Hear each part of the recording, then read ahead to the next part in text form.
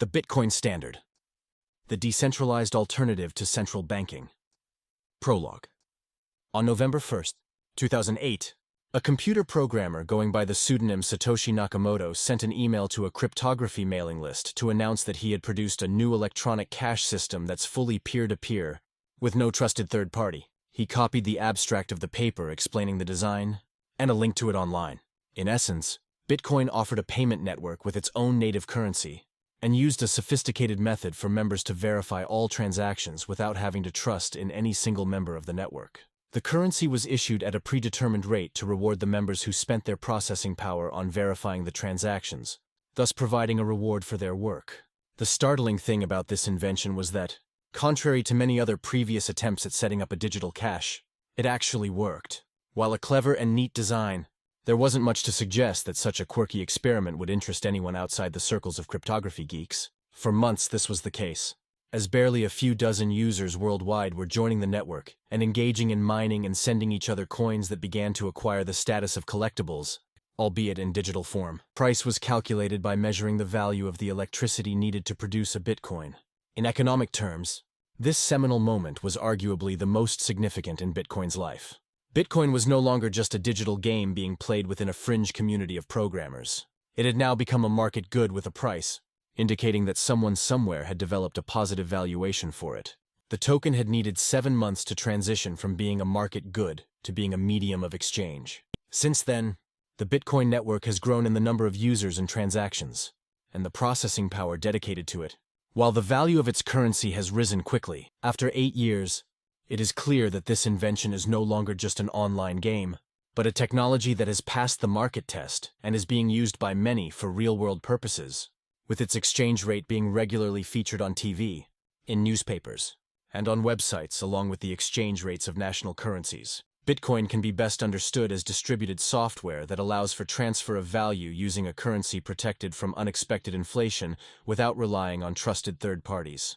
In other words, Bitcoin automates the functions of a modern central bank and makes them predictable and virtually immutable by programming them into code decentralized among thousands of network members, none of whom can alter the code without the consent of the rest. This makes Bitcoin the first demonstrably reliable operational example of digital cash and digital hard money. While Bitcoin is a new invention of the digital age, the problems it purports to solve, namely, providing a form of money that is under the full command of its owner and likely to hold its value in the long run, are as old as human society itself. This book presents a conception of these problems based on years of studying this technology and the economic problems it solves, and how societies have previously found solutions for them throughout history. My conclusion may surprise those who label Bitcoin a scam or ruse of speculators and promoters out to make a quick buck. Indeed, Bitcoin improves on earlier store of value solutions, and Bitcoin's suitability as the sound money of a digital age may catch naysayers by surprise. History can foreshadow what's to come, particularly when examined closely, and time will tell just how sound the case made in this book is. As it must, the first part of the book explains money, its function and properties. As an economist with an engineering background, I have always sought to understand a technology in terms of the problems it purports to solve, which allows for the identification of its functional essence and its separation from incidental, cosmetic, and insignificant characteristics. By understanding the problems money attempts to solve, it becomes possible to elucidate what makes for sound and unsound money, and to apply that conceptual framework to understand how and why various goods, such as seashells, beads, metals, and government money, have served the function of money, and how and why they may have failed at it or served society's purposes to store value and exchange it. The second part of the book discusses the individual, social, and global implications of sound and unsound forms of money throughout history. Sound money allows people to think about the long term and to save and invest more for the future. Saving and investing for the long run are the key to capital accumulation and the advance of human civilization. Money is the information and measurement system of an economy, and sound money is what allows trade, investment, and entrepreneurship to proceed on a solid basis, whereas unsound money throws these processes into disarray. Sound money is also an essential element of a free society, as it provides for an effective bulwark against despotic government. The third section of the book explains the operation of the Bitcoin network and its most salient economic characteristics, and analyzes the possible uses of Bitcoin as a form of sound money, discussing some use cases which Bitcoin does not serve well, as well as addressing some of the most common misunderstandings and misconceptions surrounding it. This book is written to help the reader understand the economics of Bitcoin and how it serves as the digital iteration of the many technologies used to fulfill the functions of money throughout history. This book is not an advertisement or invitation to buy into the Bitcoin currency. Far from it. The value of Bitcoin is likely to remain volatile, at least for a while. The Bitcoin network may yet succeed or fail, for whatever foreseeable or unforeseeable reasons. And using it requires technical competence and carries risks that make it unsuited for many people. This book does not offer investment advice, but aims at helping elucidate the economic properties of the network and its operation, to allow readers an informed understanding before deciding whether they want to use it. Only with such an understanding, and only after extensive and thorough research into the practical operational aspects of owning and storing Bitcoins, should anyone consider holding value in Bitcoin. While Bitcoin's rise in market value may make it appear like a no-brainer as an investment, a closer look at the myriad hacks, attacks, scams, and security failures that have cost people their Bitcoins provides a sobering warning to anyone who thinks that owning Bitcoins provides a guaranteed profit. Should you come out of reading this book thinking that the Bitcoin currency is something worth owning, your first investment should not be in buying Bitcoins, but in time spent understanding how to buy, store, and own Bitcoins securely. It is the inherent nature of Bitcoin that such knowledge cannot be delegated or outsourced. There is no alternative to personal responsibility for anyone interested in using this network, and that is the real investment that needs to be made to get into Bitcoin. Chapter 1. Money. Bitcoin is the newest technology to serve the function of money, an invention leveraging the technological possibilities of the digital age to solve a problem that has persisted for all of humanity's existence: how to move economic value across time and space. In order to understand Bitcoin, one must first understand money, and to understand money, there is no alternative to the study of the function and history of money. The simplest way for people to exchange value is to exchange valuable goods with one another.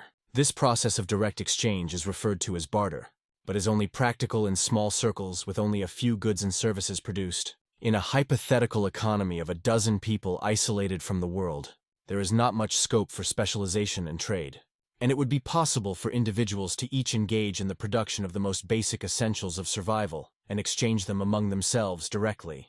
Barter has always existed in human society and continues to this day, but it is highly impractical and remains only in use in exceptional circumstances, usually involving people with extensive familiarity with one another.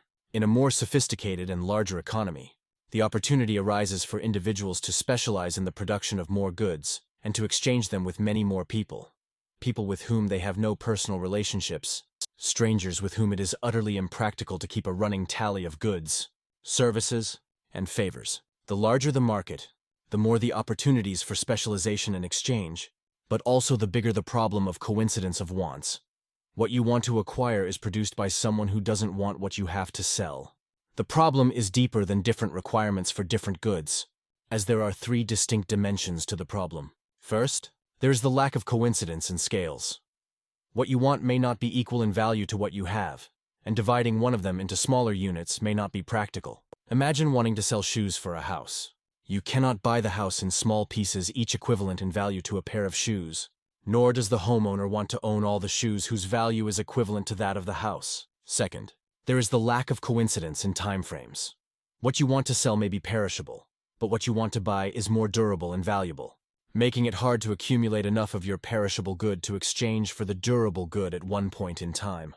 It is not easy to accumulate enough apples to be exchanged for a car at once, because they will rot before the deal can be completed. Third, there is the lack of coincidence of locations. You may want to sell a house in one place to buy a house in another location, and most houses aren't transportable. These three problems make direct exchange highly impractical and result in people needing to resort to performing more layers of exchange to satisfy their economic needs. The only way around this is through indirect exchange. You try to find some other good that another person would want, and find someone who will exchange it with you for what you want to sell. That intermediary good is a medium of exchange, and while any good could serve as the medium of exchange, as the scope and size of the economy grows, it becomes impractical for people to constantly search for different goods that their counterparty is looking for, carrying out several exchanges for each exchange they want to conduct. A far more efficient solution will naturally emerge, if only because those who chance upon it will be far more productive than those who do not. A single medium of exchange, or at most, a small number of media of exchange, emerges for everyone to trade their goods for. A good that assumes the role of a widely accepted medium of exchange is called money. Being a medium of exchange is the quintessential function that defines money. In other words, it is a good purchased not to be consumed, a consumption good, nor to be employed in the production of other goods, an investment, or capital good, but primarily for the sake of being exchanged for other goods. While investment is also meant to produce income to be exchanged for other goods, it is distinct from money in three respects. First, it offers a return, which money does not offer. Second, it always involves a risk of failure, whereas money is supposed to carry the least risk. Third, investments are less liquid than money, necessitating significant transaction costs every time they are to be spent. This can help us understand why there will always be demand for money, and why holding investments can never entirely replace money. Human life is lived with uncertainty as a given, and humans cannot know for sure when they will need what amount of money. It is common sense, and age-old wisdom in virtually all human cultures, for individuals to want to store some portion of their wealth in the form of money, because it is the most liquid holding possible, allowing the holder to quickly liquidate if she needs to, and because it involves less risk than any investment. The price for the convenience of holding money comes in the form of the foregone consumption that could have been had with it, and in the form of the foregone returns that could have been made from investing it. From examining such human choices in market situations, Karl Menger, the father of the Austrian School of Economics and founder of marginal analysis in economics, came up with an understanding of the key property that leads to a good being adopted freely as money on the market. And that is salability, the ease with which a good can be sold on the market whenever its holder desires, with the least loss in its price. There is nothing in principle that stipulates what should or should not be used as money. Any person choosing to purchase something not for its own sake, but with the aim of exchanging it for something else, is making it de facto money. And as people vary, so do their opinions on, and choices of, what constitutes money. Throughout human history, many things have served the function of money. Gold and silver, most notably, but also copper, seashells, large stones, salt, cattle, government paper, precious stones, and even alcohol and cigarettes in certain conditions. People's choices are subjective, and so there is no right and wrong choice of money. There are, however, consequences to choices. The relative salability of goods can be assessed in terms of how well they address the three facets of the problem of the lack of coincidence of wants mentioned earlier. Their salability across scales, across space, and across time. A good that is saleable across scales can be conveniently divided into smaller units or grouped into larger units, thus allowing the holder to sell it in whichever quantity he desires. Salability across space indicates an ease of transporting the good or carrying it along as a person travels, and this has led to good monetary media generally having high value per unit of weight. Both of these characteristics are not very hard to fulfill by a large number of goods that could potentially serve the function of money. It is the third element, salability across time, which is the most crucial. A good's salability across time refers to its ability to hold value into the future, allowing the holder to store wealth in it, which is the second function of money, store of value. For a good to be saleable across time, it has to be immune to rot, corrosion, and other types of deterioration. It is safe to say anyone who thought he could store his wealth for the long term in fish, apples, or oranges learned the lesson the hard way, and likely had very little reason to worry about storing wealth for a while. Physical integrity through time, however, is a necessary but insufficient condition for salability across time, as it is possible for a good to lose its value significantly, even if its physical condition remains unchanged. For the good to maintain its value, it is also necessary that the supply of the good not increase too drastically during the period during which the holder owns it. A common characteristic of forms of money throughout history is the presence of some mechanism to restrain the production of new units of the good, to maintain the value of the existing units. The relative difficulty of producing new monetary units determines the hardness of money. Money whose supply is hard to increase is known as hard money, while easy money is money whose supply is amenable to large increases.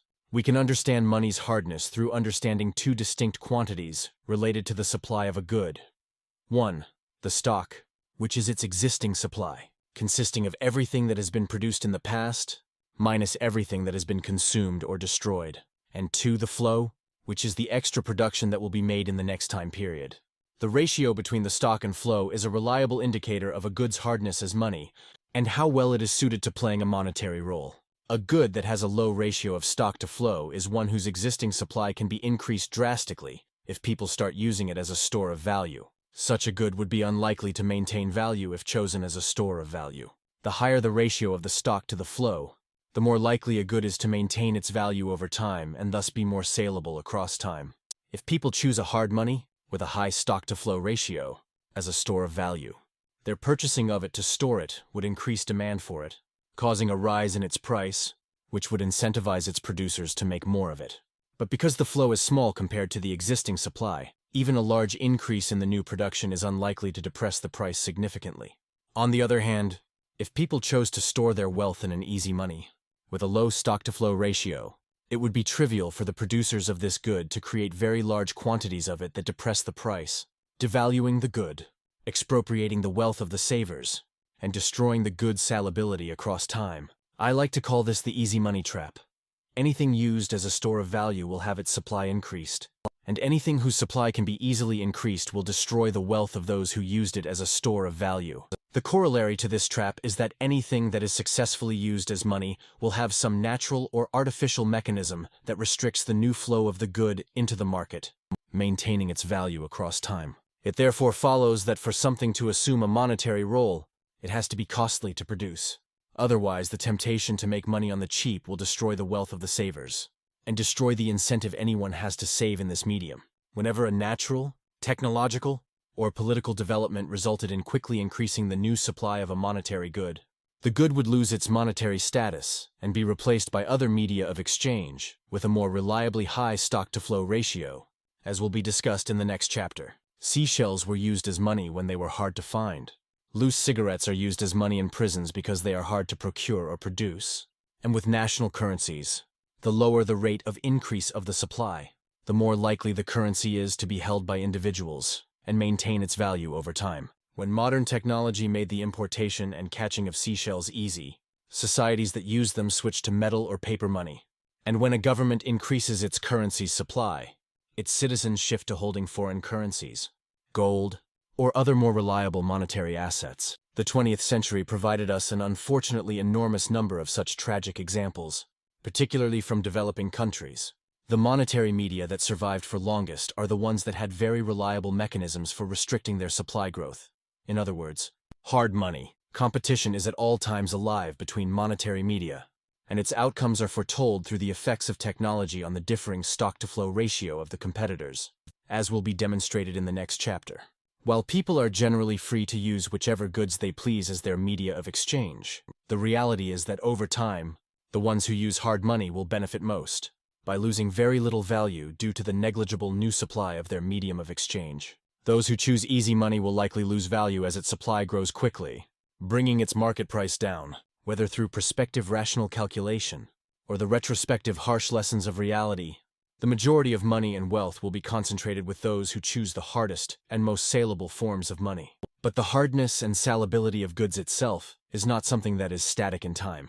As the technological capabilities of different societies and eras have varied, so has the hardness of various forms of money, and with it their salability. In reality, the choice of what makes the best money has always been determined by the technological realities of societies shaping the salability of different goods. Hence, Austrian economists are rarely dogmatic or objectivist in their definition of sound money, defining it not as a specific good or commodity, but as whichever money emerges freely chosen on the market by the people who transact with it, not imposed on them by coercive authority, and money whose value is determined through market interaction, and not through government imposition. Free market monetary competition is ruthlessly effective at producing sound money, as it only allows those who choose the right money to maintain considerable wealth over time. There is no need for government to impose the hardest money on society. Society will have uncovered it long before it concocted its government, and any governmental imposition, if it were to have any effect, would only serve to hinder the process of monetary competition. The full individual and societal implications of hard and easy money are far more profound than mere financial loss or gain, and are a central theme of this book, discussed thoroughly in chapters 5, 6, and 7. Those who are able to save their wealth in a good store of value are likely to plan for the future more than those who have bad stores of value. The soundness of the monetary media, in terms of its ability to hold value over time, is a key determinant of how much individuals value the present over the future, or their time preference, a pivotal concept in this book. Beyond the stock-to-flow ratio, another important aspect of a monetary medium's salability is its acceptability by others. The more people accept a monetary medium, the more liquid it is, and the more likely it is to be bought and sold without too much loss. In social settings with many peer-to-peer interactions, as computing protocols demonstrate, it is natural for a few standards to emerge to dominate exchange, because the gains from joining a network grow exponentially the larger the size of the network. Hence, Facebook and a handful of social media networks dominate the market, when many hundreds of almost identical networks were created and promoted. Similarly, any device that sends emails has to utilize the IMAP POP3 protocol for receiving email and the SMTP protocol for sending it. Many other protocols were invented, and they could be used perfectly well. But almost nobody uses them because to do so would preclude a user from interacting with almost everyone who uses email today, because they are on IMAP POP3 and SMTP. Similarly, with money, it was inevitable that one, or a few, goods would emerge as the main medium of exchange, because the property of being exchanged easily matters the most. A medium of exchange, as mentioned before, is not acquired for its own properties, but for its salability. Further, wide acceptance of a medium of exchange allows all prices to be expressed in its terms, which allows it to play the third function of money, unit of account.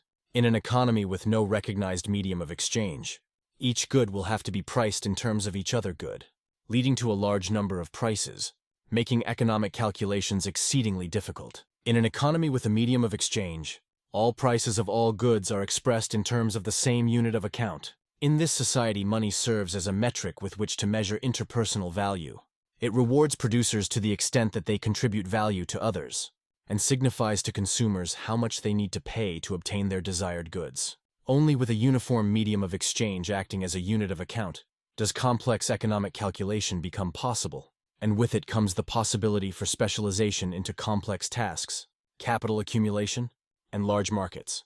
The operation of a market economy is dependent on prices, and prices, to be accurate, are dependent on a common medium of exchange, which reflects the relative scarcity of different goods. If this is easy money, the ability of its issuer to constantly increase its quantity will prevent it from accurately reflecting opportunity costs. Every unpredictable change in the quantity of money would distort its role as a measure of interpersonal value and a conduit for economic information. Having a single medium of exchange allows the size of the economy to grow as large as the number of people willing to use that medium of exchange. The larger the size of the economy, the larger the opportunities for gains from exchange and specialization, and perhaps more significantly, the longer and more sophisticated the structure of production can become.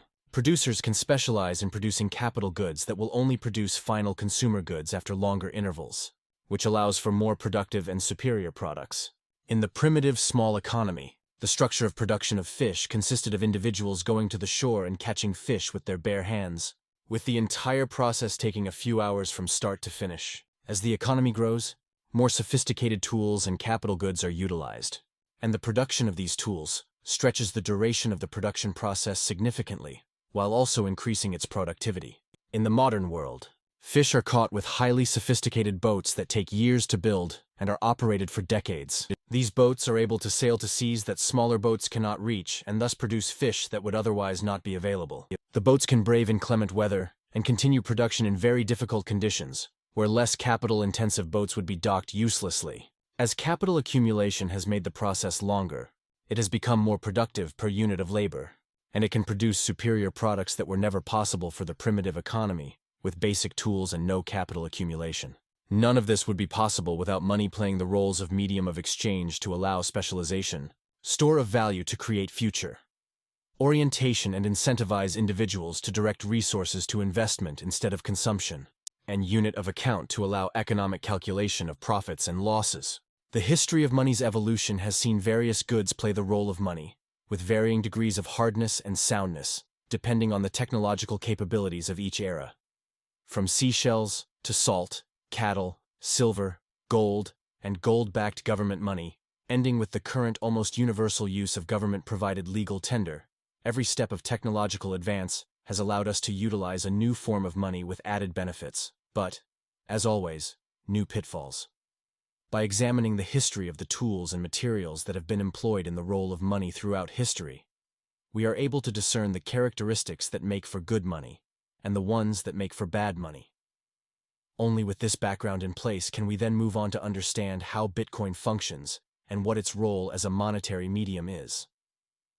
The next chapter examines the history of obscure artifacts and objects that have been used as money throughout history, from the rye stones of Yap Island to seashells in the Americas, glass beads in Africa, and cattle and salt in antiquity. Each of these media of exchange served the function of money for a period during which it had one of the best stock-to-flow ratios available to its population, but stopped when it lost that property. Understanding how and why is essential to understanding the future evolution of money and any likely role Bitcoin will play.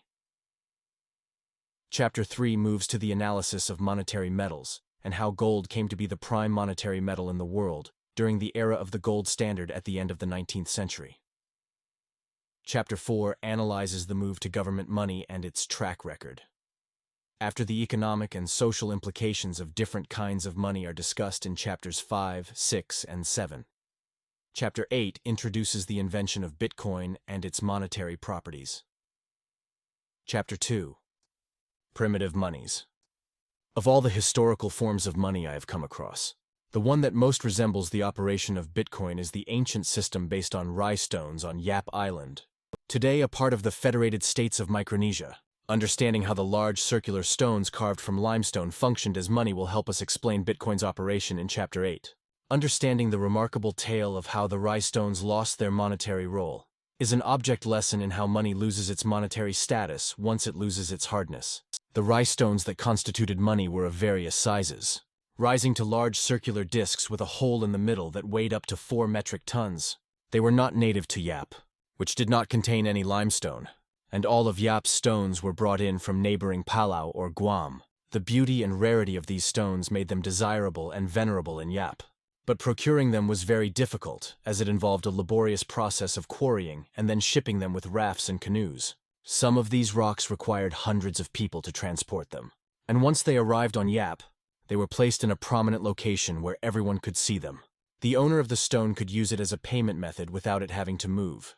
All that would happen is that the owner would announce to all townsfolk that the stone's ownership has now moved to the recipient. The whole town would recognize the ownership of the stone, and the recipient could then use it to make a payment whenever he so pleased. There was effectively no way of stealing the stone because its ownership was known by everybody. For centuries, and possibly even millennia, this monetary system worked well for the Yapese. While the stones never moved, they had salability across space, as one could use them for payment anywhere on the island. The different sizes of the different stones provided some degree of salability across scales, as did the possibility of paying with fractions of a single stone. The stone's salability across time was assured for centuries by the difficulty and high cost of acquiring new stones.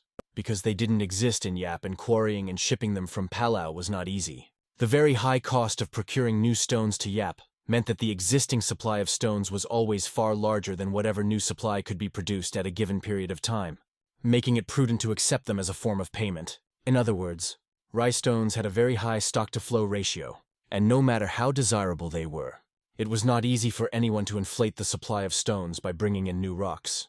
Or, at least, that was the case until 1871, when an Irish-American captain by the name of David O'Keefe was shipwrecked on the shores of Yap and revived by the locals. O'Keefe saw a profit opportunity in taking coconuts from the island and selling them to producers of coconut oil. But he had no means to entice the locals to work for him, because they were very content with their lives as they were, in their tropical paradise, and had no use for whatever foreign forms of money he could offer them. But O'Keefe wouldn't take no for an answer.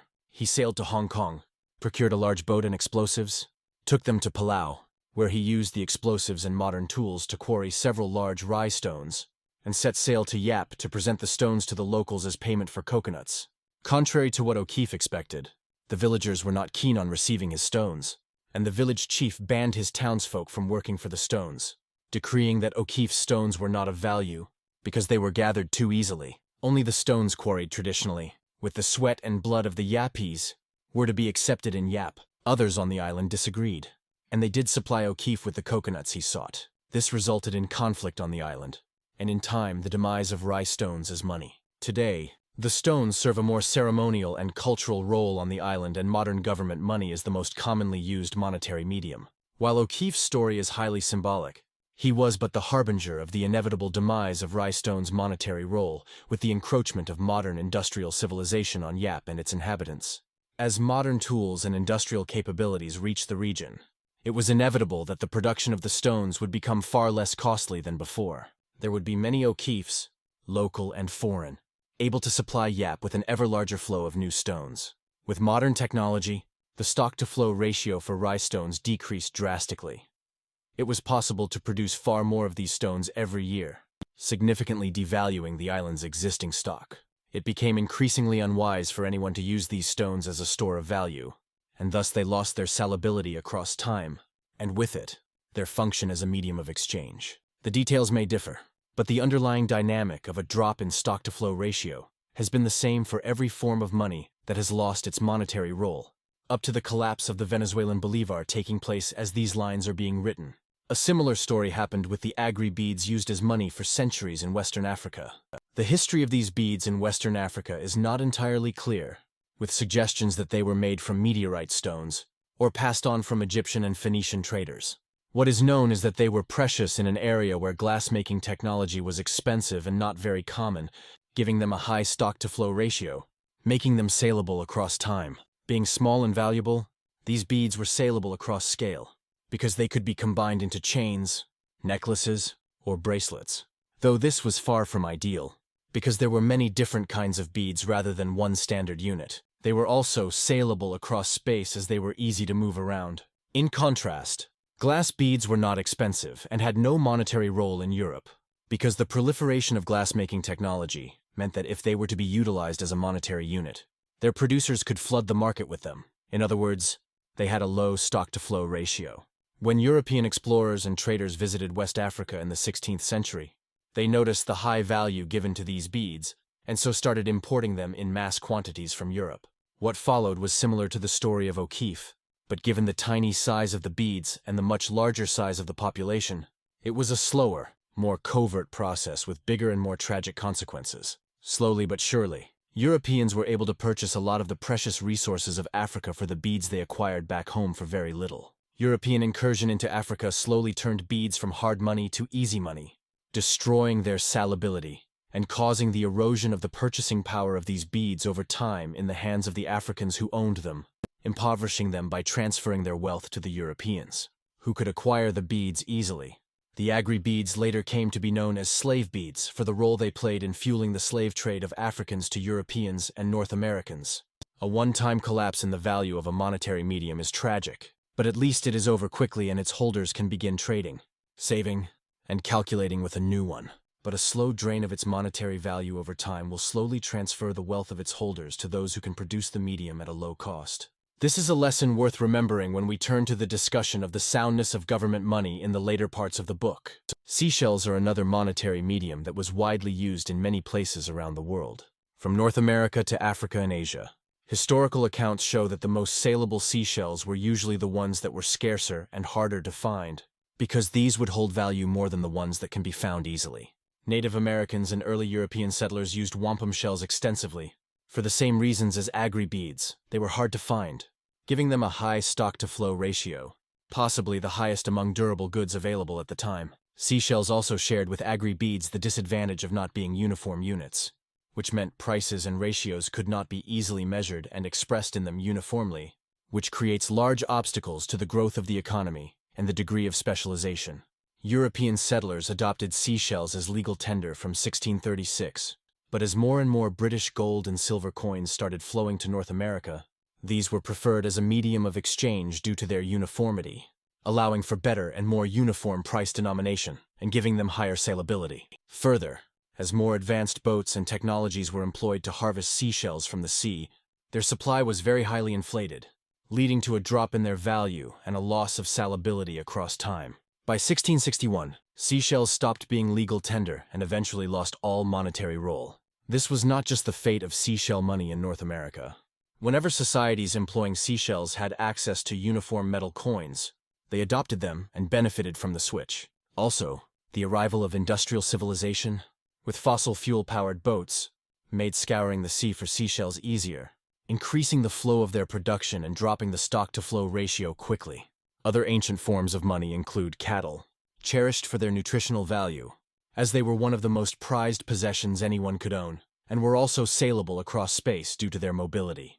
Cattle continue to play a monetary role today, with many societies using them for payments, especially for dowries. Being bulky and not easily divisible, however, meant cattle were not very useful to solve the problems of divisibility across scales, and so another form of money coexisted along with cattle, and that was salt. Salt was easy to keep for long durations and could be easily divided and grouped into whatever weight was necessary. These historical facts are still apparent in the English language, as the word pecuniary is derived from pecus, the Latin word for cattle, while the word salary is derived from sale, the Latin word for salt. 5. As technology advanced, particularly with metallurgy, humans developed superior forms of money to these artifacts, which began to quickly replace them.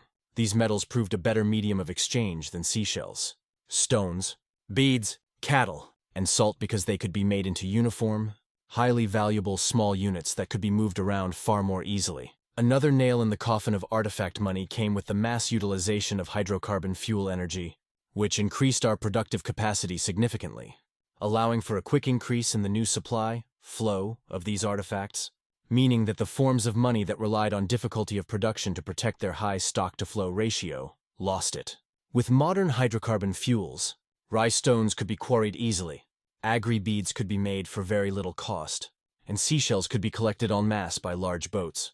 As soon as these monies lost their hardness, their holders suffered significant wealth expropriation, and the entire fabric of their society fell apart as a result. The Yap Island chiefs who refused O'Keefe's cheap rye stones understood what most modern economists fail to grasp. A money that is easy to produce is no money at all, and easy money does not make a society richer. On the contrary, it makes it poorer by placing all its hard-earned wealth for sale in exchange for something easy to produce. Chapter 3. Monetary metals. As human technical capacity for the production of goods became more sophisticated, and our utilization of metals and commodities grew, many metals started getting produced at large enough quantities and were in large enough demand to make them highly saleable and suited for being used as monetary media. These metals' density and relatively high value made moving them around easier than salt or cattle, making them highly saleable across space. The production of metals was initially not easy, making it hard to increase their supply quickly and giving them good salability across time, due to their durability and physical properties, as well as their relative abundance in Earth. Some metals were more valuable than others. Iron and copper, because of their relatively high abundance and their susceptibility to corrosion, could be produced in increasing quantities. Existing stockpiles would be dwarfed by new production, destroying the value in them. These metals developed a relatively low market value and would be used for smaller transactions. Rarer metals such as silver and gold, on the other hand, were more durable and less likely to corrode or ruin, making them more saleable across time and useful as a store of value into the future. Gold's virtual indestructibility, in particular, allowed humans to store value across generations, thus allowing us to develop a longer time horizon orientation. Initially, metals were bought and sold in terms of their weight, but over time, as metallurgy advanced, it became possible to mint them into uniform coins and brand them with their weight, making them far more saleable by saving people from having to weigh and assess the metals every time. The three metals most widely used for this role were gold, silver, and copper, and their use as coins was the prime form of money for around 500 years, from the time of the Greek king Croesus, who was the first recorded to have minted gold coins, to the early 20th century. Gold coins were the goods most saleable across time, because they could hold their value over time and resist decay and ruin. They were also the goods most saleable across space, because they carried a lot of value in small weights, allowing for easy transportation. Silver coins, on the other hand, had the advantage of being the most saleable good across scales, because their lower value per weight unit compared to gold allowed for them to conveniently serve as a medium of exchange for small transactions, while bronze coins would be useful for the least valuable transactions. By standardizing values into easily identifiable units, coins allowed for the creation of large markets, increasing the scope of specialization and trade worldwide. While the best monetary system technologically possible at the time, it still had two major drawbacks. The first was that the existence of 2 or 3 metals as the monetary standard created economic problems from the fluctuation of their values over time, due to the ebbs of supply and demand, and created problems for owners of these coins, particularly silver, which experienced declines in value due to increases in production and drops in demand. The second, more serious flaw was that governments and counterfeiters could, and frequently did, reduce the precious metal content in these coins, causing their value to decline by transferring a fraction of their purchasing power to the counterfeiters or the government. The reduction in the metal content of the coins compromised the purity and soundness of the money. By the 19th century, however, with the development of modern banking and the improvement in methods of communication, individuals could transact with paper money and checks backed by gold in the treasuries of their banks and central banks. This made gold-backed transactions possible at any scale, thus obviating the need for silver's monetary role, and gathering all essential monetary salability properties in the gold standard. The gold standard allowed for unprecedented global capital accumulation and trade by uniting the majority of the planet's economy on one sound market-based choice of money. Its tragic flaw, however, was that by centralizing the gold in the vaults of banks, and later central banks, it made it possible for banks and governments to increase the supply of money beyond the quantity of gold they held, devaluing the money and transferring part of its value from the money's legitimate holders to the governments and banks. Why gold? To understand how commodity money emerges, we return in more detail to the easy money trap we first introduced in Chapter 1, and begin by differentiating between a goods market demand for consuming or holding the good for its own sake, and its monetary demand for a good as a medium of exchange and store of value. Anytime a person chooses a good as a store of value, she is effectively increasing the demand for it beyond the regular market demand, which will cause its price to rise. For example, market demand for copper in its various industrial uses is around 20 million tons per year, at a price of around 5.00 per ton, and a total market valued around $100 billion. Imagine a billionaire deciding he would like to store $10 billion of his wealth in copper, as his bankers run around trying to buy 10% of annual global copper production. They would inevitably cause the price of copper to increase. Initially, this sounds like a vindication of the billionaire's monetary strategy. The asset he decided to buy has already appreciated before he has even completed his purchase. Surely, he reasons, this appreciation will cause more people to buy more copper as a store of value, bringing the price up even more. But even if more people join him in monetizing copper, our hypothetical copper-obsessed billionaire is in trouble. The rising price makes copper a lucrative business for workers and capital across the world. The quantity of copper under the earth is beyond our ability to even measure, let alone extract through mining. So practically speaking, the only binding restraint on how much copper can be produced is how much labor and capital is dedicated to the job. More copper can always be made with a higher price, and the price and quantity will continue to rise until they satisfy the monetary investor's demand. Let's assume that happens at 10 million extra tons and $10 per ton. At some point, monetary demand must subside, and some holders of copper will want to offload some of their stockpiles to purchase other goods, because, after all, that was the point of buying copper.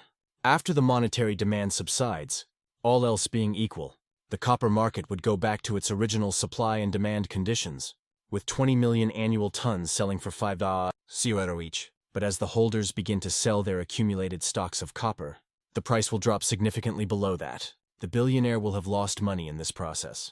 As he was driving the price up, he bought most of his stock for more than $5 a ton, but now his entire stock is valued below $5 a ton. The others who joined him later bought at even higher prices and will have lost even more money than the billionaire himself. This model is applicable for all consumable commodities such as copper, zinc, nickel, brass, or oil, which are primarily consumed and destroyed, not stockpiled. Global stockpiles of these commodities at any moment in time are around the same order of magnitude as new annual production. New supply is constantly being generated to be consumed. Should savers decide to store their wealth in one of these commodities, their wealth will only buy a fraction of global supply before bidding the price up enough to absorb all their investment, because they are competing with the consumers of this commodity who use it productively in industry. As the revenue to the producers of the good increases, they can then invest in increasing their production, bringing the price crashing down again, robbing the savers of their wealth. The net effect of this entire episode is the transfer of the wealth of the misguided savers to the producers of the commodity they purchased. This is the anatomy of a market bubble.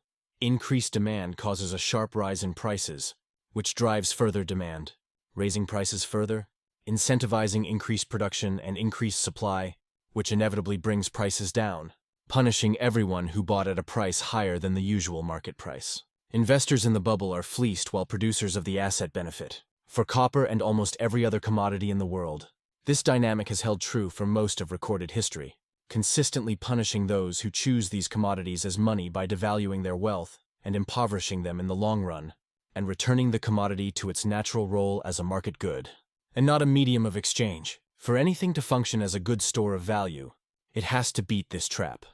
It has to appreciate when people demand it as a store of value, but its producers have to be constrained from inflating the supply significantly enough to bring the price down. Such an asset will reward those who choose it as their store of value, increasing their wealth in the long run as it becomes the prime store of value, because those who chose other commodities will either reverse course by copying the choice of their more successful peers, or will simply lose their wealth. The clear winner in this race throughout human history has been gold, which maintains its monetary role due to two unique physical characteristics that differentiate it from other commodities. First, gold is so chemically stable that it is virtually impossible to destroy, and second, gold is impossible to synthesize from other materials, alchemists' claims notwithstanding, and can only be extracted from its unrefined ore, which is extremely rare in our planet. The chemical stability of gold implies that virtually all of the gold ever mined by humans is still more or less owned by people around the world. Humanity has been accumulating an ever-growing hoard of gold and jewelry, coins, and bars, which is never consumed and never rusts or disintegrates. The impossibility of synthesizing gold from other chemicals means that the only way to increase the supply of gold is by mining gold from the earth, an expensive, toxic, and uncertain process in which humans have been engaged for thousands of years with ever-diminishing returns. This all means that the existing stockpile of gold held by people around the world is the product of thousands of years of gold production, and is orders of magnitude larger than new annual production. Over the past 7 decades, with relatively reliable statistics, this growth rate has always been around 1.5%, never exceeding 2%. To understand the difference between gold and any consumable commodity, imagine the effect of a large increase in demand for it as a store of value that causes the price to spike and annual production to double. For any consumable commodity, this doubling of output will dwarf any existing stockpiles, bringing the price crashing down and hurting the holders. For gold, a price spike that causes a doubling of annual production will be insignificant, increasing stockpiles by 3% rather than 1.5%. If the new increased pace of production is maintained, the stockpiles grow faster, making new increases less significant. It remains practically impossible for gold miners to mine quantities of gold large enough to depress the price significantly. Only silver comes close to gold in this regard, with an annual supply growth rate historically around 5 to 10%, rising to around 20% in the modern day. This is higher than that of gold for 2 reasons. First, silver does corrode and can be consumed in industrial processes, which means the existing stockpiles are not as large relative to annual production as gold's stockpiles are relative to its annual production. Second, silver is less rare than gold in the crust of the earth and easier to refine, because of having the second highest stock-to-flow ratio, and its lower value per unit of weight than gold.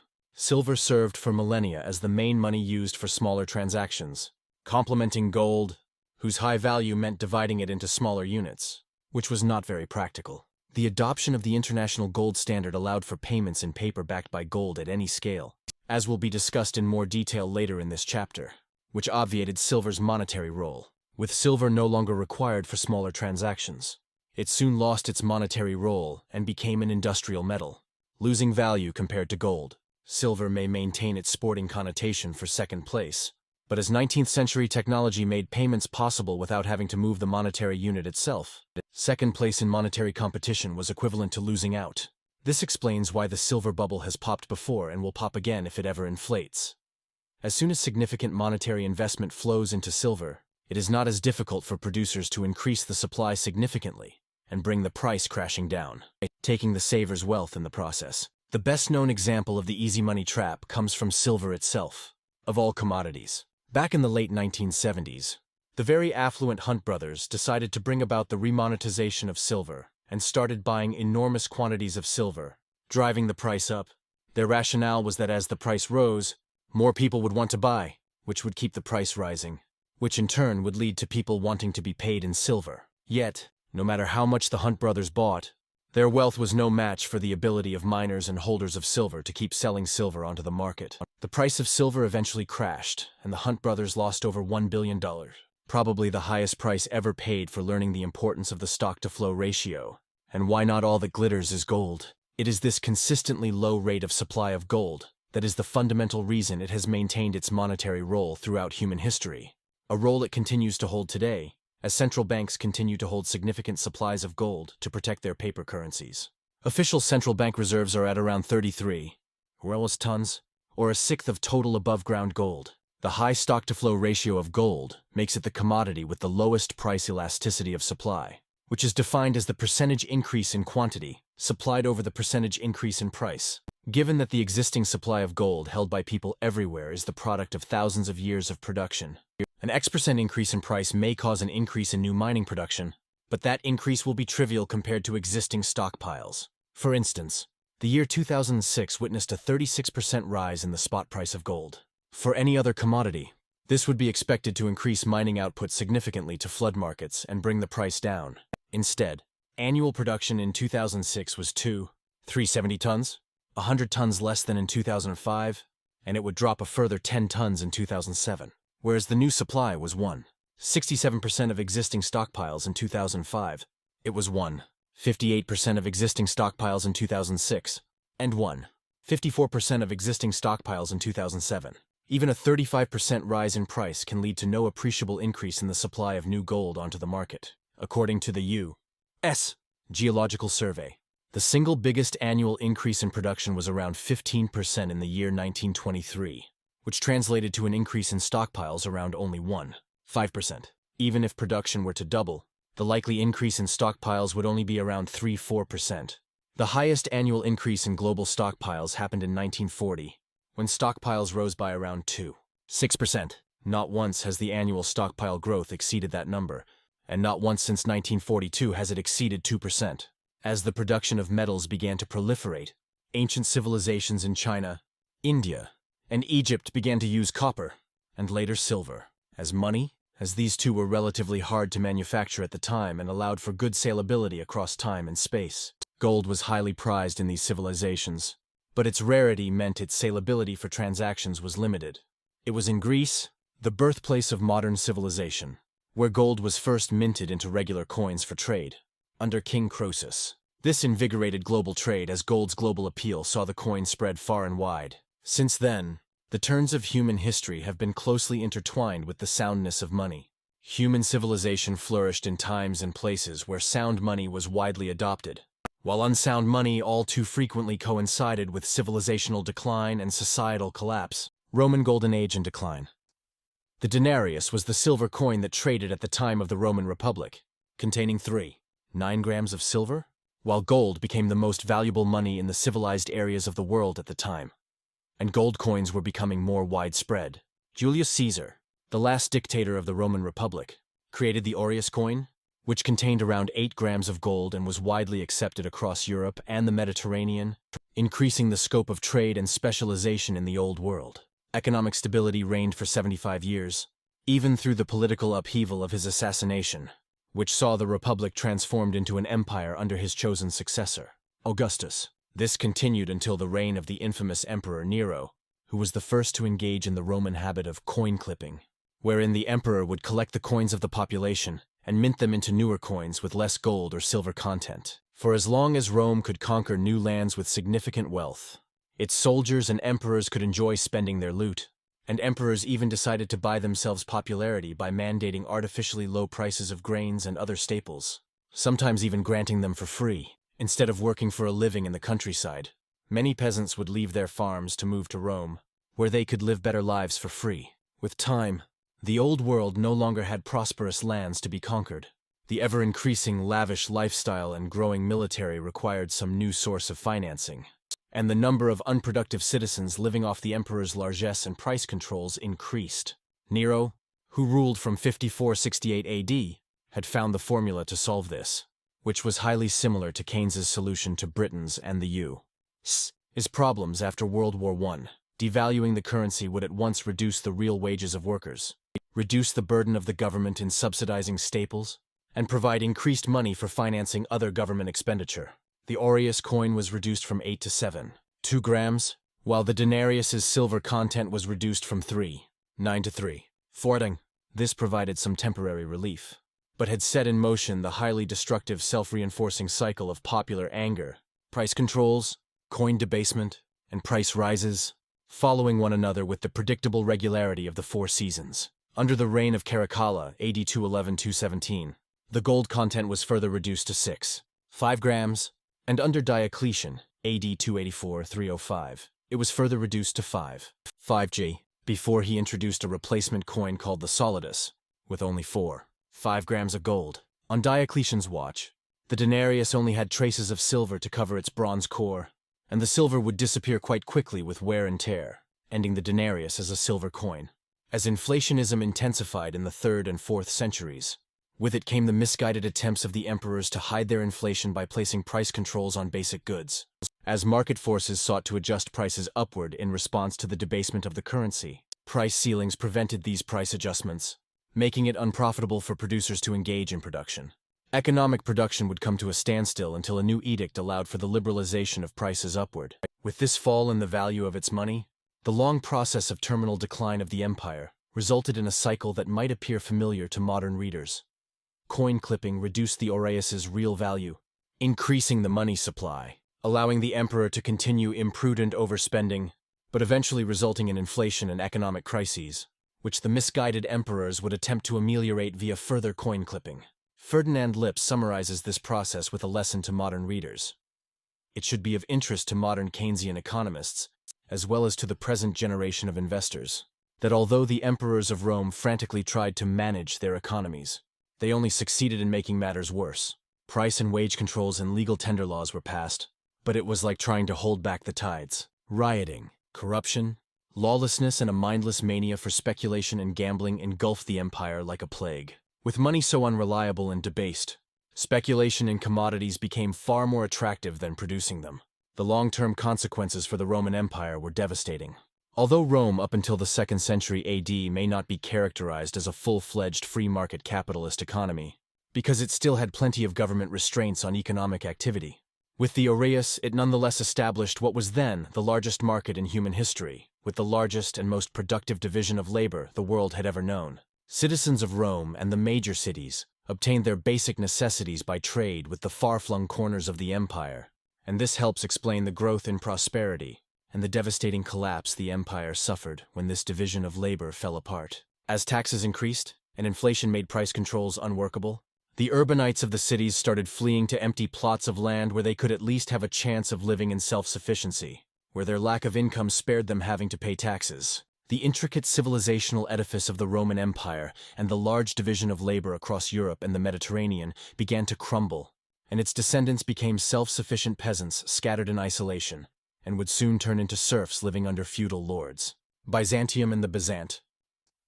The Emperor Diocletian has forever had his name associated with fiscal and monetary chicanery, and the empire reached a nadir under his rule, a year after he abdicated.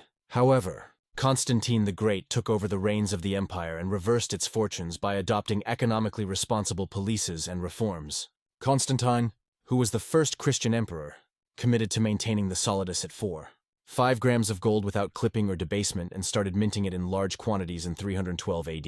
He moved east and established Constantinople at the meeting point of Asia and Europe, birthing the Eastern Roman Empire, which took the solidus as its coin, while Rome continued its economic, social, and cultural deterioration, finally collapsing in 476 AD.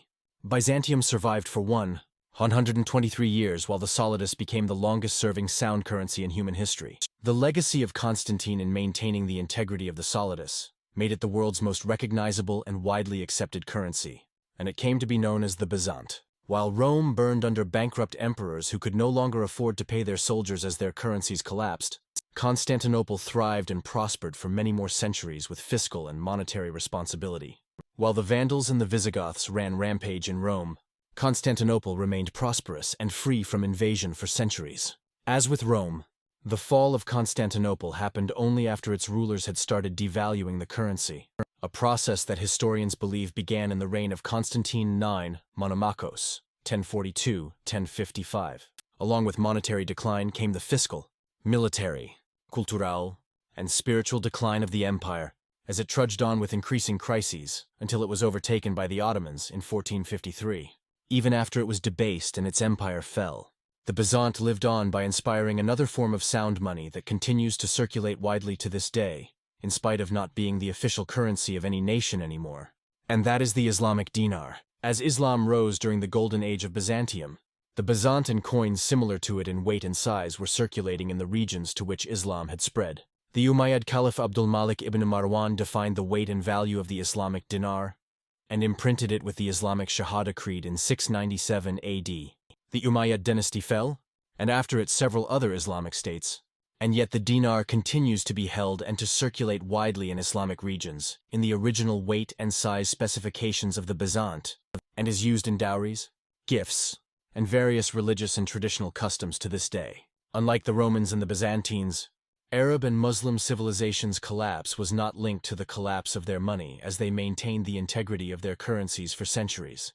The solidus, first minted by Diocletian in AD 301, has changed its name to the bezant and the Islamic dinar, but it continues to circulate today. 17 centuries of people the world over have used this coin for transactions, emphasizing the salability of gold across time.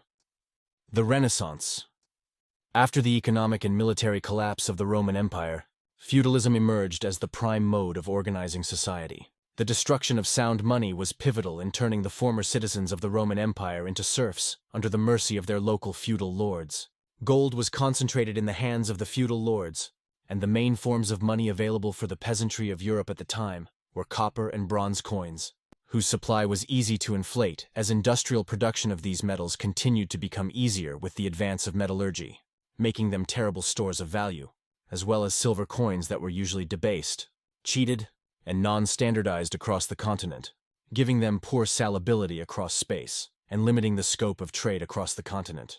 Taxation and inflation had destroyed the wealth and savings of the people of Europe. New generations of Europeans came to the world with no accumulated wealth passed on from their elders, and the absence of a widely accepted sound monetary standard severely restricted the scope for trade, closing societies off from one another and enhancing parochialism as once.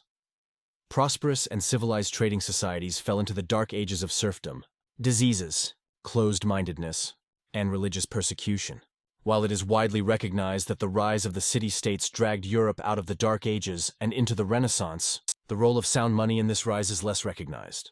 It was in the city-states that humans could live with the freedom to work, produce, trade, and flourish, and that was to a large extent the result of these city-states adopting a sound monetary standard. It all began in Florence in 1252, when the city minted the florin, the first major European sound coinage since Julius Caesar's aureus.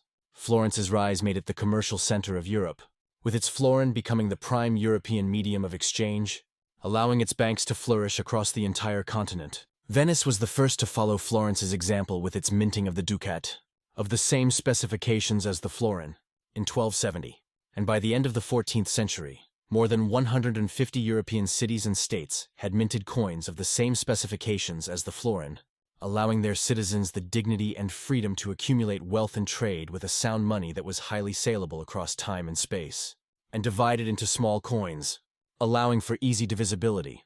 With the economic liberation of the European peasantry came the political, scientific, intellectual, and cultural flourishing of the Italian city-states, which later spread across the European continent. Whether in Rome, Constantinople, Florence, or Venice, history shows that a sound monetary standard is a necessary prerequisite for human flourishing, without which society stands on the precipice of barbarism and destruction.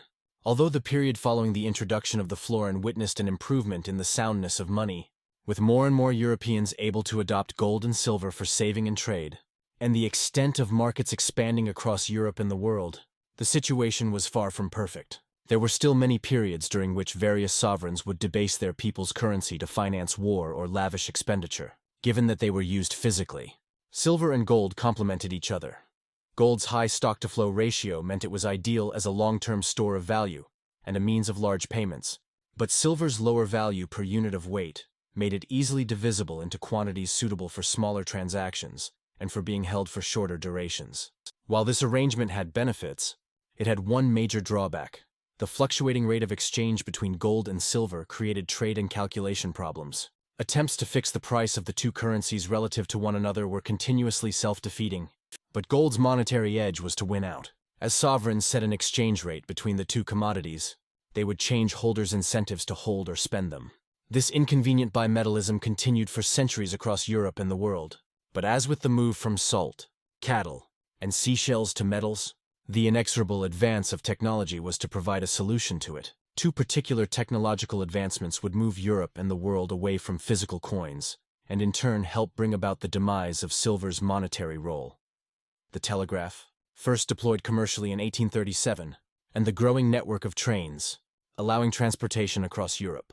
With these two innovations, it became increasingly feasible for banks to communicate with each other, sending payments efficiently across space when needed, and debiting accounts instead of having to send physical payments. This led to the increased use of bills, checks, and paper receipts as monetary media instead of physical gold and silver coins. More nations began to switch to a monetary standard of paper fully backed by, and instantly redeemable into, precious metals held in vaults. Some nations would choose gold, and others would choose silver, in a fateful decision that was to have enormous consequences. Britain was the first to adopt a modern gold standard in 1717. Under the direction of physicist Isaac Newton, who was the warden of the Royal Mint, and the gold standard would play a great role in it advancing its trade across its empire worldwide. Britain would remain under a gold standard until 1914, although it would suspend it during the Napoleonic Wars from 1797 to 1821.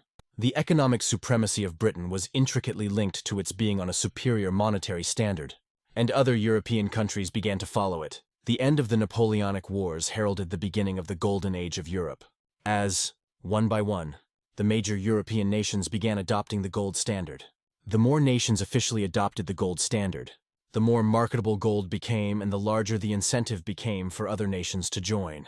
Further, instead of individuals having to carry gold and silver coins for large and small transactions, respectively, they could now store their wealth in gold in banks while using paper receipts, bills, and checks to make payments of any size. The holders of paper receipts could just use them to make payment themselves. Bills were discounted by banks and used for clearance, and checks could be cashed from the banks that issued them. This solved the problem of gold's salability across scales, making gold the best monetary medium. For as long as the banks hoarding people's gold would not increase the supply of papers they issued as receipts. With these media being backed by physical gold in the vaults and allowing payment in whichever quantity or size, there was no longer a real need for silver's role in small payments. The death knell for silver's monetary role was the end of the Franco-Prussian War, when Germany extracted an indemnity of 200 million in gold from France and used it to switch to a gold standard. With Germany now joining Britain, France, Holland, Switzerland, Belgium, and others on a gold standard, the monetary pendulum had swung decisively in favor of gold, leading to individuals and nations worldwide who use silver to witness a progressive loss of their purchasing power and a stronger incentive to shift to gold. India finally switched from silver to gold in 1898, while China and Hong Kong were the last economies in the world to abandon the silver standard in 1935.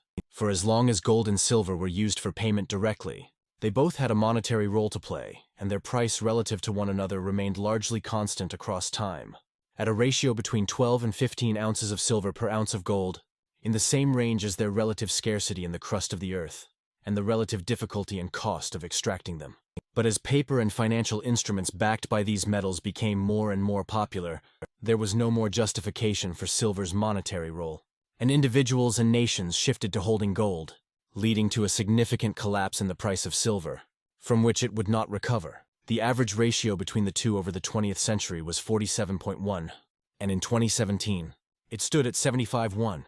While gold still has a monetary role to play, as evidenced by central banks' hoarding of it, silver has arguably lost its monetary role. The demonetization of silver had a significantly negative effect on the nations that were using it as a monetary standard at the time. India witnessed a continuous devaluation of its rupee compared to gold-based European countries, which led the British colonial government to increase taxes to finance its operation, leading to growing unrest and resentment of British colonialism. By the time India shifted the backing of its rupee to the gold-backed pound sterling in 1898, The silver backing its rupee had lost 56% of its value in the 27 years since the end of the Franco-Prussian War. For China, which stayed on the silver standard until 1935, its silver, in various names and forms, lost 78% of its value over the period.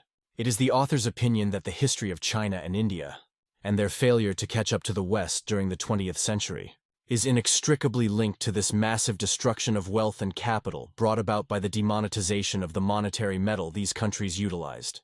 The demonetization of silver, in effect, left the Chinese and Indians in a situation similar to West Africans holding agri-beads as Europeans arrived. Domestic hard money was easy money for foreigners, and was being driven out by foreign hard money, which allowed foreigners to control and own increasing quantities of the capital and resources of China and India during the period. This is a historical lesson of immense significance, and should be kept in mind by anyone who thinks his refusal of Bitcoin means he doesn't have to deal with it. History shows it is not possible to insulate yourself from the consequences of others holding money that is harder than yours. With gold in the hands of increasingly centralized banks, it gained salability across time, scales, and location, but lost its property as cash money, making payments in it subject to the agreement of the financial and political authorities issuing receipts, clearing checks, and hoarding the gold. Tragically, the only way gold was able to solve the problems of salability across scales, space, and time was by being centralized and thus falling prey to the major problem of sound money emphasized by the economists of the 20th century: individual sovereignty over money and its resistance to government centralized control. We can thus understand why 19th century sound money economists like Menger focused their understanding of money's soundness on its salability as a market good, whereas 20th century sound money economists like Mises, Hayek, Rothbard, and Salerno focused their analysis of money's soundness on its resistance to control by a sovereign. Because the Achilles heel of 20th century money was its centralization in the hands of the government, we will see later how the money invented in the 21st century, Bitcoin, was designed primarily to avoid centralized control. La Belle Époque. The end of the Franco-Prussian War in 1871 and the consequent shift of all major European powers onto the same monetary standard, namely gold, led to a period of prosperity and flourishing that continues to appear more amazing with time and in retrospect. A case can be made for the 19th century, in particular, the second half of it, being the greatest period for human flourishing, innovation, and achievement that the world had ever witnessed, and the monetary role of gold was pivotal to it. With silver and other media of exchange increasingly demonetized, the majority of the planet used the same golden monetary standard, allowing the improvements in telecommunications and transportation to foster global capital accumulation and trade like never before. Different currencies were simply different weights of physical gold, and the exchange rate between one nation's currency and the other was the simple conversion between different weight units, as straightforward as converting inches to centimeters. The British pound was defined as 3 grams of gold, while the French franc was 29 grams of gold, and the Deutschmark 36 grams, meaning the exchange rate between them was necessarily fixed at 28 French francs and 2 Deutschmark per pound. In the same way, metric and imperial units are just a way to measure the underlying length. National currencies were just a way to measure economic value as represented in the universal store of value, gold. Some countries' gold coins were fairly saleable in other countries, as they were just gold. Each country's money supply was not a metric to be determined by central planning committees stocked with Ph.D. holders, but the natural working of the market system. People held as much money as they pleased and spent as much as they desired on local or foreign production, and the actual money supply was not even easily measurable. The soundness of money was reflected in free trade across the world, but perhaps more importantly, was increasing savings rates across most advanced societies that were on the gold standard, allowing for capital accumulation to finance industrialization, urbanization, and the technological improvements that have shaped our modern life. By 1900, around 50 nations were officially on the gold standard, including all industrialized nations, while the nations that were not on an official gold standard still had gold coins being used as the main medium of exchange. Some of the most important technological, medical, economic, and artistic human achievements were invented during the era of the gold standard, which partly explains why it was known as La Belle Époque, or the beautiful era, across Europe. Britain witnessed the peak years of Pax Britannica, where the British Empire expanded worldwide and was not engaged in large military conflicts. In 1899, When American writer Nellie Bly set out on her record-breaking journey around the world in 72 days, she carried British gold coins and Bank of England notes with her. It was possible to circumnavigate the globe and use one form of money everywhere Nellie went. In the United States, this era was called the Gilded Age, where economic growth boomed after the restoration of the gold standard in 1879 in the wake of the American Civil War. It was only interrupted by one episode of monetary insanity, which was effectively the last dying pang of silver as money, discussed in Chapter 6, when the Treasury tried to remonetize silver by mandating it as money. This caused a large increase in the money supply and a bank run by those seeking to sell Treasury notes and silver to gold. The result was the recession of 1893, after which U.S. economic growth resumed. With the majority of the world on one sound monetary unit, there was never a period that witnessed as much capital accumulation, global trade, restraint on government, and transformation of living standards worldwide.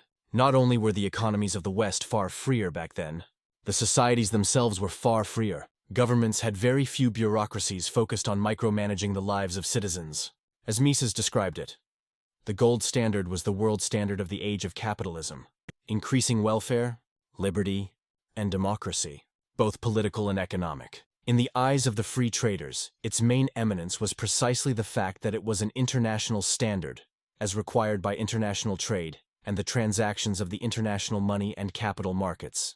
It was the medium of exchange by means of which Western industrialism and Western capital had borne Western civilization to the remotest parts of the Earth's surface, everywhere destroying the fetters of old-aged prejudices and superstitions, sowing the seeds of new life and new well-being, freeing minds and souls, and creating riches unheard of before. It accompanied the triumphal, unprecedented progress of Western liberalism, ready to unite all nations into a community of free nations, peacefully cooperating with one another.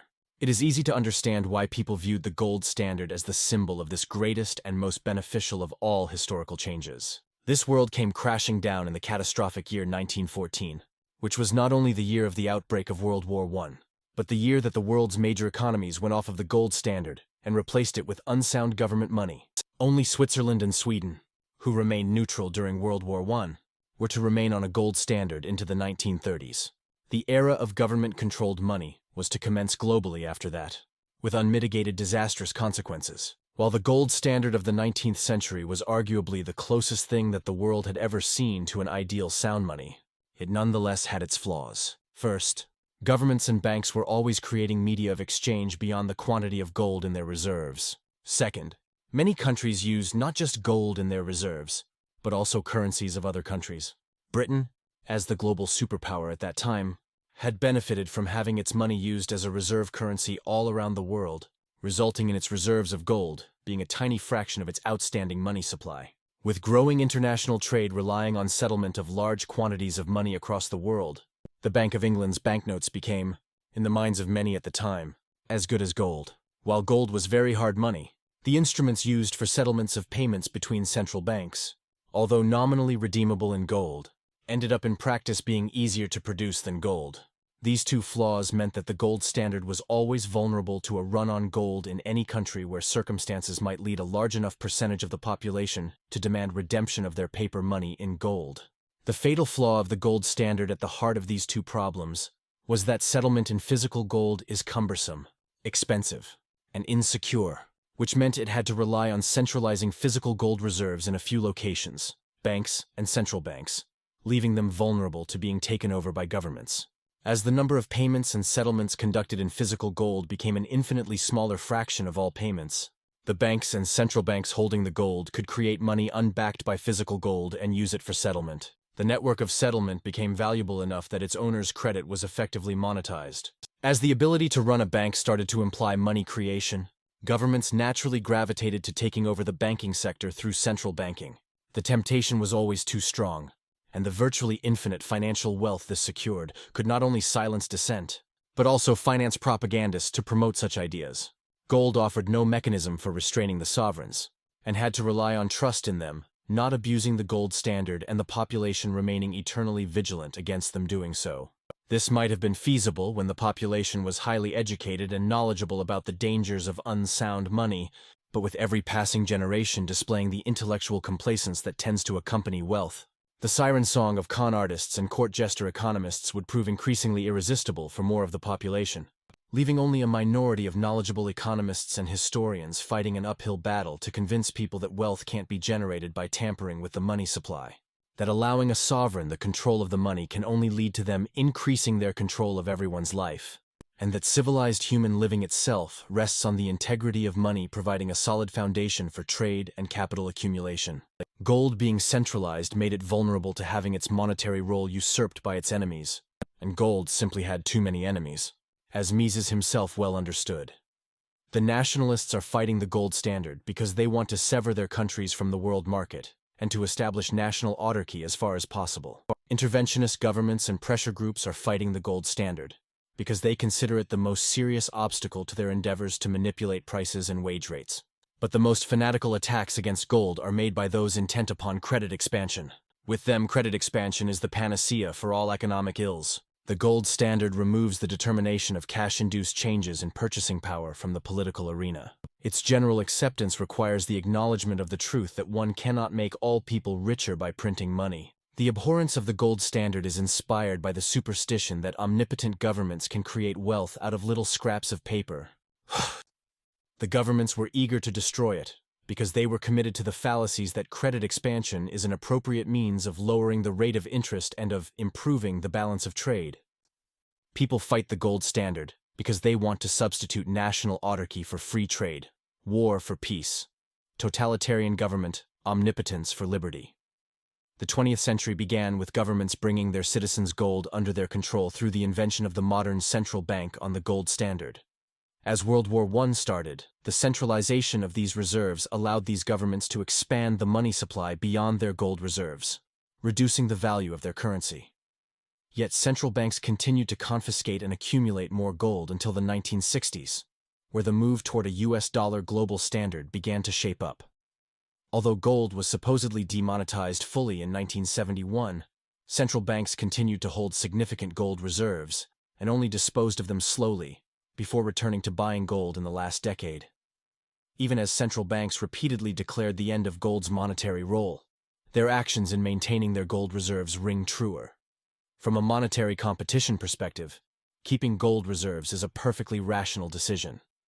Keeping reserves in foreign governments' easy money only will cause the value of the country's currency to devalue along with the reserve currencies, while the seigniorage accrues to the issuer of the reserve currency, not the nation's central bank.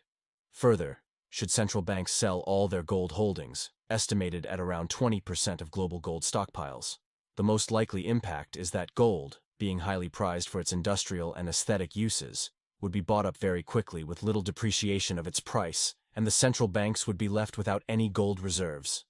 The monetary competition between easy government money and hard gold will likely result in one winner in the long run. Even in a world of government money, governments have not been able to decree gold's monetary role away, as their actions speak louder than their words. Chapter 4. Government Money. World War I saw the end of the era of monetary media being the choice decided by the free market, and the beginning of the era of government money. While gold continues to underpin the global monetary system to this day, government edicts, decisions, and monetary policy shape the monetary reality of the world more than any aspect of individual choice. The common name for government money is fiat money, from the Latin word for decree, order, or authorization. Two important facts must be understood about government money from the outset. First, there is a very large difference between government money redeemable in gold and irredeemable government money, even if both are run by the government. Under a gold standard, money is gold, and government just assumes a responsibility of minting standard units of the metal or printing paper backed by the gold. The government has no control over the supply of gold in the economy, and people are able to redeem their paper in physical gold at any time and use other shapes and forms of gold, such as bullion bars and foreign coins, in their dealings with one another. With irredeemable government money, on the other hand, the government's debt and/or paper is used as money, and the government is able to increase its supply as it sees fit. Should anybody use other forms of money for exchange, or should they attempt to create more of the government's money, they run the risk of punishment. The second and often overlooked fact is that, contrary to what the name might imply, no fiat money has come into circulation solely through government fiat.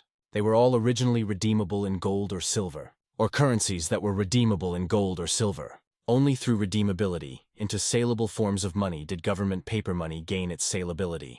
Government may issue decrees mandating people use their paper for payments, but no government has imposed this salability on papers without these papers having first been redeemable in gold and silver. Until this day, all government central banks maintain reserves to back up the value of their national currency.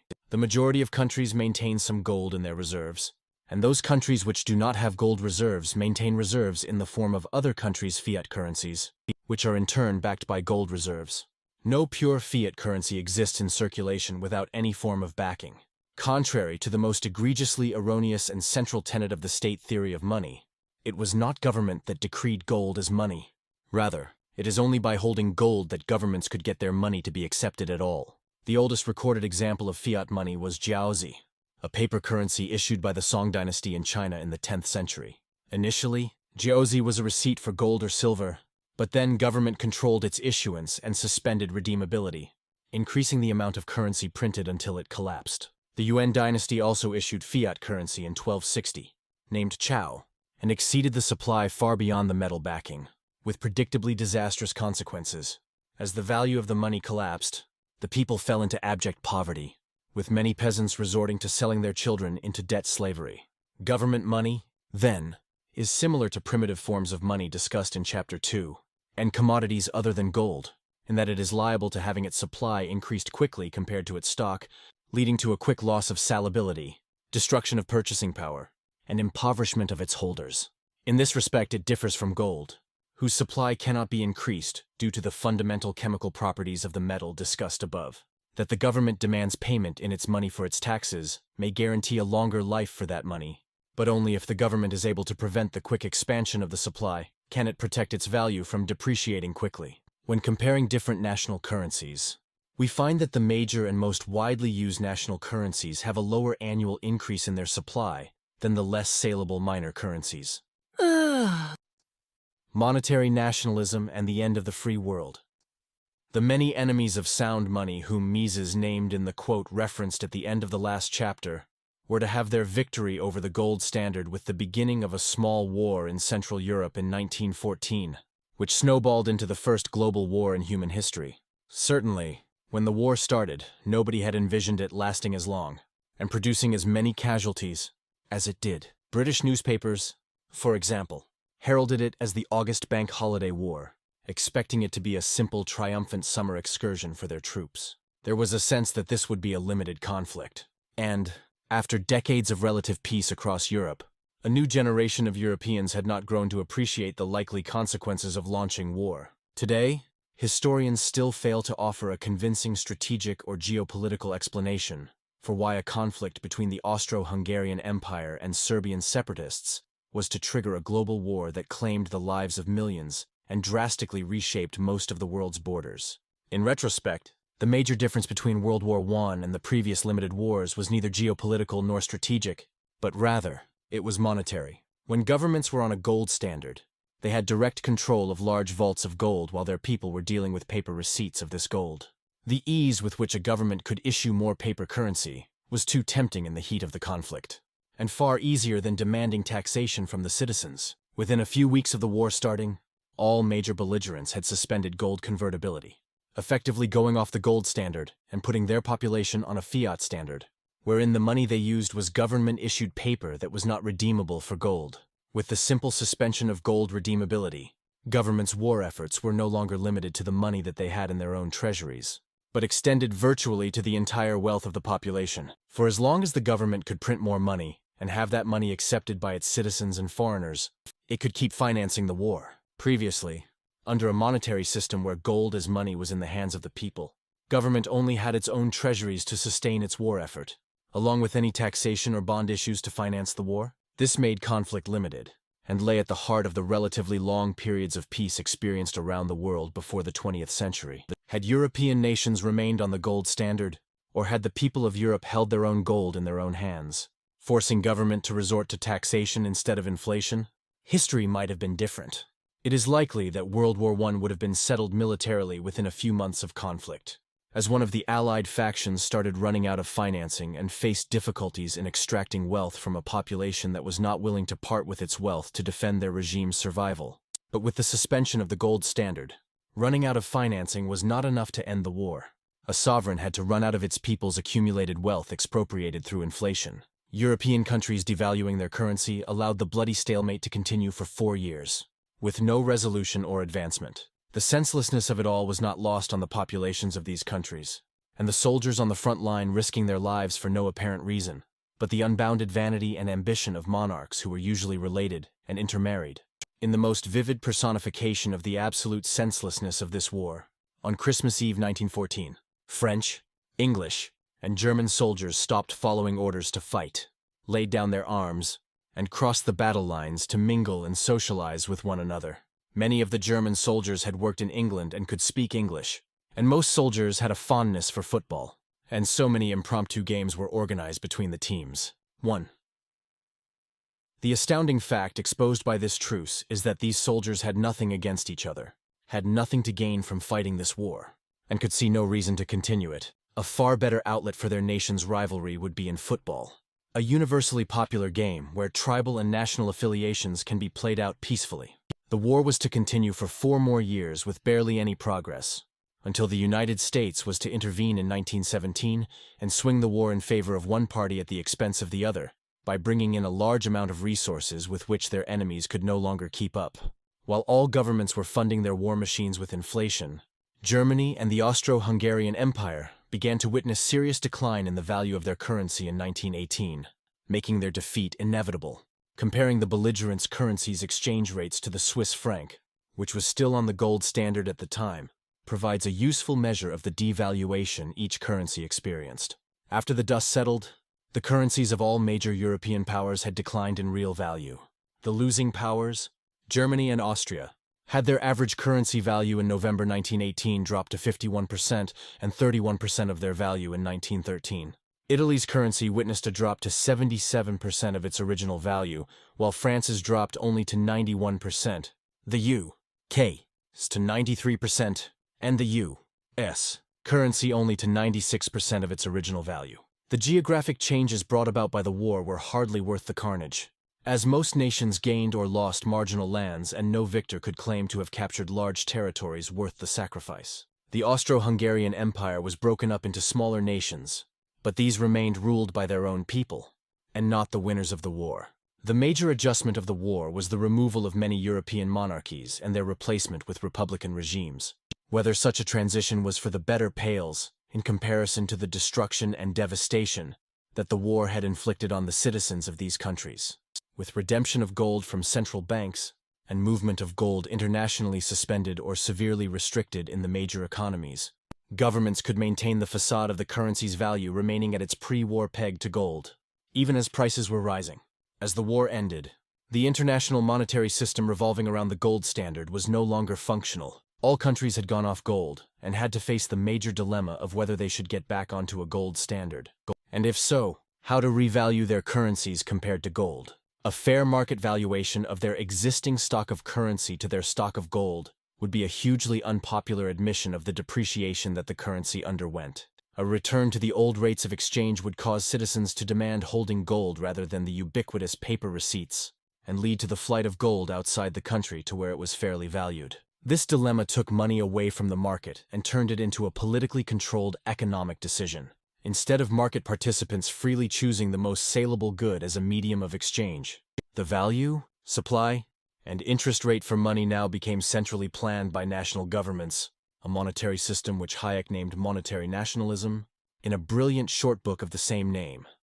By monetary nationalism, I mean the doctrine that a country's share in the world's supply of money should not be left to be determined by the same principles and the same mechanism as those which determine the relative amounts of money in its different regions or localities. A truly international monetary system would be one where the whole world possessed a homogeneous currency, such as obtains within separate countries, and where its flow between regions was left to be determined by the results of the action of all individuals.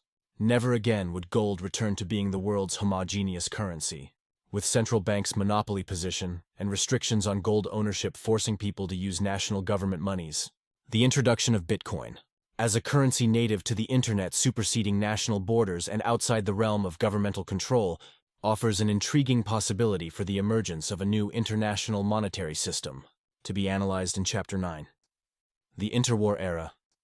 Whereas under the international gold standard money flowed freely between nations in return for goods, and the exchange rate between different currencies was merely the conversion between different weights of gold. Under monetary nationalism, the money supply of each country, and the exchange rate between them, was to be determined in international agreements and meetings. Germany suffered from hyperinflation after the Treaty of Versailles had imposed large reparations on it, and it sought to repay them using inflation. Britain had major problems with the flow of gold from its shores to France and the United States, as it attempted to maintain a gold standard, but with a rate that overvalued the British pound and undervalued gold. The first major treaty of the century of monetary nationalism was the 1922 Treaty of Genoa. Under the terms of this treaty, the U.S. dollar and the British pound were to be considered reserve currencies similar to gold in their position in other countries' reserves. With this move, the U.K.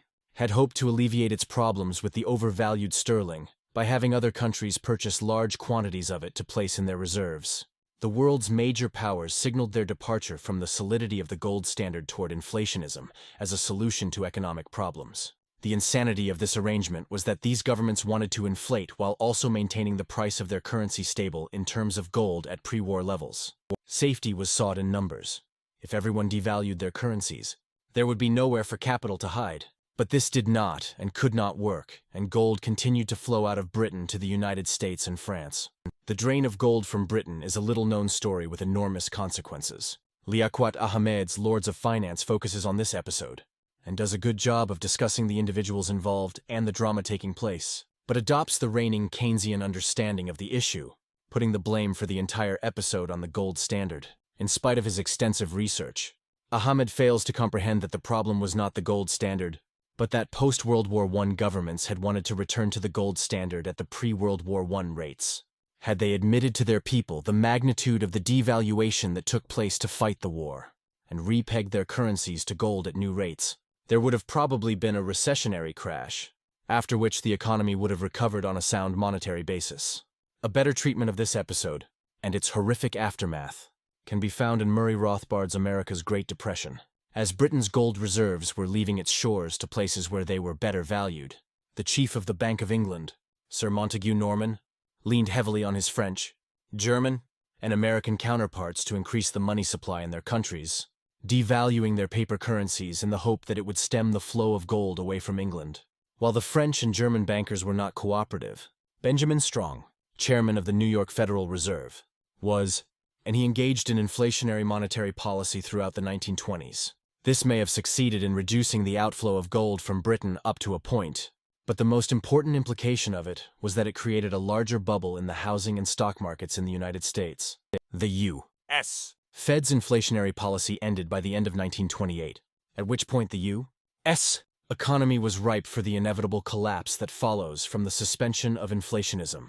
What followed was the 1929 stock market crash, and the reaction of the U.S. government turned that into the longest depression in modern recorded history, the interwar era. The common story about the Great Depression posits that President Hoover chose to remain inactive in the face of the downturn, due to a misplaced faith in the ability of free markets to bring about recovery, and adherence to the gold standard. Only when he was replaced by Franklin Delano Roosevelt, who moved to an activist governmental role and suspended the gold standard, did the U.S. recovery ensue. This, to put it mildly, is nonsense. Hoover not only increased government spending on public work projects to fight the Depression, but he also leaned on the Federal Reserve to expand credit, and made the focus of his policy the insane quest to keep wages high in the face of declining wage rates. Further, price controls were instituted to keep prices of products, particularly agricultural, at high levels, similar to what was viewed as the fair and correct state that preceded the Depression. The United States and all major global economies began to implement protective trade policies that made matters far worse across the world economy. It is a little-known fact, carefully airbrushed from the history books, that in the 1932 U.S. general election, Hoover ran on a highly interventionist platform while Franklin Delano Roosevelt ran on a platform of fiscal and monetary responsibility. Americans had actually voted against Hoover's policies, but when FDR got into power, He found it more convenient to play along with the interests that had influenced Hoover.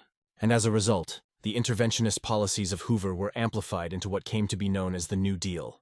It's important to realize there was nothing unique or new about the New Deal. It was a magnification of the heavily interventionist policies which Hoover had instituted. A precursory understanding of economics will make it clear that price controls are always counterproductive, resulting in surpluses and shortages. The problems faced by the American economy in the 1930s were inextricably linked to the fixing of wages and prices. Wages were set too high, resulting in a very high unemployment rate, reaching 25% at certain points, while price controls had created shortages and surpluses of various goods. Some agricultural products were even burned in order to maintain their high prices, leading to the insane situation where people were going hungry, desperate for work, while producers couldn't hire them as they couldn't afford their wages, and the producers who could produce some crops had to burn some of them to keep the price high. All of this was done to maintain prices at the pre-1929 boom levels, while holding on to the delusion that the dollar had still maintained its value compared to gold. The inflation of the 1920s had caused large asset bubbles to form in the housing and stock markets, causing an artificial rise in wages and prices. After the bubble burst, market prices sought readjustment via a drop in the value of the dollar compared to gold, and a drop in real wages and prices. The pig-headedness of deluded central planners who wanted to prevent all three from taking place paralyzed the economy. The dollar, wages, and prices were overvalued, leading to people seeking to drop their dollars for gold, as well as massive unemployment and failure of production. None of this, of course, would be possible with sound money, and only through inflating the money supply did these problems occur. And even after the inflation, the effects would have been far less disastrous had they revalued the dollar to gold at a market-determined price and let wages and prices adjust freely.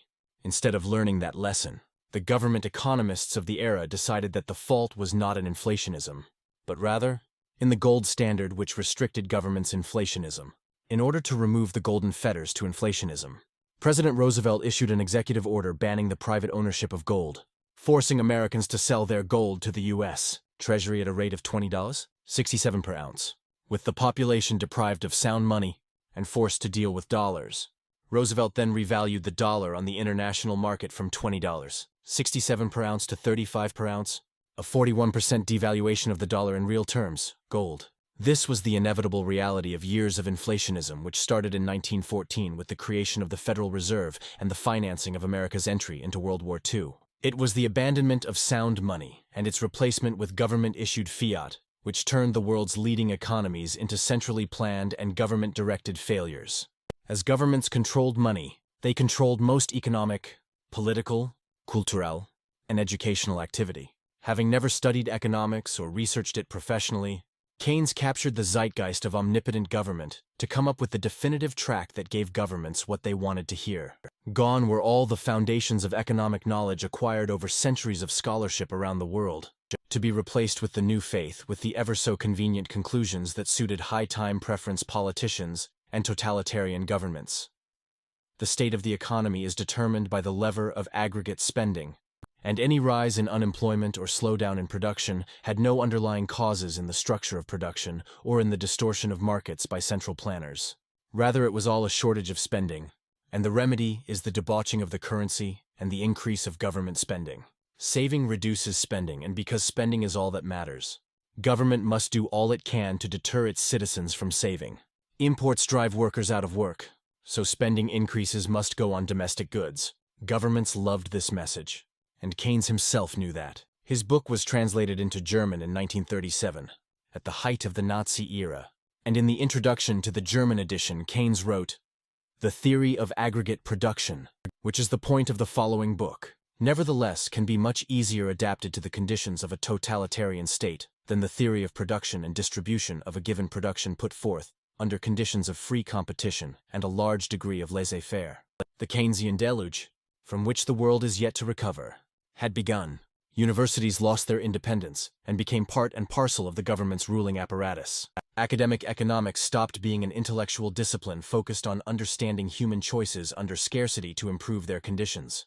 Instead, it became an arm of the government, meant to direct policymakers toward the best policies for managing economic activities. The notion that government management of the economy is necessary became the unquestioned starting point of all modern economic education. as can be gleaned from looking at any modern economics textbook, where government plays the same role that God plays in religious scriptures, an omnipresent, omniscient, omnipotent force that merely needs to identify problems to satisfactorily address them. Government is immune to the concept of opportunity costs, and rarely are the negative results of government intervention in economic activity even considered, and if they are, it is only to justify even more government intervention. The classical liberal tradition that viewed economic freedom as the foundation of economic prosperity was quietly brushed aside as government propagandists masquerading as economists presented the Great Depression, caused and exacerbated by government controls, as the refutation of free markets. Classical liberals were the enemies of the political regimes of the 1930s, murdered and chased away from Russia, Italy, Germany, and Austria.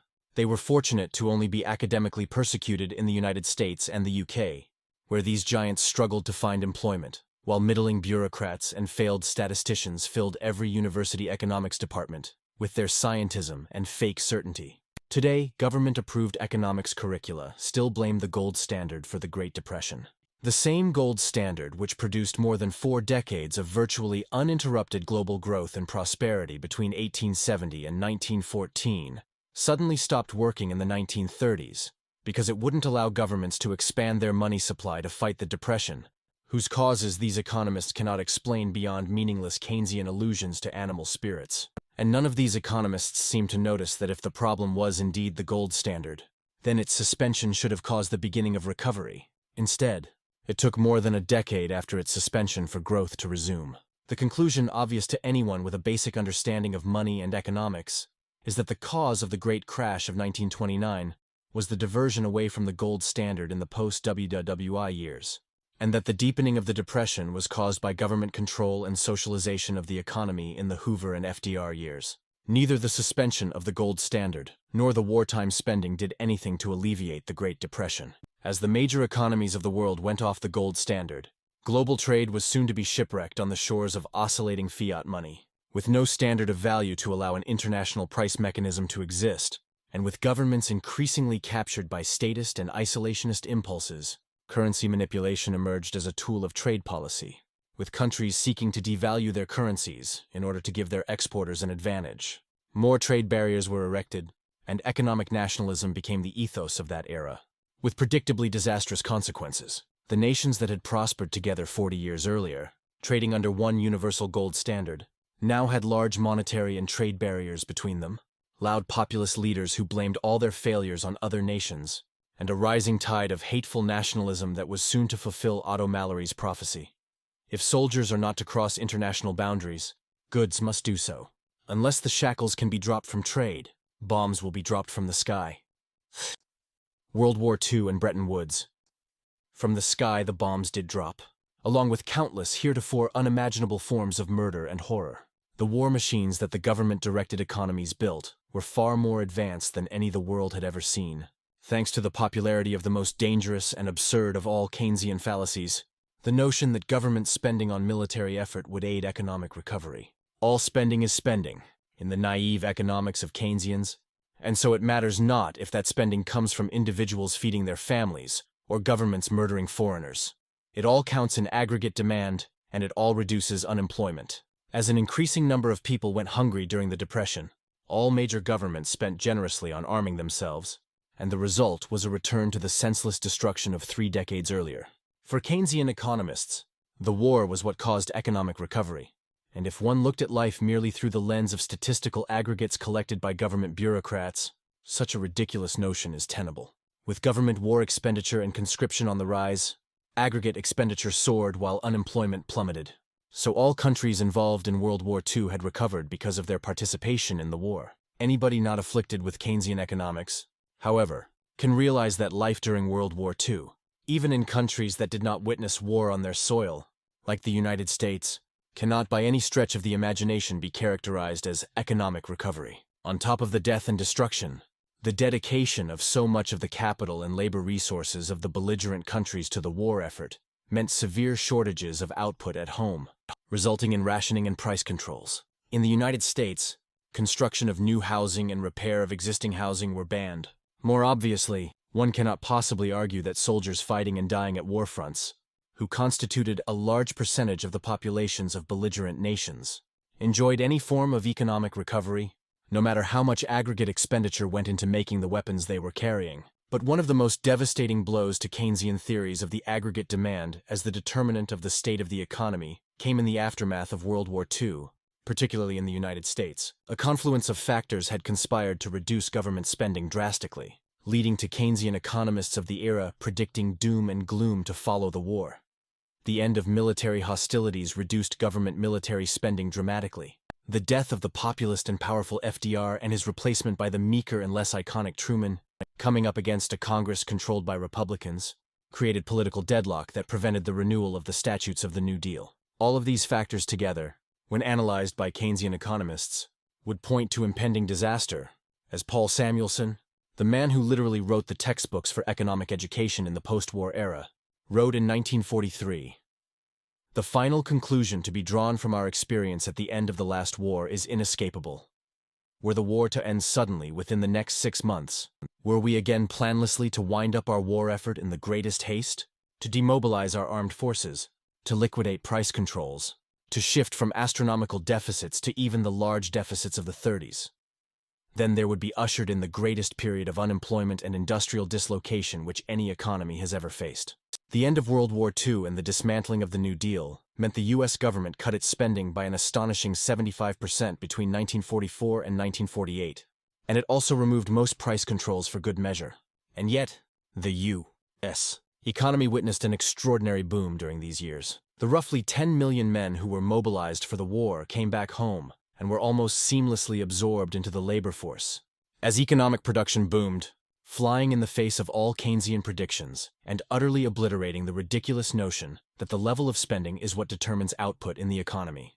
As soon as governmental central planning had abated for the first time since the 1929 crash, and as soon as prices were allowed to adjust freely, they served their role as the coordinating mechanism for economic activity, matching sellers and buyers, incentivizing the production of goods demanded by consumers and compensating workers for their effort. The situation was far from perfect, though, as the world remained off the gold standard, leading to ever-present distortions of the money supply which would continue to dog the world economy with crisis after crisis. It is well known that history is written by the victors, but in the era of government money, victors get to decide on the monetary systems. 2. The United States summoned representatives of its allies to Bretton Woods in New Hampshire to discuss formulating a new global trading system. History has not been very kind to the architects of this system. Britain's representative was none other than John Maynard Keynes, whose economic teachings were to be wrecked on the shores of reality in the decades following the war, while America's representative, Harry Dexter White, would later be uncovered as a communist who was in contact with the Soviet regime for many years. In the battle for centrally planned global monetary orders, White was to emerge victorious with a plan that even made Keynes's look not entirely unhinged. The United States was to be the center of the global monetary system, with its dollars being used as a global reserve currency by other central banks, whose currencies would be convertible to dollars at fixed exchange rates, while the dollar itself would be convertible to gold at a fixed exchange rate. To facilitate this system, the United States would take gold from other countries' central banks, whereas the American people were still prohibited from owning gold. The U.S. government promised to redeem dollars in gold to other countries' central banks at a fixed rate, opening what was known as the gold exchange window. In theory, the global monetary system was still based on gold, and if the U.S. government had maintained convertibility to gold by not inflating the dollar supply beyond their gold reserves, while other countries had not inflated their money supply beyond their dollar reserves, the monetary system would have effectively been close to the gold standard of the pre-World War I era. They did not, of course, and in practice, the exchange rates were anything but fixed, and provisions were made for allowing governments to alter these rates to address a fundamental disequilibrium.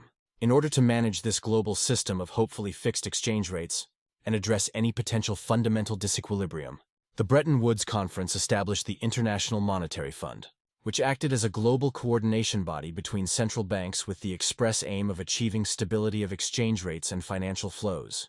In essence, Bretton Woods attempted to achieve through central planning what the international gold standard of the 19th century had achieved spontaneously.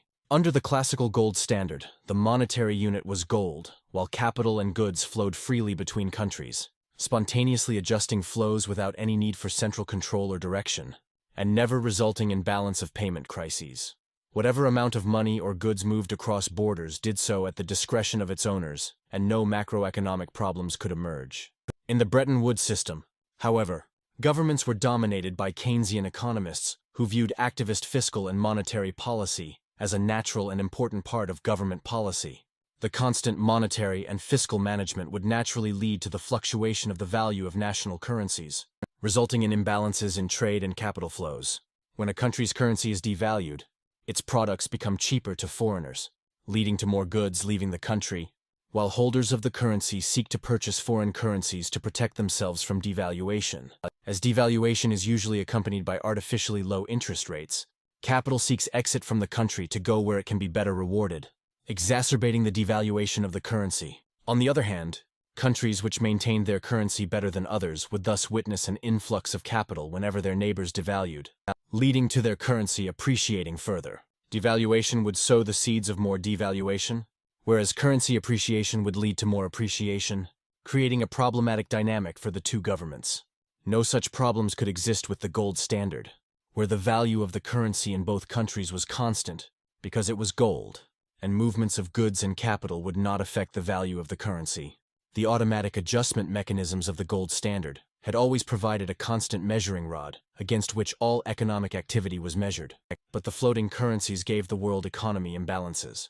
The International Monetary Fund's role was to perform an impossible balancing act between all the world's governments to attempt to find some form of stability or equilibrium in this mess, keeping exchange rates within some arbitrary range of predetermined values, while trade and capital flows were moving and altering them. But without a stable unit of account for the global economy, this was a task as hopeless as attempting to build a house with an elastic measuring tape whose own length varied every time it was used. Along with the establishment of the World Bank and IMF in Bretton Woods, the United States and its allies wanted to establish another international financial institution to specialize in arranging trade policy. The initial attempt to establish an international trade organization failed after the U.S. Congress refused to ratify the treaty, but a replacement was sought in the General Agreement on Trade and Tariffs, commencing in 1948. GATT was meant to help the IMF in the impossible task of balancing budgets and trade to ensure financial stability.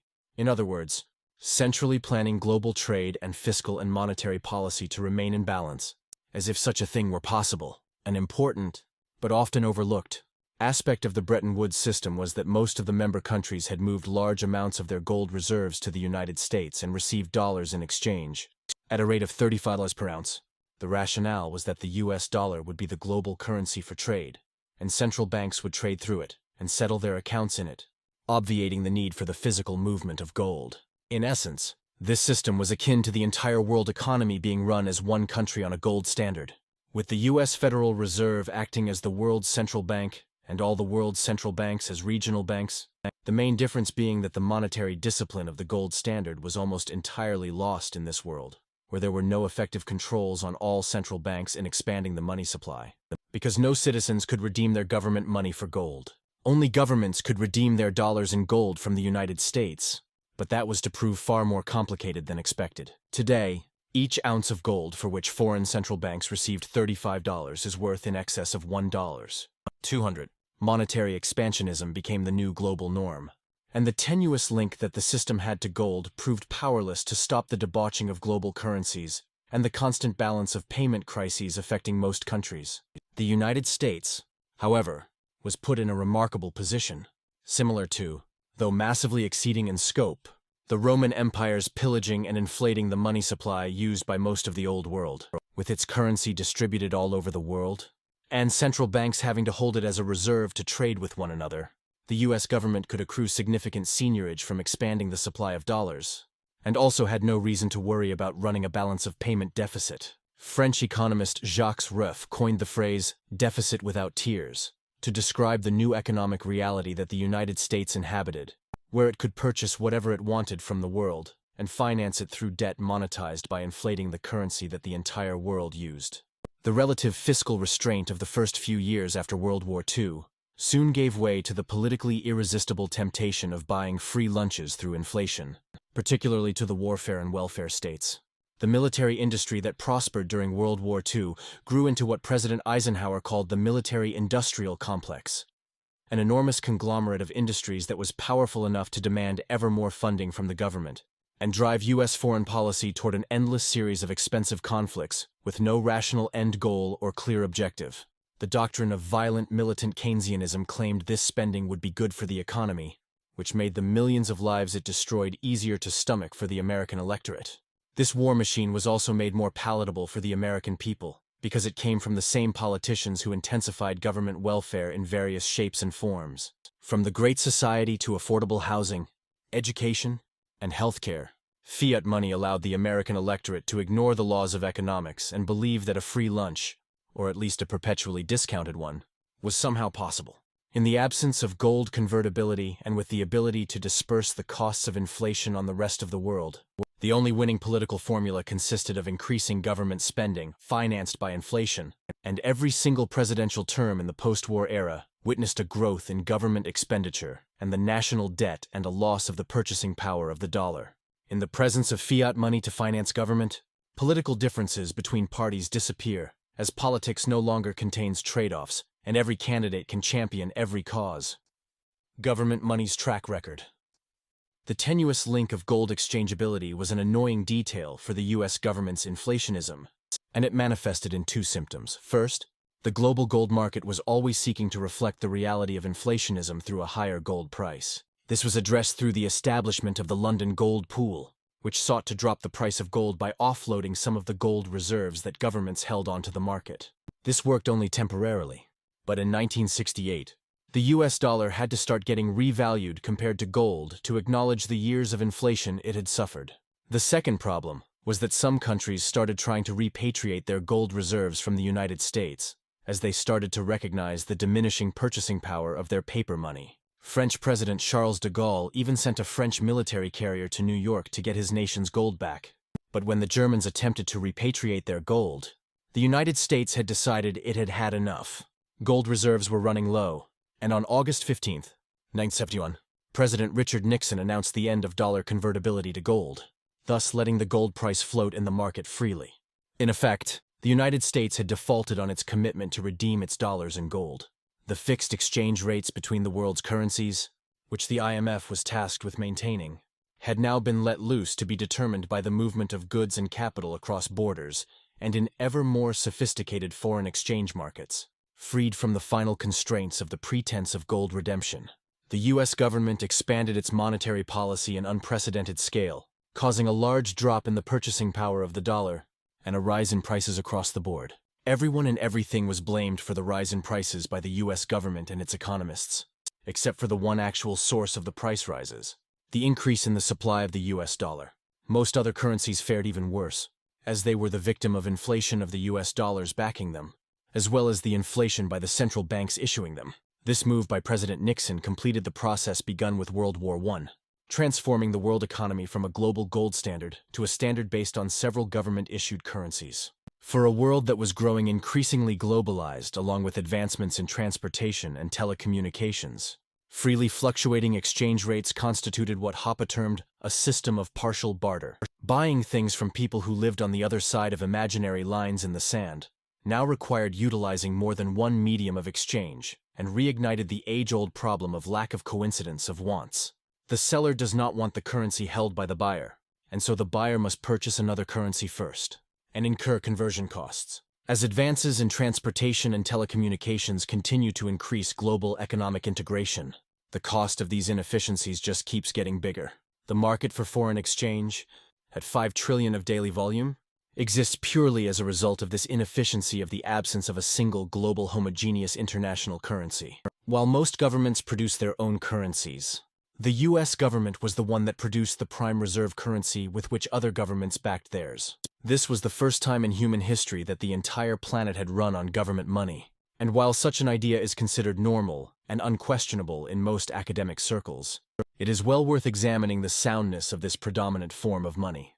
It is theoretically possible to create an artificially scarce asset to endow it with a monetary role. Governments around the world did this after abandoning the gold standard, as did Bitcoin's creator, with contrasting results. After the link between fiat money and gold was severed, Paper monies have had a higher growth in their supply rate than gold, and as a result have seen a collapse in their value compared to gold. The total US M2 measure of the money supply in 1971 was around $600 billion, while today it is in excess of $12 trillion, growing at an average annual rate of 6.7%. Correspondingly, in 1971, 1 ounce of gold was worth 35, and today it is worth more than $1.200.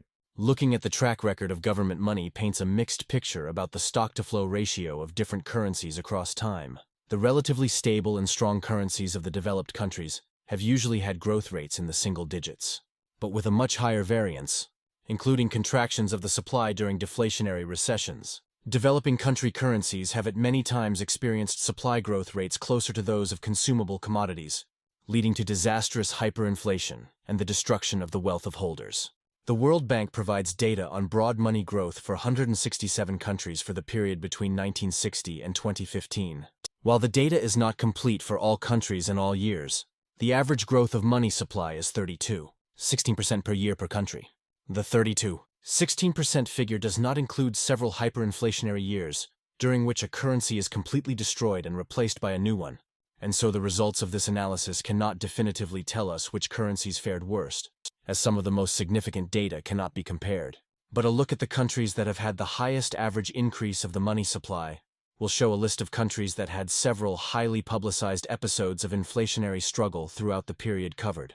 During hyperinflationary periods, people in developing countries sell their national currency and buy durable items, commodities, gold, and foreign currencies. International reserve currencies, such as the dollar, euro, yen, and Swiss franc, are available in most of the world, even if in black markets, and meet a significantly high portion of the global demand for a store of value. The reason for that becomes apparent when one examines the rates of growth of their supply, which have been relatively low over time. Seeing as they constitute the main store of value options available for most people around the world, it is worth examining their supply growth rates separately from the less stable currencies. The current 10 largest currencies in the foreign exchange markets are listed in Table 4, along with their annual broad money supply increase for the periods between 1960-2015 and 1990-2015. The average for the 10 most internationally liquid currencies is 13% for the period 1960-2015, and only 79% for the period between 1990 and 2015. This shows that the currencies that are most accepted worldwide and have the highest salability globally have a higher stock-to-flow ratio than the other currencies. As this book's analysis would predict, the period of the 1970s and 1980s, which contained the beginning of the floating national currencies era, was one in which most countries experienced high inflation. Things got better after 1990, and average supply growth rates dropped. OECD data shows that for OECD countries over the period between 1990 and 2015, annual broad money supply growth rate averaged 17%. We can see that the world's major national currencies generally have their supply grow at predictably low rates. Developed economies have had slower increases in the supply of their currencies than developing economies, which have witnessed faster price rises and several hyperinflationary episodes in recent history. The advanced economies have had their broad money grow at rates usually between 2% and 8%, averaging around 5%, and rarely climbing into double digits or dropping into negative territory. Developing countries have far more erratic growth rates, which fluctuate into the double digits, sometimes triple digits, and sometimes even quadruple digits, while occasionally dropping into negative territory, reflecting the higher financial instability in these countries and currencies. Growth at 5% per year may not sound like much, but it will double the money supply of a country in only 15 years. This was the reason silver lost out in the monetary race to gold, whose lower supply growth rate meant a far slower erosion of purchasing power. Hyperinflation is a form of economic disaster unique to government money. There was never an example of hyperinflation with economies that operated a gold or silver standard. And even when artifact money like seashells and beads lost its monetary role over time, it usually lost it slowly, with replacements taking over more and more of the purchasing power of the outgoing money. But with government money, whose cost of production tends to zero, it has become quite possible for an entire society to witness all of its savings in the form of money disappear in the space of a few months, or even weeks. Hyperinflation is a far more pernicious phenomenon than just the loss of a lot of economic value by a lot of people. It constitutes a complete breakdown of the structure of economic production of a society built up over centuries and millennia.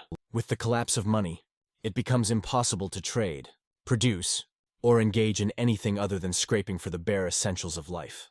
As the structures of production and trade that societies have developed over centuries break down due to the inability of consumers, producers, and workers to pay one another, the goods which humans take for granted begin to disappear. Capital is destroyed and sold off to finance consumption. First go the luxury goods, but soon follow the basic essentials of survival, until humans are brought back to a barbaric state wherein they need to fend for themselves and struggle to secure the most basic needs of survival. As the individual's quality of life degenerates markedly, despair begins to turn to anger. Scapegoats are sought, and the most demagogic and opportunistic politicians take advantage of this situation, stoking people's anger to gain power. The most vivid example of this is inflation of the Weimar Republic in the 1920s, which not only led to the destruction and breakdown of one of the world's most advanced and prosperous economies, but also fueled the rise of Adolf Hitler to power. Even if the textbooks were correct about the benefits of government management of the money supply, the damage from one episode of hyperinflation anywhere in the world far outweighs them, and the century of government money had far more than one of these calamitous episodes. As these lines are written, it is Venezuela's turn to go through this travesty and witness the ravages of the destruction of money. But this is a process that has occurred 56 times since the end of World War I, according to research by Steve Hanke and Charles Bushnell, who define hyperinflation as a 50% increase in the price level over a period of a month. Hanke and Bushnell have been able to verify 57 episodes of hyperinflation in history, only one of which occurred before the era of monetary nationalism, and that was the inflation in France in 1795. In the wake of the Mississippi Bubble, which was also produced through government money and engineered by the honorary father of modern government money, John Law. The problem with government-provided money is that its hardness depends entirely on the ability of those in charge to not inflate its supply. Only political constraints provide hardness, and there are no physical, economic, or natural constraints on how much money government can produce. Cattle, silver, gold, and seashells all require serious effort to produce them, and can never be generated in large quantities at the drop of a hat. But government money requires only the fiat of the government. The constantly increasing supply means a continuous devaluation of the currency, expropriating the wealth of the holders to benefit those who print the currency, and those who receive it earliest. History has shown that governments will inevitably succumb to the temptation of inflating the money supply. Whether it's because of downright graft, national emergency, or an infestation of inflationist schools of economics, government will always find a reason and a way to print more money, expanding government power while reducing the wealth of the currency holders. This is no different from copper producers mining more copper in response to monetary demand for copper. It rewards the producers of the monetary good, but punishes those who choose to put their savings in copper. Should a currency credibly demonstrate its supply cannot be expanded, it would immediately gain value significantly. In 2003, when the United States invaded Iraq, aerial bombardment destroyed the Iraqi central bank, and with it the capability of the Iraqi government to print new Iraqi dinars. This led to the dinar drastically appreciating overnight as Iraqis became more confident in the currency, given that no central bank could print it anymore. A similar story happened to Somali shillings after their central bank was destroyed. Money is more desirable when demonstrably scarce than when liable to being debased. A few reasons keep government money as the prime money of our time. First, governments mandate that taxes are paid in government money, which means individuals are highly likely to accept it, giving it an edge in its salability. Second, government control and regulation of the banking system means that banks can only open accounts and transact in government-sanctioned money, thus giving government money a much higher degree of salability than any other potential competitor. Third, legal tender laws make it illegal in many countries to use other forms of money for payment. Fourth, all government monies are still backed by gold reserves, or backed by currencies backed by gold reserves. According to data from the World Gold Council, central banks currently have around 33,000 tons of gold in their reserves. Central bank gold reserves rose quickly in the early part of the 20th century, as many governments confiscated their people's and banks' gold and forced them to use their money. In the late 1960s, with the Bretton Woods system straining under the pressure of increased money supply, governments began to offload some of their gold reserves. But in 2008, that trend reversed, and central banks returned to buying gold, and the global supply has increased. It is ironic, and very telling, that in the era of government money, governments themselves own far more gold in their official reserves than they did under the international gold standard of 1871-1914. Gold has clearly not lost its monetary role. It remains the only final extinguisher of debt, the one money whose value is not a liability of anyone else, and the prime global asset which carries no counterparty risk. Access to its monetary role, however, has been restricted to central banks, while individuals have been directed toward using government money. Central banks' large reserves of gold can be used as an emergency supply to sell or lease on the gold market to prevent the price of gold from rising during periods of increased demand, to protect the monopoly role of government money. As Alan Greenspan once explained, central banks stand ready to lease gold in increasing quantities should the price rise. As technology has progressed to allow for ever more sophisticated forms of money, including paper money that is easy to carry around, a new problem of sellability has been introduced, and that is the ability of the seller to sell her good without the intervention of any third parties that might place restraints on the saleability of that money. This is not an issue that exists with commodity monies, whose market value is emergent from the market and cannot be dictated by third parties to the transaction. Cattle, salt, gold, and silver all have a market and willing buyers, but with government-issued money with negligible value as a commodity, salability can be compromised by the governments that issued it, declaring it no longer suitable as legal tender. Indians who woke up on November 8, 2016, to hear that their government had suspended the legal tender status of 501 Suron rupee notes can certainly relate. In the blink of an eye, what was highly saleable money lost its value and had to be exchanged at banks with very long lines. And as more of the world heads toward reducing its reliance on cash, more of people's money is being placed in government-supervised banks, making it vulnerable to confiscation or capital controls. The fact that these procedures generally happen during times of economic crisis, when individuals need that money most, is a major impediment to the salability of government-issued money. Government control of money has turned money from being the reward for producing value to the reward for obedience to government officials. It is impractical for anyone to develop wealth in government money without government acceptance. Government can confiscate money from the banking monopolies it controls, inflate the currency to devalue holders' wealth and reward it to the most loyal of its subjects, impose draconian taxes and punish those who avoid them, and even confiscate bills. Whereas in Austrian economist Menger's time, the criteria for determining what is the best money revolved around understanding salability and what the market would choose as money. In the 20th century, government control of money has meant a new and very important criterion being added to salability, and that is the salability of money according to the will of its holder, and not some other party. Combining these criteria together formulates a complete understanding of the term sound money, as the money that is chosen by the market freely, and the money completely under the control of the person who earned it legitimately on the free market, and not any other third party. While a staunch defender of the role of gold as money during his time, Ludwig von Mises understood that this monetary role was not something inherent or intrinsic to gold. As one of the deans of the Austrian tradition in economics, Mises well understood that value does not exist outside of human consciousness, and that metals and substances had nothing inherent to them that could assign to them a monetary role. For Mises, gold's monetary status was due to its fulfillment of the criteria for sound money as he understood them. The sound money principle has two aspects. It is affirmative in approving the market's choice of a commonly used medium of exchange. It is negative in obstructing the government's propensity to meddle with the currency system. Sound money, then, according to Mises, is what the market freely chooses to be money, and what remains under the control of its owner, safe from coercive meddling and intervention. For as long as the money was controlled by anyone other than the owner, whoever controlled it would always face too strong an incentive to pilfer the value of the money through inflation or confiscation, and to use it as a political tool to achieve their political goals at the expense of the holders. This, in effect, takes wealth away from people who produce it and gives it to people who specialize in the control of money, without actually producing things valued by society. In the same way European traders could pilfer African society by flooding them with cheap beads as mentioned in Chapter 2.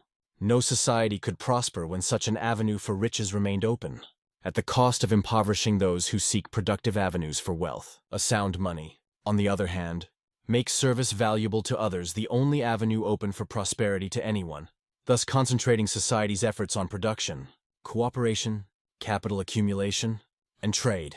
The 20th century was the century of unsound money and the omnipotent state, as a market choice in money was denied by government diktat, and government-issued paper money was forced on people with the threat of violence. As time passed, governments moved away from sound money ever more as their spending and deficits increased. Their currencies continuously devalued, and an ever larger share of national income was controlled by the government. With government increasing its meddling in all aspects of life, it increasingly controlled the educational system and used it to imprint in people's minds the fanciful notion that the rules of economics did not apply to governments, which would prosper the more they spent. The work of monetary cranks like John Maynard Keynes taught in modern universities the notion that government spending only has benefits, never costs. The government, after all, can always print money and so faces no real constraints on its spending, which it can use to achieve whichever goal the electorate sets for it. For those who worship government power and take joy in totalitarian control, such as the many totalitarian and mass-murdering regimes of the 20th century, this monetary arrangement was a godsend. But for those who valued human liberty, peace, and cooperation among humans, it was a depressing time, with the prospects of economic reform receding ever more with time, and the prospects of the political process ever returning us to monetary sanity, becoming an increasingly fanciful dream. As Friedrich Hayek put it, "I don't believe we shall ever have a good money again before we take the thing out of the hands of government. That is, we can't take it violently out of the hands of government. All we can do is by some sly roundabout way introduce something that they can't stop." Speaking in 1984, completely oblivious to the actual form of this something they can't stop, Friedrich Hayek's prescience sounds outstanding today. 3 decades after he uttered these words, and a whole century after governments destroyed the last vestige of sound money that was the gold standard, individuals worldwide have the chance to save and transact with a new form of money, chosen freely on the market and outside government control. In its infancy, Bitcoin already appears to satisfy all the requirements of Menger, Mises, and Hayek. It is a highly saleable free market option that is resistant to government meddling. Chapter 5. Money and Time Preference. Sound money is chosen freely on the market for its salability, because it holds its value across time, because it can transfer value effectively across space, and because it can be divided and grouped into small and large scales. It is money whose supply cannot be manipulated by a coercive authority that imposes its use on others. From the preceding discussion, and from the understanding of monetary economics afforded to us by Austrian economics, the importance of sound money can be explained for 3 broad reasons. First, it protects value across time, which gives people a bigger incentive to think of their future, and lowers their time preference. The lowering of the time preference is what initiates the process of human civilization, and allows for humans to cooperate, prosper, and live in peace. Second, sound money allows for trade to be based on a stable unit of measurement, facilitating ever larger markets, free from government control and coercion, and with free trade comes peace and prosperity. Further, a unit of account is essential for all forms of economic calculation and planning, and unsound money makes economic calculation unreliable and is the root cause of economic recessions and crises. Finally, sound money is an essential requirement for individual freedom from despotism and repression, as the ability of a coercive state to create money can give it undue power over its subjects, power which by its very nature will attract the least worthy, and most immoral, to take its reins.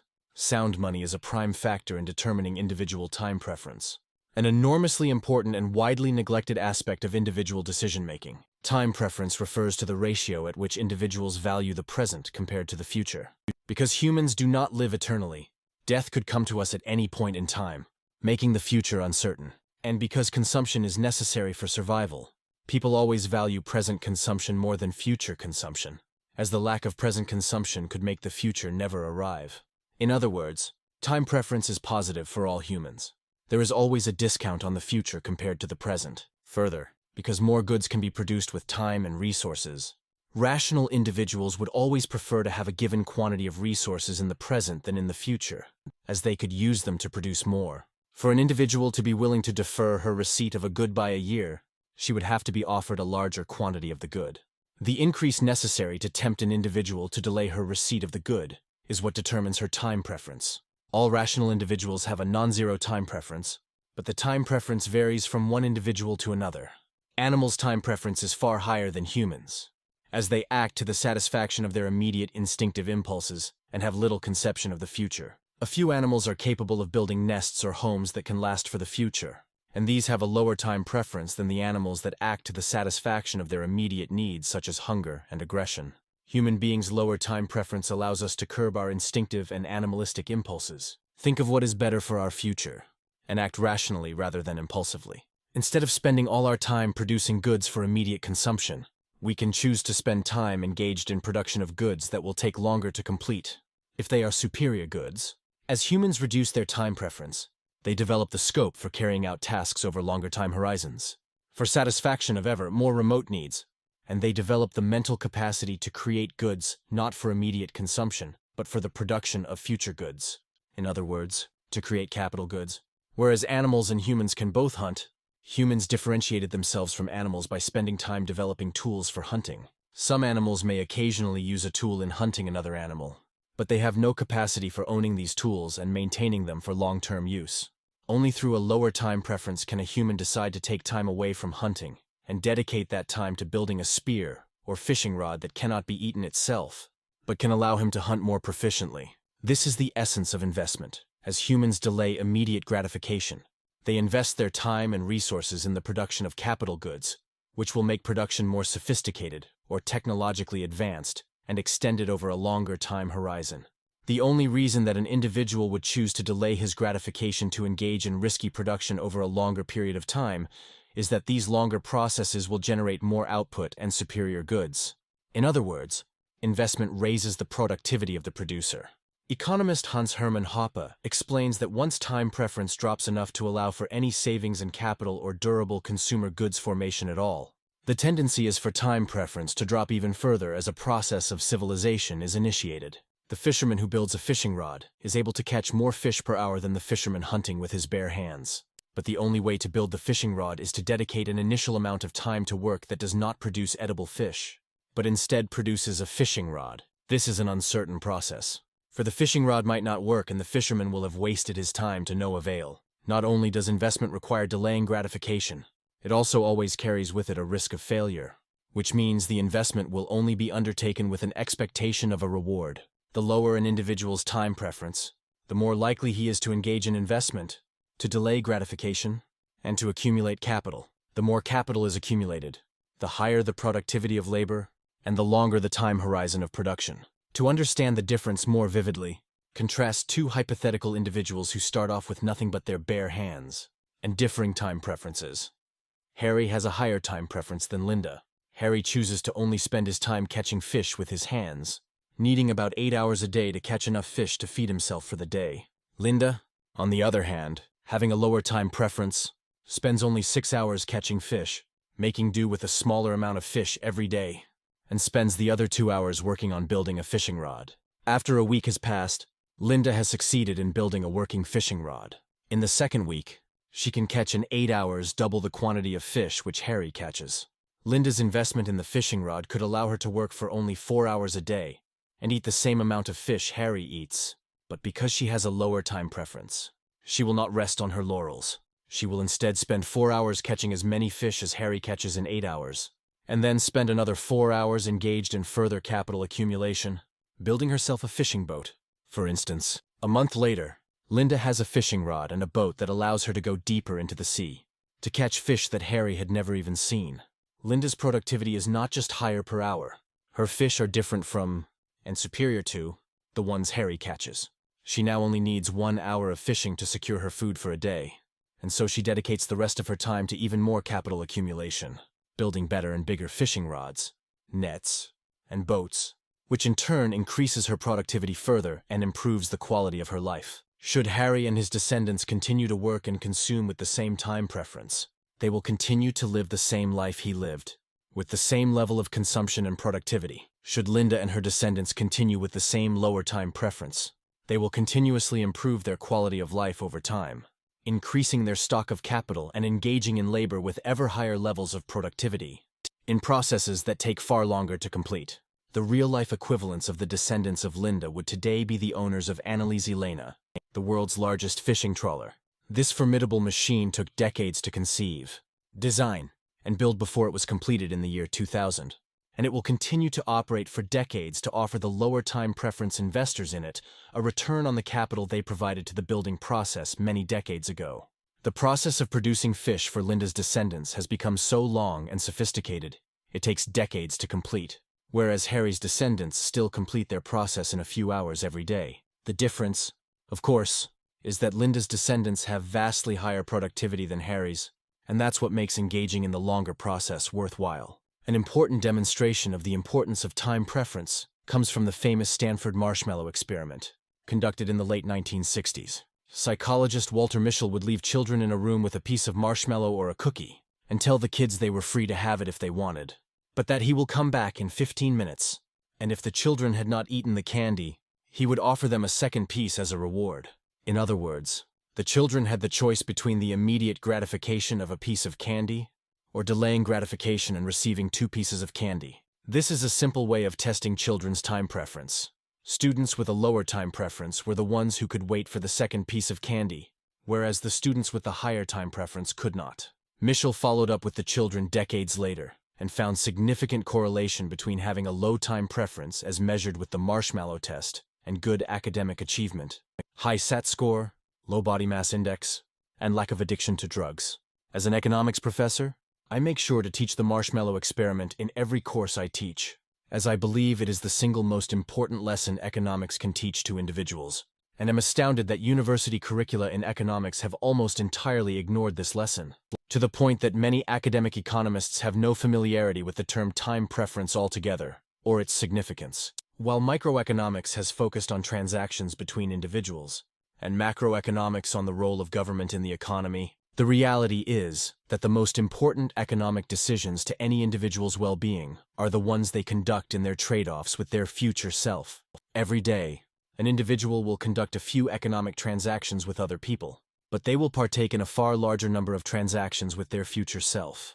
The examples of these trades are infinite: deciding to save money rather than spend it, deciding to invest in acquiring skills for future employment, rather than seeking immediate employment with low pay, buying a functional and affordable car rather than getting into debt for an expensive car, working overtime rather than going out to party with friends, or, my favorite example to use in class, deciding to study the course material every week of the semester rather than cramming the night before the final exam. In each of these examples, there is nobody forcing the decision on the individual, and the prime beneficiary or loser from the consequences of these choices is the individual himself. The main factor determining a man's choices in life is his time preference. While people's time preference and self-control will vary from one situation to the other, in general, a strong correlation can be found across all aspects of decision-making. The sobering reality to keep in mind is that a man's lot in life will be largely determined by these trades between him and his future self. As much as he'd like to blame others for his failures, or credit others with his success, the infinite trades he took with himself are likely to be more significant than any outside circumstances or conditions. No matter how circumstances conspire against the man with a low time preference, he will probably find a way to keep prioritizing his future self until he achieves his objectives. And no matter how much fortune favors the man with a high time preference, he will find a way to continue sabotaging and shortchanging his future self. The many stories of people who have triumphed against all odds and unfavorable circumstances stand in stark contrast to the stories of people blessed with skills and talent that rewarded them handsomely, who nonetheless managed to waste all that talent and achieve no lasting good for themselves. Many professional athletes and entertainers, gifted with talents that earn them large sums of money, nevertheless die penniless as their high time preference gets the better of them. On the other hand, many ordinary people with no special talents work diligently and save and invest for a lifetime to achieve financial security and bequeath their children a life better than the one they inherited. It is only through the lowering of time preference that individuals begin to appreciate investing in the long run and start prioritizing future outcomes. A society in which individuals bequeath their children more than what they received from their parents is a civilized society. It is a place where life is improving, and people live with a purpose of making the next generation's lives better. As society's capital levels continue to increase, productivity increases and, along with it, quality of life, the security of their basic needs assured, and the dangers of the environment averted. People turn their attention toward more profound aspects of life than material well-being and the drudgery of work. They cultivate families and social ties, undertake cultural, artistic, and literary projects, and seek to offer lasting contributions to their community and the world. Civilization is not about more capital accumulation per se. Rather, it is about what capital accumulation allows humans to achieve. The flourishing and freedom to seek higher meaning in life when their base needs are met and most pressing dangers averted. There are many factors that come into play in determining the time preference of individuals. Security of people in their person and property is arguably one of the most important. Individuals who live in areas of conflict and crime will have a significant chance of losing their life and are thus likely to more highly discount the future, resulting in a higher time preference than those who live in peaceful societies. Security of property is another major factor influencing individuals' time preference. Societies where governments or thieves are likely to expropriate individuals' property capriciously would have higher time preference, as such actions would drive individuals to prioritize spending their resources on immediate gratification rather than investing them in property, which could be appropriated at any time. Tax rates will also adversely affect time preference. The higher the taxes, the less of their income that individuals are allowed to keep. This would lead to individuals working less at the margin and saving less for their future, because the burden of taxes is more likely to reduce savings than consumption, particularly for those with a low income, most of which is needed for basic survival. The factor affecting time preference that is most relevant to our discussion, however, is the expected future value of money. In a free market where people are free to choose their money, they will choose the form of money most likely to hold its value over time. The better the money is at holding its value, the more it incentivizes people to delay consumption and instead dedicate resources for production in the future, leading to capital accumulation and improvement of living standards, while also engendering in people a low time preference in other, non-economic aspects of their life. When economic decision-making is geared toward the future, it is natural that all manner of decisions are geared toward the future as well. People become more peaceful and cooperative, understanding that cooperation is a far more rewarding long-term strategy than any short-term gains from conflict. People develop a strong sense of morality, prioritizing the moral choices that will cause the best long-term outcomes for them and their children. A person who thinks of the long run is less likely to cheat, lie, or steal, because the reward for such activities may be positive in the short run, but can be devastatingly negative in the long run. The reduction in the purchasing power of money is similar to a form of taxation or expropriation, reducing the real value of one's money even while the nominal value is constant. In modern economies, government-issued money is inextricably linked to artificially lower interest rates, which is a desirable goal for modern economists because it promotes borrowing and investing. But the effect of this manipulation of the price of capital is to artificially reduce the interest rate that accrues to savers and investors, as well as the one paid by borrowers. The natural implication of this process is to reduce savings and increase borrowing. At the margin, individuals will consume more of their income and borrow more against the future. This will not just have implications on their time preference in financial decisions. It will likely reflect on everything in their lives. The move from money that holds its value or appreciates to money that loses its value is very significant in the long run. Society saves less, accumulates less capital, and possibly begins to consume its capital. Worker productivity stays constant or declines, resulting in the stagnation of real wages, even if nominal wages can be made to increase through the magical power of printing ever more depreciating pieces of paper money. As people start spending more and saving less, they become more present-oriented in all their decision-making, resulting in moral failings and a likelihood to engage in conflict and destructive and self-destructive behavior. This helps explain why civilizations prosper under a sound monetary system, but disintegrate when their monetary systems are debased, as was the case with the Romans, the Byzantines, and modern European societies. The contrast between the 19th and 20th centuries can be understood in the context of the move away from sound money and all the attendant problems that creates. Monetary inflation. The simple reality, demonstrated throughout history, is that any person who finds a way to create the monetary medium will try to do it. The temptation to engage in this is too strong, but the creation of the monetary medium is not an activity that is productive to society, as any supply of money is sufficient for any economy of any size. The more that a monetary medium restrains this drive for its creation, the better it is as a medium of exchange and stable store of value. Unlike all other goods, money's functions as a medium of exchange, store of value, and unit of account are completely orthogonal to its quantity. What matters in money is its purchasing power, not its quantity, and as such, any quantity of money is enough to fulfill the monetary functions, as long as it is divisible and groupable enough to satisfy holders' transaction and storage needs. Any quantity of economic transactions could be supported by a money supply of any size as long as the units are divisible enough. A theoretically ideal money would be one whose supply is fixed, meaning nobody could produce more of it. The only non-criminal way to acquire money in such a society would be to produce something of value to others and exchange it with them for money. As everyone seeks to acquire more money, everyone works more and produces more, leading to improving material well-being for everyone, which in turn allows people to accumulate more capital and increase their productivity. Such a money would also work perfectly well as a store of value. By preventing others from increasing the money supply, the wealth stored into it would not depreciate over time, incentivizing people to save and allowing them to think more of the future. With growing wealth and productivity and an increased ability to focus on the future, people begin to reduce their time preference and can focus on improving non-material aspects of their life, including spiritual, social, and cultural endeavors. It had, however, proved impossible to come up with a form of money of which more cannot be created.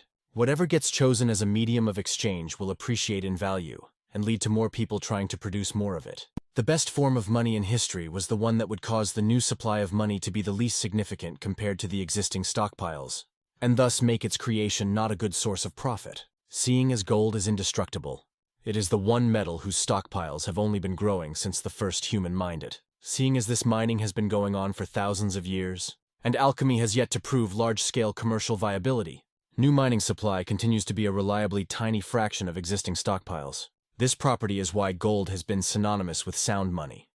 It is money whose supply is guaranteed, thanks to the ironclad rules of physics and chemistry, to never be significantly increased. Try as they might, humans have for centuries failed to produce a form of money more sound than gold. And that is why it has been the prime monetary instrument used by most human civilizations throughout history. Even as the world has transitioned to government money as a store of value, medium of exchange, and unit of account, governments themselves continue to hold a significant percentage of their reserves in gold, constituting a significant percentage of total gold supply. Keynes complained about gold mining being a wasteful activity that consumed a lot of resources while adding nothing to real wealth. While his critique does contain a kernel of truth, in the sense that increasing the supply of the monetary medium does not increase the wealth of the society using it, he misses the point that gold's monetary role is a result of it being the metal likely to attract the least human and capital resources toward its mining and prospecting, compared to all others. Because the supply of gold can only be increased by very small quantities, even with price spikes, and as gold is very rare and difficult to find, mining monetary gold would be less profitable than mining any other metal assuming a monetary role, leading to the least amount of human time and resources going to mining it. Were any other metal used as the monetary medium, whenever society's time preference drops and more people purchase the metal for savings, raising its price, there would be a significant opportunity for profit in producing more of the metal. Because the metal is perishable, the new production will always be far larger, relative to gold, as a percentage of existing stockpiles, as in the copper example above, bringing the price down and devaluing the savings of the holders. In such a society, savings would be effectively stolen from savers to reward people who engage in mining metals at quantities far beyond their economic use. Little saving and useful production would take place in such a society. Impoverishment would ensue from the obsession with producing monetary media, and the society would be ripe for being overtaken and conquered by more productive societies, whose individuals have better things to do than produce more monetary media. The reality of monetary competition constantly has disadvantaged individuals and societies that invest their savings in metals other than gold, while rewarding those who invest their savings in gold, because it cannot be inflated easily, and because it forces people to direct their energies away from producing a monetary good, and toward producing more useful goods and services. This helps explain why Arab polymath Ibn Khaldun referred to gold prospecting and mining as the least respectable of professions, after kidnapping for ransom. The folly of Keynes condemning gold as money because its mining is wasteful is that it is the least wasteful of all potential metals to use as money. But the folly is doubly compounded by Keynes's solution to this shortcoming of gold, being to propose a fiat monetary standard, which has ended up dedicating far more human time, labor, and resources toward the management of the issuance of the money supply and the profiting from it.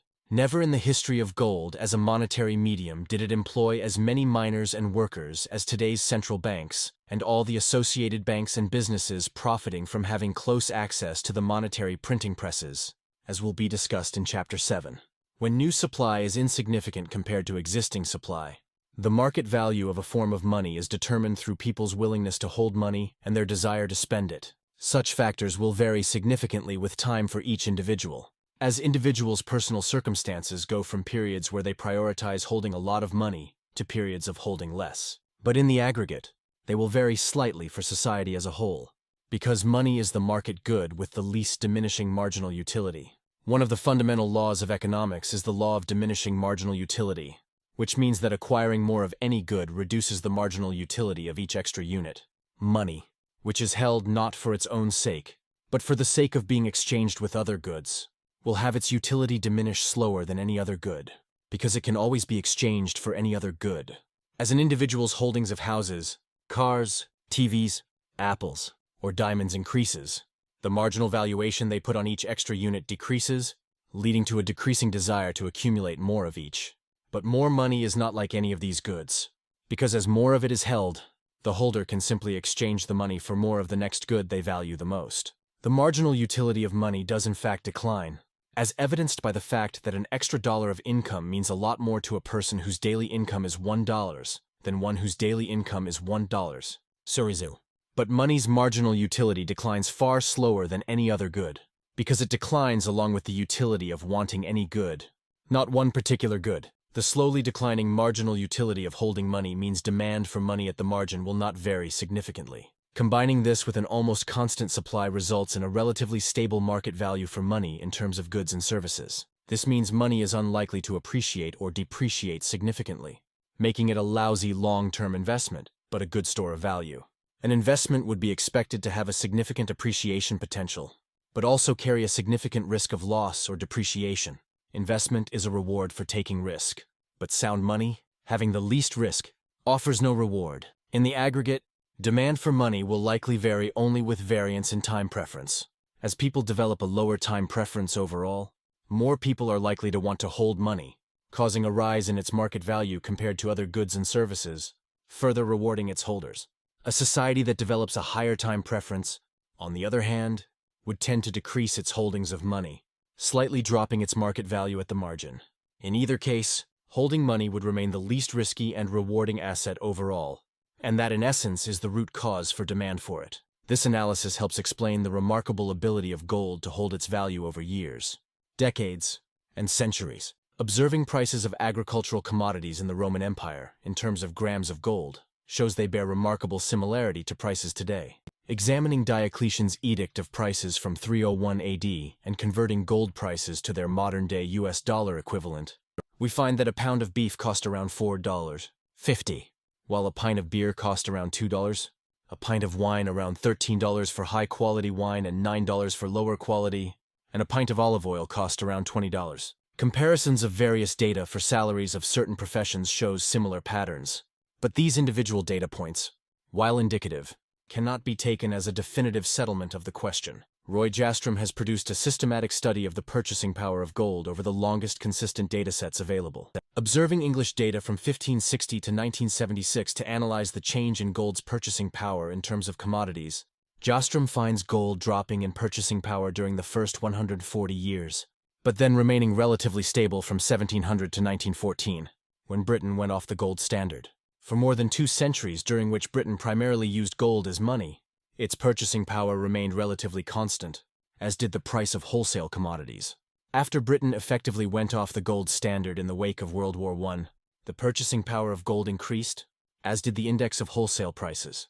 It's important to understand that for a monetary medium to remain perfectly constant in value is not even theoretically possible or determinable. Goods and services which money purchases will change over time as new technologies introduce new goods that replace old ones, and as the conditions of supply and demand of different goods will vary over time. One of the prime functions of the monetary unit is to serve as the unit of measure for economic goods, whose value is constantly changing. It is thus not possible to satisfactorily measure the price of a monetary good precisely, although over long time horizons, studies similar to Jastrom's can be indicative of an overall trend for a medium of exchange to hold its value, particularly when compared to other forms of money. More recent data from the United States, focused on the last 2 centuries, which witnessed faster economic growth than the period covered in Jastrom's data, shows that gold has even increased in value in terms of commodities, whose prices rose dramatically in terms of US dollars. This is perfectly consistent with gold being the hardest money available. It is easier to keep increasing the supply of all commodities than gold, and so over time, all these other commodities will become relatively more abundant than gold, causing a rise in gold's purchasing power over time. As can be seen in Figure 9, the US dollar was also gaining value against commodities whenever it was tied to gold, but lost value significantly when its connection to gold was severed, as was the case during the US Civil War and the printing of greenbacks, and in the period after the 1934 devaluation of the dollar and confiscation of citizen gold. The period between 1931 and 1971 was one in which money was nominally linked to gold, but only through various government arrangements that allowed for the exchange of gold for paper money under arcane conditions. This period witnessed instability in the value of both government money and gold, along with the policy changes. For a comparison between gold and government money, it is more useful to look at the period from 1971 to the modern day, where free-floating national currencies have traded in markets with central banks tasked with guaranteeing their purchasing power. Even the best-performing and most stable government forms of money have witnessed their value decimated compared to gold, with their value currently running at around 2 to 3% of their value in 1971 when they were all delinked from gold. This does not represent a rise in the market value of gold, but rather a drop in the value of fiat currencies. When comparing prices of goods and services to the value of government money and gold, we find a significant rise in their prices as expressed in government money, but relative stability in their prices in gold. The price of a barrel of oil, for instance, which is one of the key commodities of modern industrial society, has been relatively constant in terms of gold since 1971, while increasing by several orders of magnitude in terms of government money. Hard money, whose supply cannot be expanded easily, will likely be more stable in value than easy money because its supply is largely inelastic, while societal demand for money varies little over time as time preference varies. Easy money, on the other hand, because of the ability of its producers to vary its quantity drastically, will engender widely fluctuating demand from holders as the quantity varies, and its reliability as a store of value falls and rises. Relative stability of value is not just important to preserve the purchasing power of holders' savings, it is arguably more important for preserving the integrity of the monetary unit as a unit of account. When money is predictably stable in value due to the small variation in supply and demand, it can act as a reliable signal for changes in prices of other goods and services, as was the case with gold. In the case of government money, on the other hand, the money supply increases through the expansion of the supply by the central bank and commercial banks, and contracts through deflationary recessions and bankruptcies, while the demand for money can vary even more unpredictably depending on people's expectations of the value of the money and the policies of the central bank. This highly volatile combination results in government money being unpredictable in value over the long term. Central banks' mission of ensuring price stability has them constantly managing the supply of money through their various tools to ensure price stability, making many major currencies appear less volatile in the short run compared to gold. But in the long run, the constant increase in the supply of government money compared to gold's steady and slow increase makes gold's value more predictable. Sound money, chosen on a free market precisely for its likelihood to hold value over time, will naturally have a better stability than unsound money whose use is enforced through government coercion. Had government money been a superior unit of account and store of value, it would not need government legal tender laws to enforce it, nor would governments worldwide have had to confiscate large quantities of gold and continue to hold them in their central bank reserves. The fact that central banks continue to hold on to their gold, and have even started increasing their reserves, testifies to the confidence they have in their own currencies in the long term, and in the inescapable monetary role of gold as the value of paper currencies continues to plumb new depths. Saving and capital accumulation. One of the key problems caused by a currency whose value is diminishing is that it negatively incentivizes saving for the future. Time preference is universally positive. Given the choice between the same good today or in the future, any sane person would prefer to have it today. Only by increasing the return in the future will people consider delaying gratification. Sound money is money that gains in value slightly over time, meaning that holding on to it is likely to offer an increase in purchasing power. Unsound money, being controlled by central banks whose express mission is to keep inflation positive, will offer little incentive for holders to keep it, as they become more likely to spend it or to borrow it. When it comes to investment, sound money creates an economic environment where any positive rate of return will be favorable to the investor.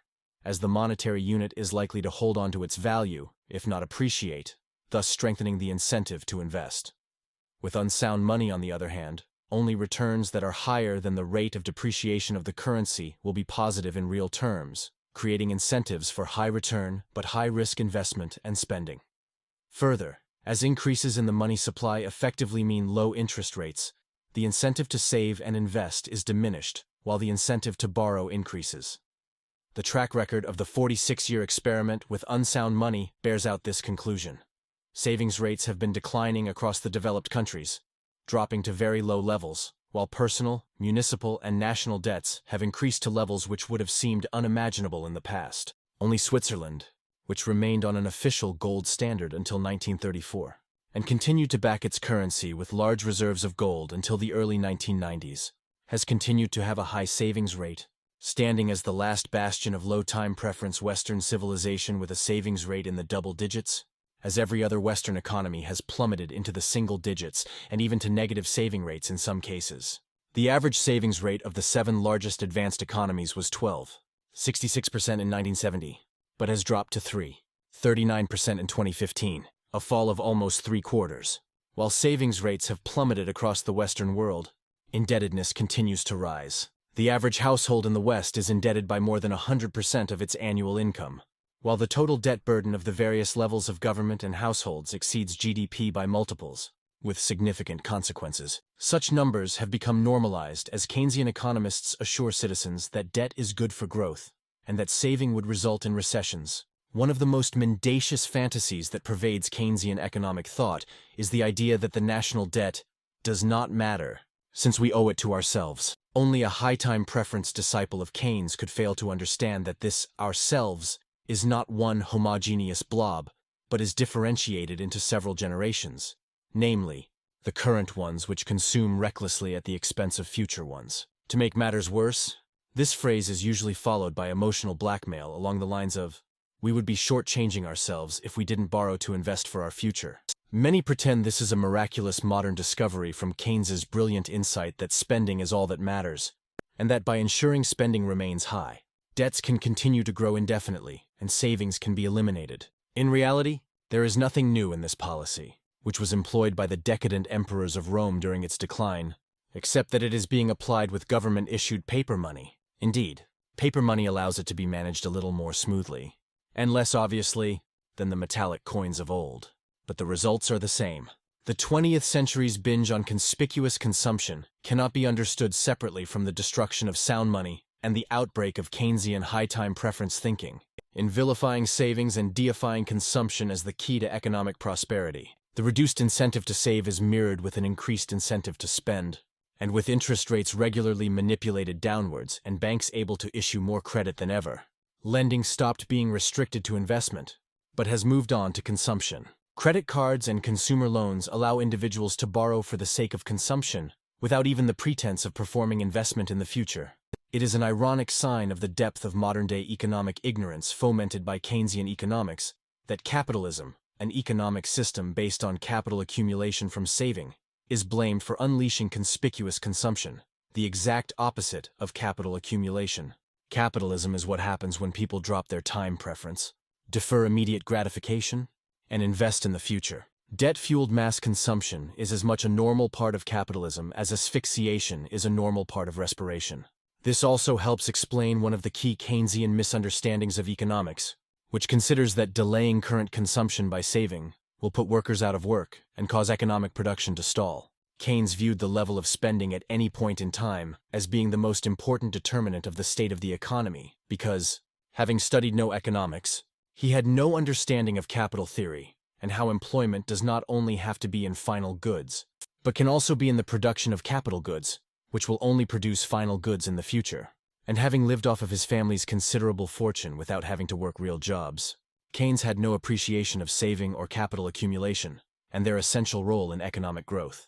Hence, Keynes would observe a recession concurrently with a fall in consumer spending and increase in saving, and assume the causality runs from increased savings to decreased consumption to recession. Had he had the temperament to study capital theory, he would have understood that the decreased consumption was a natural reaction to the business cycle, which was in turn caused by the expansion of the money supply as will be discussed in Chapter 6. He would also have understood that the only cause of economic growth in the first place is delayed gratification, saving, and investment, which extend the length of the production cycle and increase the productivity of the methods of production, leading to better standards of living.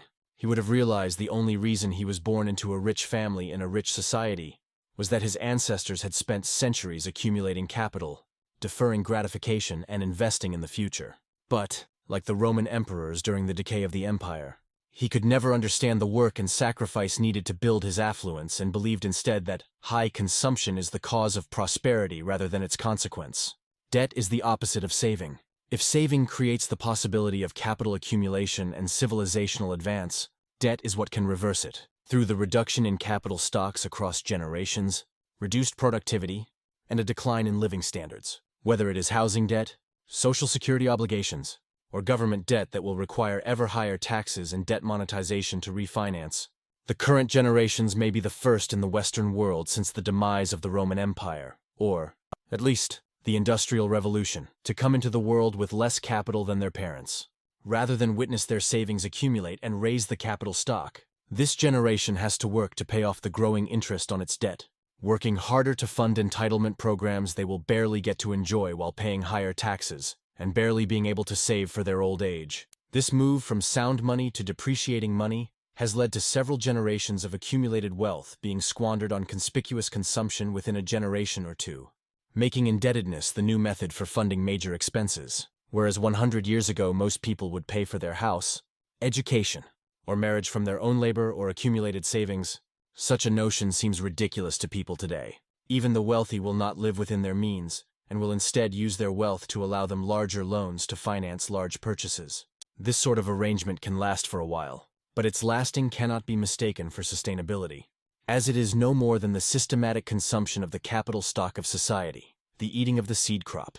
When money was nationalized, it was placed under the command of politicians who operate over short time horizons of a few years, trying their best to get re-elected. It was only natural that such a process would lead to short-term decision-making, where politicians abuse the currency to fund their re-election campaigns at the expense of future generations.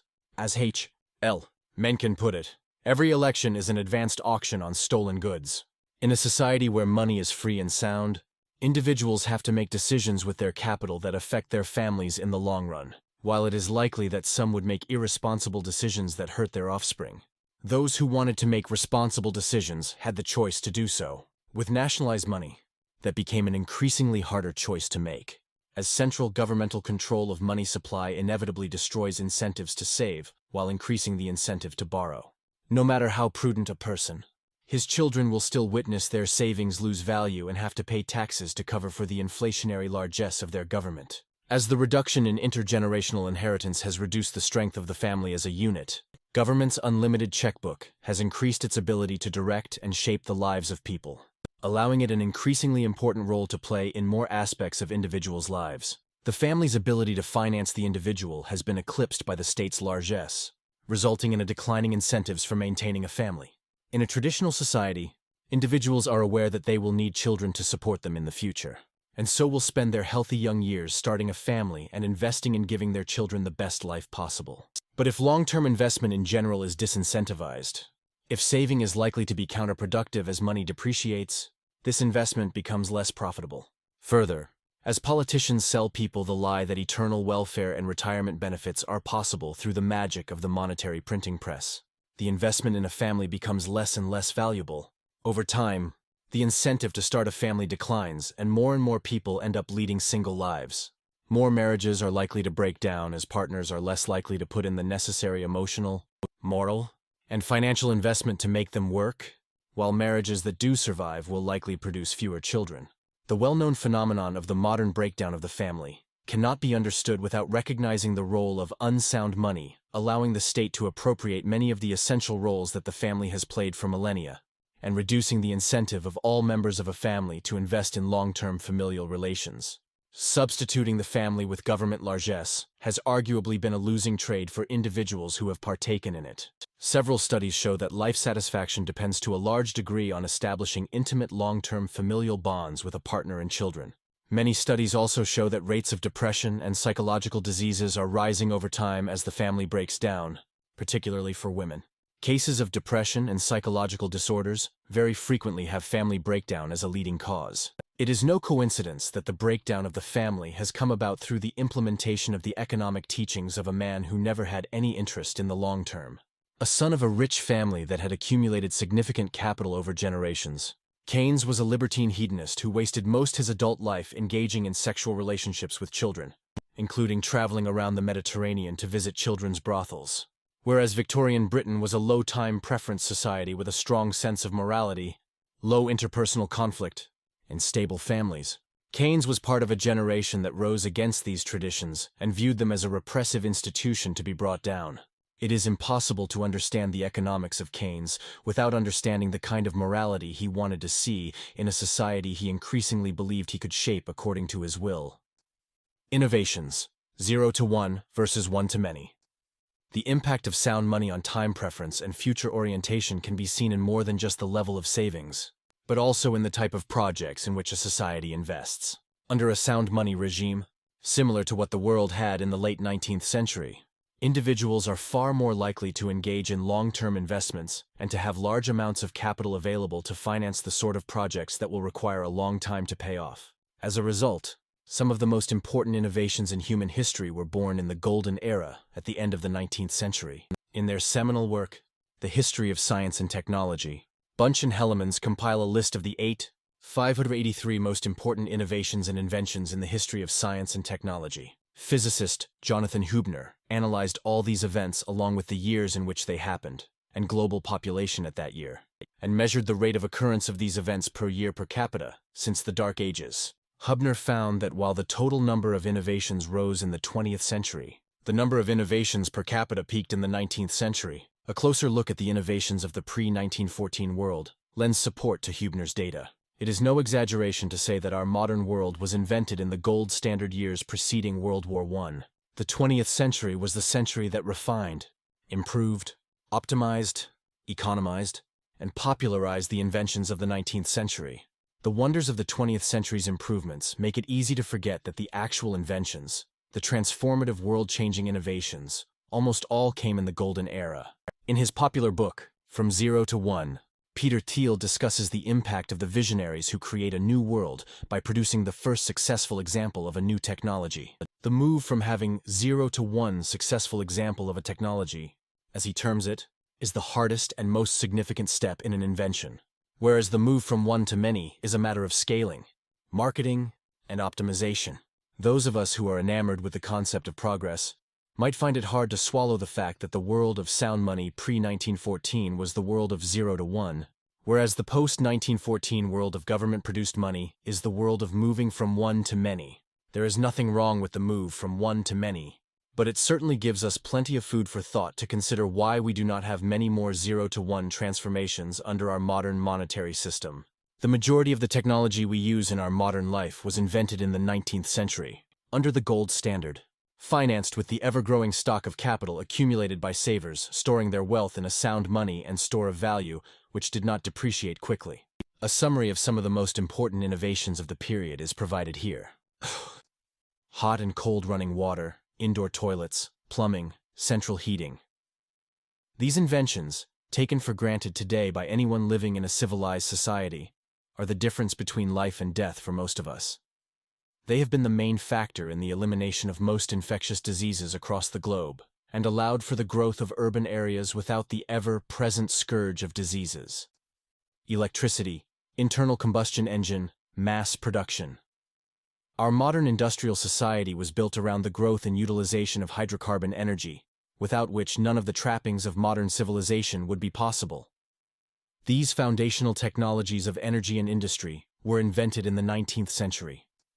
Automobile, airplane, city subway, electric elevator. We have La Belle Époque to thank for our city's streets not being littered with horse manure, and for our ability to travel around the world. The automobile was invented by Carl Benz in 1885, the airplane by the Wright brothers in 1906, the subway by Charles Pearson in 1843, and the electric elevator by Elisha Otis in 1852.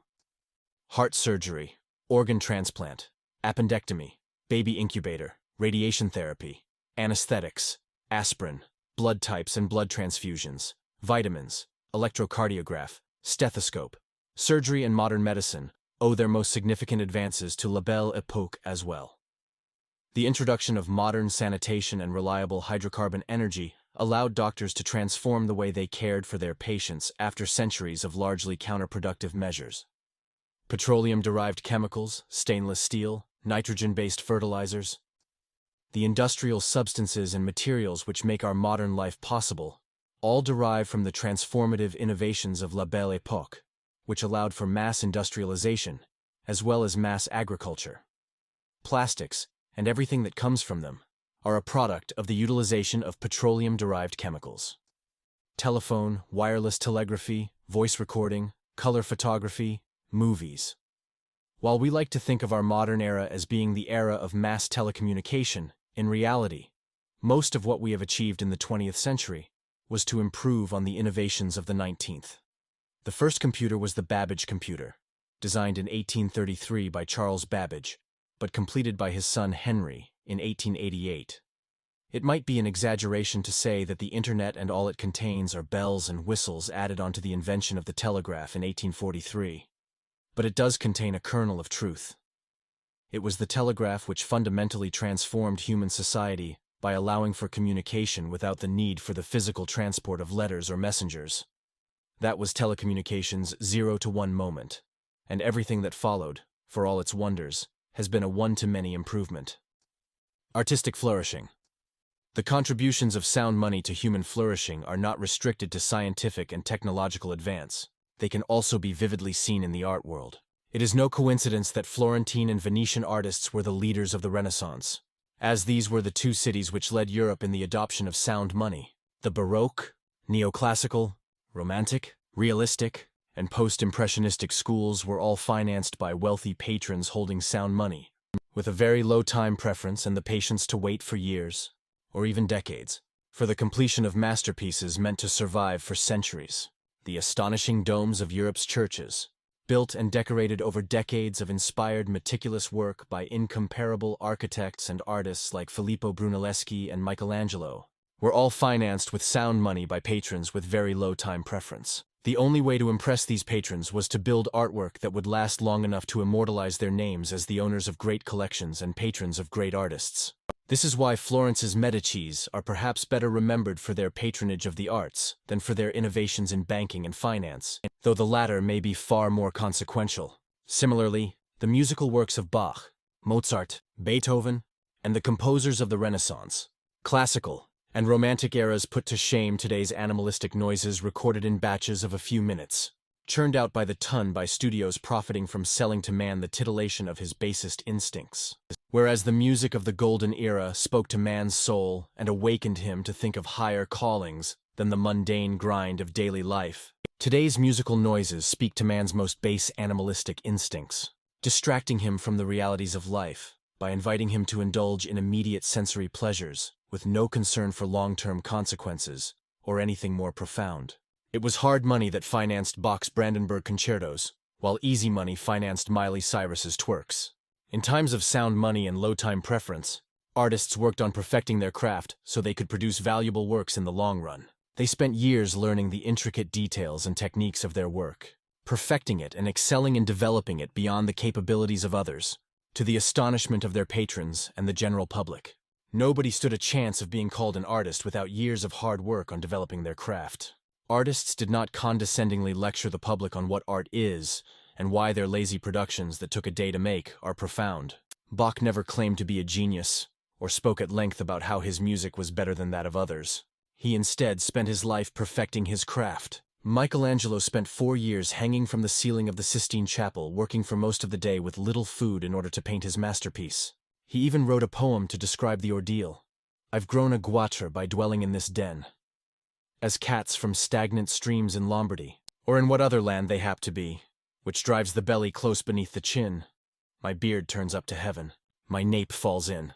Fixed on my spine, my breastbone visibly grows like a harp, a rich embroidery bedews my face from brush drops thick and thin. My loins into my paunch like levers grind, my buttock like a crupper bears my weight. My feet unguided wander to and fro. In front my skin grows loose and long. Behind, by bending it becomes more taut and straight. Crosswise I strain me like a Syrian bow. Whence false and quaint, I know. Must be the fruit of squinting brain and eye.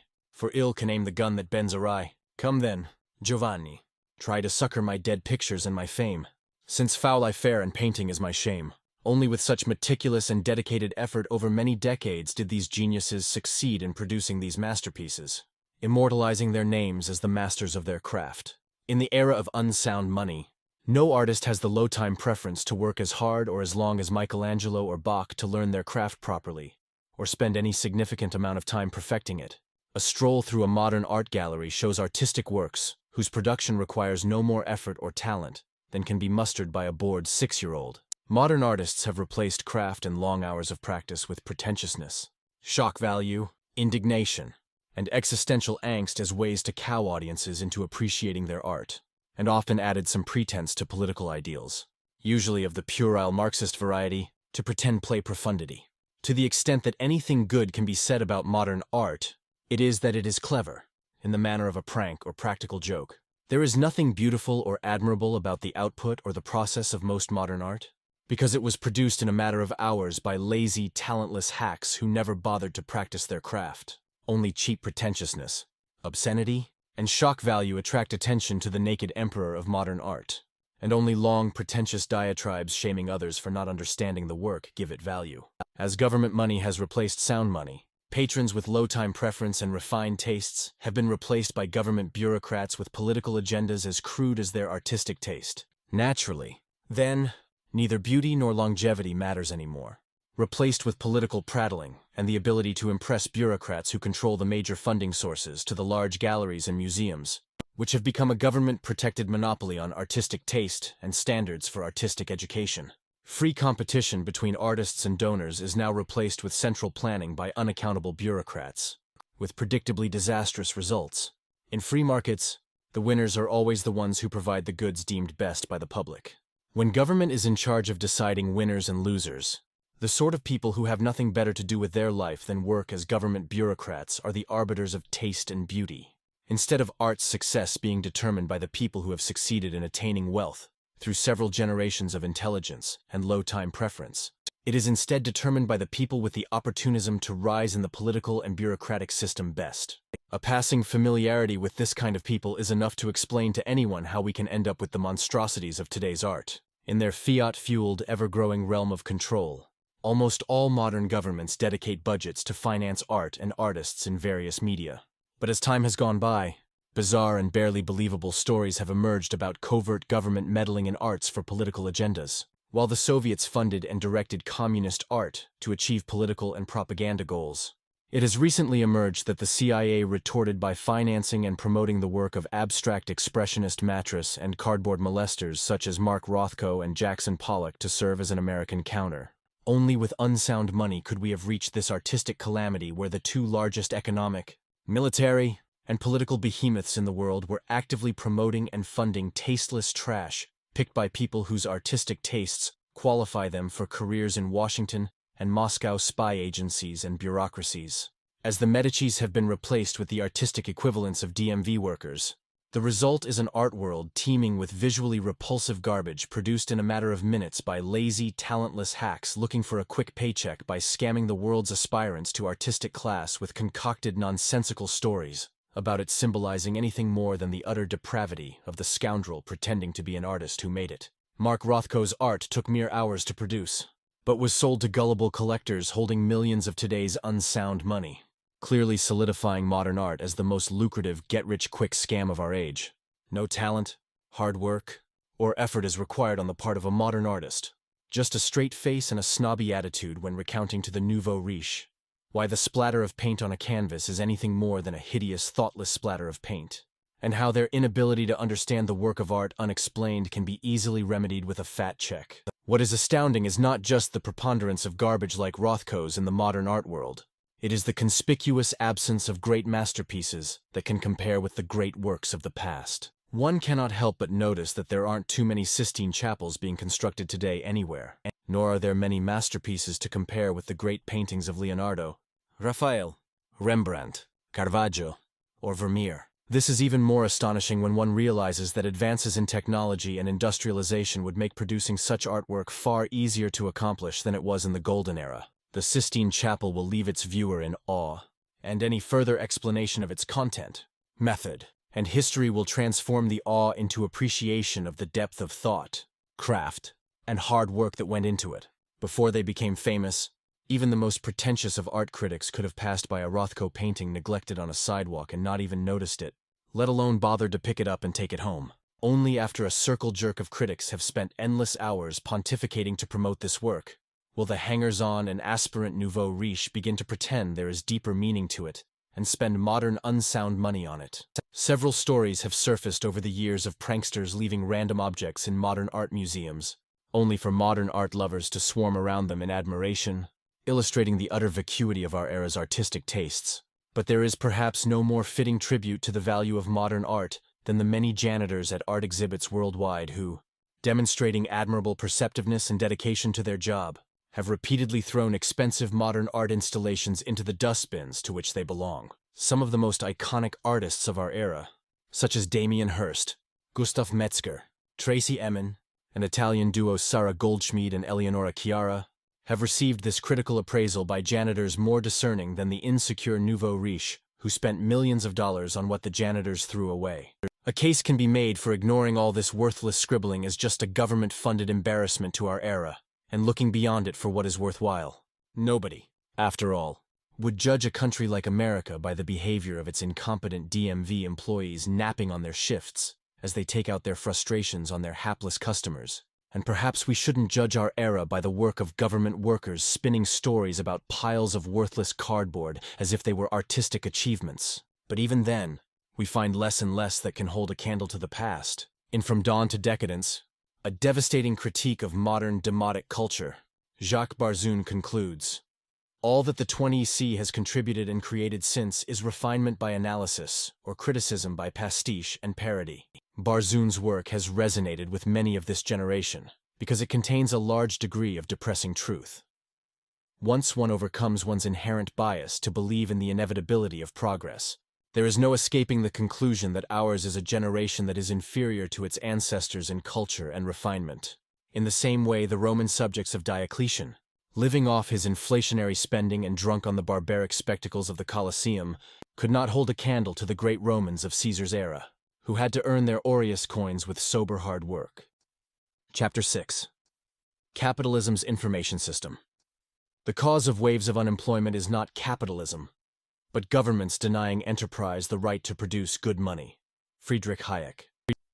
Money's primary function as a medium of exchange is what allows economic actors to engage in economic planning and calculation. As economic production moves from the very primitive scale, it becomes harder for individuals to make production, consumption, and trade decisions without having a fixed frame of reference with which to compare the value of different objects to one another. This property, the unit of account, is the third function of money after being a medium of exchange and store of value. To understand the significance of this property to an economic system, we do what wise people always do when seeking to understand economic questions. Turn to the work of dead Austrian economists. The Use of Knowledge in Society, by Friedrich Hayek, is arguably one of the most important economic papers to have ever been written. Unlike highly theoretical, inconsequential, and esoteric modern academic research that is read by nobody, the 11 pages of this paper continue to be read widely 70 years after its publication, and have had a lasting impact on the lives and businesses of many people worldwide. Perhaps none as significant as its role in the founding of one of the most important websites on the internet, and the largest single body of knowledge assembled in human history. Jimmy Wales, Wikipedia's founder, has stated that the idea for establishing Wikipedia came to him after he read this paper by Hayek and his explanation of knowledge. Hayek explained that contrary to popular and elementary treatments of the topic, the economic problem is not merely the problem of allocating resources and products, but more accurately, the problem of allocating them using knowledge that is not given in its totality to any single individual or entity. Economic knowledge of the conditions of production, the relative availability and abundance of the factors of production, and the preferences of individuals, is not objective knowledge that can be fully known to a single entity. Rather, the knowledge of economic conditions is by its very nature distributed and situated with the people concerned by their individual decisions. Every human's mind is consumed in learning and understanding the economic information relevant to them. Highly intelligent and hardworking individuals will spend decades learning the economic realities of their industries in order to reach positions of authority over the production processes of one single good. It is inconceivable that all these individual decisions being carried out by everyone could be substituted by aggregating all that information into one individual's mind to perform the calculations for everyone.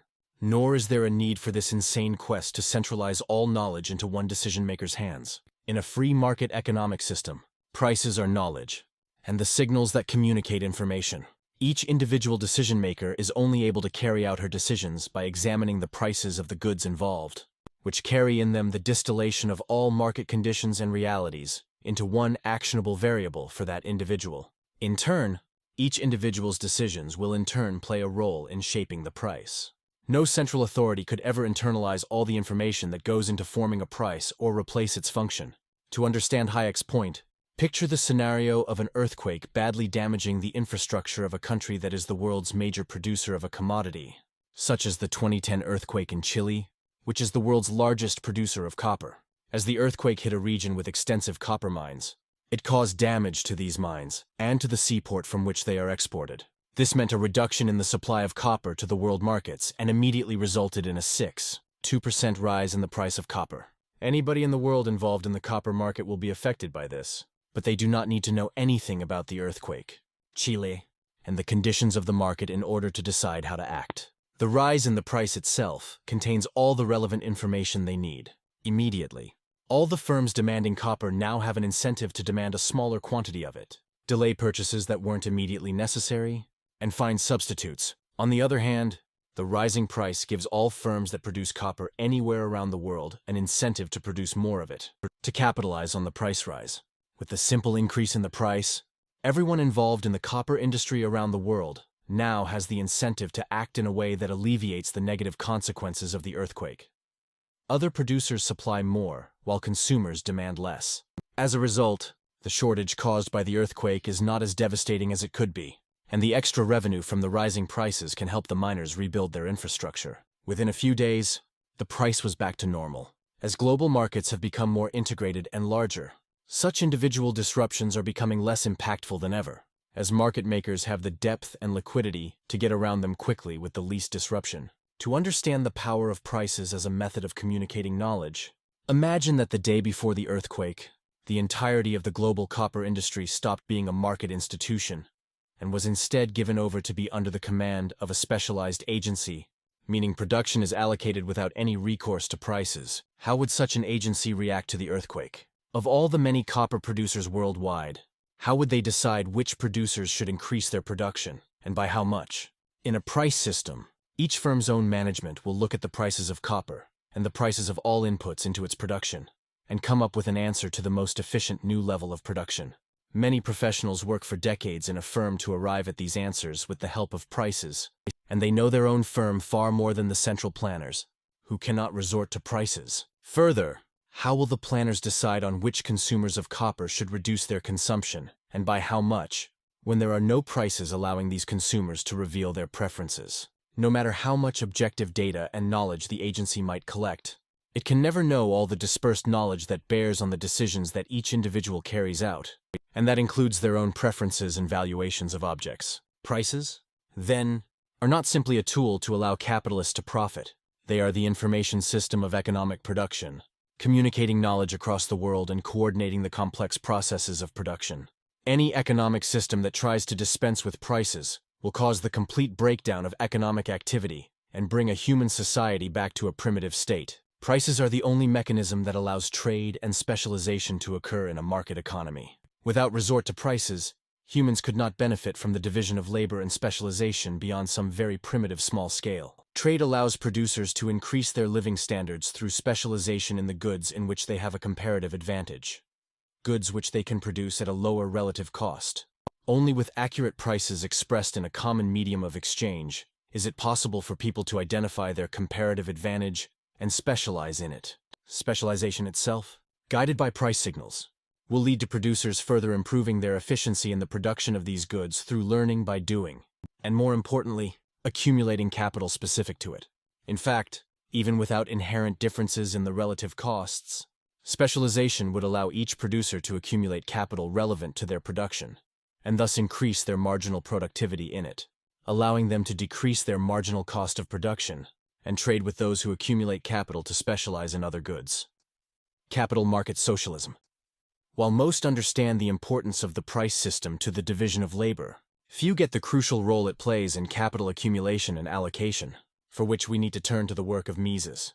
In his 1922 book, Socialism, Mises explained the quintessential reason why socialist systems must fail. And it was not the commonly held idea that socialism simply had an incentive problem. Why would anyone work if everyone got the same rewards regardless of effort? Given that lack of application to one's job was usually punished with government murder or imprisonment, socialism arguably overcame the incentive problem successfully, regardless of how bloody the process. After a century in which around 100 million people worldwide were murdered by socialist regimes, this punishment was clearly not theoretical, and the incentives to work were probably stronger than in a capitalist system. There must be more to socialist failure than just incentives, and Mises was the first to precisely explicate why socialism would fail, even if it were to successfully overcome the incentive problem by creating the new socialist man. The fatal flaw of socialism that Mises exposed was that without a price mechanism emerging on a free market, socialism would fail at economic calculation, most crucially in the allocation of capital goods. As discussed earlier, capital production involves progressively sophisticated methods of production, longer time horizons, and a larger number of intermediate goods not consumed for their own sake, but only produced so as to take part in the production of final consumer goods in the future. Sophisticated structures of production only emerge from an intricate web of individual calculations by producers of each capital and consumer good buying and selling inputs and outputs to one another.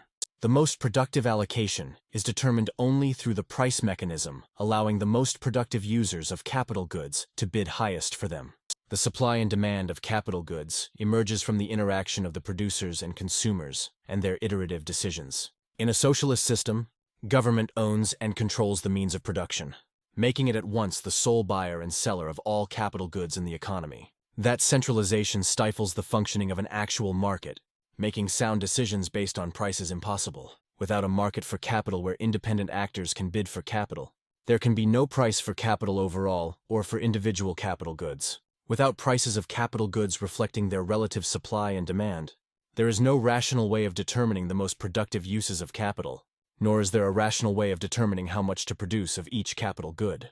In a world in which the government owns the steel factory, as well as all the factories that will utilize steel in the production of various consumer and capital goods, there can be no price emerging for steel, or for the goods it is used to produce, and hence, no possible way of knowing which uses of steel are the most important and valuable. How can the government determine whether its limited quantities of steel should be utilized in making cars or trains, given that it also owns the car and train factories and allocates by diktat to citizens how many cars and trains they can have? Without a price system for citizens to decide between trains and cars, there is no way of knowing what the optimal allocation is, and no way of knowing where the steel would be most necessary. Asking citizens in surveys is a meaningless exercise, because people's choices are meaningless without a price to reflect the real opportunity cost involved in trade-offs between choices. A survey without prices would find that everyone would like their own Ferrari.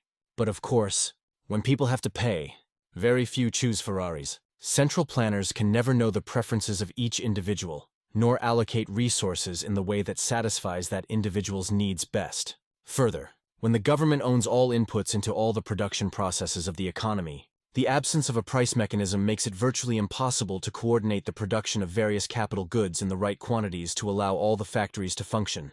Scarcity is the starting point of all economics, and it is not possible to produce unlimited quantities of all inputs. Trade-offs need to be made, so allocating capital, land, and labor to the production of steel must come at the expense of creating more copper. In a free market, as factories compete for the acquisition of copper and steel, they create scarcity and abundance in these markets, and the prices allow copper and steel makers to compete for the resources that go into making them. A central planner is completely in the dark about this web of preferences and opportunity costs, of trains, cars, copper, steel, labor, capital, and land. Without prices, there is no way to calculate how to allocate these resources to produce the optimal products. and the result is a complete breakdown in production. And yet all of this is but one aspect of the calculation problem, pertaining merely to the production of existing goods in a static market. The problem is far more pronounced when one considers that nothing is static in human affairs, as humans are eternally seeking to improve their economic situation, to produce new goods, and find more and better ways of producing goods. The ever-present human impulse to tinker, improve, and innovate gives socialism its most intractable problem. Even if the central planning system succeeded in managing a static economy, it is powerless to accommodate change or to allow entrepreneurship. How can a socialist system make calculations for technologies and innovations that do not exist? And how can factors of production be allocated for them when there is yet no indication whether these products can even work? Those who confuse entrepreneurship and management close their eyes to the economic problem. The capitalist system is not a managerial system. It is an entrepreneurial system. Ludwig von Mises. The point of this exposition is not to argue against the socialist economic system, which no serious adult takes seriously in this day and age. After the catastrophic, bloody, and comprehensive failure it has achieved in every society in which it has been tried over the last century. The point, rather, is to explicate clearly the difference between two ways of allocating capital and making production decisions: prices and planning. While most of the world's countries today do not have a central planning board responsible for the direct allocation of capital goods, it is nonetheless the case in every country in the world that there is a central planning board for the most important market of all, the market for capital. A free market is understood as one in which the buyers and sellers are free to transact on terms determined by them solely, and where entry and exit into the market are free. No third parties restrict sellers or buyers from entering the market, and no third parties stand to subsidize buyers and sellers who cannot transact in the market. No country in the world has a capital market that has these characteristics today. The capital markets in a modern economy consist of the markets for loanable funds. As the structure of production becomes more complicated and long-term, individuals no longer invest their savings themselves, but lend them out, through various institutions, to businesses specialized in production. The interest rate is the price that the lender receives for lending their funds, and the price that the borrower pays to obtain them. In a free market for loanable funds, the quantity of these funds supplied, like all supply curves, rises as the interest rate rises. In other words, the higher the interest rate, the more people are inclined to save and offer their savings to entrepreneurs and firms. The demand for loans, on the other hand, is negatively related to the interest rate, meaning that entrepreneurs and firms will want to borrow less when the interest rate rises. The interest rate in a free market for capital is positive because people's positive time preference means that nobody would part with money unless he could receive more of it in the future. A society with a lot of individuals with low time preference is likely to have plenty of savings, bringing the interest rate down and providing for plenty of capital for firms to invest, generating significant economic growth for the future. As a society's time preference increases, people are less likely to save, interest rates would be high, and producers find less capital to borrow. Societies that live in peace and have secure property rights and a large degree of economic freedom are likely to have low time preference, as they provide a strong incentive for individuals to discount their future less. Another Austrian economist, Eugen von Bohm-Bawerk, even argued that the interest rate in a nation reflected its cultural level. The higher a people's intelligence and moral strength, the more they save and the lower the rate of interest. But this is not how a capital market functions in any modern economy today, thanks to the invention of the modern central bank and its incessant interventionist meddling in the most critical of markets. Central banks determine the interest rate and the supply of loanable funds through a variety of monetary tools, operating through their control of the banking system. A fundamental fact to understand about the modern financial system is that banks create money whenever they engage in lending. In a fractional reserve banking system similar to the one present all over the world today, banks not only lend the savings of their customers, but also their demand deposits. In other words, the depositor can call on the money at any time, while a large percentage of that money has been issued as a loan to a borrower. By giving the money to the borrower while keeping it available to the depositor, the bank effectively creates new money, and that results in an increase in the money supply. This underlies the relationship between money supply and interest rates. When interest rates drop, there is an increase in lending, which leads to an increase in money creation and a rise in the money supply. On the other hand, a rise in interest rates causes a reduction in lending and contraction in the money supply, or at least a reduction in the rate of its growth. Business cycles and financial crises. Whereas in a free market for capital, the supply of loanable funds is determined by the market participants who decide to lend based on the interest rate. In an economy with a central bank and fractional reserve banking, the supply of loanable funds is directed by a committee of economists under the influence of politicians, bankers, TV pundits, and sometimes, most spectacularly, military generals.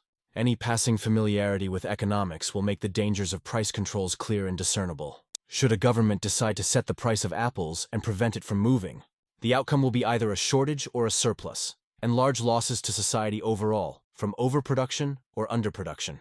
In the capital markets, something similar happens, but the effects are far more devastating as they affect every sector of the economy, because capital is involved in the production of every economic good. It is first important to understand the distinction between loanable funds and actual capital goods. In a free market economy with sound money, savers have to defer consumption in order to save. Money that is deposited in a bank as savings is money taken away from consumption by people who are delaying the gratification that consumption could give them in order to gain more gratification in the future. The exact amount of savings becomes the exact amount of loanable funds available for producers to borrow. The availability of capital goods is inextricably linked to the reduction of consumption. Actual physical resources, labor, land, and capital goods will move from being employed in the provision of final consumption goods to the production of capital goods. The marginal worker is directed away from car sales and toward a job in the car factory. The proverbial corn seed will go into the ground instead of being eaten. Scarcity is the fundamental starting point of all economics, and its most important implication is the notion that everything has an opportunity cost. In the capital market, the opportunity cost of capital is foregone consumption, and the opportunity cost of consumption is foregone capital investment. The interest rate is the price that regulates this relationship. As people demand more investments, the interest rate rises, incentivizing more savers to set aside more of their money for savings. As the interest rate drops, it incentivizes investors to engage in more investments, and to invest in more technologically advanced methods of production, with a longer time horizon. A lower interest rate, then, allows for the engagement of methods of production that are longer and more productive. Society moves from fishing with rods to fishing with oil-powered large boats.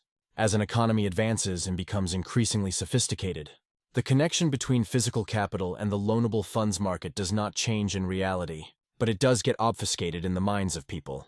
A modern economy with a central bank is built on ignoring this fundamental trade-off, and assuming that banks can finance investment with new money without consumers having to forego consumption. The link between savings and loanable funds is severed to the point where it is not even taught in the economics textbooks anymore, let alone the disastrous consequences of ignoring it. As the central bank manages the money supply and interest rate, there will inevitably be a discrepancy between savings and loanable funds. Central banks are generally trying to spur economic growth and investment, and to increase consumption, so they tend to increase the money supply and lower the interest rate, resulting in a larger quantity of loanable funds than savings. At these artificially low interest rates, businesses take on more debt to start projects than savers put aside to finance these investments. In other words, the value of consumption deferred is less than the value of the capital borrowed. Without enough consumption deferred, there will not be enough capital, land, and labor resources diverted away from consumption goods toward higher order capital goods at the earliest stages of production. There is no free lunch, after all, and if consumers save less, there will have to be less capital available for investors. Creating new pieces of paper and digital entries to paper over the deficiency in savings does not magically increase society's physical capital stock. It only devalues the existing money supply and distorts prices. This shortage of capital is not immediately apparent, because banks and the central bank can issue enough money for the borrowers.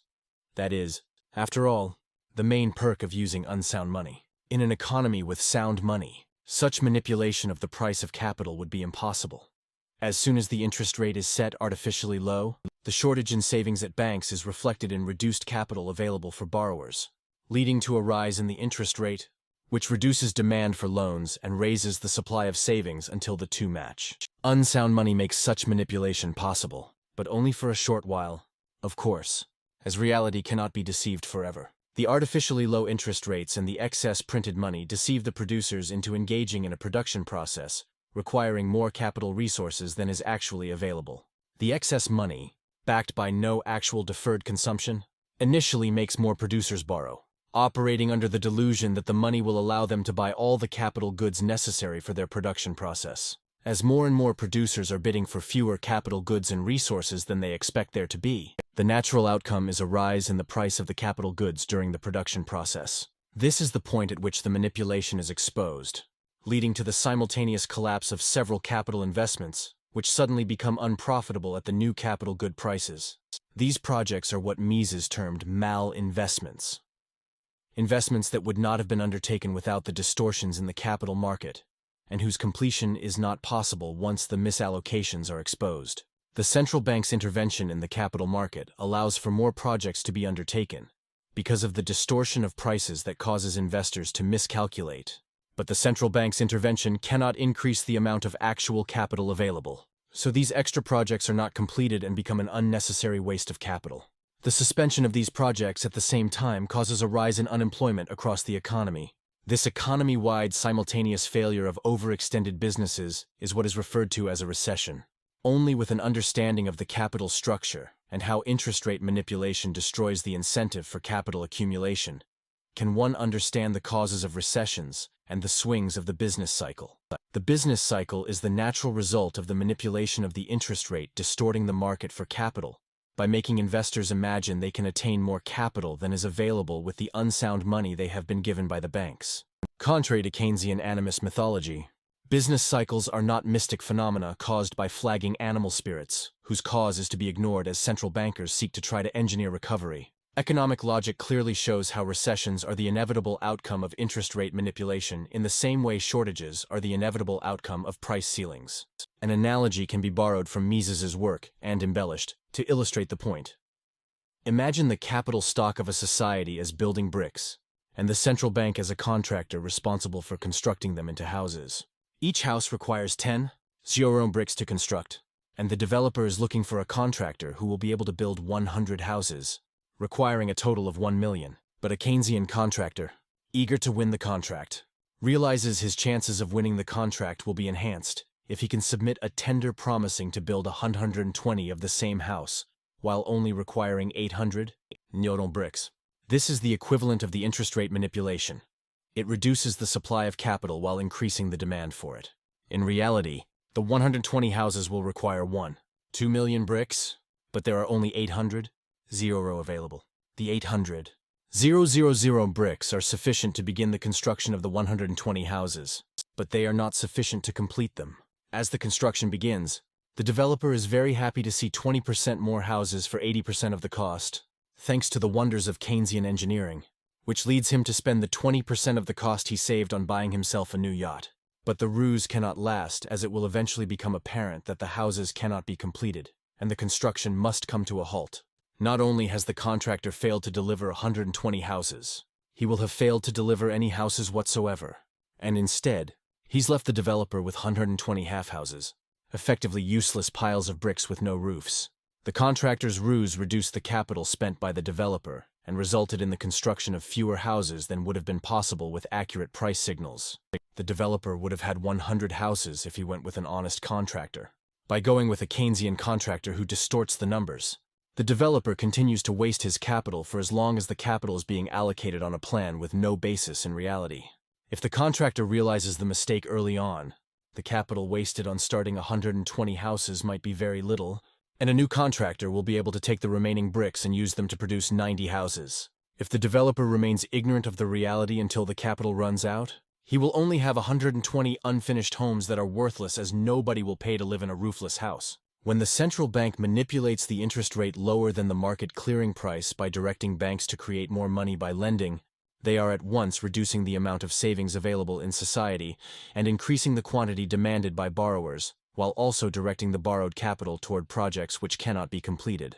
Hence, the more unsound the form of money, and the easier it is for central banks to manipulate interest rates, the more severe the business cycles are. Monetary history testifies to how much more severe business cycles and recessions are when the money supply is manipulated than when it isn't. While most people imagine that socialist societies are a thing of the past and that market systems rule capitalist economies, the reality is that a capitalist system cannot function without a free market in capital, where the price of capital emerges through the interaction of supply and demand, and the decisions of capitalists are driven by accurate price signals.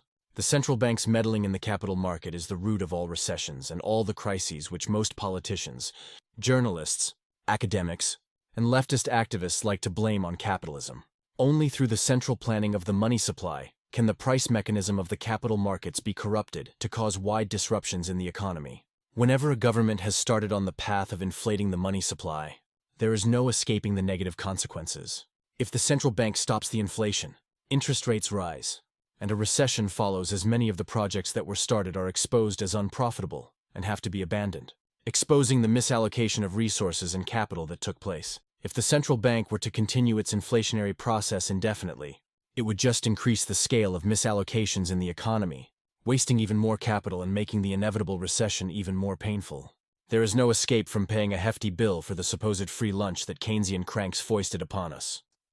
We now have a tiger by the tail. How long can this inflation continue? If the tiger of inflation is freed, he will eat us up. Yet if he runs faster and faster while we desperately hold on, we are still finished. I'm glad I won't be here to see the final outcome. Friedrich Hayek. Central bank planning of the money supply is neither desirable nor possible. It is ruled by the most conceited, making the most important market in an economy under the command of the few people who are ignorant enough of the realities of market economies to believe they can centrally plan a market as large, abstract, and emergent as the capital market. Imagining that central banks can prevent, combat, or manage recessions is as fanciful and misguided as placing pyromaniacs and arsonists in charge of the fire brigade.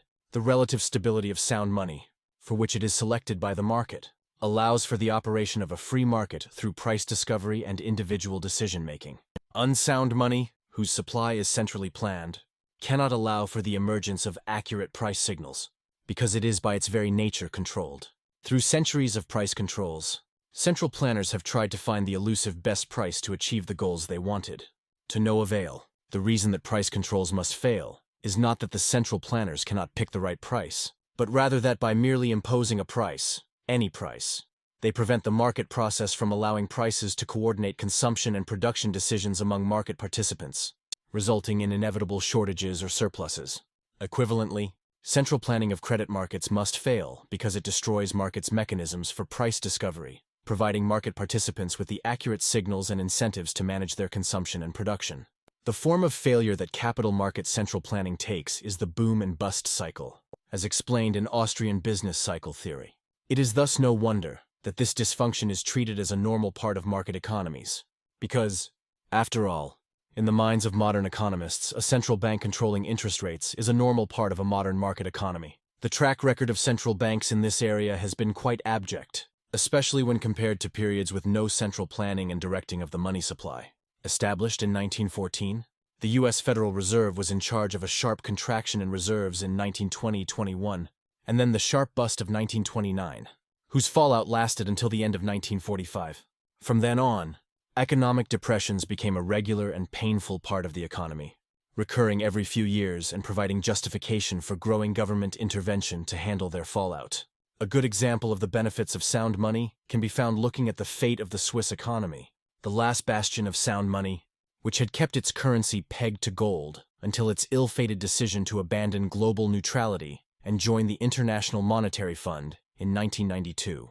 Before that date, the unemployment rate had always been practically zero, virtually never exceeding 1%. After they joined the IMF, whose rules prevent governments from tying their currency's value to gold, the Swiss economy began to experience the pleasures of Keynesian funny money, with unemployment rate rising to 5% within a few years, rarely ever dropping below 2%. When comparing depressions to periods of the gold standard, it must be remembered that the gold standard in Europe and the United States in the 19th century was far from a perfect form of sound money, as there were several flaws in it. Most importantly, that banks and governments could often expand their supply of money and credit beyond the gold held in their reserves, causing booms and busts similar to those seen in the 20th century, though to a much lesser degree. With this background in mind, we can get a far clearer idea of modern monetary history than what is commonly taught in academic textbooks since the Keynesian deluge. The founding text of monetarist thought is what is considered the definitive work of U.S. monetary history,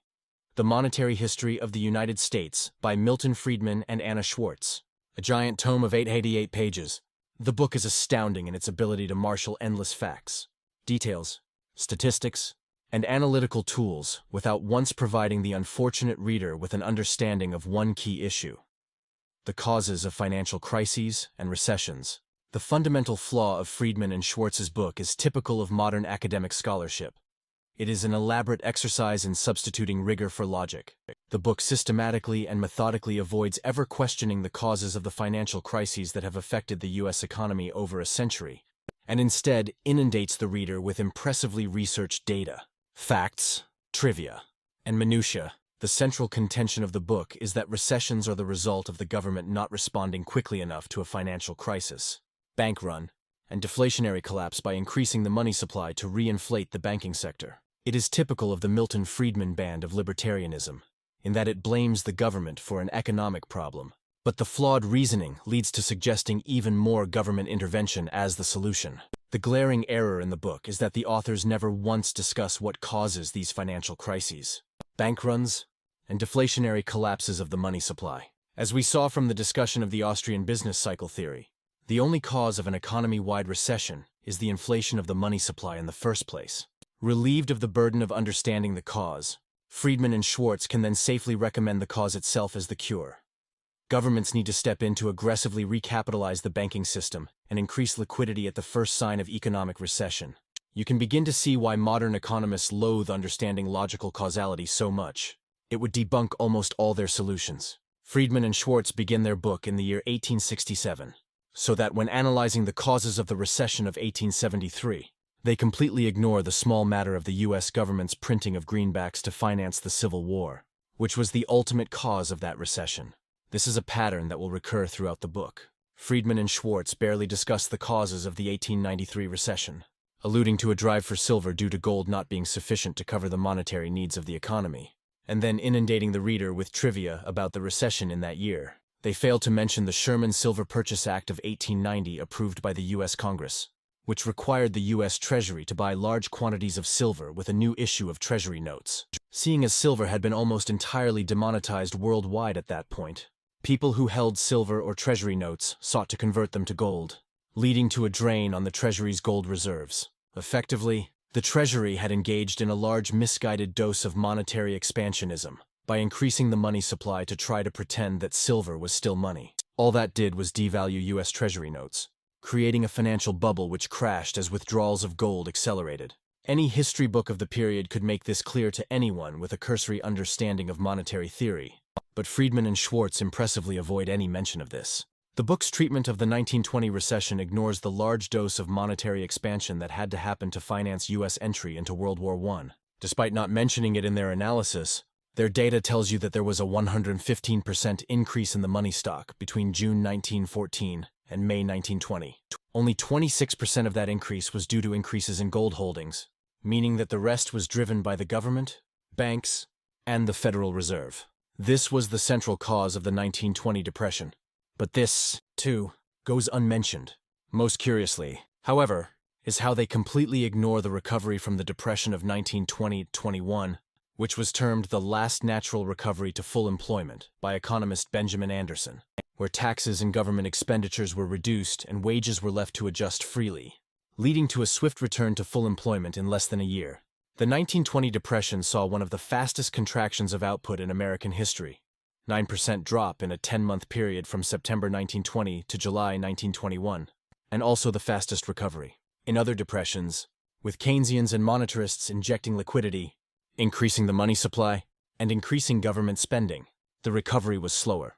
While everyone tries to learn the lesson of the Great Depression, mainstream economics textbooks never mention the 1920 depression, and never try to learn why it is that this depression was so quick to recover. The president at the time, Warren Harding, had a strong commitment to free markets and refused to heed the call of interventionist economists. The malinvestments were liquidated, and the labor and capital employed in them was reallocated to new investments very quickly. Unemployment soon returned to normal levels precisely as a result of the absence of government intervention to deepen the distortions it had caused in the first place.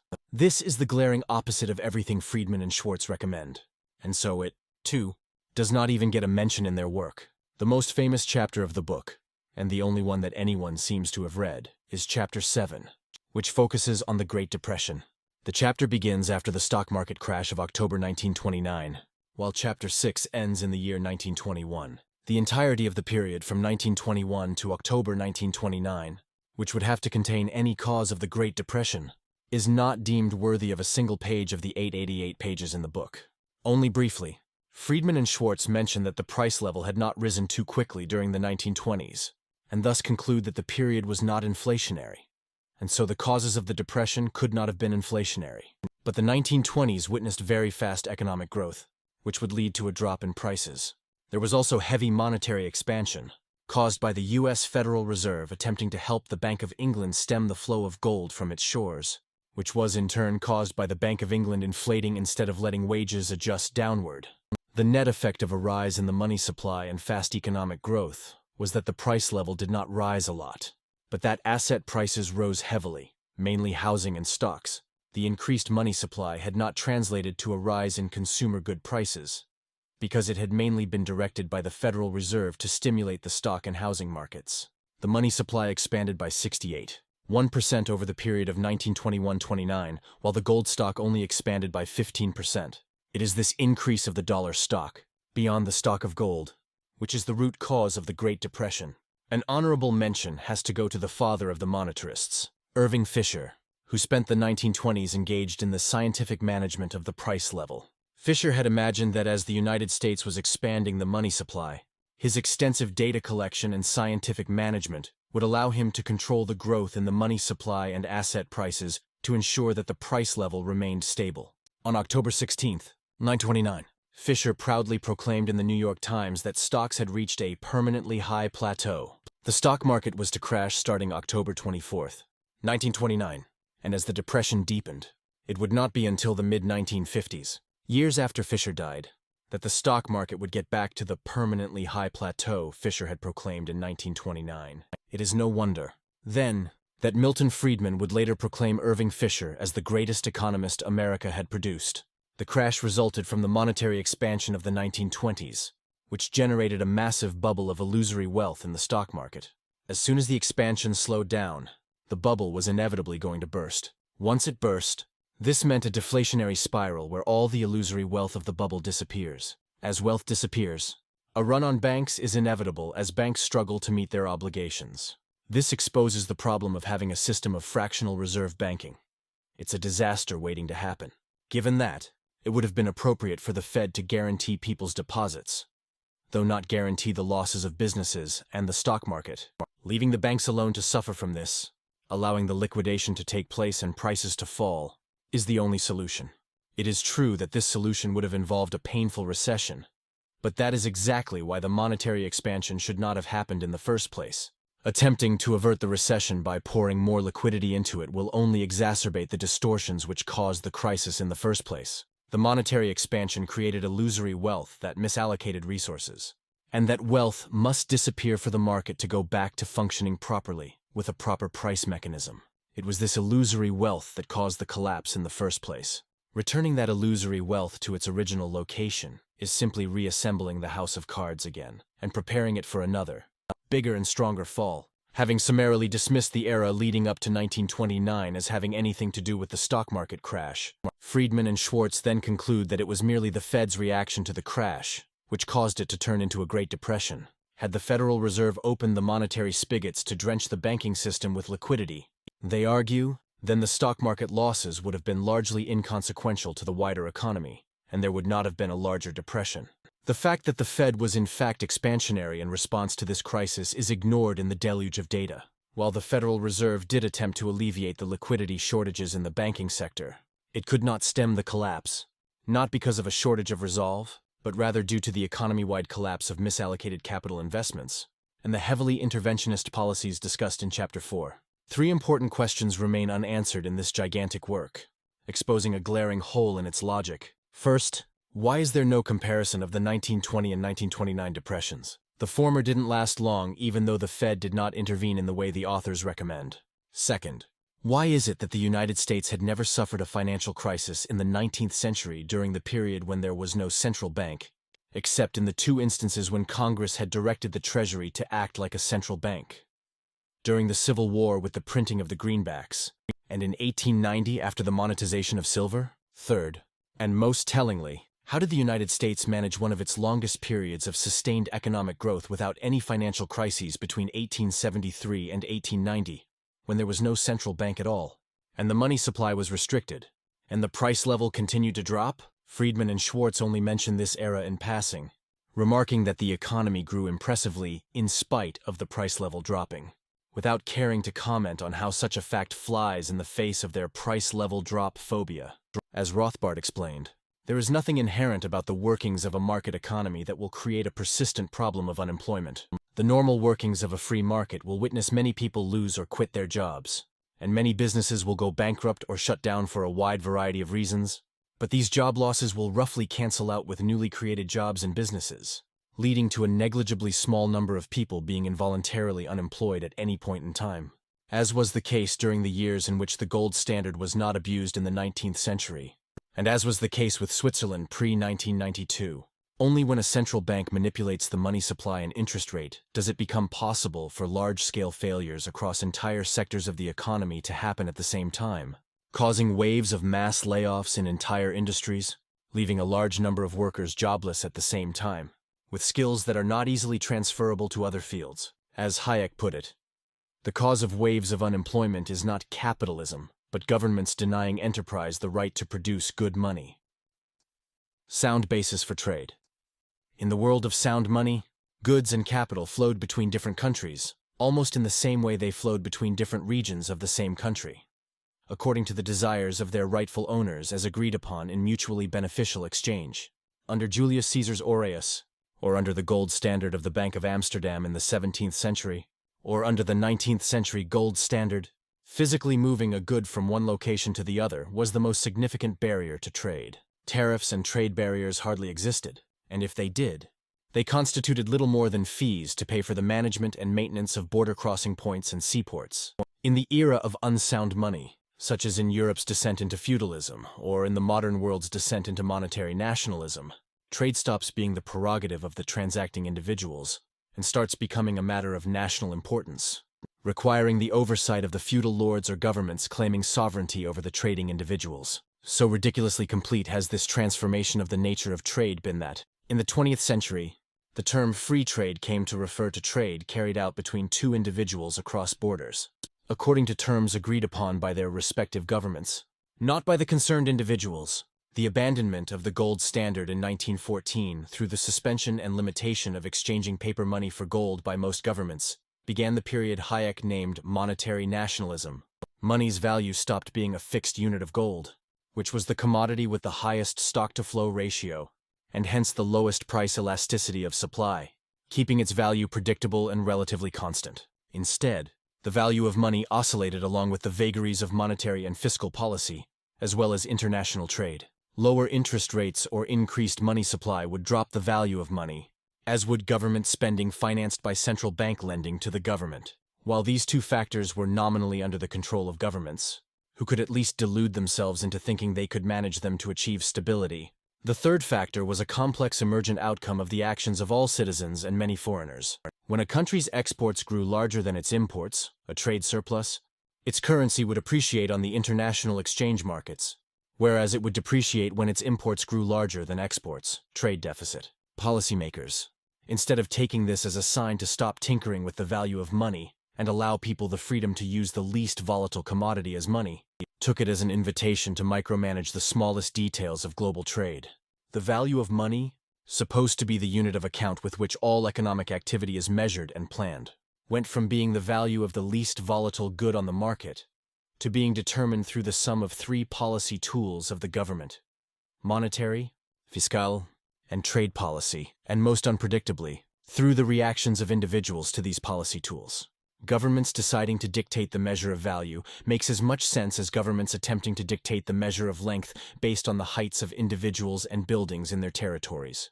One can only imagine the sort of confusion that would happen to all engineering projects were the length of the meter to oscillate daily with the pronouncements of a central measurements office. Only the vanity of the insane can be affected by changing the unit with which they're measured. Making the meter shorter might make someone whose house's area is 200 square meters believe it is actually 400 square meters, but it would still be the same house. All that this redefinition of the meter has caused is ruin an engineer's ability to properly build or maintain a house. Similarly, devaluing a currency may make a country richer nominally, or increase the nominal value of its exports, but it does nothing to make the country more prosperous. Modern economics has formulated the impossible trinity to express the plight of modern central bankers, which states, no government can successfully achieve all three goals of having a fixed foreign exchange rate, free capital flows, and an independent monetary policy. Should a government have a fixed exchange rate and free capital flows, it cannot have its own monetary policy, as altering the interest rate will cause capital to flow in or out to the point where the exchange rate becomes indefensible. And we all know how much modern economists appreciate having a monetary policy to manage the economy. Having an independent monetary policy and a fixed exchange rate can only be achieved by limiting capital flows, which was the situation prevalent in the period between 1946 and 1971. But even that was not sustainable, as the flow of goods became the way in which exchange rates would try to redress the imbalance, with some countries exporting too much and others importing too much, leading to political negotiations to recalibrate the exchange rate. There can be no rational ground for determining the outcome of these negotiations in international organizations, as each country's government attempts to pursue its own special group's interest, and will do whatever it takes to do just that. After 1971, the world predominantly moved to having an independent monetary policy and free capital flows, but floating exchange rates between currencies.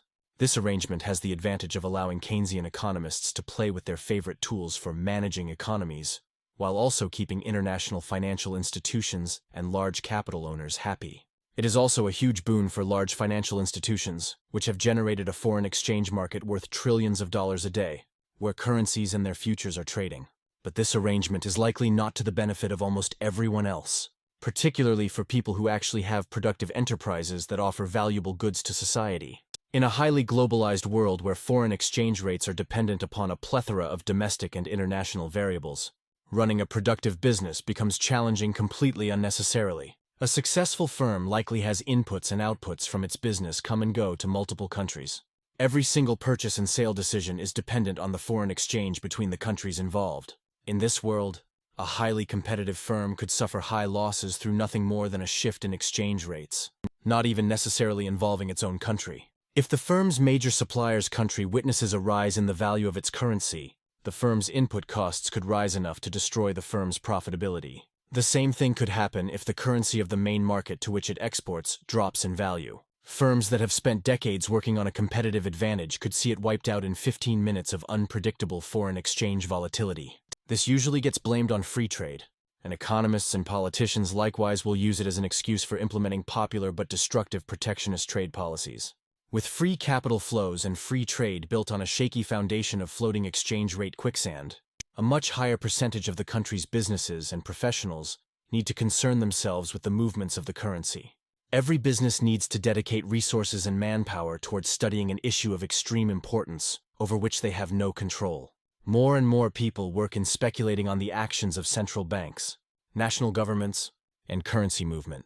This elaborate apparatus of central planning and its attendant rituals tends to eventually get in the way of economic activity. Perhaps one of the most astonishing facts about the modern world economy is the size of the foreign exchange market compared to productive economic activity. The Bank of International Settlements estimates the size of the foreign exchange market to be $1 trillion per day for April 2016, which would come out to around $860 trillion per year. The World Bank estimates the GDP of all the world's countries combined at around $75 trillion for the year 2016. This means that the foreign exchange market is around 25 times as large as all the economic production that takes place in the entire planet. It's important to remember here that foreign exchange is not a productive process, which is why its volume isn't counted in GDP statistics. There is no economic value being created in transferring one currency to another. It is but a cost paid to overcome the large inconvenience of having different national currencies for different nations. What economist Hans Hermann Hoppe has termed a global system of partial barter across international borders is crippling the ability of global trade to benefit people, exacting a high amount of transaction costs to attempt to ameliorate its consequences. Not only is the world wasting large amounts of capital and labor attempting to overcome these barriers, businesses and individuals worldwide frequently incur significant losses through economic miscalculation caused by the quicksand of exchange rate volatility. In a free market for money, Individuals would choose the currencies they want to use, and the result would be that they would choose the currency with the reliably lowest stock-to-flow ratio. This currency would oscillate the least with changes in demand and supply, and it would become a globally sought medium of exchange, allowing all economic calculation to be carried out with it, becoming a common unit of measure across time and space. The higher the salability of a good, the more suited it is for this role. The Roman aureus, Byzantine solidus, or the US dollar were all examples of this to a limited extent, though each had its drawbacks. The money that came closest to this was gold in the latter years of the international gold standard, although even then, some countries and societies remained on silver or other primitive forms of money. It is an astonishing fact of modern life that an entrepreneur in the year 1900 could make global economic plans and calculations all denominated in any international currency, with no thought whatsoever given to exchange rate fluctuations. A century later, the equivalent entrepreneur trying to make an economic plan across borders faces an array of highly volatile exchange rates that might make him think he has walked into a Salvador Dali painting. Any sane analyst looking at this mess would conclude it would be best to just tie the value of money to gold again and be rid of this juggling act, thus solving the impossible trinity by eliminating the need for government-controlled monetary policy and having free capital movement and free trade. This would at once create economic stability and free up a large amount of capital and resources to the production of valuable goods and services, rather than speculation on complex exchange rate oscillations. Unfortunately, however, the people in charge of the current monetary system have a vested interest in it continuing, and have thus preferred to try to find ways to manage it, and to find ever more creative ways of vilifying and dismissing the gold standard. This is entirely understandable given their jobs depend on a government having access to a printing press to reward them. The combination of floating exchange rates and Keynesian ideology has given our world the entirely modern phenomenon of currency wars. Because Keynesian analysis says that increasing exports leads to an increase in GDP, and GDP is the holy grail of economic well-being. It thus follows, in the mind of Keynesians, that anything that boosts exports is good. Because a devalued currency makes exports cheaper, any country facing an economic slowdown can boost its GDP and employment by devaluing its currency and increasing its exports. There are many things wrong with this worldview. Reducing the value of the currency does nothing to increase the competitiveness of the industries in real terms. Instead, it only creates a one-time discount on their outputs, thus offering them to foreigners at a lower price than locals, impoverishing locals and subsidizing foreigners. It also makes all the country's assets cheaper for foreigners, allowing them to come in and purchase land, capital, and resources in the country at a discount. In a liberal economic order, there is nothing wrong with foreigners buying local assets, but in a Keynesian economic order, foreigners are actively subsidized to come buy the country at a discount. Further, economic history shows that the most successful economies of the post-war era, such as Germany, Japan, and Switzerland, grew their exports significantly as their currency continued to appreciate. They did not need constant devaluation to make their exports grow. They developed a competitive advantage that made their products demanded globally, which in turn caused their currencies to appreciate compared to their trade partners, increasing the wealth of their population. It is counterproductive for the countries importing from them to think they can boost their exports by simply devaluing the currency. They would be destroying their people's wealth by simply allowing foreigners to purchase it at a discount. It is no coincidence that the countries that have seen their currencies devalue the most in the post-war period were also the ones that suffered economic stagnation and decline. But even if all of these problems with devaluation as the route to prosperity were inaccurate, there is one simple reason why it cannot work, and that is, if it worked, and all countries tried it, all currencies would devalue, and no single country would have an advantage over the others. This brings us to the current state of affairs in the global economy, where most governments attempt to devalue their currencies in order to boost their exports, and all complain about one another's unfair manipulation of their currencies. Effectively, each country is impoverishing its citizens in order to boost its exporters and raise GDP numbers, and complaining when other countries do the same. The economic ignorance is only matched by the mendacious hypocrisy of the politicians and economists parroting these lines. International economic summits are convened where world leaders try to negotiate each other's acceptable currency devaluation, making the value of the currency an issue of geopolitical importance. None of this would be necessary if only the world were to be based on a sound global monetary system that serves as a global unit of account and measure of value. allowing producers and consumers worldwide to have an accurate assessment of their costs and revenues, separating economic profitability from government policy. Hard money, by taking the question of supply out of the hands of governments and their economist propagandists, would force everyone to be productive to society instead of seeking to get rich through the fool's errand of monetary manipulation. Chapter 7. Sound Money and Individual Freedom. Governments believe that, when there is a choice between an unpopular tax and a very popular expenditure, there is a way out for them, the way toward inflation. This illustrates the problem of going away from the gold standard. Ludwig von Mises. Under a sound monetary system, government had to function in a way that is unimaginable to generations reared on the 20th century news cycle. They had to be fiscally responsible. Without a central bank capable of increasing the money supply to pay off the government debt, government budgets had to obey the regular rules of financial responsibility which apply to every healthy normal entity, and which monetary nationalism has attempted to repeal and state education attempted to obfuscate. For those of us alive today, raised on the propaganda of the omnipotent governments of the 20th century, it is often hard to imagine a world in which individual freedom and responsibility supersede government authority. Yet such was the state of the world during the periods of greatest human progress and freedom. Government was restrained to the scope of protection of national borders, private property, and individual freedoms, while leaving to individuals a very large magnitude of freedom to make their own choices and reap the benefits or bear the costs. We start by critically examining the question of whether the money supply needs to be managed by the government in the first place, before moving to consider the consequences of what happens when it is. Should government manage the money supply? The fundamental scam of modernity is the idea that government needs to manage the money supply. It is an unquestioned starting assumption of all mainstream economic schools of thought and political parties. There isn't a shred of real-world evidence to support this contention. And every attempt to manage the money supply has ended with economic disaster. Money supply management is the problem masquerading as its solution, the triumph of emotional hope over hard-headed reason, the root of all political free lunches sold to gullible voters. It functions like a highly addictive and destructive drug, such as crystal meth or sugar. It causes a beautiful high at the beginning, fooling its victims into feeling invincible. But as soon as the effect subsides, the come-down is devastating and has the victim begging for more. This is when the hard choice needs to be made.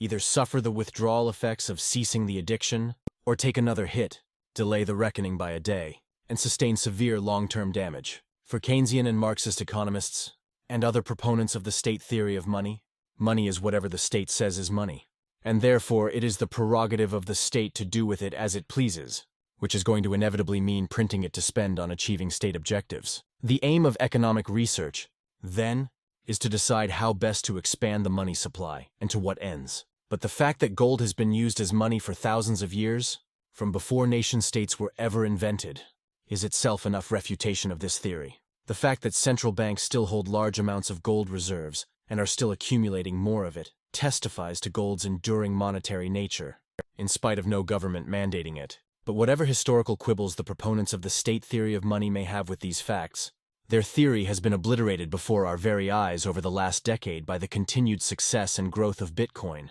which has achieved monetary status and gained value exceeding that of most state-backed currencies, purely due to its reliable salability, in spite of no authority mandating its use as money. There are today two main government-approved mainstream schools of economic thought, Keynesians and monetarists. While these two schools have widely disparate methodologies and analytical frameworks, and while they are engaged in bitter academic fights accusing each other of not caring about the poor, the children, the environment, inequality, or the buzzword du jour, they both agree on two unquestionable truths. First, the government has to expand the money supply. Second, both schools deserve more government funding to continue researching really important big questions, which will lead them to find ever more creative ways of arriving at the first truth. It's important to understand the different rationales for the two schools of thought in order to understand how they can both arrive at the same conclusion and be equally wrong. Keynes was a failed investor and statistician who never studied economics, but was so well connected with the ruling class in Britain that the embarrassing drivel he wrote in his most famous book, The General Theory of Employment, Money, and Interest, was immediately elevated into the status of founding truths of macroeconomics. His theory begins with the completely unfounded and unwarranted assumption that the most important metric in determining the state of the economy is the level of aggregate spending across society.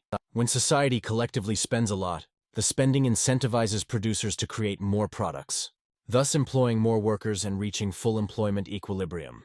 If spending rises too much, beyond the capacity of producers to keep up, it would lead to inflation and a rise in the overall price level.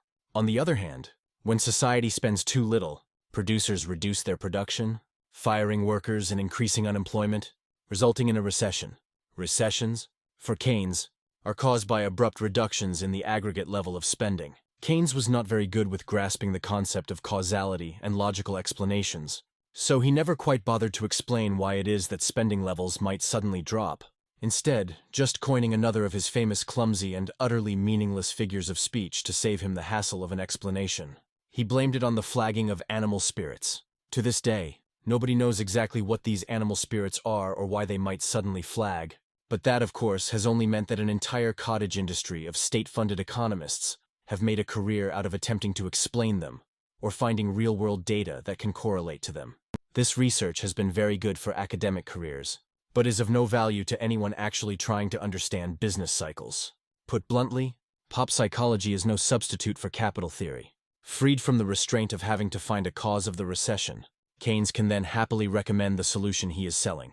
Whenever there is a recession, or a rise in the unemployment level, the cause is a drop in the aggregate level of spending, and the solution is for the government to stimulate spending, which will in turn increase production and reduce unemployment. There are three ways of stimulating aggregate spending: increasing the money supply, increasing government spending, or reducing taxes.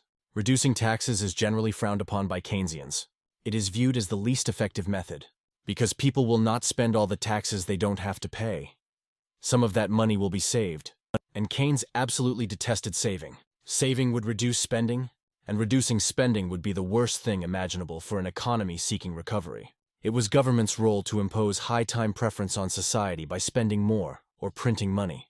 Seeing as it is hard to raise taxes during a recession, government spending would effectively translate to increasing the money supply. This, then, was the Keynesian Holy Grail. Whenever the economy was not at full employment, an increase of the money supply would fix the problem.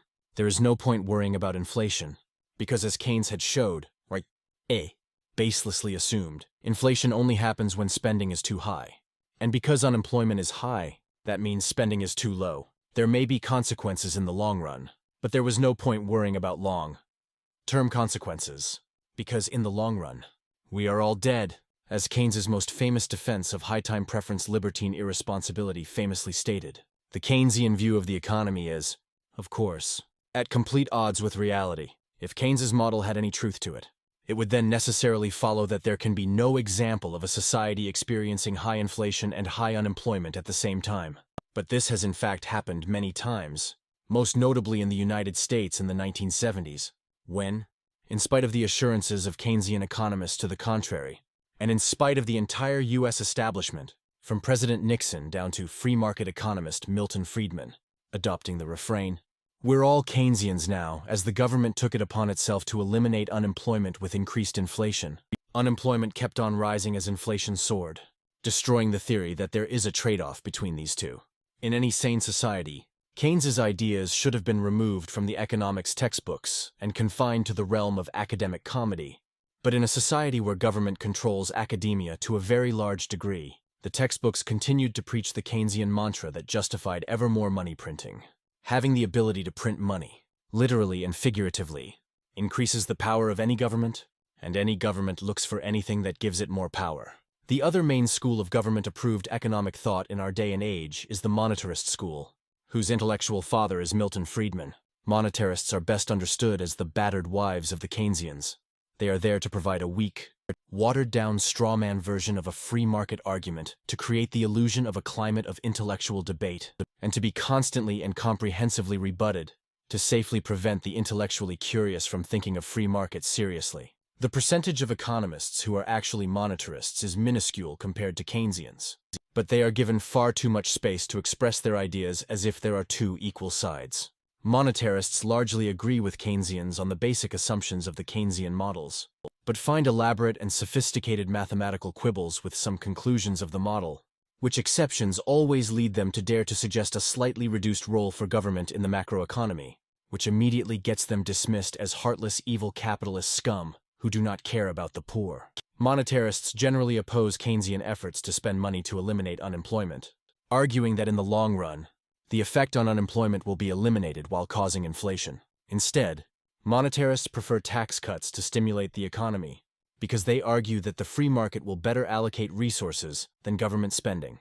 While this debate over tax cuts versus spending increases rages on, the reality is that both policies result in increased government deficits, which can only be financed with monetized debt, effectively an increase in the money supply. However, the central tenet of monetarist thought is for the pressing need for governments to prevent collapses in the money supply and/or drops in the price level, which they view as the root of all economic problems. A decline in the price level, or deflation as the monetarists and Keynesians like to call it, would result in people hoarding their money, reducing their spending, causing increases in unemployment, causing a recession. Most worryingly for monetarists, deflation is usually accompanied by collapses in the banking sector balance sheets, and because they, too, share an aversion for understanding cause and effect, it thus follows that central banks must do everything possible to ensure that deflation never happens. For the canonical treatment of why monetarists are so scared of deflation, see a 2002 speech by former chairman of the Federal Reserve Ben Bernanke entitled Deflation,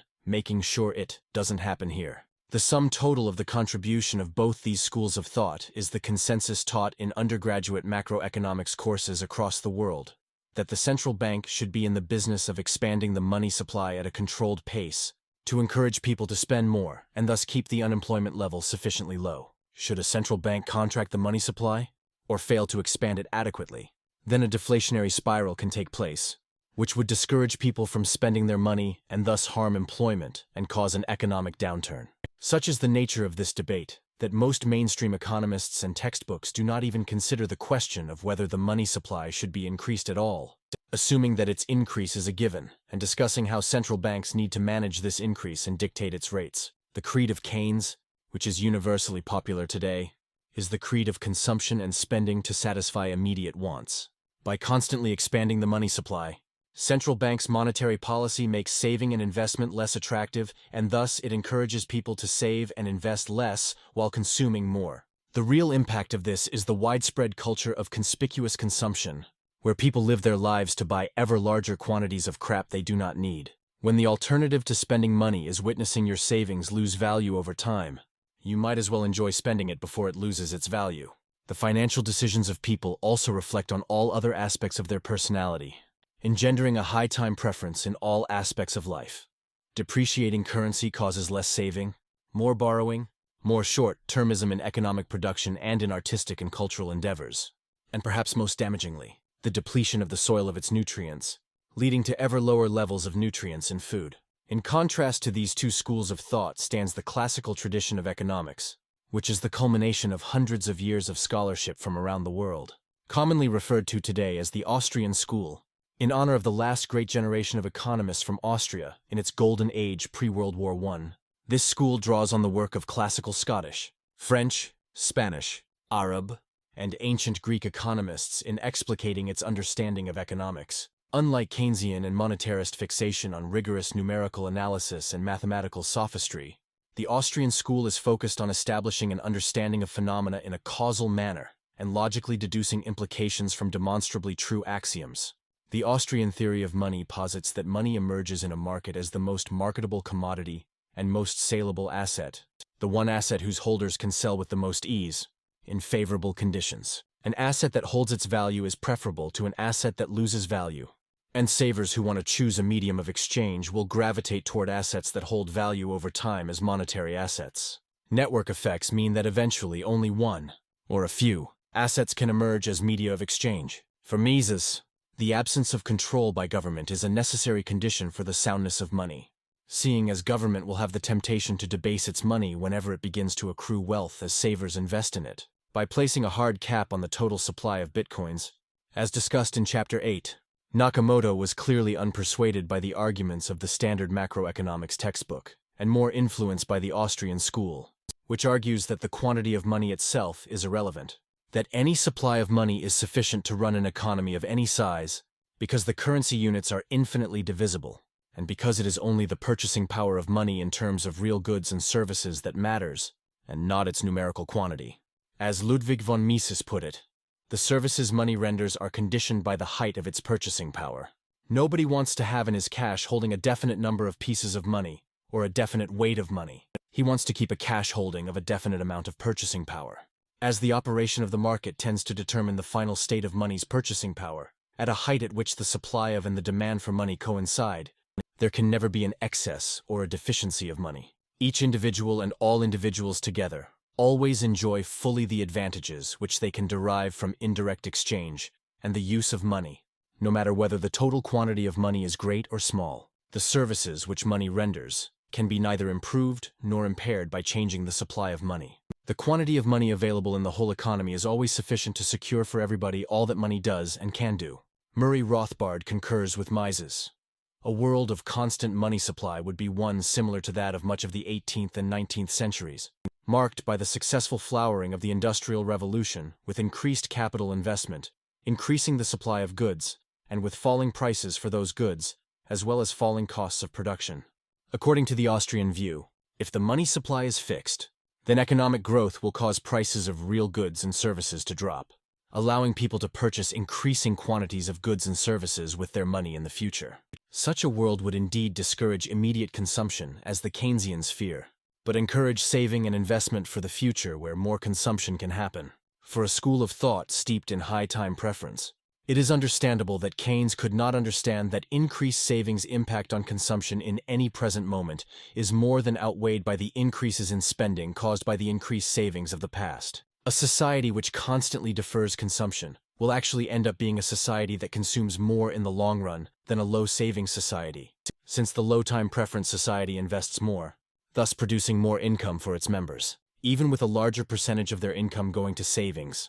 The low-time preference societies will end up having higher levels of consumption in the long run, as well as a larger capital stock. If society were a little girl in that marshmallow experiment, Keynesian economics seeks to alter the experiment so that waiting would punish the girl by giving her half a marshmallow instead of two, making the entire concept of self-control and low-time preference appear counterproductive. Indulging immediate pleasures is the more likely course of action economically, and that will then reflect on culture and society at large. The Austrian school, on the other hand, by preaching sound money, recognizes the reality of the trade-off that nature provides humans, and that if the child waits, there will be more reward for her, making her happier in the long run, encouraging her to defer her gratification to increase it. When the value of money appreciates, people are likely to be far more discerning with their consumption and to save far more of their income for the future. The culture of conspicuous consumption, of shopping as therapy, of always needing to replace cheap plastic crap with newer, flashier cheap plastic crap will not have a place in a society with a money which appreciates in value over time. Such a world would cause people to develop a lower time preference, as their monetary decisions will orient their actions toward the future, teaching them to value the future more and more. We can thus see how such a society would cause people not only to save and invest more, but also to be morally, artistically, and culturally oriented toward the long-term future. A currency that appreciates in value incentivizes saving, as savings gain purchasing power over time. Hence, it encourages deferred consumption, resulting in lower time preference. A currency that depreciates in value, on the other hand, leaves citizens constantly searching for returns to beat inflation, returns that must come with a risk, and so leads to an increase in investment in risky projects and an increased risk tolerance among investors, leading to increased losses. Societies with money of stable value generally develop a low time preference, learning to save and think of the future, while societies with high inflation and depreciating economies will develop high time preference as people lose track of the importance of saving and concentrate on immediate enjoyment. Further, an economy with an appreciating currency would witness investment only in projects that offer a positive real return over the rate of appreciation of money, meaning that only projects expected to increase society's capital stock will tend to get funded. By contrast, an economy with a depreciating currency incentivizes individuals to invest in projects that offer positive returns in terms of the depreciating currency, but negative real returns. The projects that beat inflation but do not offer positive real returns effectively reduce society's capital stock, but are nonetheless a rational alternative for investors because they reduce their capital slower than the depreciating currency. These investments are what Ludwig von Mises terms malinvestments, unprofitable projects and investments that only appear profitable during the period of inflation and artificially low interest rates, and whose unprofitability will be exposed as soon as inflation rates drop and interest rates rise, causing the bust part of the boom and bust cycle. As Mises puts it, the boom squanders through malinvestment scarce factors of production and reduces the stock available through overconsumption. Its alleged blessings are paid for by impoverishment. This exposition helps explain why Austrian school economists are more favorable to the use of gold as money, while Keynesian mainstream economists support the government's issuance of elastic money that can be expanded at the government's behest. For Keynesians, the fact that the whole world's central banks run on fiat currencies is testament to the superiority of their ideas. For Austrians, on the other hand, the fact that governments have to resort to coercive measures of banning gold as money and enforcing payment in fiat currencies is at once testament to the inferiority of fiat money and its inability to succeed in a free market. It is also the root cause of all business cycles' booms and busts. While the Keynesian economists have no explanation for why recessions happen other than invoking animal spirits, Austrian school economists have developed the only coherent theory that explains the cause of business cycles: the Austrian theory of the business cycle. Unsound money and perpetual war. As discussed in Chapter 4 on the history of money, it was no coincidence that the era of central bank-controlled money was inaugurated with the First World War in human history. There are three fundamental reasons that drive the relationship between unsound money and war. First, unsound money is itself a barrier to trade between countries, because it distorts value between the countries and makes trade flows a political issue, creating animosity and enmity between governments and populations. Second, government having access to a printing press allows it to continue fighting until it completely destroys the value of its currency, and not just until it runs out of money. With sound money, the government's war effort was limited by the taxes it could collect. With unsound money, it is restrained by how much money it can create before the currency is destroyed, making it able to appropriate wealth far more easily. Third, individuals dealing with sound money develop a lower time preference, allowing them to think more of cooperation rather than conflict.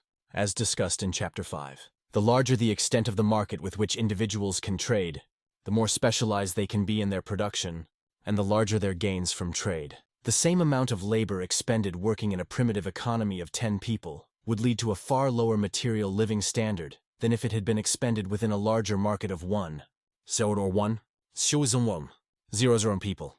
The modern individual living in a free trading society is able to work for a few hours a day in a highly specialized job, and with the money she makes, she is able to purchase the goods she wants from whichever producers in the entire planet make them, with the lowest cost and best quality. To fully appreciate the gains from trade that accrue to you, just imagine trying to live your life in self-sufficiency.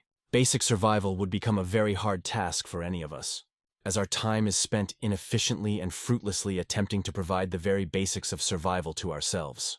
Money is the medium through which trade takes place, and the only tool through which trade can expand beyond the scope of small communities with close personal relationships. For the price mechanism to work, prices need to be denominated in a sound form of money across the community that trades with it. The larger the area using a common currency, the easier and the larger the scope of trade within the area. Trade between peoples creates peaceful coexistence by giving them a vested interest in each other's prosperity. When communities use different kinds of unsound money, trade becomes more complicated, as prices vary along with the variation in the value of the currencies, making the terms of trade unpredictable, and making it often counterproductive to plan economic activity across borders. Being predisposed to focus on the future, individuals with a low time preference are less likely to engage in conflict than those with a present orientation. Conflict is by its very nature destructive, and in most cases, intelligent and future-oriented people understand that there are no winners in violent conflict, because the winners will likely suffer more losses than if they had just abstained from taking part in the conflict in the first place. Civilized societies function on the premise that people respect one another's wills, and if there are conflicts, they attempt a peaceful resolution. Should an amicable solution not be found, people are more likely to part ways and avoid each other than continue to agitate and remain in conflict. This helps explain why prosperous civilized societies generally do not witness much crime, violence, or conflict. On a national level, nations using sound money are far more likely to stay peaceful, or to have limited conflict with one another, because sound money places real constraints on the ability of government to finance its military operations. In 19th century Europe, Kings who wanted to fight each other had to tax their populations in order to finance their militaries. In the long run, such a strategy could only be profitable for kings who would employ their military defensively, not offensively. Defensive military action always has a stronger advantage than offensive military nature, because the defender is fighting on its own soil, near its people and its supply lines. A monarch who focused the military on defensive action would find his citizens willing to pay taxes to defend themselves from foreign invaders. But a monarch who engaged in protracted foreign adventures to enrich himself would likely face resentment from his population and incur significant costs in fighting other armies on their home soil. This can help explain why the 20th century was the deadliest in recorded history. The 2005 United Nations Human Development Report analyzed death from conflicts over the past 5 centuries and found the 20th century to be the deadliest. Even when major European nations went to war with one another in the Gold Standard era, the wars were usually brief and fought in battlefields between professional armies. A major war of the 19th century in Europe was the Franco-Prussian War of 1870 to 1871, which lasted for 9 months and killed around 150,000 people, roughly an average week's tally in World War II, financed by the easy government money of the 20th century, with the gold standard restricting them to finance war from taxation. European governments had to have their expenses prepared before battle, spend them on preparing their military as effectively as possible, and attempt a decisive victory as soon as the tide of the battle began to turn against one of the armies. It was a logistically and economically losing battle to try to increase taxes to rearm the military and turn the tide. Better to try to negotiate a peace with as few losses as possible. The deadliest wars of the 19th century were the Napoleonic Wars, which were carried out before the gold standard was formally adopted across the continent, after the French Revolution's foolish experiments with inflation. As it stands, a large number of firms in all advanced economies specialize in warfare as a business, and are thus reliant on perpetuating war to continue being in business. They live off government spending exclusively, and have their entire existence reliant on there being perpetual wars necessitating ever larger arms spending. In the United States, whose defense spending is almost equal to that of the rest of the planet combined, these industries have a vested interest in keeping the U.S. government involved in some form of military adventure or other. This, more than any strategic, cultural, ideological, or security operations, explains why the United States has been involved in so many conflicts in parts of the world that cannot possibly have any bearing on the life of the average American. Only with unsound money can these firms grow to such enormous magnitude that they can influence the press, academia, and think tanks to continuously beat the drums of more war. Limited versus omnipotent government. In his sweeping history of 5 centuries of Western civilization, from dawn to decadence, Jacques Barzun identifies the end of World War I as the crucial turning point to begin the decadence, decay, and demise of the West. It was after this war that the West suffered from what Barzun terms the Great Switch, the replacement of liberalism by liberality, the impostor claiming its mantle but in reality being its exact opposite. Liberalism triumphed on the principle that the best government is that which governs least. Now, for all the Western nations, political wisdom has recast this ideal of liberty into liberality. The shift has thrown the vocabulary into disorder. Whereas liberalism held the role of government as allowing individuals to live in liberty and enjoy the benefits, and suffer the consequences of their actions, liberality was the radical notion that it was government's role to allow individuals to indulge in all their desires while protecting them from the consequences. Socially, economically, and politically, the role of government was recast as the wish-granting genie, and the population merely had to vote for what it wanted to have it fulfilled. French historian Élie Halévy defined the era of tyrannies as having begun in 1914 with World War I, when the major powers of the world shifted toward economic and intellectual nationalization. They nationalized the means of production and shifted to syndicalist and corporatist modes of societal organization, all while suppressing ideas viewed as opposed to the national interest, as well as the promotion of nationalism in what he termed the organization of enthusiasm. This classical liberal conception of government is only possible in a world with sound money, which acted as a natural restraint against government authoritarianism and overreach. As long as government had to tax its people to finance its operations, it had to restrict its operations to what its subjects deemed tolerable. Governments had to keep a balanced budget by always keeping consumption within the limits of earnings from taxation. In a society of sound money, government is reliant on the consent of its population to finance its operations. Every new proposal for government action will have to be paid for upfront in taxes or by the sale of long-term government bonds, giving the population an accurate measure of the true costs of this strategy, which they could easily compare to the benefits. A government seeking funding for legitimate national defense and infrastructure projects would have little trouble imposing taxes on and selling bonds to the population that saw the benefits before their eyes. But a government which raises taxes to fund a monarch's lavish lifestyle will engender mass resentment among his population, endangering the legitimacy of his rule and making it ever more precarious. The more onerous the taxation and impositions of the government, the more likely the population is to refuse to pay taxes, make tax collection costs rise significantly, or rise up against the government and replace it, whether by ballot or bullet. Sound money, then, enforced a measure of honesty and transparency on governments, restricting their rule to within what was desirable and tolerable to the population. It allowed for society-wide honest accounting of costs and benefits of actions, as well as the economic responsibility necessary for any organization. Individual, or living being to succeed in life, consumption must come after production. Unsound money, on the other hand, allows governments to buy allegiance and popularity by spending on achieving popular objectives without having to present the bill to their people. Government simply increases the money supply to finance any harebrained scheme it concocts. And the true cost of such schemes is only felt by the population in years to come, when the inflation of the money supply causes prices to rise, at which point the destruction of the value of the currency can be easily blamed on myriad factors, usually involving some nefarious plots by foreigners, bankers, local ethnic minorities, or previous or future governments. Unsound money is a particularly dangerous tool in the hands of modern democratic governments facing constant re-election pressure. Modern voters are unlikely to favor the candidates who are upfront about the costs and benefits of their schemes. They are far more likely to go with the scoundrels who promise a free lunch and blame the bill on their predecessors or some nefarious conspiracy. Democracy thus becomes a mass delusion of people attempting to override the rules of economics by voting themselves a free lunch and being manipulated into violent tantrums against scapegoats whenever the bill for the free lunch arrives via inflation and economic recessions.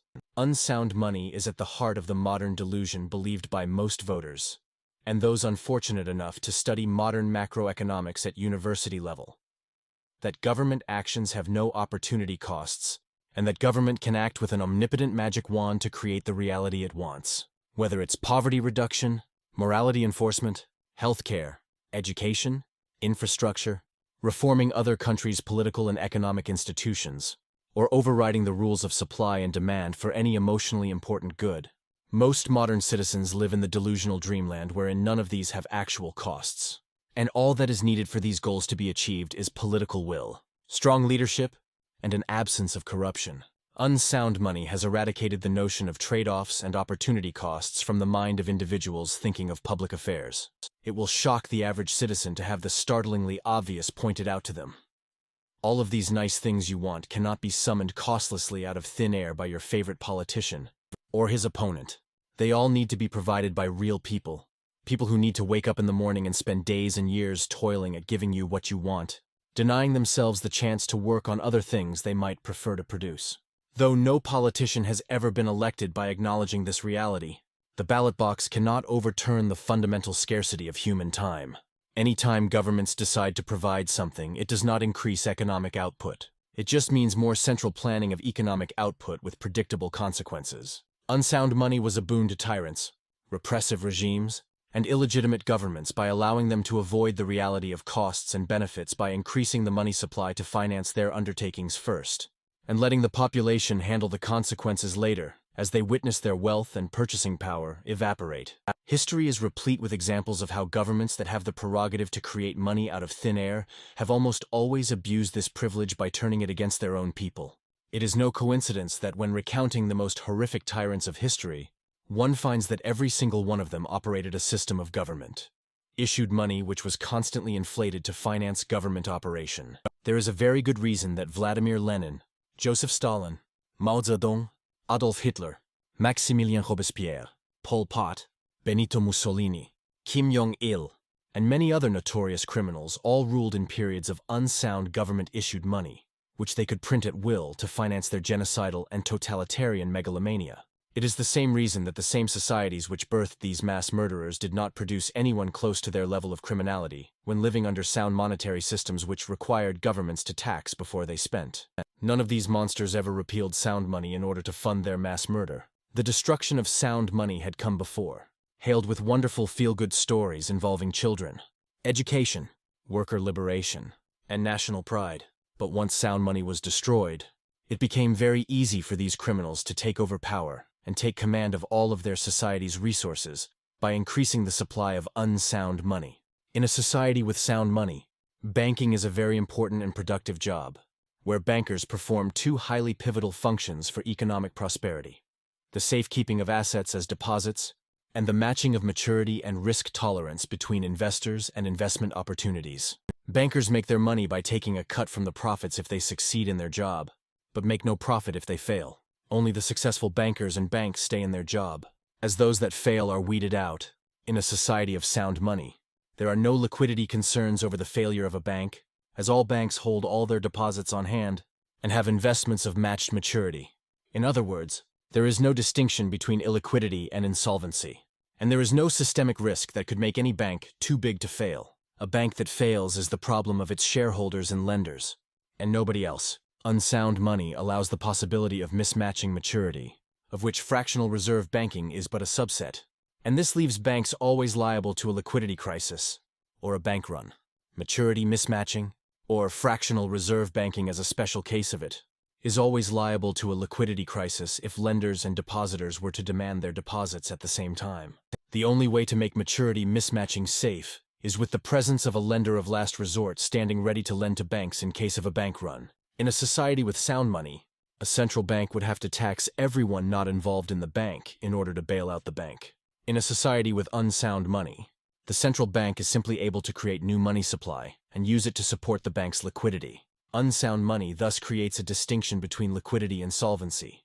A bank could be solvent in terms of the net present value of its assets, but face a liquidity problem that prevents it from meeting its financial obligations within a certain period of time. But the lack of liquidity itself could trigger a bank run, as depositors and lenders seek to get their deposits out of the bank. Worse, the lack of liquidity in one bank could lead to a lack of liquidity in other banks dealing with this bank, creating systemic risk problems.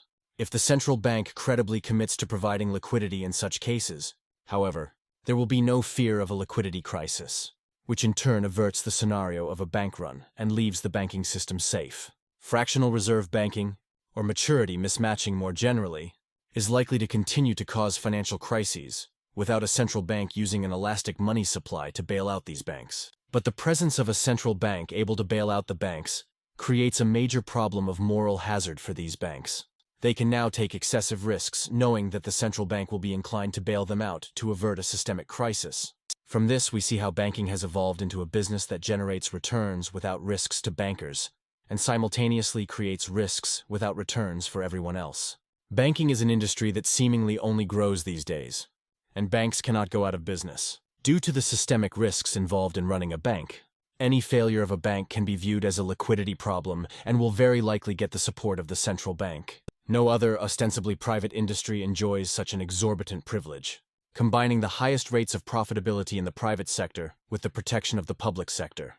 This combination has made bankers' work as creative and productive as that of public sector employees, but more rewarding than most other jobs. As a result, the financial industry just keeps growing as the U.S. economy becomes ever more financialized. Since the repeal of the Glass-Steagall Act in 1999, the separation between deposit and investment banking has been removed, and so the deposit banks who had FDIC deposit guarantee can now also engage in investment financing, having the FDIC guarantee protect them from investment losses. An investor who has a loss guarantee has a free option, effectively, a license to print money. Making profitable investments allows them to accrue all the gains, whereas losses can be socialized.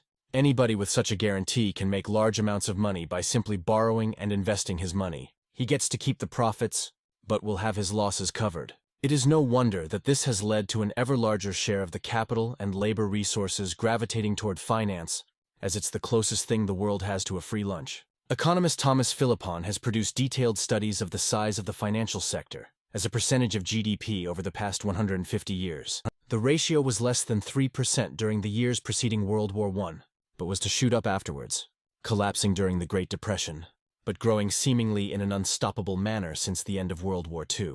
Anecdotally, one can see this reflected in the high percentage of university students who are interested in pursuing careers in finance, rather than in engineering, medicine, or other more productive industries. As telecommunications have advanced, one would expect that more and more of the financial industry's work can be automated and done mechanistically, leading to the industry shrinking in size over time. But in reality, it continues to mushroom, not because of any fundamental demand, but because it is protected from losses by government and allowed to thrive. The bezel may be most pronounced in the financial industry, but it does not stop at the banking industry. It arguably constitutes a long-standing competitive advantage for firms of larger size over those of a smaller size. In a society in which capital investments are financed from savings, capital is owned by those with a lower time preference, and they allocate it based on their own estimation of the likelihoods of market success, receiving rewards for being correct and losses for being wrong.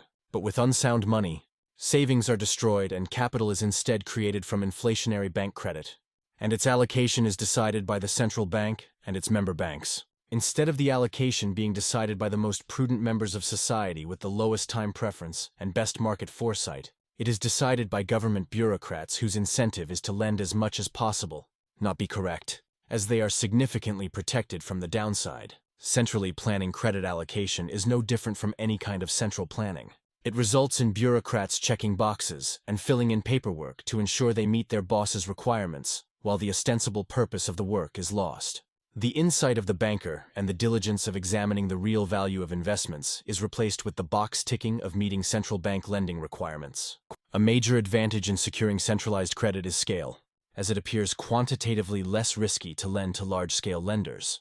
The larger the firm, the more predictable the formula for its success, the larger the collateral in case it fails, and the more secure bank bureaucrats feel when making loans according to central bank lending criteria. While many industries could benefit from economies of scale, centralized credit issuance accentuates the advantages of size above and beyond what would be the case in a free market. Any industry that can borrow more money than it knows what to do with is a good candidate, seeing as such a scenario cannot possibly materialize in a world of savings-financed capital. The larger the firm, the easier it is for it to secure low-interest funding, giving it a large advantage over smaller independent producers. In a society where investment is financed from savings, a small mom-and-pop diner competes for customers and financing with a fast food giant on an equal footing. Customers and investors have a free choice in allocating their money between the two industries. The benefits of economies of scale are up against the benefits of the personal attention and relationship between cook and customer of the small diner, and the market test decides. But in a world where central banks allocate credit, the larger firm has an advantage in being able to secure funding at a low rate which its smaller competitors cannot get. This helps explain why large-scale food producers proliferate so widely around the world, as their lower interest rates allow them higher margins. The triumph of bland, mass-produced junk food cannot be understood outside the great benefits that large-scale affords to producers. In a world in which almost all firms are financed through central bank credit expansion, there can be no simple way of discerning which industries are growing because of the injection of bezel steroids. But there are some telltale symptoms. Any industry in which people complain about their asshole boss is likely part of the bezel, because bosses can only really afford to be assholes in the economic fake reality of the bezel. In a productive firm offering valuable service to society, success depends on pleasing customers. Workers are rewarded for how well they do that essential task, and bosses who mistreat their workers will either lose the workers to competitors or destroy their business quickly. In an unproductive firm that does not serve society and relies on bureaucratic largesse for its survival, there is no meaningful standard by which to reward or punish workers.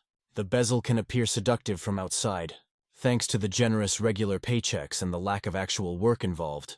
But if there's one lesson economics teaches us, it is that there is no such a thing as a free lunch. Money being handed out to unproductive people will attract a lot of people who want to do these jobs, driving up the cost of doing these jobs in time and dignity. Hiring, firing, promotion, and punishment all happen at the discretion of layer upon layer of bureaucrats. No work is valuable to the firm, everyone is dispensable, and the only way anyone maintains a job is by proving valuable to the layer above him.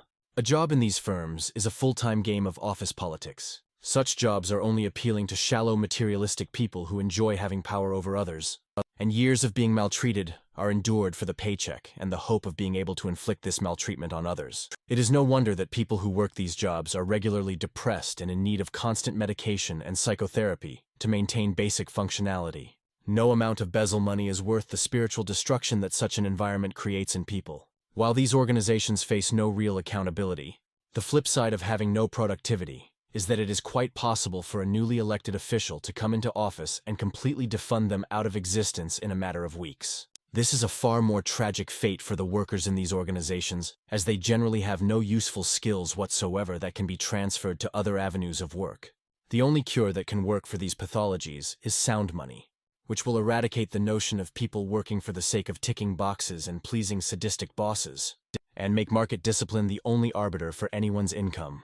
If you find yourself toiling away in one of these industries, where the stress of your job centers purely on pleasing your boss rather than producing something of value, and are not happy with this reality, you may be relieved or frightened to realize the world doesn't have to be this way, and your job may not survive forever, as your government's printing press might not continue working forever. Read on, because the virtues of sound money may inspire a new world of opportunity for you.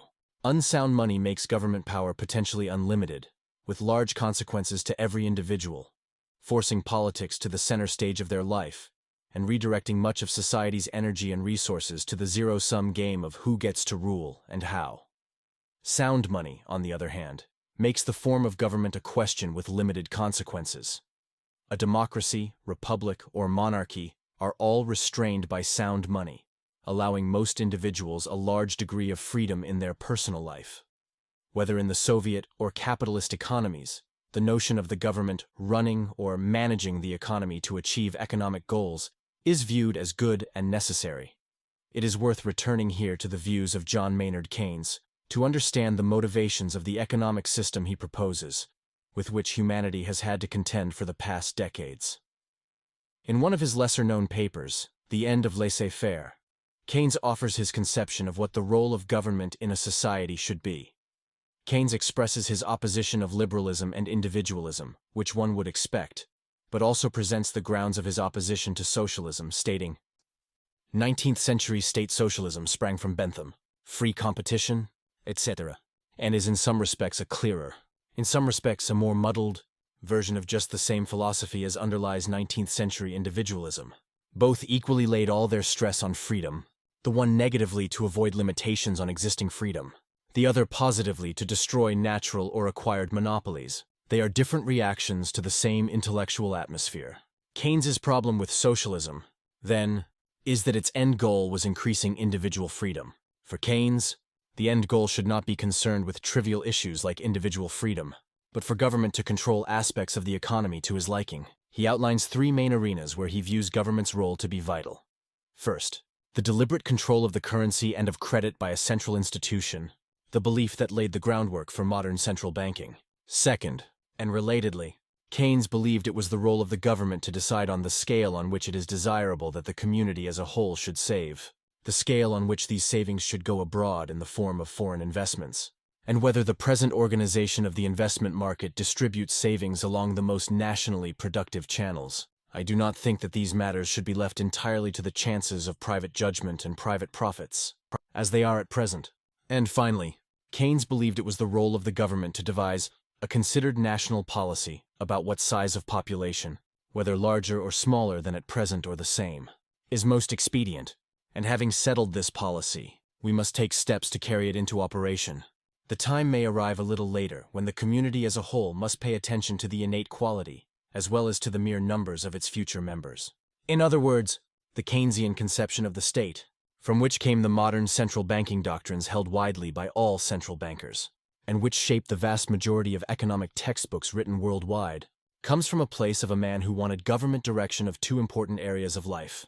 First, the control of money, credit, saving, and investment decisions, which meant the totalitarian centralization of capital allocation and destruction of free individual enterprise, making individuals utterly dependent on government for their basic survival. And second, the control of population quantity and quality, which meant eugenics. And unlike socialists, Keynes did not seek this level of control over individuals in order to enhance their freedom in the long run, but rather to develop a grander vision of society as he sees fit, While socialists may have had the decency to at least pretend to want to enslave man for his own good, to free him in the future, Keynes wanted government enslavement for its own sake, as the ultimate end. This may help explain why Murray Rothbard said, "There is only one good thing about Marx, at least he was not a Keynesian." While such a conception might appeal to ivory tower idealists who imagine it will only lead to positive outcomes, in reality, this leads to the destruction of the market mechanisms necessary for economic production to take place. In such a system, money stops functioning as an information system for production, but rather as a government loyalty program. The bezel. Chapter 3 explained how any commodity acquiring a monetary role would incentivize people to produce more of that commodity. A money which can be easily produced will lead to more economic resources and human time being dedicated toward its production. As money is acquired not for its own properties, but to be exchanged for other goods and services, its purchasing power is important, not its absolute quantity. There is therefore no societal benefit from any activity which increases the supply of money. This is why in a free market, whatever assumes a monetary role will have a reliably high stock-to-flow ratio. The new supply of the money is small compared to the overall existing supply. This ensures that the least possible amount of society's labor and capital resources is dedicated toward producing more monetary media, and is instead dedicated toward the production of useful goods and services whose absolute quantity, unlike that of money, matters. Gold became the leading global monetary standard, because its new production was always a reliably tiny percentage of its existing supply, making gold mining a highly uncertain and unprofitable business, thus forcing more and more of the world's capital and labor to be directed toward the production of non-monetary goods. For John Maynard Keynes and Milton Friedman, one of the main attractions of moving away from the gold standard was the reduction in the costs of gold mining that would ensue from switching to government-issued paper money, whose cost of production is far lower than that of gold. They not only misunderstood that gold has very few resources going to its production compared to other goods whose supply can be inflated far more easily, they also severely underestimated the real costs to society from a form of money whose supply can be expanded at the will of a government susceptible to democratic and special interest politics. The real cost is not in the direct cost of running the printing presses, but from all the economic activity forgone as productive resources chase after the new government-issued money rather than engage in economic production. Inflationary credit creation can be understood as a society-wide example of what economist John Kenneth Galbraith called the bezel in his book on the Great Depression. As credit expansion in the 1920s soared, corporations were awash with money, and it was very easy for people to embezzle that money in various ways. For as long as the credit keeps flowing, the victims are oblivious, and an illusion of increased wealth is created across society as both the victim and the robber think they have the money. Credit creation by central banks causes unsustainable booms by allowing the financing of unprofitable projects and allowing them to continue consuming resources on unproductive activities.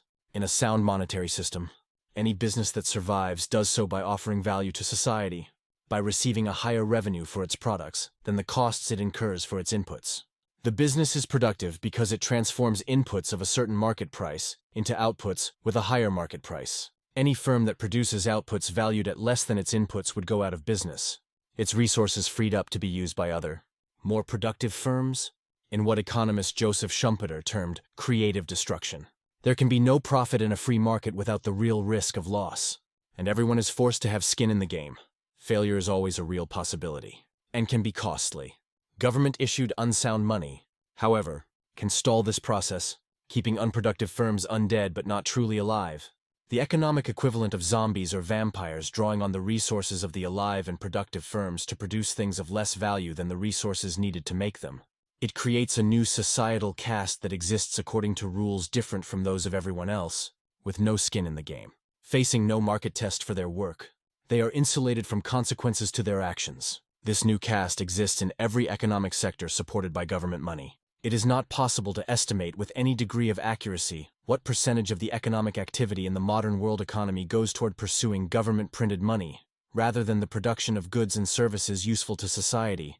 But it is possible to get an idea by looking at which firms and sectors survive because of succeeding in the test of the free market, and which are only alive thanks to government largesse, be it fiscal or monetary. Fiscal support is the more straightforward of zombie creation methods to detect. Any firms that receive direct government support, and the vast majority of firms that are alive thanks to selling their products to the public sector, are effectively zombies. Had these firms been productive to society, free individuals would have willingly parted with their money to pay for their products.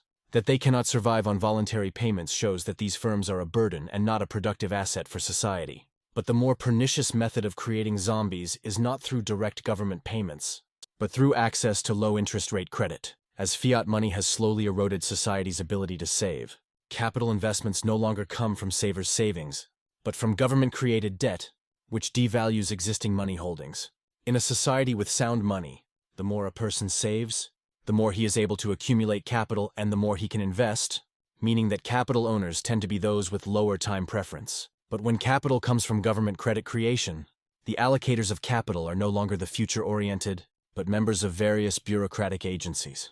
In a free market with sound money, capital owners choose to allocate their capital to the investments they find most productive and can utilize investment banks to manage this allocation process. The process rewards firms that serve customers successfully and the investors who identify them, while punishing mistakes. In a fiat monetary system, however, the central bank is de facto responsible for the entirety of the credit allocation process. It controls and supervises the banks that allocate capital, sets the lending eligibility criteria, and attempts to quantify risks in a mathematical manner that ignores how real-world risks work. The test of the free market is suspended as central bank direction of credit can overrule the economic reality of profit and loss. In the world of fiat money, having access to the central bank's monetary spigots is more important than serving customers. Firms that can get low interest rate credit to operate will have a persistent advantage over competitors that cannot. The criteria for success in the market becomes more and more related to being able to secure funding at lower interest rates than to providing services to society. This simple phenomenon explains much of modern economic reality, such as the large number of industries that make money but produce nothing of value to anyone. Government agencies are the prime example, and the global notoriety they have earned for their employees' incompetence can only be understood as a function of the bezel funding that finances them being completely detached from economic reality. Instead of the hard test of market success by serving citizens, government agencies test themselves and invariably conclude the answer to all their failings lies in more funding, no matter the level of incompetence, negligence, or failure. Government agencies and employees rarely ever face real consequences. Even after the rationale for a government agency's existence has been removed, the agency will continue operating and find itself more duties and responsibility. Lebanon, for instance, continues to have a train authority decades after its trains were decommissioned and the tracks rusted into irrelevance. In a globalized world, the bezel is not restricted to national governmental organizations, but has grown to include international governmental organizations, a globally renowned drain of time and effort to no conceivable benefit to anyone but those employed in them. Being located away from the taxpayers that fund them, these organizations face even less scrutiny than national governmental organizations, and as such function with even less accountability and a more relaxed approach toward budgets, deadlines, and work. Academia is another good example, where students pay ever more exorbitant fees to enter universities only to be taught by professors who spend very little time and effort on the teaching and mentoring of students, focusing most their time on publishing unreadable research to get government grants and climb the corporate academic ladder. In a free market, academics would have to contribute value by teaching or writing things people actually read and benefit from. But the average academic paper is rarely ever read by anyone except the small circle of academics in each discipline who approve each other's grants and enforce the standards of groupthink and politically motivated conclusions masquerading as academic rigor. The most popular and influential economics textbook in the post-war period was written by Nobel laureate Paul Samuelson. We saw in Chapter 4 how Samuelson predicted that ending World War II would cause the biggest recession in world history, only for one of the biggest booms in U.S. history to ensue. But it gets better. Samuelson wrote the most popular economics textbook of the post-war era, Economics, an introductory analysis, which has sold millions of copies over 6 decades. Levy and Pert studied the different versions of Samuelson's textbook to find him repeatedly presenting the Soviet economic model as being more conducive to economic growth, predicting in the 4th edition in 1961 that the Soviet Union's economy would overtake that of the United States sometime between 1984 and 1997. These forecasts for Soviets overtaking the United States continued to be made with increasing confidence through 7 editions of the textbook, until the 11th edition in 1980, with varying estimates for when the overtaking would occur.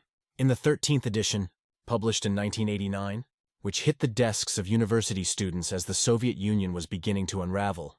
Samuelson and his then co-author William Nordhaus wrote, "The Soviet economy is proof that, contrary to what many skeptics had earlier believed, a socialist command economy can function and even thrive." Nor was this confined to one textbook, as Levy and Pert show that such insights were common in the many editions of what is probably the second most popular economics textbook, McConnell's Economics Principles, Policies and Problems, as well as several other textbooks. Any student who learned economics in the post-war period in a university following an American curriculum, the majority of the world's students, learned that the Soviet model is a more efficient way of organizing economic activity. Even after the collapse and utter failure of the Soviet Union, the same textbooks continued to be taught in the same universities, with the newer editions removing the grandiose proclamations about Soviet success, without questioning the rest of their economic worldview and methodological tools. How is it that such patently failed textbooks continue to be taught? And how is the Keynesian worldview, so brutally assaulted beyond repair by reality over the past 7 decades, from the boom after World War II, to the stagflation of the 70s, to the collapse of the Soviet Union, still taught in universities? The dean of today's Keynesian economists, Paul Krugman, has even written of how an alien invasion would be great for the economy, as it would force government to spend and mobilize resources. In a free market economic system, no self-respecting university would want to teach its students things that are so patently wrong and absurd, as it strives to arm its students with the most useful knowledge. But in an academic system completely corrupted by government money, the curriculum is not determined through its accordance with reality, but through its accordance with the political agenda of the governments funding it. And governments, universally, love Keynesian economics today for the same reason they loved it in the 1930s. It offers them the sophistry and justification for acquiring ever more power and money. This discussion can continue to include many other fields and disciplines in modern academia, where the same pattern repeats. Funding coming from government agencies is monopolized by groups of like-minded scholars sharing fundamental biases. You do not get a job or funding in this system by producing important scholarship that is productive and useful to the real world, but by furthering the agenda of the funders. That the funding comes from one source only eliminates the possibility for a free marketplace of ideas. Academic debates concern ever more arcane minutiae, and all parties in these fraternal disputes can always agree that both parties need more funding to continue these important disagreements. The debates of academia are almost entirely irrelevant to the real world, and its journals' articles are almost never read by anyone except the people who write them for job promotion purposes. But the government bezel indefinitely rolls on, because there is no mechanism by which government funding can ever be reduced when it does not benefit anybody. Chapter 8. Digital Money. The global telecommunication revolution, starting with the production of the first fully programmable computer in the 1950s, has encroached on an increasing number of material aspects of life, providing engineering solutions to hitherto age-old problems. While banks and startup firms increasingly utilized computer and network technology for payments and record-keeping, the innovations that succeeded did not provide a new form of money, and the innovations that tried to provide a new form of money all failed. Bitcoin represents the first truly digital solution to the problem of money, and in it we find a potential solution to the problems of salability, soundness, and sovereignty. Bitcoin has operated with practically no failure for the past 9 years, and if it continues to operate like this for the next 90, it will be a compelling solution to the problem of money, offering individuals sovereignty over money that is resistant to unexpected inflation while also being highly saleable across space, scale, and time. Should Bitcoin continue to operate as it already has, all the previous technologies humans have employed as money, shells, salt, cattle, precious metals, and government paper, may appear quaint anachronisms in our modern world. Abacuses next to our modern computers. We saw how the introduction of metallurgy produced solutions to the problem of money that were superior to beads, shellfish, and other artifacts, and how the emergence of regular coinage allowed gold and silver coins to emerge as superior forms of money to irregular lumps of metal. We further saw how gold-backed banking allowed gold to dominate as the global monetary standard and led to the demonetization of silver. From the necessity of centralizing gold arose government money backed by gold, which was more saleable in scale.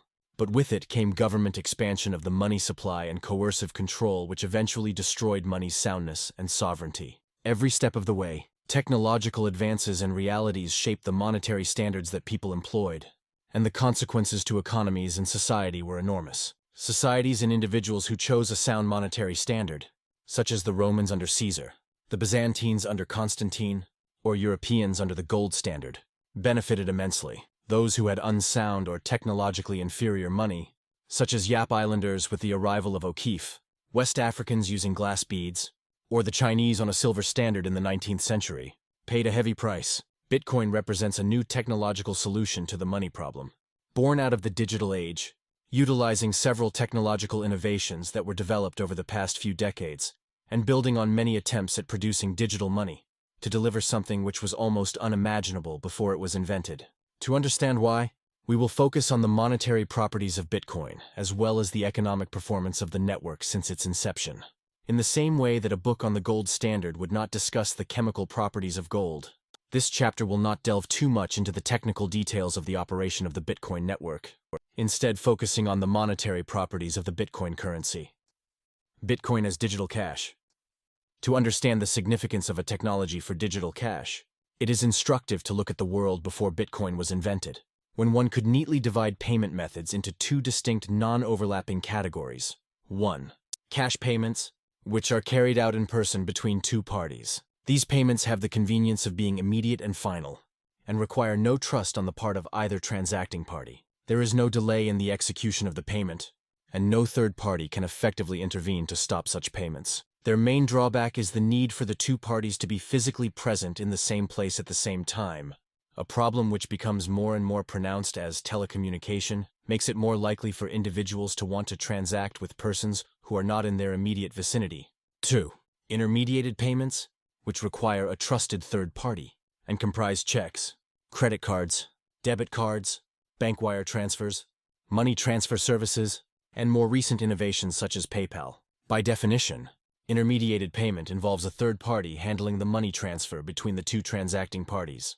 The main advantages of intermediated payments are allowing payments without the two parties having to be at the same place at the same time, and allowing the payer to make payment without having to carry her money on her. Their main drawback is the trust that is required in execution of the transactions, the risk of the third party being compromised, and the costs and time required for the payment to be completed and cleared to allow the recipient to spend it. Both forms of payment have their advantages and drawbacks, and most people resort to a combination of the two in their economic transactions. Before the invention of Bitcoin, intermediated payments included, though were not limited to, all forms of digital payment. The nature of digital objects, since the inception of computers, is that they are not scarce. They can be reproduced endlessly, and as such it was impossible to make a currency out of them, because sending them will only duplicate them. Any form of electronic payment had to be carried out via an intermediary, because of the danger of double spending. There was no way of guaranteeing that the payer was being honest with his funds, and not using them more than once, unless there was a trusted third party overseeing the account and able to verify the integrity of the payments carried out. Cash transactions were confined to the physical realm of direct contact, while all digital forms of payments had to be supervised by a third party. After years of innovative trial and error by many programmers, and through relying on a wide range of technologies, Bitcoin was the first engineering solution that allowed for digital payments without having to rely on a trusted third-party intermediary. By being the first digital object that is verifiably scarce, Bitcoin is the first example of digital cash. There are several drawbacks to transacting through trusted third parties, which make digital cash a valuable proposition for many. Third parties are by their very nature an added security weakness. Involving an extra party in your transaction inherently introduces risk, because it opens up new possibilities for theft or technical failure. Further, payment through intermediaries leaves the parties vulnerable to surveillance and bans by political authorities. In other words, when resorting to any form of digital payment, there was no alternative to trusting in a third party, and whichever political authorities rule over it, and being subject to the risk of the political authority stopping the payment under pretexts of security, terrorism, or money laundering. To make matters worse, intermediated payments always involve a risk of fraud, which raises transaction costs and delays final settlement of payments. In other words, intermediated payments take away a significant share of the properties of money as a medium of exchange controlled by its owner, with high liquidity for him to sell whenever he wants. Of the most persistent characteristics of money historically are fungibility. Any unit of money is equivalent to any other unit. And liquidity, ability of the owner to sell quickly at market price. People choose monies that are fungible and liquid because they want sovereignty over their money. Sovereign money contains within it all the permission needed to spend it. The desire for others to hold it exceeds the ability of others to impose controls on it. While intermediated payments compromise some of the desirable features of money, these shortcomings are not present in physical cash transactions. But as more trade and employment takes place over long distances thanks to modern telecommunication, physical cash transactions become prohibitively impractical. The move toward digital payments was reducing the amount of sovereignty people have over their own money and leaving them subject to the whims of the third parties they had no choice but to trust. Further, the move from gold, which is money that nobody can print, toward fiat currencies whose supply is controlled by central banks, further reduced people's sovereignty over their wealth and left them helpless in the face of the slow erosion of the value of their money, as central banks inflated the money supply to fund government operation. It became increasingly impractical to accumulate capital and wealth without the permission of the government issuing that money. Satoshi Nakamoto's motivation for Bitcoin was to create a purely peer-to-peer form of electronic cash that would not require trust in third parties for transactions and whose supply cannot be altered by any other party. In other words, Bitcoin would bring the desirable features of physical cash, lack of intermediaries, finality of transactions, to the digital realm and combine them with an ironclad monetary policy that cannot be manipulated to produce unexpected inflation to benefit an outside party at the expense of holders. Nakamoto succeeded in achieving this through the utilization of a few important, though not widely understood technologies. A distributed peer-to-peer network with no single point of failure, hashing, digital signatures, and proof of work. Nakamoto removed the need for trust in a third party by building Bitcoin on a foundation of very thorough and ironclad proof and verification. It is fair to say that the central operational feature of Bitcoin is verification, and only because of that can Bitcoin remove the need for trust completely. Every transaction has to be recorded by every member of the network, so that they all share one common ledger of balances and transactions. Whenever a member of the network transfers a sum to another member, all network members can verify the sender has a sufficient balance, and nodes compete to be the first to update the ledger with a new block of transactions every 10 minutes. In order for a node to commit a block of transactions to the ledger, it has to expend processing power on solving complicated mathematical problems that are hard to solve, but whose correct solution is easy to verify. This is the proof of work (POW) system, and only with a correct solution can a block be committed and verified by all network members. While these mathematical problems are unrelated to the Bitcoin transactions, they are indispensable to the operation of the system as they force the verifying nodes to expend processing power, which would be wasted if they included fraudulent transactions. Once a node solves the proof of work correctly and announces the transactions, other nodes on the network vote for its validity, and once a majority has voted to approve the block, nodes begin committing transactions to a new block to be amended to the previous one, and solving the new proof of work for it. Crucially, the node that commits a valid block of transactions to the network receives a block reward consisting of brand new bitcoins added to the supply, along with all the transaction fees paid by the people who are transacting. This process is what is referred to as mining, analogous to the mining of precious metals, and is why nodes that solve proof of work are known as miners. This block reward compensates the miners for the resources they committed to proof of work. Whereas in a modern central bank, the new money created goes to finance lending and government spending, in Bitcoin the new money goes only to those who spend resources on updating the ledger. Nakamoto programmed Bitcoin to produce a new block roughly every 10 minutes, and for each block to contain a reward of 50 coins in the first 4 years of Bitcoin's operation, to be halved afterwards to 25 coins, and further halved every 4 years. The quantity of bitcoins created is pre-programmed and cannot be altered no matter how much effort and energy is expended on proof of work. This is achieved through a process called difficulty adjustment, which is perhaps the most ingenious aspect of Bitcoin's design. As more people choose to hold Bitcoin, this drives up the market value of Bitcoin and makes mining new coins more profitable, which drives more miners to expend more resources on solving proof of work problems.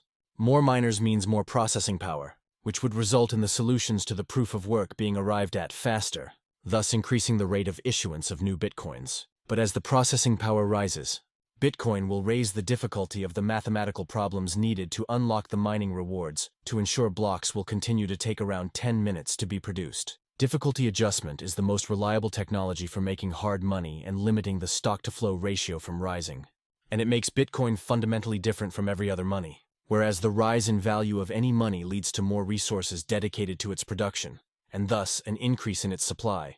As Bitcoin's value rises, more effort to produce Bitcoins does not lead to the production of more Bitcoins. Instead, it just leads to an increase in the processing power necessary to commit valid transactions to the Bitcoin network, which only serves to make the network more secure and difficult to compromise. Bitcoin is the hardest money ever invented. Growth in its value cannot possibly increase its supply.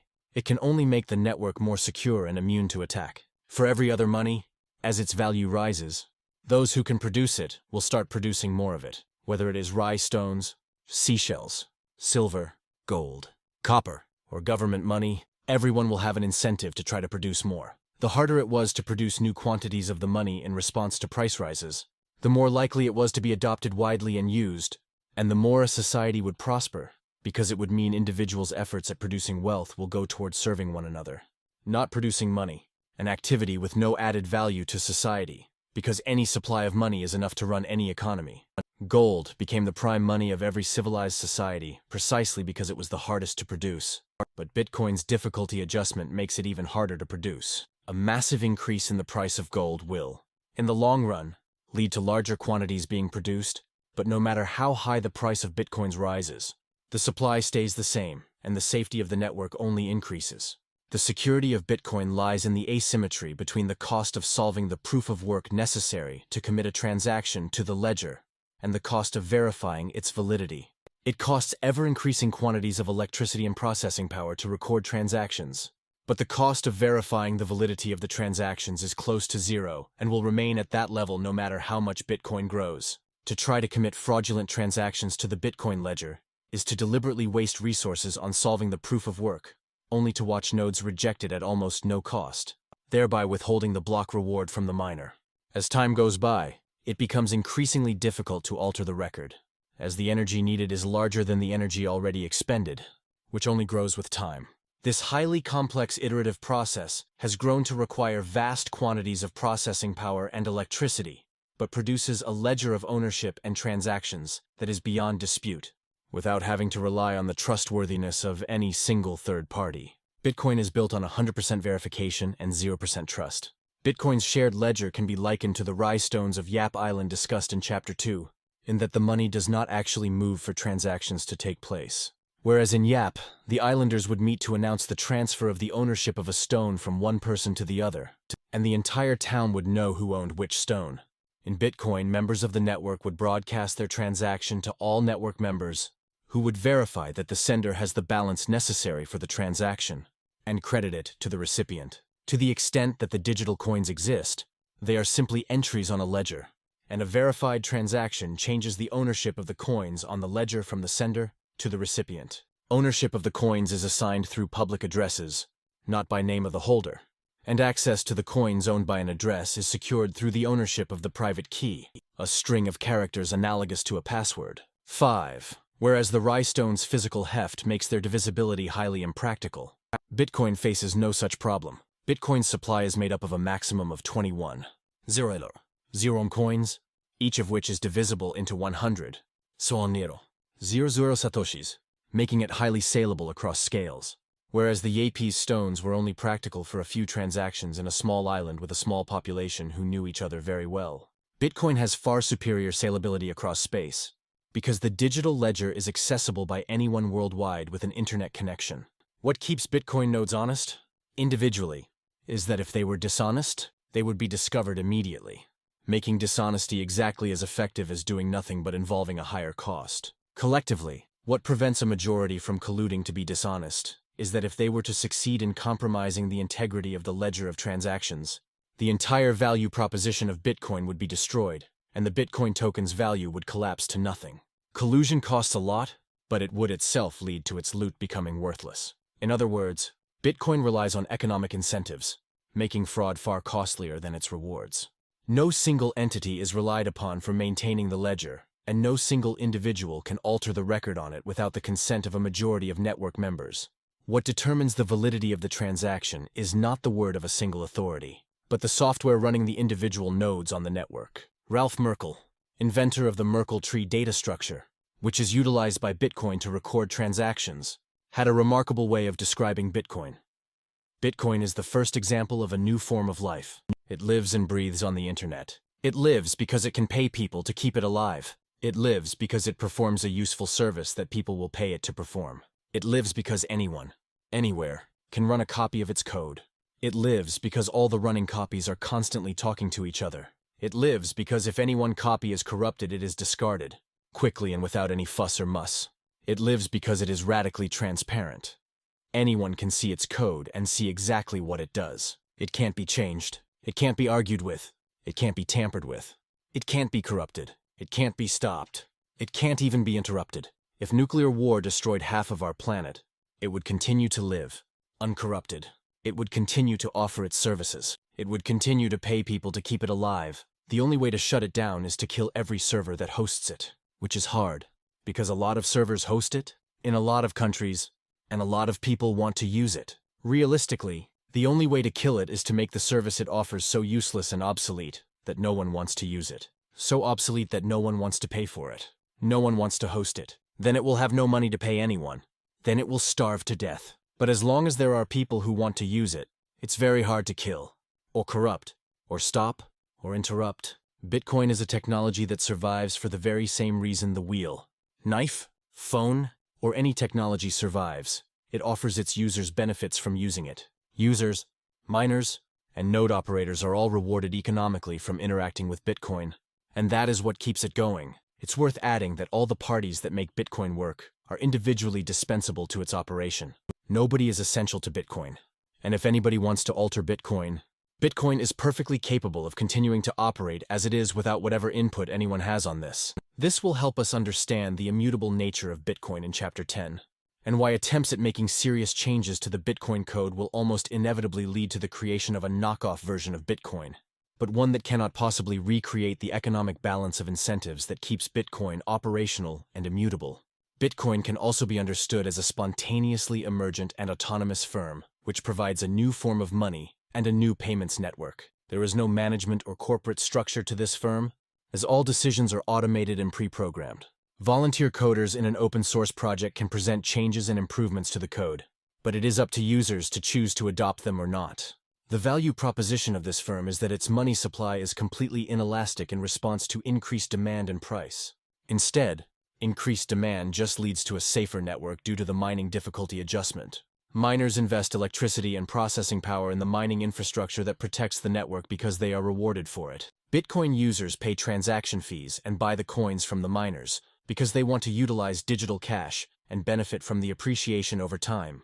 And in the process, they finance the miners' investment in operating the network.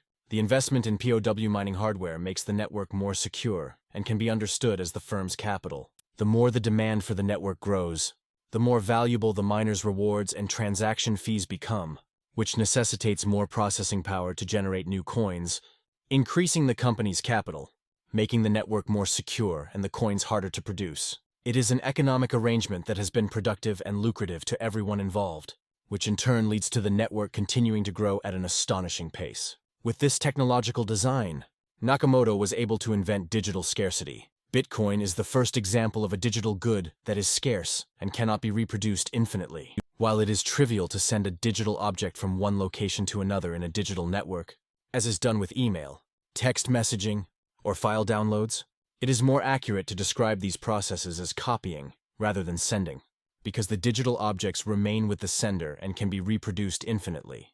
Bitcoin is the first example of a digital good whose transfer stops it from being owned by the sender.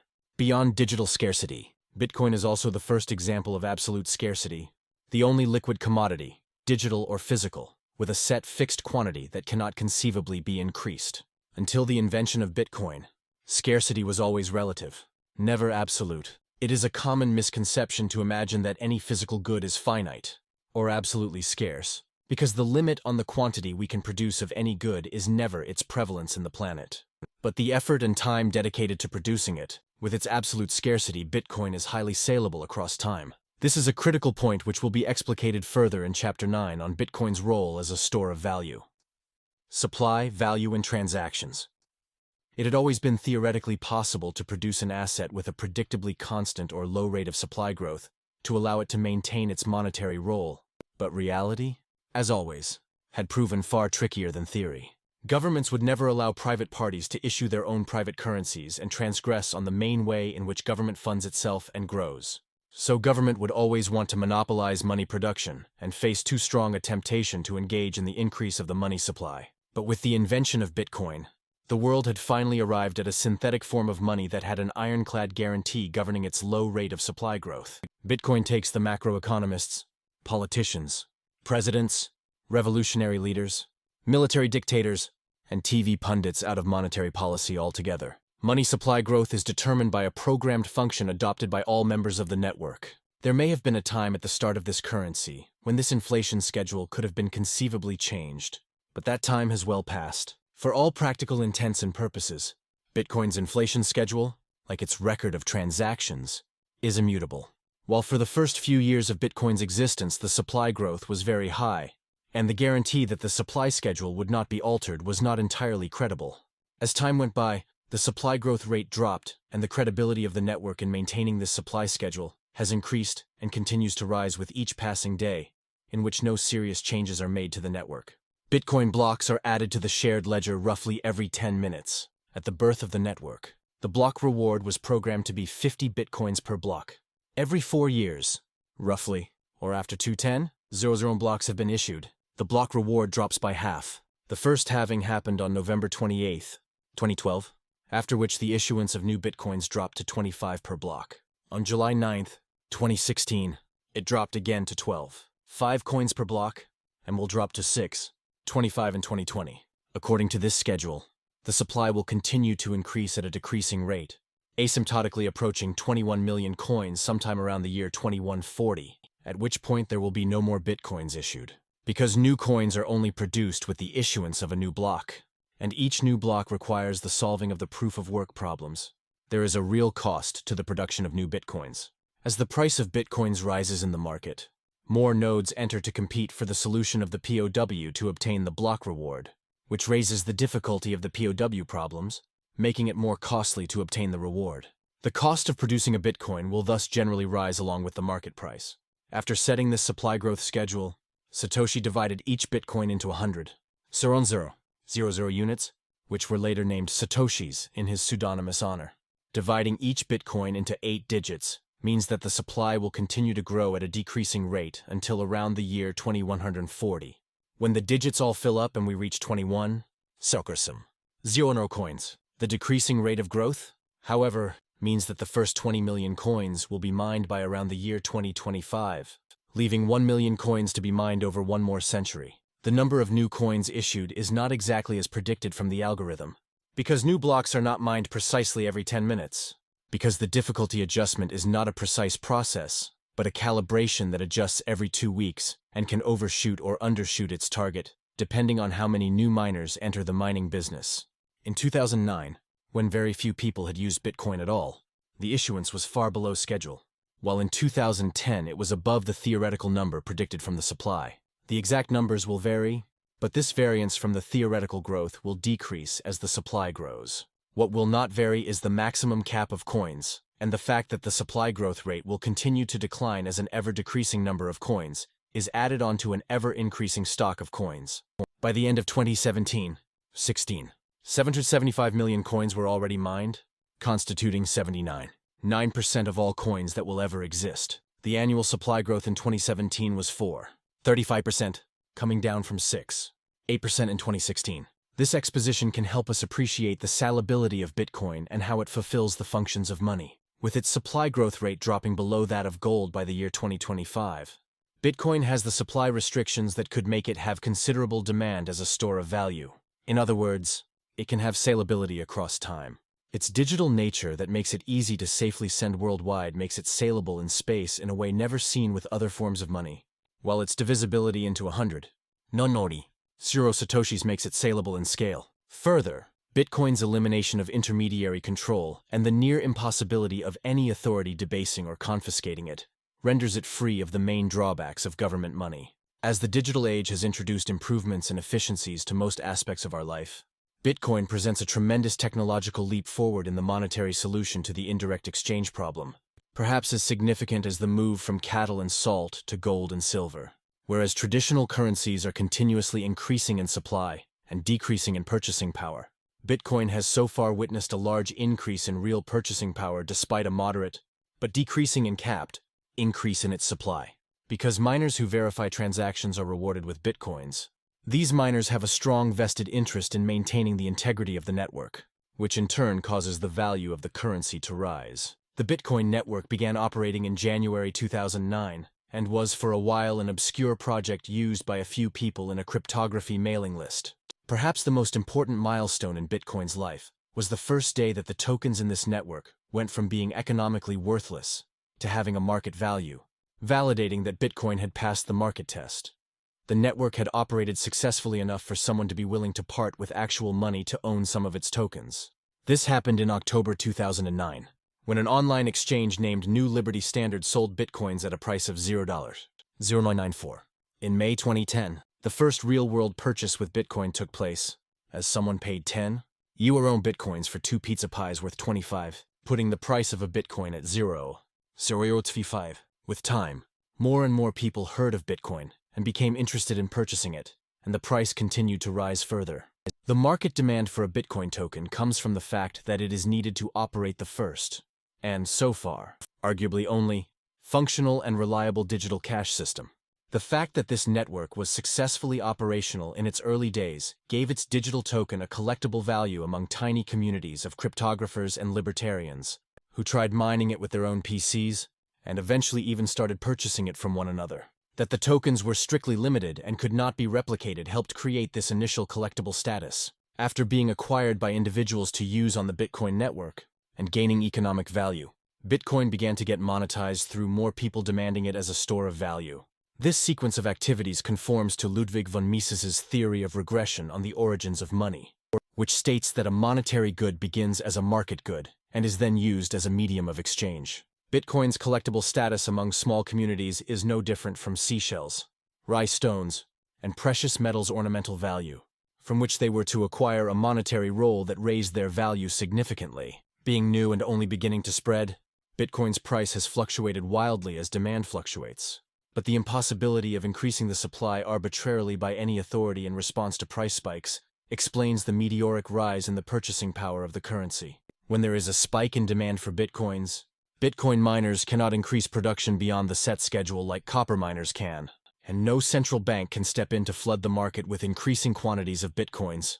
As Greenspan suggested central banks do with their gold, the only way for the market to meet the growing demand is for the price to rise enough to incentivize the holders to sell some of their coins to the newcomers. This helps explain why in 8 years of existence, the price of a Bitcoin has gone from $0.094 on October 5, 2009, in its first recorded transaction, to $4.200 on October 5, 2017, an increase of 520% in 8 years, and a compound annual growth rate of 573% per year. For the Bitcoin price to rise, people must hold it as a store of value, and not just spend it. Without a number of people willing to hold the currency for a significant period of time, continued selling of the currency will keep its price down and prevent it from appreciating.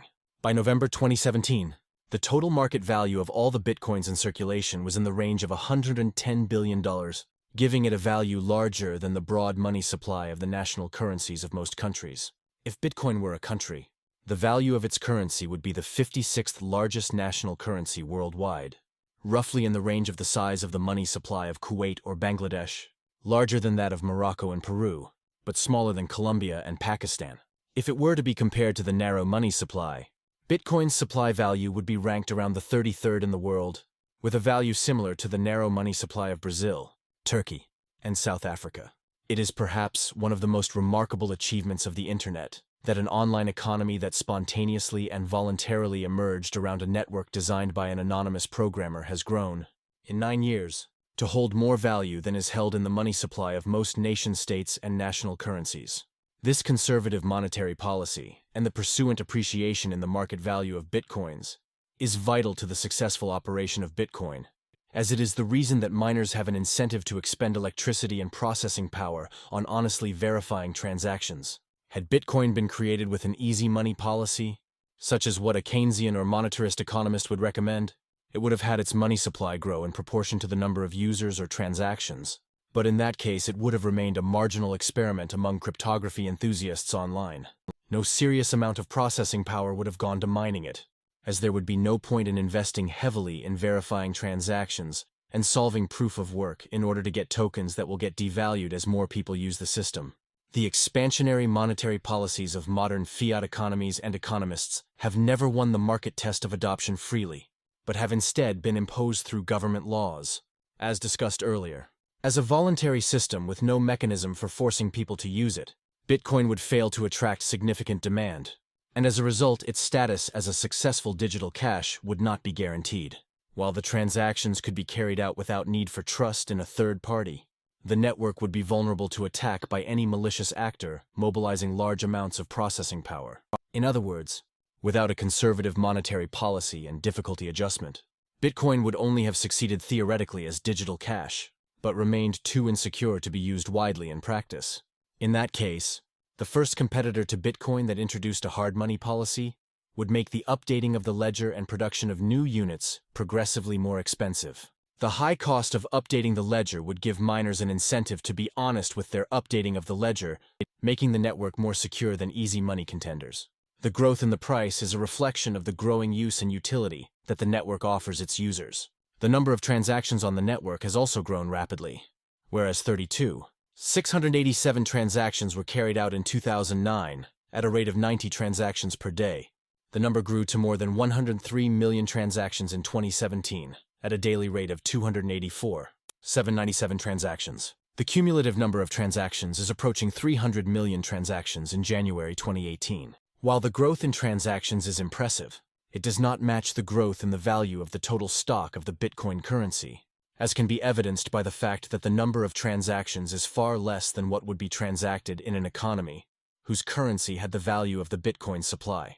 300,000 daily transactions is the number of transactions that takes place in a small town, not in a medium-sized economy, which is around the value of the supply of Bitcoin. Further, with the current size of Bitcoin blocks being limited to 1 megabyte, 500,000 transactions per day is close to the upper limit that can be carried out by the Bitcoin network and recorded by all peers on the network. Even as this limit is reached and its presence is well publicized, the growth in the value of the currency and the value of daily transactions has not abated. This suggests that Bitcoin adopters value it more as a store of value than a medium of exchange. As will be discussed in Chapter 9, the market value of transactions has also increased over the network's lifetime. The peculiar nature of Bitcoin transactions makes it hard to precisely estimate the exact value of transactions in Bitcoins or US dollars, but a lower bound estimate sees an average daily volume of around 260,000 Bitcoins in 2017. With highly volatile growth over Bitcoin's lifetime. While the Bitcoin value of transactions has not increased appreciably over time, the market value of these transactions in US dollars has. The volume of transactions was $375.6 billion US dollars in 2017. In total, by its 9th birthday, Bitcoin had processed $500 billion US dollars worth of transactions. With USD value calculated at the time of the transaction, another measure of the growth of the Bitcoin network is the value of the transaction fees required to process the transactions. Whereas Bitcoin transactions can theoretically be processed for free, it is incumbent on the miners to process them. And the higher the fee, the faster they are likely to pick them up. In the early days when the number of transactions was small, miners would process transactions that did not include a fee because the block subsidy of new coins itself was worth the effort. As demand for Bitcoin transactions grew, miners could afford to be more selective and prioritize transactions with higher fees. Fees were under $1 per transaction up until late 2015 and started rising above $1 per transaction around early 2016. With the quick rise in Bitcoin's price in 2017, the average daily transaction fee had reached $7 by the end of November. Bitcoin's volatility derives from the fact that its supply is utterly inflexible and not responsive to demand changes, because it is programmed to grow at a predetermined rate. For any regular commodity, the variation in demand will affect the production decisions of producers of the commodity.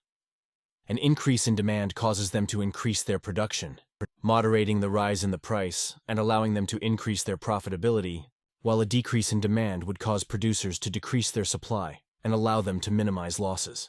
A similar situation exists with national currencies, where central banks are expected to maintain relative stability in the purchasing power of their currencies by setting the parameters of their monetary policy to counteract market fluctuations.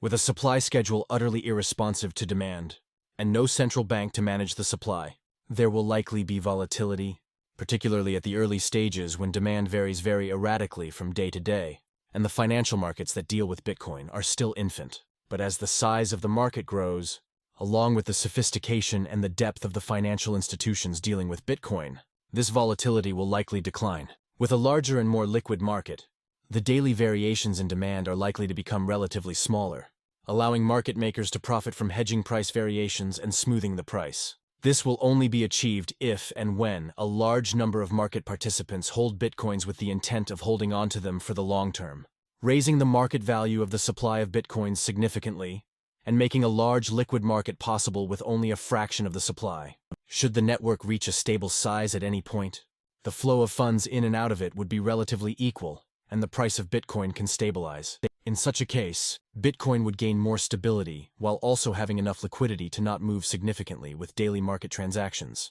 But as long as Bitcoin continues to grow in adoption, its appreciation attracts more adopters to it, leading to further appreciation, making this drop in volatility further away.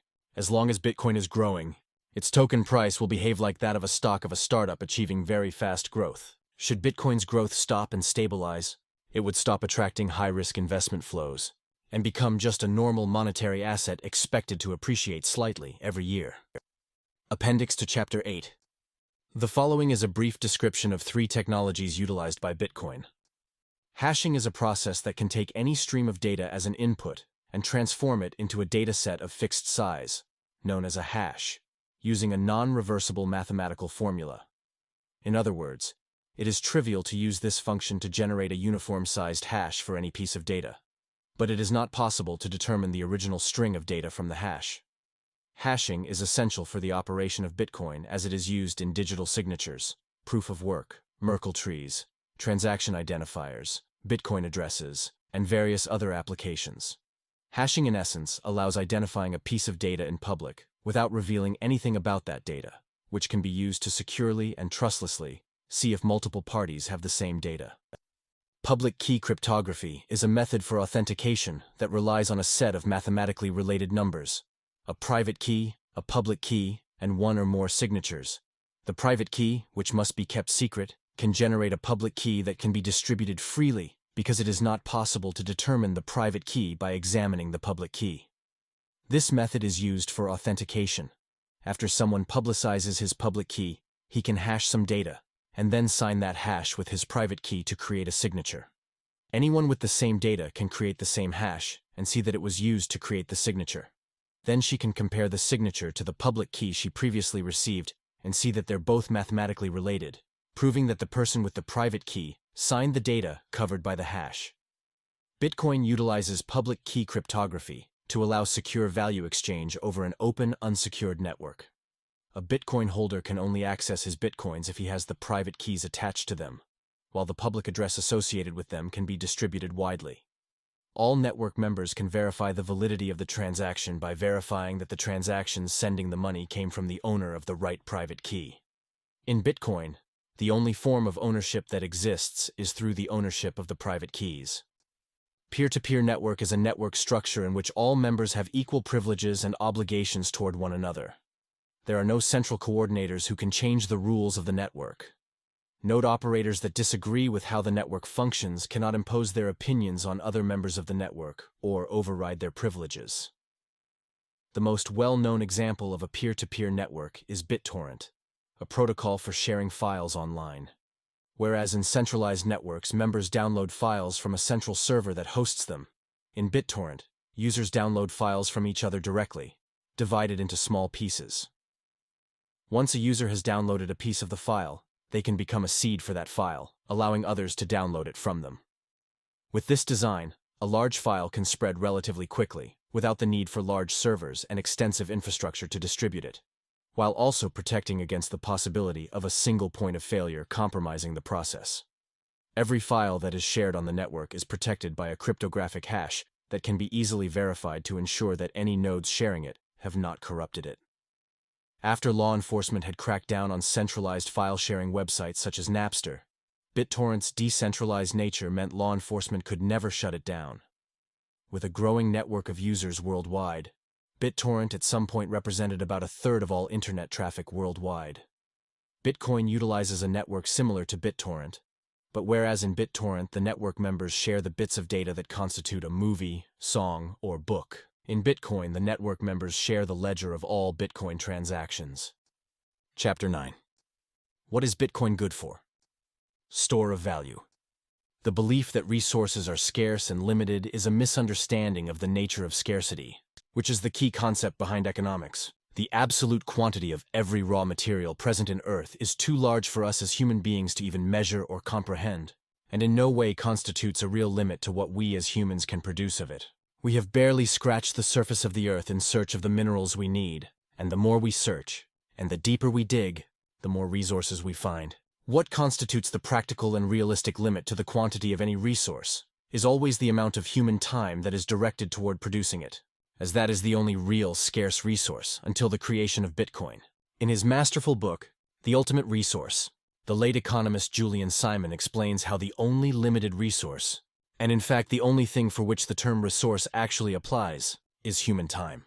Each human has a limited time on Earth, and that is the only scarcity we deal with as individuals. As a society, our only scarcity is in the total amount of time available to members of a society to produce different goods and services. More of any good can always be produced if human time goes toward it. The real cost of a good, then, is always its opportunity cost in terms of goods forgone to produce it. In all human history, we have never run out of any single raw material or resource, and the price of virtually all resources is lower today than it was in past points in history, because our technological advancement allows us to produce them at a lower cost in terms of our time.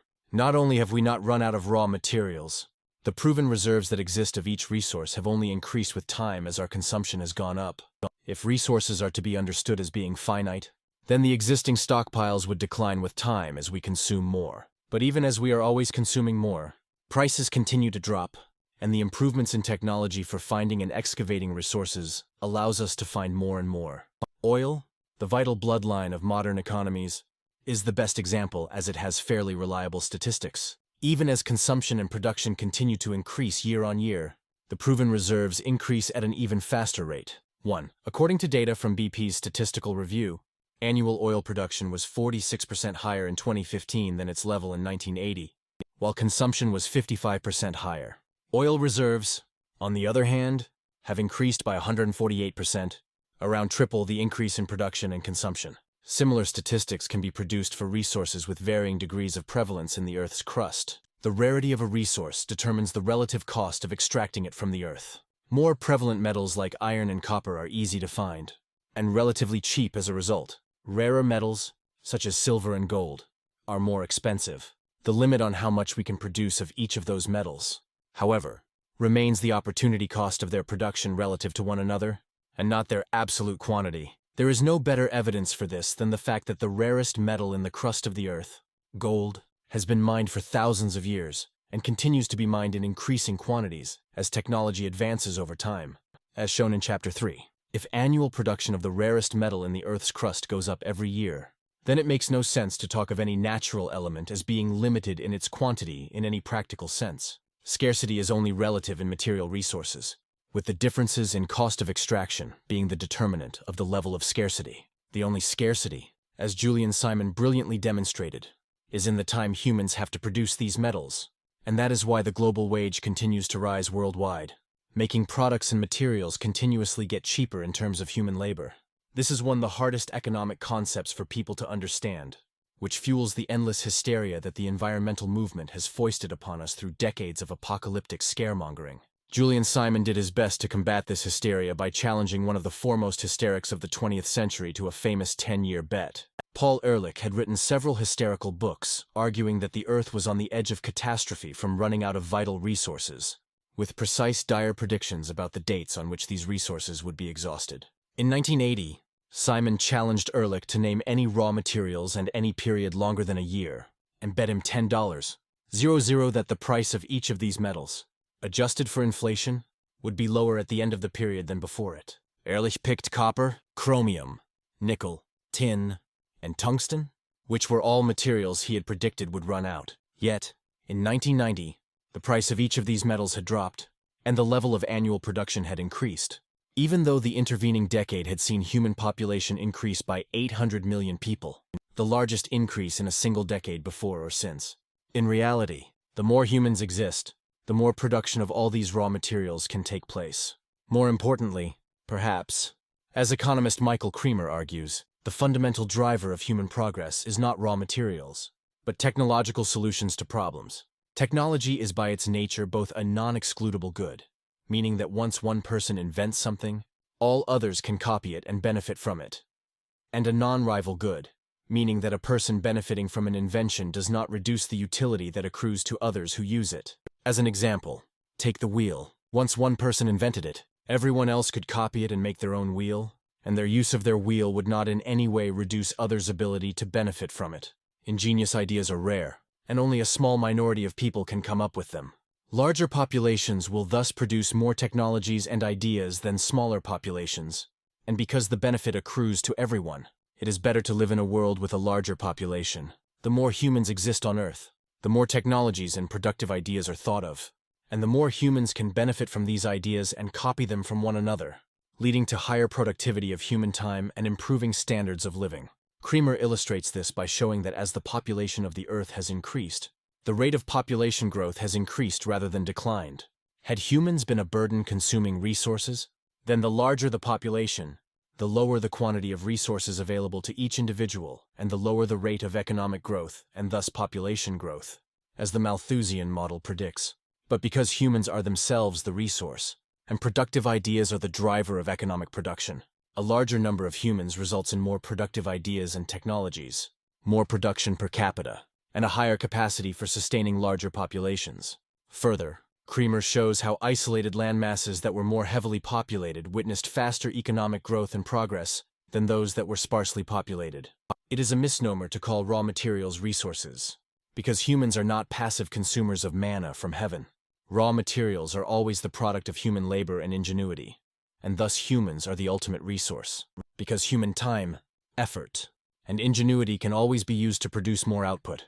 The eternal dilemma humans face with their time concerns how to store the value they produce with their time through the future.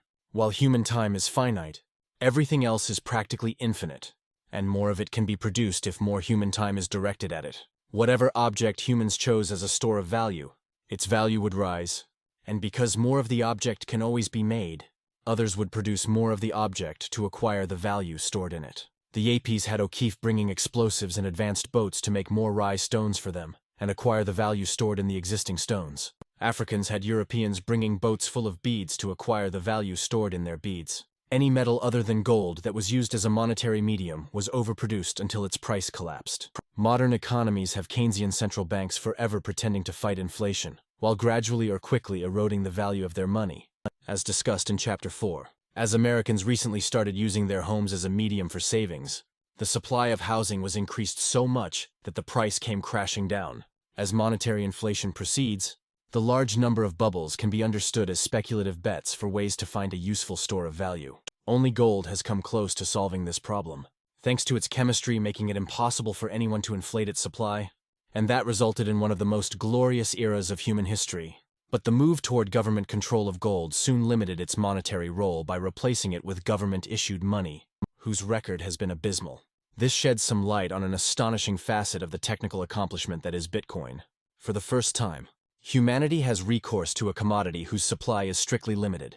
No matter how many people use the network, how much its value rises, and how advanced the equipment used to produce it, there can only ever be 21 million Bitcoins in existence.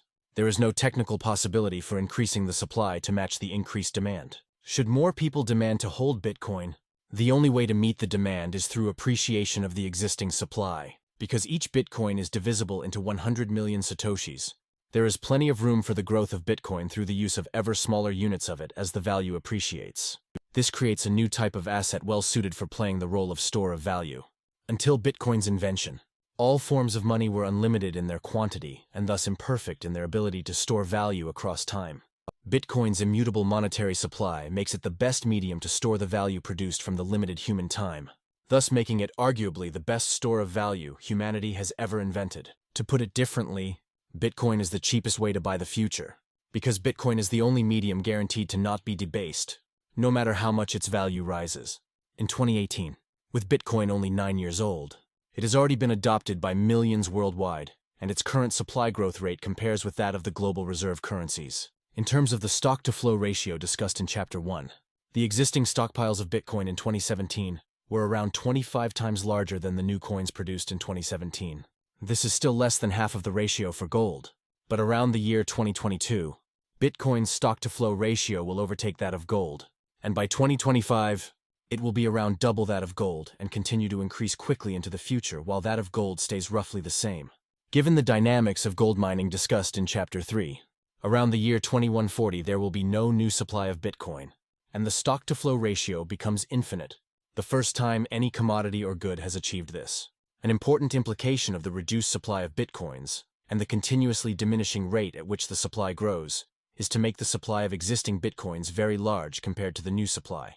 In that sense, Bitcoin mining is similar to gold mining, thus ensuring that as a monetary medium, relatively less time and effort would go towards securing new supplies of Bitcoin than other monies whose supply can be increased easily, and more time and effort is dedicated toward useful economic production, which can then be exchanged for Bitcoins. As the block subsidy declines, the resources dedicated to mining Bitcoins will be mainly rewarded for processing the transactions and thus securing the network, rather than for the creation of new coins. For most of human history, some physical object was used as the store of value. The function of value storage did not need a physical manifestation, but having one allowed for making the supply of the store of value harder to increase. Bitcoin, by not having any physical presence, and being purely digital, is able to achieve strict scarcity.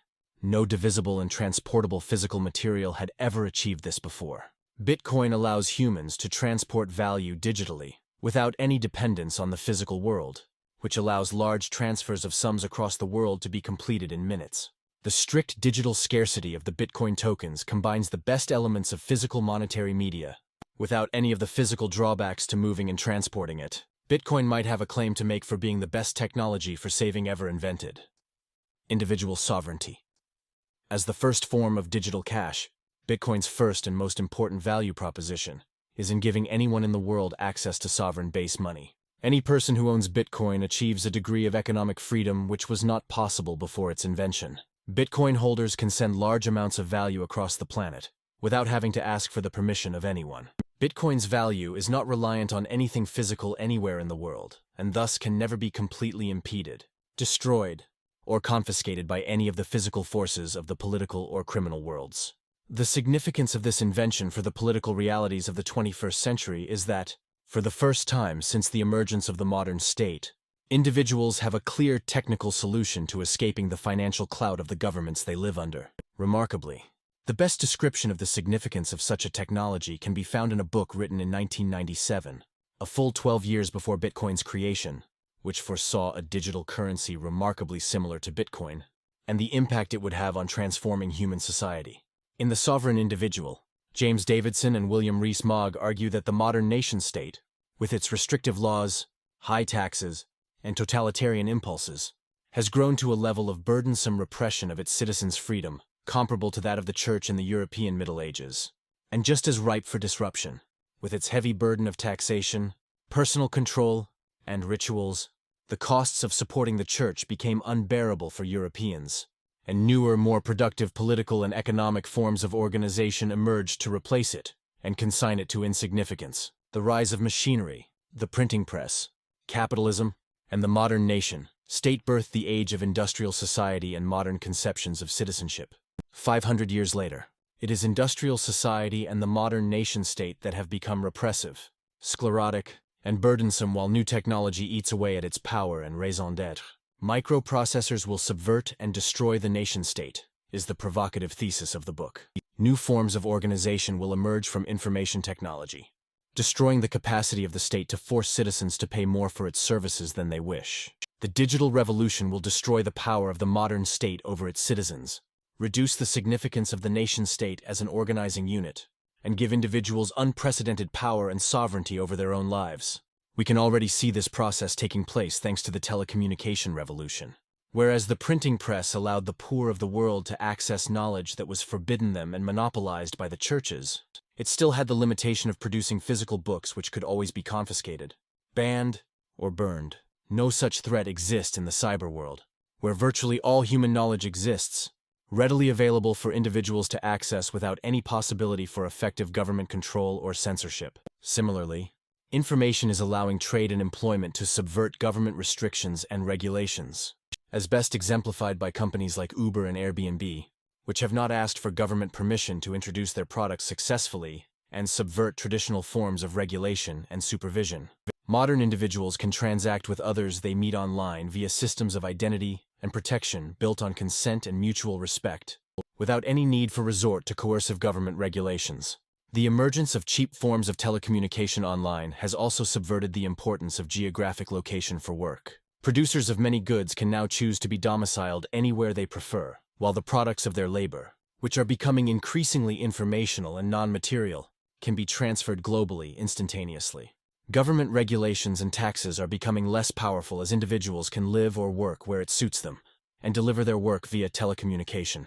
As more and more of the value of economic production takes the form of non-tangible goods, the relative value of land and physical means of production declines, reducing returns on violently appropriating such physical means of production.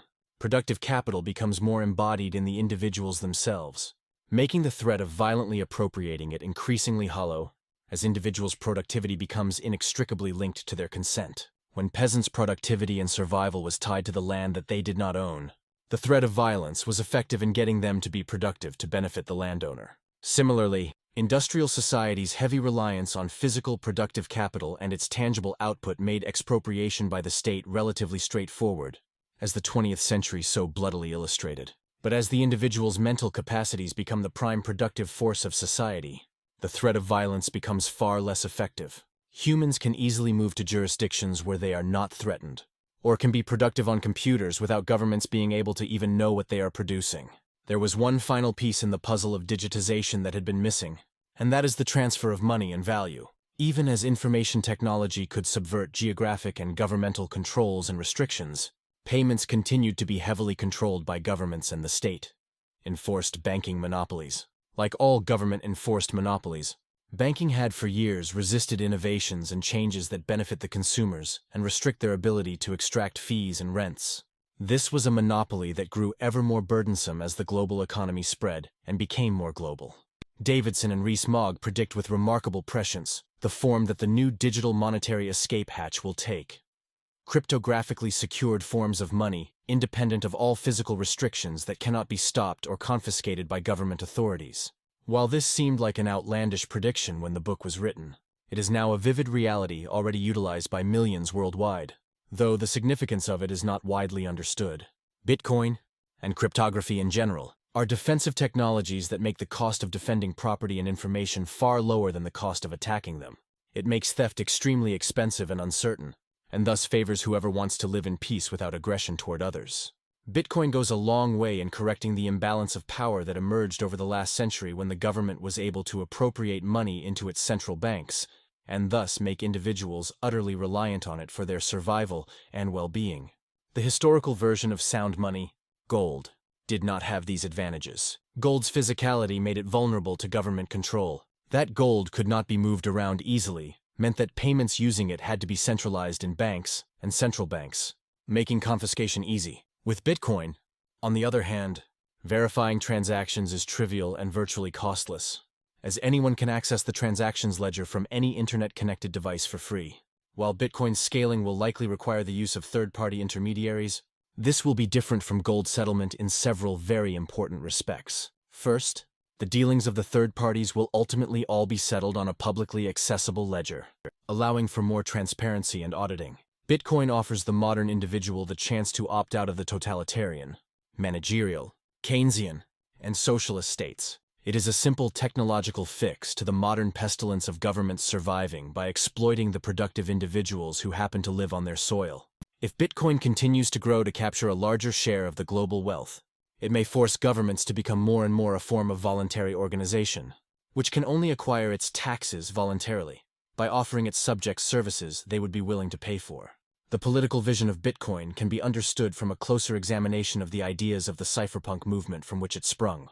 In the words of Timothy May, The combination of strong, unbreakable public key cryptography and virtual network communities in cyberspace will produce interesting and profound changes in the nature of economic and social systems. Crypto-anarchy is the cyberspatial realization of anarcho-capitalism, transcending national boundaries and freeing individuals to make the economic arrangements they wish to make consensually. Crypto-anarchy is liberating individuals from coercion by their physical neighbors who cannot know who they are on the net and from governments. For libertarians, strong crypto provides the means by which government will be avoided. The vision of anarcho-capitalism May describes is the political philosophy developed by the American economist of the Austrian school, Murray Rothbard. In The Ethics of Liberty, Rothbard explains libertarian anarcho-capitalism as the only logically coherent implication of the idea of free will and self-ownership.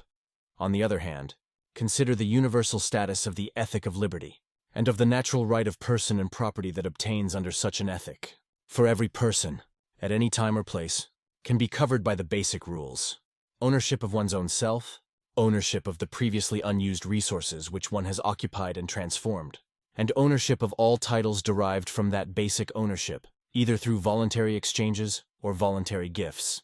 These rules, which we might call the rules of natural ownership, can clearly be applied, and such ownership defended, regardless of the time or place, and regardless of the economic attainments of the society. It is impossible for any other social system to qualify as universal natural law, for if there is any coercive rule by one person or group over another, and all rule partakes of such hegemony, then it is impossible to apply the same rule for all.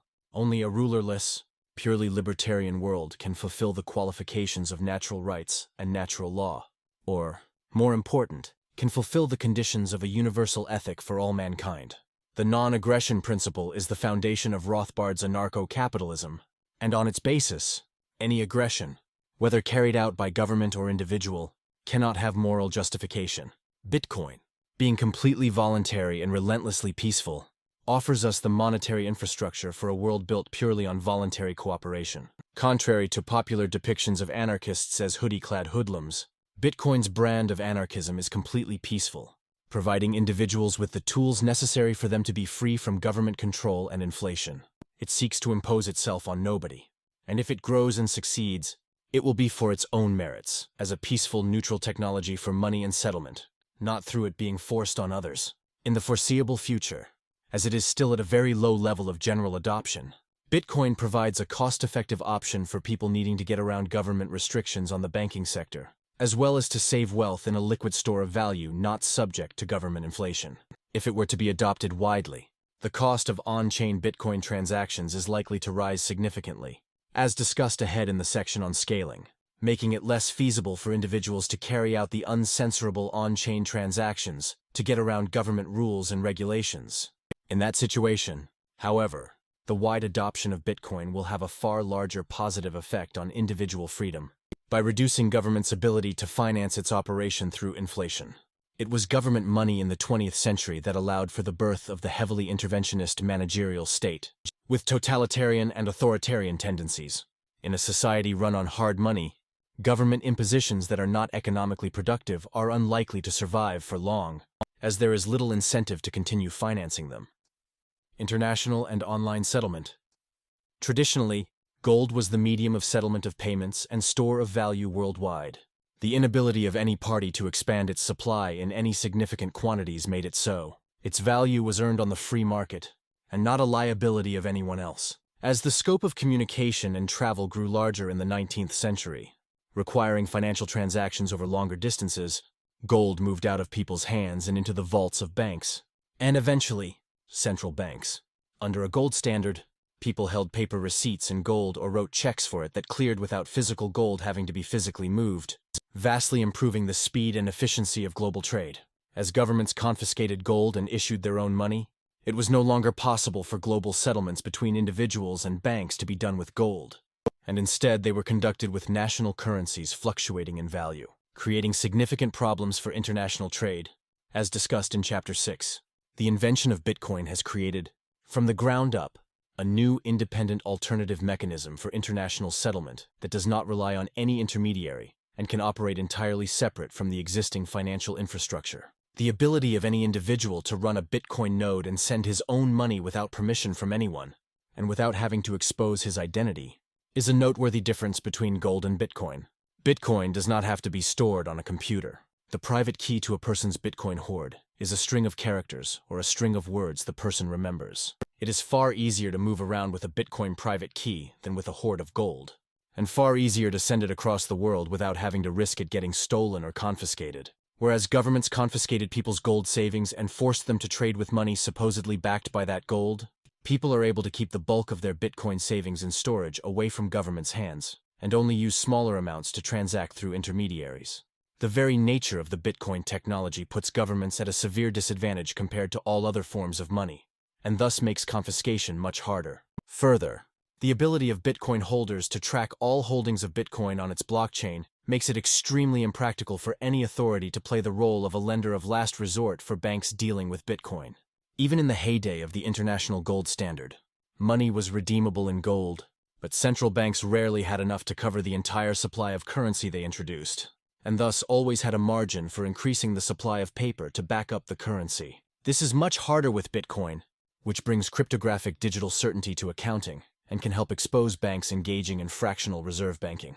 The future use of Bitcoin for small payments will likely not be carried out over the distributed ledger, as explained in the discussion on scaling in Chapter 10, but through second layers.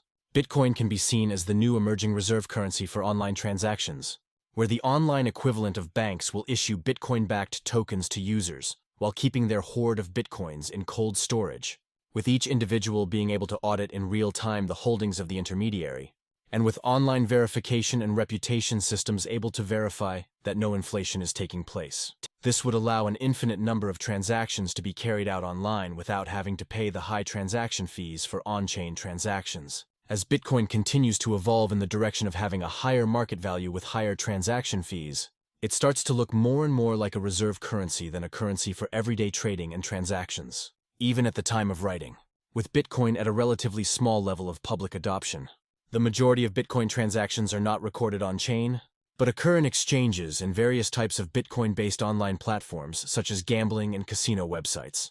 These businesses will credit or debit Bitcoins to their customers on their own internal records, and then only make transactions on the Bitcoin network when customers deposit or withdraw funds. By virtue of being digital cash, Bitcoin's comparative advantage may not lie in replacing cash payments, but rather in allowing for cash payments to be carried out over long distances. Payments in person, for small amounts, can be conducted in a wide variety of options: physical cash, barter, favors, credit cards, bank checks, and so on. Current state-of-the-art technology in payment settlements has already introduced a wide array of options for settling small-scale payments with very little cost. It is likely that Bitcoin's advantage lies not in competing with these payments for small amounts and over short distances.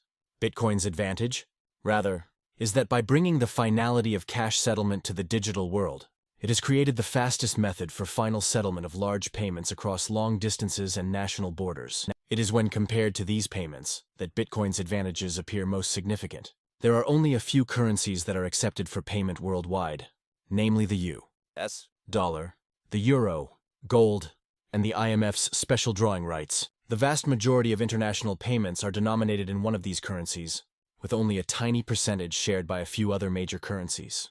To send a few $1,000s worth of these currencies internationally usually costs dozens of dollars, takes several days, and is subject to invasive forensic examination by financial institutions. The high cost of these transactions lies primarily in the volatility of trading currencies and the problems of settlement between institutions in different countries, which necessitates the employment of several layers of intermediation. In less than 10 years of existence, Bitcoin has already achieved a significant degree of global liquidity, allowing for international payments in prices that are currently much lower than existing international transfers. This is not to argue that Bitcoin will replace the international money transfer market, but merely to point out its potential for international liquidity. As it stands, the volume of these international flows is far larger than what Bitcoin's blockchain can handle, and if more such payments move to Bitcoin, fees will rise to limit the demand for them. Yet, that would also not spell doom for Bitcoin, because sending these individual payments is not the limit of Bitcoin's capabilities. Bitcoin is money free of counterparty risk, and its network can offer final settlement of large volume payments within minutes. Bitcoin can thus be best understood to compete with settlement payments between central banks and large financial institutions, and it compares favorably to them due to its verifiable record, cryptographic security, and imperviousness to third-party security holes. Using the major national currencies, USD, Euro, for settlement carries with it the risk of exchange rate fluctuation of these currencies, and involves trust in several layers of existing intermediation. Settlements between central banks and large financial institutions take days, and sometimes weeks, to clear, during which time each party is exposed to significant foreign exchange and counterparty risk. Gold is the only traditional monetary medium that is not someone's liability, and is free of counterparty risk. But moving gold around is an extremely expensive operational task, fraught with risks. Bitcoin, having no counterparty risk and no reliance on any third party, is uniquely suited to play the same role that gold played in the gold standard. It is a neutral money for an international system that does not give any one country the exorbitant privilege of issuing the global reserve currency, and is not dependent on its economic performance. Being separated from any particular country's economy, its value will not be affected by the volume of trade denominated in it, averting all the exchange rate problems that have plagued the 20th century. Further, the finality of settlement on Bitcoin does not rely on any counterparty, and does not require any single bank to be the de facto arbiter, making it ideal for a network of global peers, rather than a global hegemonic centralized order. The Bitcoin network is based on a form of money whose supply cannot be inflated by any single member bank, making it a more attractive store of value proposition than national currencies whose creation was precisely so their supply could be increased to finance governments. Bitcoin's capacity for transactions is far more than what the current number of central banks would need, even if they settled their accounts daily. Bitcoin's current capacity of around 350,000 transactions per day can allow a global network of 850 banks to each have one daily transaction with every other bank on the network. The number of unique connections in a network equals n, 1 or 2, where n is the number of nodes. A global network of 850 central banks can perform daily final settlement with one another over the Bitcoin network. If each central bank serves around 10 million customers, that would cover the entire world's population.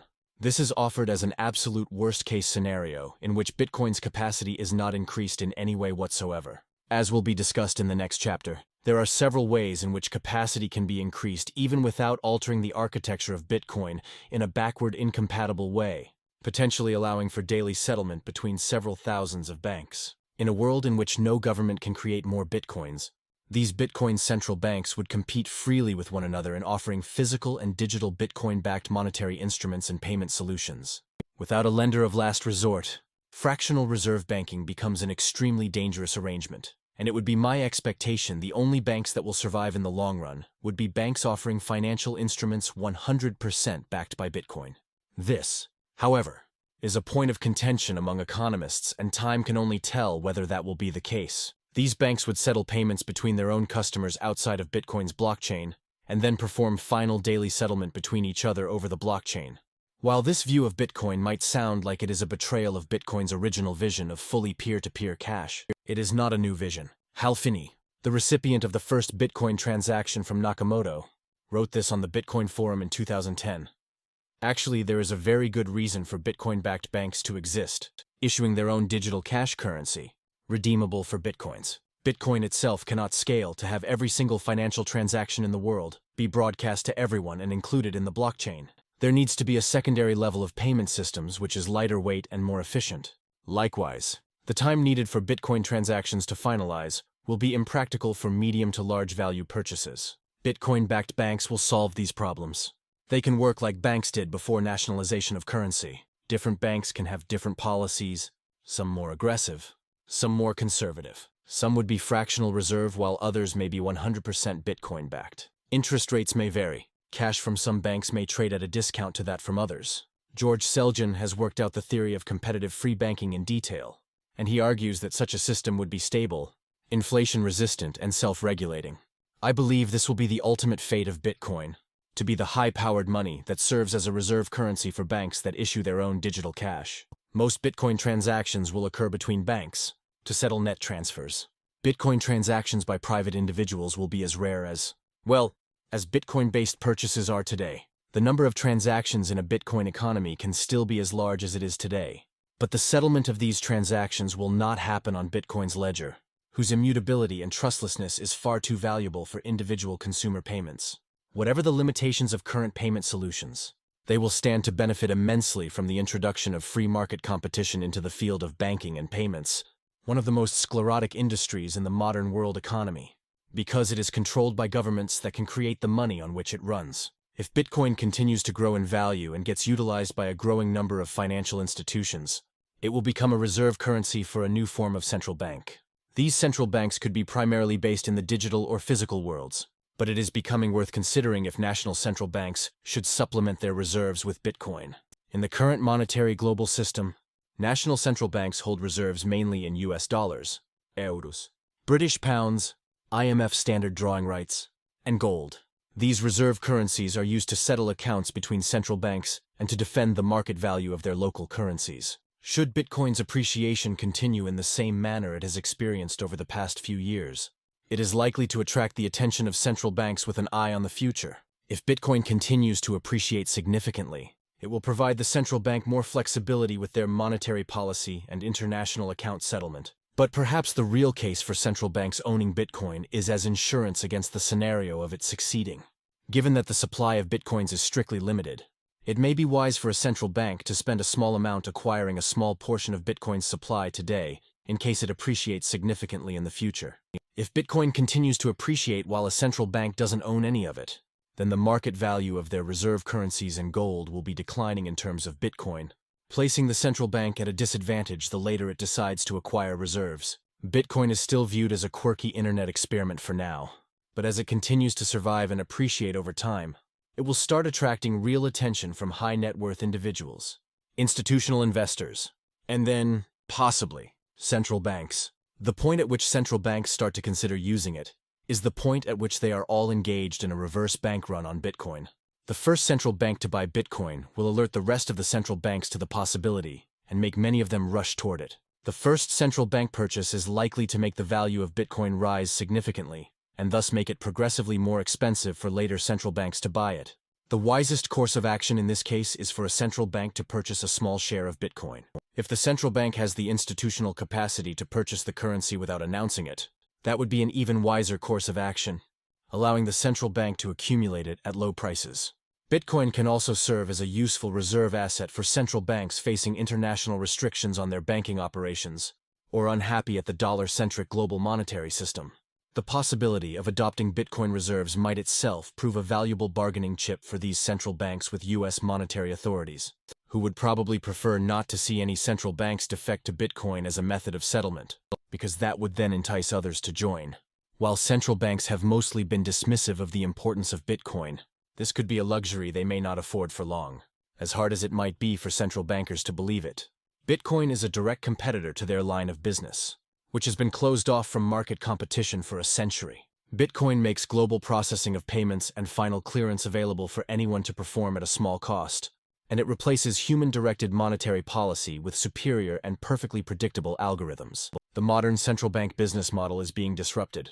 Central banks now have no way of stopping competition by just passing laws as they have always done. They are now up against a digital competitor that most likely cannot be brought under the physical world's laws. Should national central banks not use Bitcoin's instant clearance and sound monetary policy, they would leave the door open for digital upstarts to capture more and more of this market for a store of value and settlement. If the modern world is ancient Rome, suffering the economic consequences of monetary collapse, with the dollar our Aureus, then Satoshi Nakamoto is our Constantine. Bitcoin is his Solidus, and the internet is our Constantinople. Bitcoin serves as a monetary lifeboat for people forced to transact and save in monetary media constantly debased by governments. Based on the foregoing analysis, the real advantage of Bitcoin lies in it being a reliable long-term store of value and a sovereign form of money that allows individuals to conduct permissionless transactions. Bitcoin's main uses in the foreseeable future will follow from these competitive advantages, and not from its ability to offer ubiquitous or cheap transactions. Global unit of account.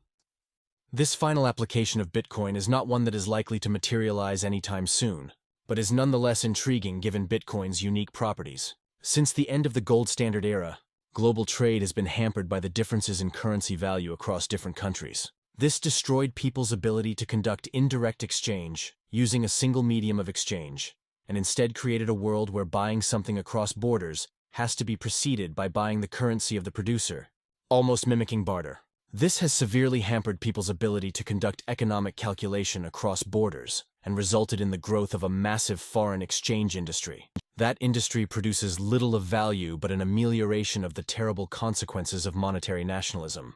The gold standard offered a solution to this problem, wherein a single form of money, independent of the control of any single government or authority, was the monetary standard worldwide. Prices could be calibrated against gold and expressed in it, facilitating calculation across borders. The physical heft of gold, however, meant that it had to be centralized, and settlement had to be carried out between central banks. Once the gold was centralized, its lure proved irresistible for governments, who took control of it and eventually replaced it with fiat money whose supply they control. Sound money became unsound as a result. It is an open question whether Bitcoin could potentially play the role of a global unit of account for trade and economic activity. For this possibility to materialize, Bitcoin would need to be adopted by an extremely large number of people in the world, most likely indirectly. Through its use as a reserve currency, it would then remain to be seen whether the stability of Bitcoin's supply would make it also stable in value, as daily transactions in it would be marginal compared to the quantities held.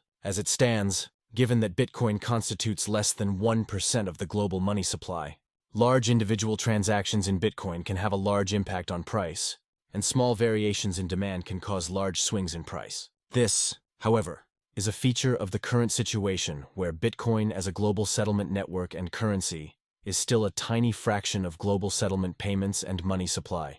Buying a Bitcoin token today can be considered an investment in the fast growth of the network and currency as a store of value, because it is still very small and able to grow many multiples of its size and value very quickly. Should Bitcoin's share of the global money supply and international settlement transactions become a majority share of the global market, the level of demand for it will become far more predictable and stable, leading to a stabilization in the value of the currency. Hypothetically, should Bitcoin become the only money used around the world, it will no longer have large room for growth in value. At that point, demand for it will simply be demand for holding liquid money, and the speculative investment aspect of the demand we see today would disappear. In such a situation, the value of Bitcoin would vary along with the time preference of the entire world's population, with increasing demand for holding Bitcoin as a store of value, leading to only small appreciation of its value. In the long run, the absence of any authority that can control Bitcoin's supply will likely go from creating volatility in the price to reducing it. The predictability of the supply combined with growth in the number of users could make daily fluctuations in demand less significant determinants of price, as market makers are able to hedge and smooth supply and demand fluctuations and create a more stable price. The situation would be similar to gold under the gold standard, as detailed in Jastrom's study referenced in Chapter 6. For centuries during which gold was used as money, the steady and gradual increase in its supply meant that its value did not increase or decrease significantly, making it the perfect unit of account across space and time. But this scenario ignores one fundamental difference between gold and Bitcoin, and that is that gold has large and highly elastic demand for use in a multitude of industrial and ornamental applications. Gold's unique chemical properties have ensured that it is always in high demand regardless of its monetary role. Even as monetary demand for gold changes, industry stands ready to utilize essentially limitless quantities of gold should the price drop due to a decrease in monetary demand. Gold's properties make it the best choice for many applications, for which inferior substitutes are only chosen due to gold's high price. Even in a scenario where all global central banks dispose of all their gold reserves, jewelry and industrial demand is likely to absorb all that excess supply with only temporary reductions in price. The rarity of gold in the Earth's crust will always ensure it will remain expensive relative to other materials and metals. This property has been instrumental in the rise of gold as money because it ensured a relative stability of value for gold over time, regardless of global changes in monetary demand through countries going on or off the gold standard. This relative stability in turn solidified gold's appeal as a monetary asset and ensured demand for it, and can be understood as the real reason central banks do not sell their gold reserves decades after their currencies stopped being redeemable in it. Should central banks sell their gold reserves, the net effect will be that tons more gold will be utilized in industrial applications over the coming few years, with a small impact on gold's price. In this trade, the central bank would only gain a fiat currency. It can print itself, and would lose an asset which will likely gain value over its own currency. The equivalent non-monetary demand for Bitcoin can be understood as the demand for the coins, not as a store of value, but as a necessary prerequisite to using the network.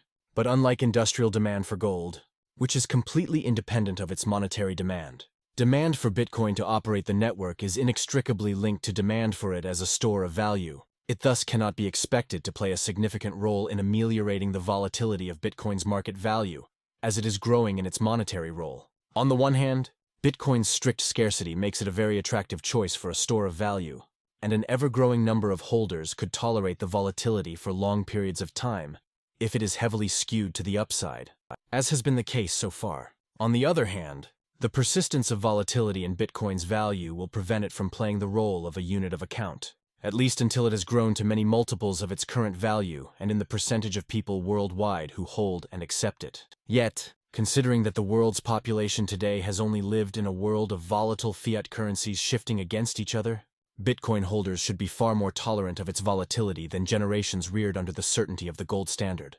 Only the best fiat currencies have been stable in the short term, but the devaluation in the long term is evident.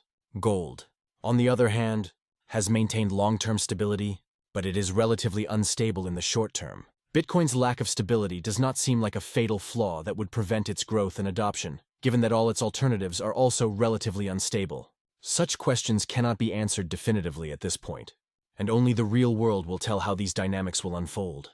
Monetary status is a spontaneously emergent product of human action, not a rational product of human design.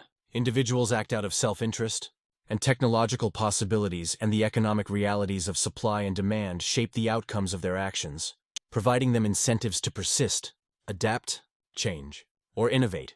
A spontaneous monetary order emerges from these complex interactions. It is not something that is conferred through academic debate, rational planning, or government mandate.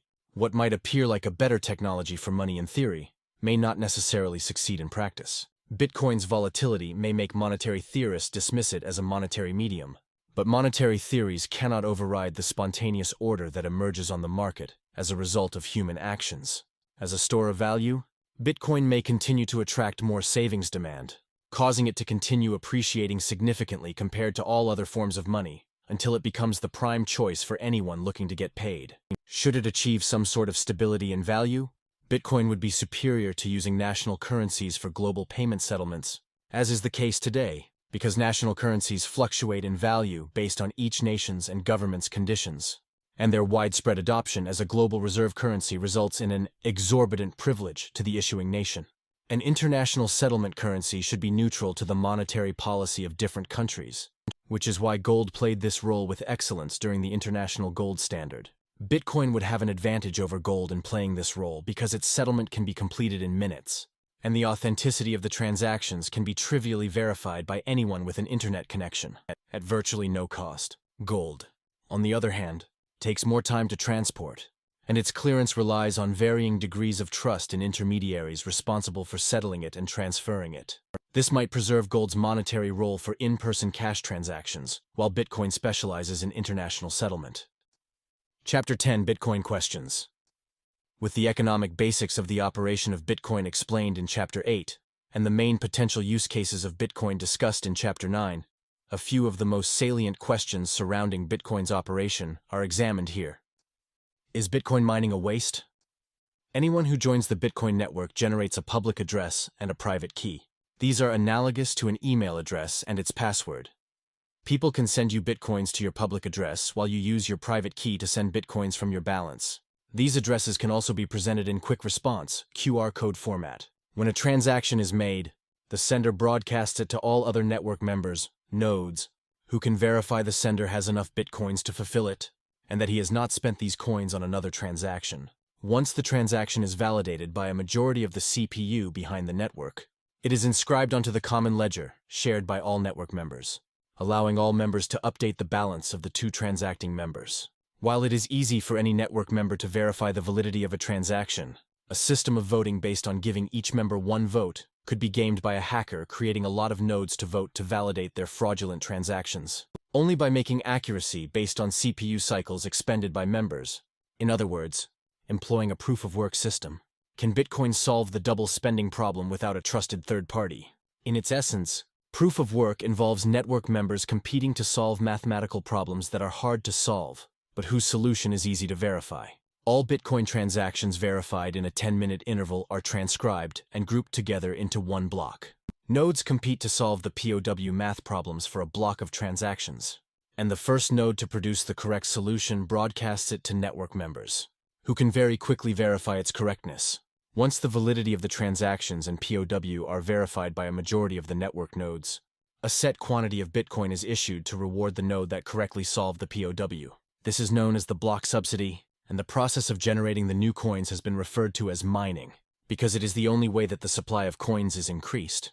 In the same way that mining is the only way to increase the supply of gold. On top of the block subsidy, the node that correctly solved the POW also gets the transaction fees included by senders. The sum of the transaction fees and the block subsidy is the block reward. Although solving these problems might initially seem a wasteful use of computing and electric power, proof of work is essential to the operation of Bitcoin. By requiring the expenditure of electricity and processing power to produce new Bitcoins, POW is the only method so far discovered for making the production of a digital good reliably expensive, allowing it to be a hard money. By ensuring that finding the solution to the mathematical problem consumes large quantities of processing power and electricity, nodes who expend that processing power have a very strong incentive to not include any invalid transactions in their blocks to receive the block reward, because it is far cheaper to verify the validity of transactions and the POW than it is to solve the POW. Nodes attempting to enter invalid transactions into a block are almost certainly doomed to failure, ensuring that their expended processing power goes unrewarded. POW makes the cost of writing a block extremely high and the cost of verifying its validity extremely low, almost eliminating the incentive for anyone to try to create invalid transactions. If they tried, they would be wasting electricity and processing power without receiving the block reward. Bitcoin can thus be understood as a technology that converts electricity to truthful records through the expenditure of processing power. Those who expend this electricity are rewarded with the Bitcoin currency, and so they have a strong incentive to maintain its integrity. As a result of attaching a strong economic incentive for honesty, Bitcoin's ledger has been practically incorruptible for the period of its operation so far, with no example of a successful double-spend attack on a confirmed transaction. This integrity of the Bitcoin ledger of transactions is achieved without having to rely on any single party being honest. By relying entirely on verification, Bitcoin dooms fraudulent transactions to failure and obviates the need for trust in anyone for transactions to be completed. For an attacker to try to insert fraudulent transactions into the Bitcoin ledger, he would need to have a majority of the processing power behind the network to accept his fraud. Honest nodes that are part of the network would have no incentive to do so, because it would undermine the integrity of Bitcoin and devalue the rewards they are receiving, wasting the electricity and resources they have expended on it. So an attacker's only hope would be to mobilize a quantity of processing power that constitutes more than 50% of the network to verify his fraud and build on it as if it were valid. Such a move could have been possible in the early days of Bitcoin when the total processing power behind the network was very small. But because the economic value held in the network at the time was non-existent or insignificant, no such attacks materialized. As the network continued to grow and more members brought processing power to it, the cost to attack the network rose.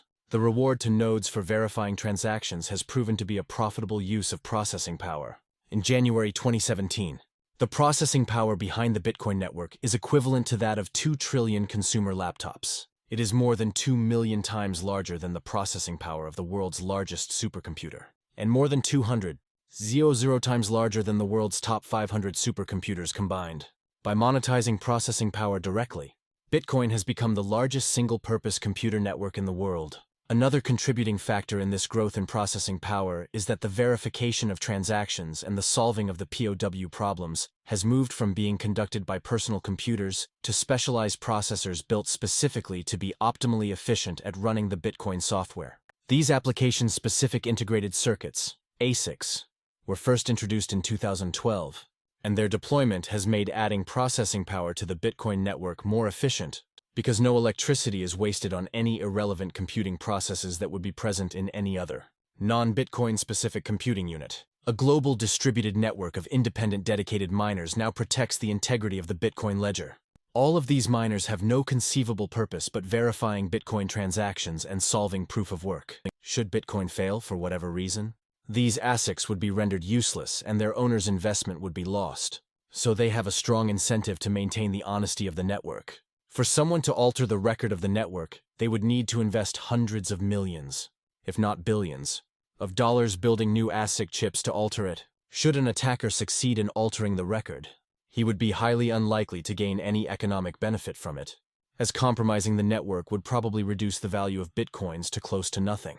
In other words, to destroy Bitcoin, an attacker needs to expend very large sums of money with no return at all. And in fact, even if such an attempt succeeded, the honest nodes on the network can effectively go back to the record of transactions before the attack and resume operation. The attacker would then need to continue incurring significant running costs to keep attacking the consensus of the honest nodes. In its early years, Bitcoin users would run nodes and use them to carry out their own transactions and to verify each other's transactions, making each node a wallet and a verifier miner. But with time, these functions have been separated. ASIC chips are now specialized only in verifying transactions to receive reward coins, which is why they are commonly referred to as miners. Node operators can now generate unlimited wallets, allowing businesses to offer convenient wallets for users who can send and receive bitcoins without operating a node or spending processing power on verifying transactions. This has moved Bitcoin away from being a pure peer-to-peer network between identical nodes. But the main functional importance of the decentralized and distributed nature of the network has arguably remained intact, as a large number of nodes still exists and no single party is relied on to operate the network.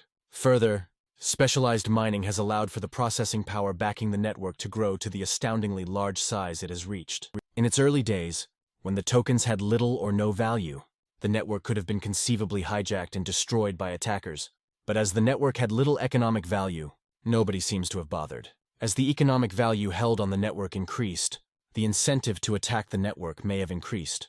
But the cost of doing so rose much more, resulting in no attacks materializing. But perhaps the real protection of the Bitcoin network at any point in time is that the value of its tokens is entirely dependent on the integrity of the network. Any attack that succeeds in altering the blockchain, stealing coins, or double spending them would be of little value to the attacker, as it would become apparent to all network members that it is possible to compromise the network, severely reducing demand for using the network and holding the coins, crashing the price. In other words, the defense of the Bitcoin network is not just that attacking it has become expensive, but that the attack succeeding renders the attacker's loot worthless. Being an entirely voluntary system, Bitcoin can only operate if it is honest, as users can very easily leave it otherwise. The distribution of the Bitcoin processing power and the strong resistance of the code to change, combined with the intransigency of the monetary policy, are what has allowed Bitcoin to survive and grow in value to the extent to which it has today. It is hard for people new to Bitcoin to appreciate just how many logistical and security challenges Bitcoin has had to endure over the years to arrive at where it is today. Bearing in mind that the internet has created opportunities for hackers to attack all sorts of networks and websites for fun and profit, this achievement becomes more startling. The ever-growing number of security breaches that happen to computer networks and email servers across the world on a daily basis have occurred to systems which offer the attackers not much more than data or opportunities to score political points. Bitcoin, on the other hand, contains billions of dollars of value, but continues to operate safely and reliably because it was built, from day one, to operate in a highly adversarial setting, subject to relentless attack. Programmers and hackers worldwide have tried to tear it apart using all sorts of techniques, and yet it has continued to operate according to the exact essence of its specification. Out of control, why nobody can change Bitcoin. The nature of Bitcoin is such that once version 0.1 was released, the core design was set in stone for the rest of its lifetime. Satoshi Nakamoto, 6/17/2010. Bitcoin's resilience has so far not been restricted to successfully repelling attacks. It has also ably resisted any attempt at changing it or altering its characteristics. The true depth of this statement and its implications has not yet been fully realized by most skeptics. If Bitcoin's currency were to be compared to a central bank, it would be the world's most independent central bank. If it were to be compared to a nation-state, it would be the most sovereign nation-state in the world. The sovereignty of Bitcoin is derived from the fact that, as far as anyone can tell, the way its consensus rules operate makes it very resistant to alteration by individuals. It is no exaggeration to say nobody controls Bitcoin, and that the only option available to people is to use it as it is, or not use it. This immutability is not a feature of the Bitcoin software, which is trivial to change for anyone with coding skills, but rather is grounded in the economics of the currency and network, and stems from the difficulty of getting every member of the network to adopt the same changes to the software. The software implementation that allows an individual to run a node that connects to the Bitcoin network is open-source software, which was initially made available by Satoshi Nakamoto in collaboration with the late Hal Finney and some other programmers. Since then, any person has been free to download and use the software as he or she pleases, and to make changes to it. This creates a freely competitive market in Bitcoin implementations, with anyone free to contribute changes or improvements to the software and present them to users for adoption. Over time, hundreds of computer programmers from around the world have volunteered their time to improve the node software, and in the process improve the capabilities of individual nodes. These coders have formed several different implementations, the largest and most popular of which is known as Bitcoin Core. Several other implementations exist, and users are free to alter the source code at any point. The only requirement for a node to be a part of the network is that it follows the consensus rules of the other nodes. Nodes which break the consensus rules by altering the structure of the chain, the validity of the transaction, the block reward, or any one of many other parameters in the system end up having their transactions rejected by the rest of the nodes. The process of what defines the parameters of Bitcoin is an example of what Scottish philosopher Adam Ferguson called the product of human action and not of human design. Although Satoshi Nakamoto and Hal Finney and others had produced a working model of the software in January 2009, the code has evolved significantly since then through the contributions of hundreds of developers as chosen by thousands of users who run nodes. There is no central authority that determines the evolution of the Bitcoin software, and no single programmer is able to dictate any outcome. The key to running an implementation that gets adopted has proven to be the adherence to the parameters of the original design. To the extent that changes have been made to the software, these changes can be best understood as improvements to the way in which an individual node interacts with the network, but not alterations to the Bitcoin network or its consensus rules. While it is outside the scope of the book to discuss which parameters these are, suffice it to specify this criterion. A change that puts the node who adopts it out of consensus with other nodes requires all other nodes to update in order for the node initiating the change to remain on the network. Should a number of nodes adopt the new consensus rules, what emerges is referred to as a hard fork. Bitcoin's coders, then, for all their competence, cannot control Bitcoin, and are only Bitcoin coders to the extent that they provide node operators with software the node operators want to adopt. But coders aren't the only ones who cannot control Bitcoin. Miners, too, for all of the hashing power they can marshal, also cannot control Bitcoin. No matter how much hashing power is expended on processing blocks that are invalid, they will not be validated by a majority of Bitcoin nodes. Therefore, if miners attempted to change the rules of the network, the blocks they generate would simply be ignored by the network members who operate the nodes, and they would be wasting their resources on solving proof-of-work problems without any reward. Miners are only Bitcoin miners to the extent that they produce blocks with valid transactions according to the current consensus rules. It would be tempting here to say that node operators control Bitcoin, and that is true in an abstract collective manner. More realistically, node operators can only control their own nodes and decide for themselves which network rules to join and which transactions they deem valid or invalid. Nodes are severely restricted in their choice of consensus rules, because if they enforced rules inconsistent with the consensus of the network, their transactions would be rejected. Each node has a strong incentive to maintain network consensus rules and to stay compatible with nodes on these consensus rules.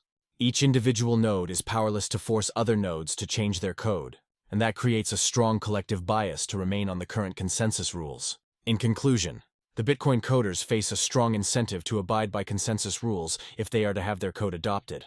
The miners have to abide by the network consensus rules to receive compensation for the resources they spend on proof of work.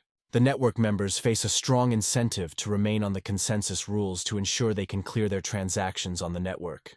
Any individual coder, miner, or node operator is dispensable to the network. If they stray away from consensus rules, the most likely outcome is that they will individually waste resources.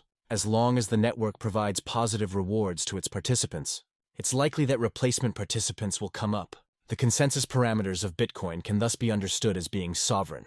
To the extent that Bitcoin will exist, it will exist according to these parameters and specifications. This very strong status quo bias in Bitcoin's operation makes alterations to its money supply schedule, or important economic parameters, extremely difficult. It is only because of this stable equilibrium that Bitcoin can be considered hard money. Should Bitcoin deviate from these consensus rules, its value proposition as hard money would be seriously compromised. To the best of this author's knowledge, there have been no significant coordinated attempts to alter the monetary policy of Bitcoin, but even far simpler attempts at altering some of the technical specifications of the code have so far failed. The reason that even seemingly innocuous changes to the protocol are extremely hard to carry out is the distributed nature of the network, and the need for many disparate and adversarial parties to agree to changes whose impact they cannot fully understand.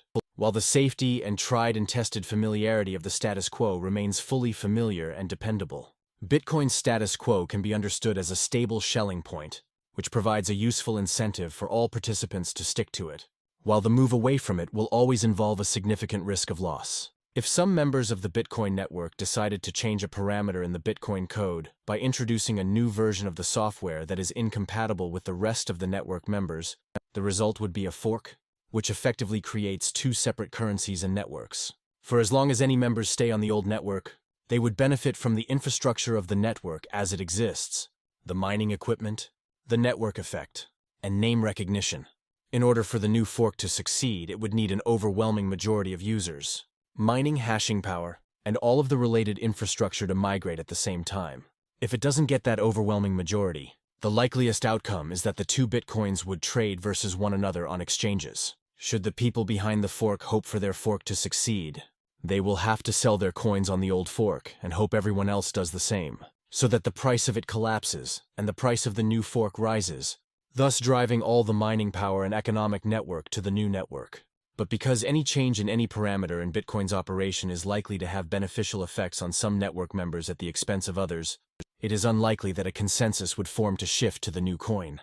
More broadly, the majority of Bitcoin holders only hold it because they were attracted to the automated nature of its rules and their imperviousness to direction by third parties. Such individuals are highly unlikely to want to risk giving discretion for fundamental changes to the network to a new group proposing a new incompatible codebase. Whether such a majority exists or not is a moot point. What matters is that enough of them exist to make it always certain that they will continue with the current system parameters, unless their operation is compromised for some reason. Barring such catastrophic failure in the current design, it is a safe bet that there will be a significant percentage of nodes choosing to stay with the old implementation, which automatically makes that choice far safer for anyone considering going onto a fork. The problem with deciding to go onto a fork is that the only way to help it succeed is by selling your coins on the old chain. Nobody wants to sell their coins on the old network to move to the new network, only to find that not everybody moved and the value of the coins on the new network collapses. In summation, no move to a new implementation with consensus rules can take place unless the vast majority is willing to shift together. And any shift without the majority shifting is almost certain to be economically disastrous for everyone involved. Because any such move to a new implementation likely gives the party proposing the change significant control over the future direction of Bitcoin. Bitcoin holders, who are needed for this shift to succeed, are to a large extent ideologically opposed to any such group having authority over Bitcoin, and are highly unlikely to support such a move. The existence of this group makes supporting a fork highly risky for everybody else. This analysis may help explain why Bitcoin has resisted all attempts to change it significantly so far. The coordination problem of organizing a simultaneous shift among people with adversarial interests, many of whom are strongly vested in the notion of immutability for its own sake, is likely intractable barring any pressing reason for people to move away from current implementations. For instance, an edit to increase the issuance rate of the currency to raise the coins that reward miners might appeal to miners, but it would not appeal to current holders, and so they are unlikely to go with such a proposal. Similarly, an edit to increase the size of the Bitcoin network blocks would likely benefit miners by allowing them to run more transactions per block and possibly collect more transaction fees to maximize return on their investment in their mining equipment. But it would likely not appeal to long-term holders of Bitcoin, who would worry that larger blocks would cause the size of the blockchain to grow much bigger, and thus make running a full node more expensive, thereby dropping the number of nodes in the network, making the network more centralized and thus more vulnerable to attack. The coders who develop software to run Bitcoin nodes are powerless to impose changes on anybody. All they can do is propose code, and users are free to download whichever code and version they like. Any code that is compatible with the existing implementations will be far more likely to be downloaded than any code that is not compatible. because the latter would only succeed if the overwhelming majority of the network also ran it. As a result, Bitcoin exhibits extremely strong status quo bias. Only minor and uncontroversial changes to the code have been implemented so far, and every attempt to alter the network significantly has ended with resounding failure, to the delight of long-term Bitcoin stalwarts who like nothing more about their currency than its immutability and resistance to change.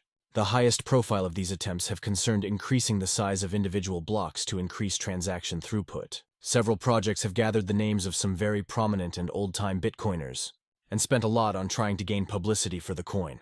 Gavin Andresen, who was one of the faces most publicly associated with Bitcoin, has pushed very aggressively for several attempts to fork Bitcoin into having bigger blocks, along with many stakeholders, including some skilled developers and deep-pocketed entrepreneurs.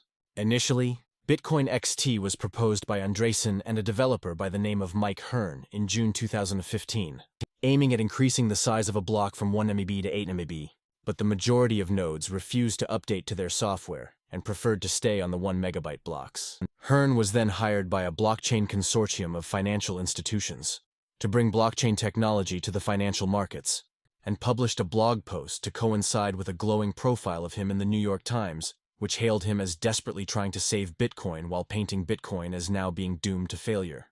Hearn proclaimed the resolution of the Bitcoin experiment, citing the lack of growth in transaction capacity as a lethal roadblock to Bitcoin's success, and announcing he had sold all his coins. The Bitcoin price on that day was around $350. Over the following 2 years, the price was to increase more than 40-fold, while the blockchain consortium he joined is yet to produce any actual products. Undeterred, Gavin Andresen immediately proposed a new attempt to fork Bitcoin under the name of Bitcoin Classic, which would have raised the block size to 8 megabytes. This attempt fared no better, and by March 2016, the number of nodes supporting it began to fizzle. Yet, supporters of increasing the block size regrouped into Bitcoin Unlimited in 2017, an even wider coalition that included the largest maker of Bitcoin mining chips, as well as a wealthy individual who controls the Bitcoin domain name and has spent enormous resources trying to promote larger blocks. A lot of media hype was generated, and the sense of crisis was palpable to many who follow Bitcoin news on mainstream media and social media. Yet the reality remained that no fork was attempted, as the majority of nodes continued to run on the 1 MB's compatible implementations. Finally, in August 2017, a group of programmers proposed a new fork of Bitcoin under the name of Bitcoin Cash, which included many of the earlier advocates of increasing the block size. The fate of Bitcoin Cash is a vivid illustration of the problems with a Bitcoin fork that does not have consensus support, because a majority chose to stay with the original chain, and the economic infrastructure of exchanges and businesses supporting Bitcoin is still largely focused on the original Bitcoin. This has kept the value of Bitcoin's coins much higher than that of Bitcoin Cash, and the price of Bitcoin Cash continued to drop until it hit a low of 5% of Bitcoin's value in November 2017. Not only is the fork unable to gain economic value, it is also dogged with a serious technical problem that renders it almost unusable, seeing as the new chain has the same hashing algorithm as Bitcoin. Miners can utilize their processing power on both chains and receive rewards in both. But because Bitcoin's coins are far more valuable than Bitcoin Cash, the processing power behind Bitcoin remains far higher than that of Bitcoin Cash, and Bitcoin miners can shift to Bitcoin Cash anytime the rewards get high. This leaves Bitcoin Cash in an unfortunate dilemma. If the mining difficulty is too high, then there will be a long delay for blocks to be produced and transactions to process. But if the difficulty is set too low, the coin is mined very quickly and the supply increases quickly. This increases the supply of the Bitcoin Cash coins faster than the Bitcoin chain, and would lead to the coin reward for Bitcoin Cash running out very quickly, thus reducing the incentive for future miners to mine it. Most likely, this will have to lead to a hard fork that adjusts the supply growth to continue offering rewards to miners. This problem is unique to a chain breaking off from Bitcoin, but was never true for Bitcoin itself. Bitcoin mining was always utilizing the largest amount of processing power for its algorithm, and the increase in processing power was always incremental as miners employed more mining capacity. But with a coin that breaks off from Bitcoin, the lower value of the coin and the lower difficulty makes the coin constantly vulnerable for quick mining by the much larger mining capacity of the more valuable chain. After the failure of this fork to challenge Bitcoin's prime position, another attempt at a fork to double the block size, negotiated between various startups active in the Bitcoin economy, was cancelled in mid-November, as its promoters realized they were highly unlikely to achieve consensus for their move. and would instead most likely end up with another coin and network. Bitcoin stalwarts have learned to shrug at such attempts, realizing that no matter how much hype is generated, any attempt to change the consensus rules of Bitcoin will lead to the generation of yet another Bitcoin copycat.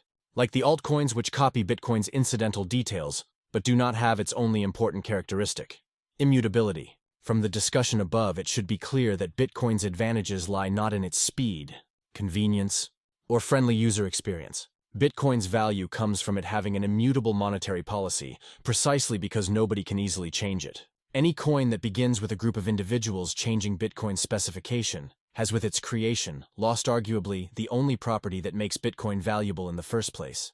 Bitcoin is straightforward to use, but virtually impossible to alter. Bitcoin is voluntary, so nobody has to use it, but those who want to use it have no choice but to play by its rules. Changing Bitcoin in any meaningful way is not really possible, and should it be attempted, will produce another pointless knockoff to be added to the thousands already out there. Bitcoin is to be taken as it is, accepted on its own terms, and used for what it offers. For all practical intents and purposes, Bitcoin is sovereign, it runs by its own rules, and there are no outsiders who can alter these rules. It might even be helpful to think of the parameters of Bitcoin as being similar to the rotation of the Earth. Sun, moon, or stars, forces outside of our control which are to be lived, not altered. Anti-fragility. Bitcoin is an embodiment of Nassim Taleb's idea of anti-fragility, which he defines as gaining from adversity and disorder. Bitcoin is not just robust to attack, but it can be said to be anti-fragile on both a technical and economic level. While attempts to kill Bitcoin have so far failed, many of them have made it stronger by ending up allowing coders to identify weaknesses and patch them up. Further, every thwarted attack on the network is a notch on its belt, another testament and advertisement to participants and outsiders of the security of the network. A global team of volunteer software developers, reviewers, and hackers have taken a professional, financial, and intellectual interest in working on improving or strengthening the Bitcoin code and network. Any exploits or weaknesses found in the specification of the code will attract some of these coders to offer solutions, debate them, test them, and then propose them to network members for adoption. The only changes that have happened so far have been operational changes that allow the network to run more efficiently, but not changes that alter the essence of the coin's operation. These coders can own Bitcoin tokens, and so have a financial incentive to work on ensuring Bitcoin grows and succeeds. In turn, the continued success of Bitcoin rewards these coders financially, and thus allows them to dedicate more time and effort to the maintenance of Bitcoin. Some of the prominent developers working on maintaining Bitcoin have become wealthy enough from investing in Bitcoin that they can make it their prime occupation without receiving pay from anyone. In terms of media coverage, Bitcoin appears to be a good embodiment of the adage, all publicity is good publicity. As a new technology that is not easy to understand, Bitcoin was always going to receive inaccurate and downright hostile media coverage, as was the case with many other technologies. The website 99bitcoins.com has collected more than 200 examples of prominent articles announcing the death of Bitcoin over the years. Some of these writers found Bitcoin to be a contravention to their worldview, usually related to the state theory of money, or Keynesian faith in the importance of an elastic supply of money, and refused to consider the possibility they might be wrong. Instead, they concluded that it must be Bitcoin whose existence is wrong, and therefore they predicted it would die soon. Others believed strongly in the need for Bitcoin to change to maintain its success, and when they failed to get it to change in the way they desired, they concluded it must die. These people's attacks on Bitcoin led them to write about it and bring it to the attention of ever wider audiences. The more obituaries intensified, the more its processing power, transactions, and market value grew. Many Bitcoiners, this author included, only came around to appreciating the importance of Bitcoin by noticing how many times it had been written off and how it continued to operate successfully. The Bitcoin obituaries were powerless to stop it, but they seem to have helped it gain more publicity and awaken the public's curiosity to the fact that it continues to operate in spite of all the hostility and bad press it gets. A good example of Bitcoin's anti-fragility came in the fall of 2013, when the FBI arrested the alleged owner of the Silk Road website, which was a truly free online market allowing users to sell and buy anything they wanted online, including illegal drugs. With Bitcoin's association in the public's mind with drugs and crime, most analysts predicted the closing of the website would destroy Bitcoin's utility. The price on that day dropped from around the $120 range to the $100 range, but it rebounded quickly and began a very fast rise, reaching $1.200 per Bitcoin within a few months. At the time of writing, the price had never again dropped to the level it was at before the closing of the Silk Road website. By surviving the closing of the Silk Road unscathed, Bitcoin demonstrated that it is far more than a currency for crime, and in the process it benefited from the free publicity from the Silk Road media coverage. Another example of Bitcoin's anti-fragility came in September 2017, after the Chinese government announced the closure of all Chinese exchanges that traded Bitcoin. Whereas the initial reaction was one of panic that saw the price drop by around 40%. It was only a matter of hours before the price started recovering, and within a few months the price had more than doubled from where it was before the government's ban. While banning exchanges from trading Bitcoin could be viewed as an impediment to Bitcoin's adoption through a reduction in its liquidity, it seems to have only served to reinforce Bitcoin's value proposition. More transactions started happening off exchanges in China, with volume on websites like Local Bitcoins exploding. It may just be that the suspension of trading in China caused the opposite of the intended effect, as it drove Chinese to hold onto their Bitcoin for the long term rather than trade it for the short term. Can Bitcoin scale? At the time of writing, one of the most high-profile debates surrounding Bitcoin concerns the question of scaling, or increasing the transaction capacity. Bitcoin's 1 megabyte blocks mean that the capacity for transactions as it stands is around less than 500 transactions per day. Bitcoin has already approached these levels of transactions, and as a result, transaction fees have risen significantly over the past few months. The implementation of a technology called SegWit could result in a quadrupling of this daily capacity, but it is nonetheless becoming clear that there will be a hard limit to how many transactions can be processed over the Bitcoin blockchain due to the decentralized and distributed nature of Bitcoin. Each Bitcoin transaction is recorded with all network nodes, who are all required to keep a copy of the entire ledger of all transactions. This necessarily means that the cost of recording transactions will be far higher than for any centralized solution, which only needs one record and a few backups. The most efficient payment processing systems are all centralized for a good reason.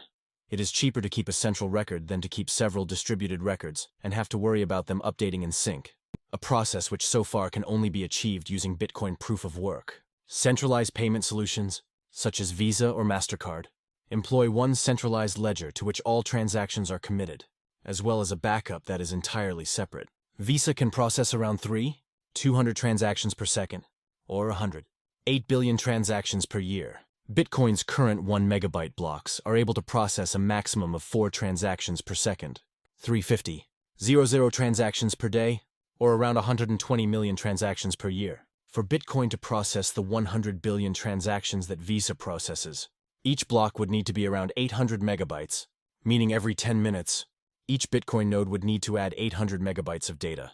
In a year, each Bitcoin node would add around 42 terabytes of data, or 42 gigabytes, to its blockchain. Such a number is completely outside the realm of possible processing power of commercially available computers now or in the foreseeable future. The average consumer computer, or the average external hard drive, has a capacity in the order of 1 terabyte, about a week's worth of transactions at Visa volumes. For some perspective, it is worth examining the sort of computing infrastructure that Visa employs to process these transactions. In 2013, a report showed that Visa owns a data center described as a digital Fort Knox, containing 376 servers, 277 switches, 85 routers, and 42 firewalls.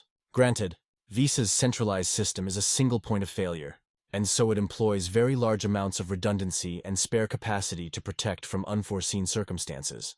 Whereas in the case of Bitcoin, the presence of many nodes would make each one of them non-critical, and so requiring less security and capacity. Nonetheless, a node that can add 42 terabytes of data every year would require a very expensive computer, and the network bandwidth required to process all of these transactions every day would be an enormous cost that would be clearly unworkably complicated and expensive for a distributed network to maintain. There are only a handful of such centers in existence worldwide, those employed by Visa, MasterCard, and a few other payment processors. Should Bitcoin attempt to process such a capacity, it could not possibly compete with these centralized solutions by having thousands of distributed centers on a similar scale.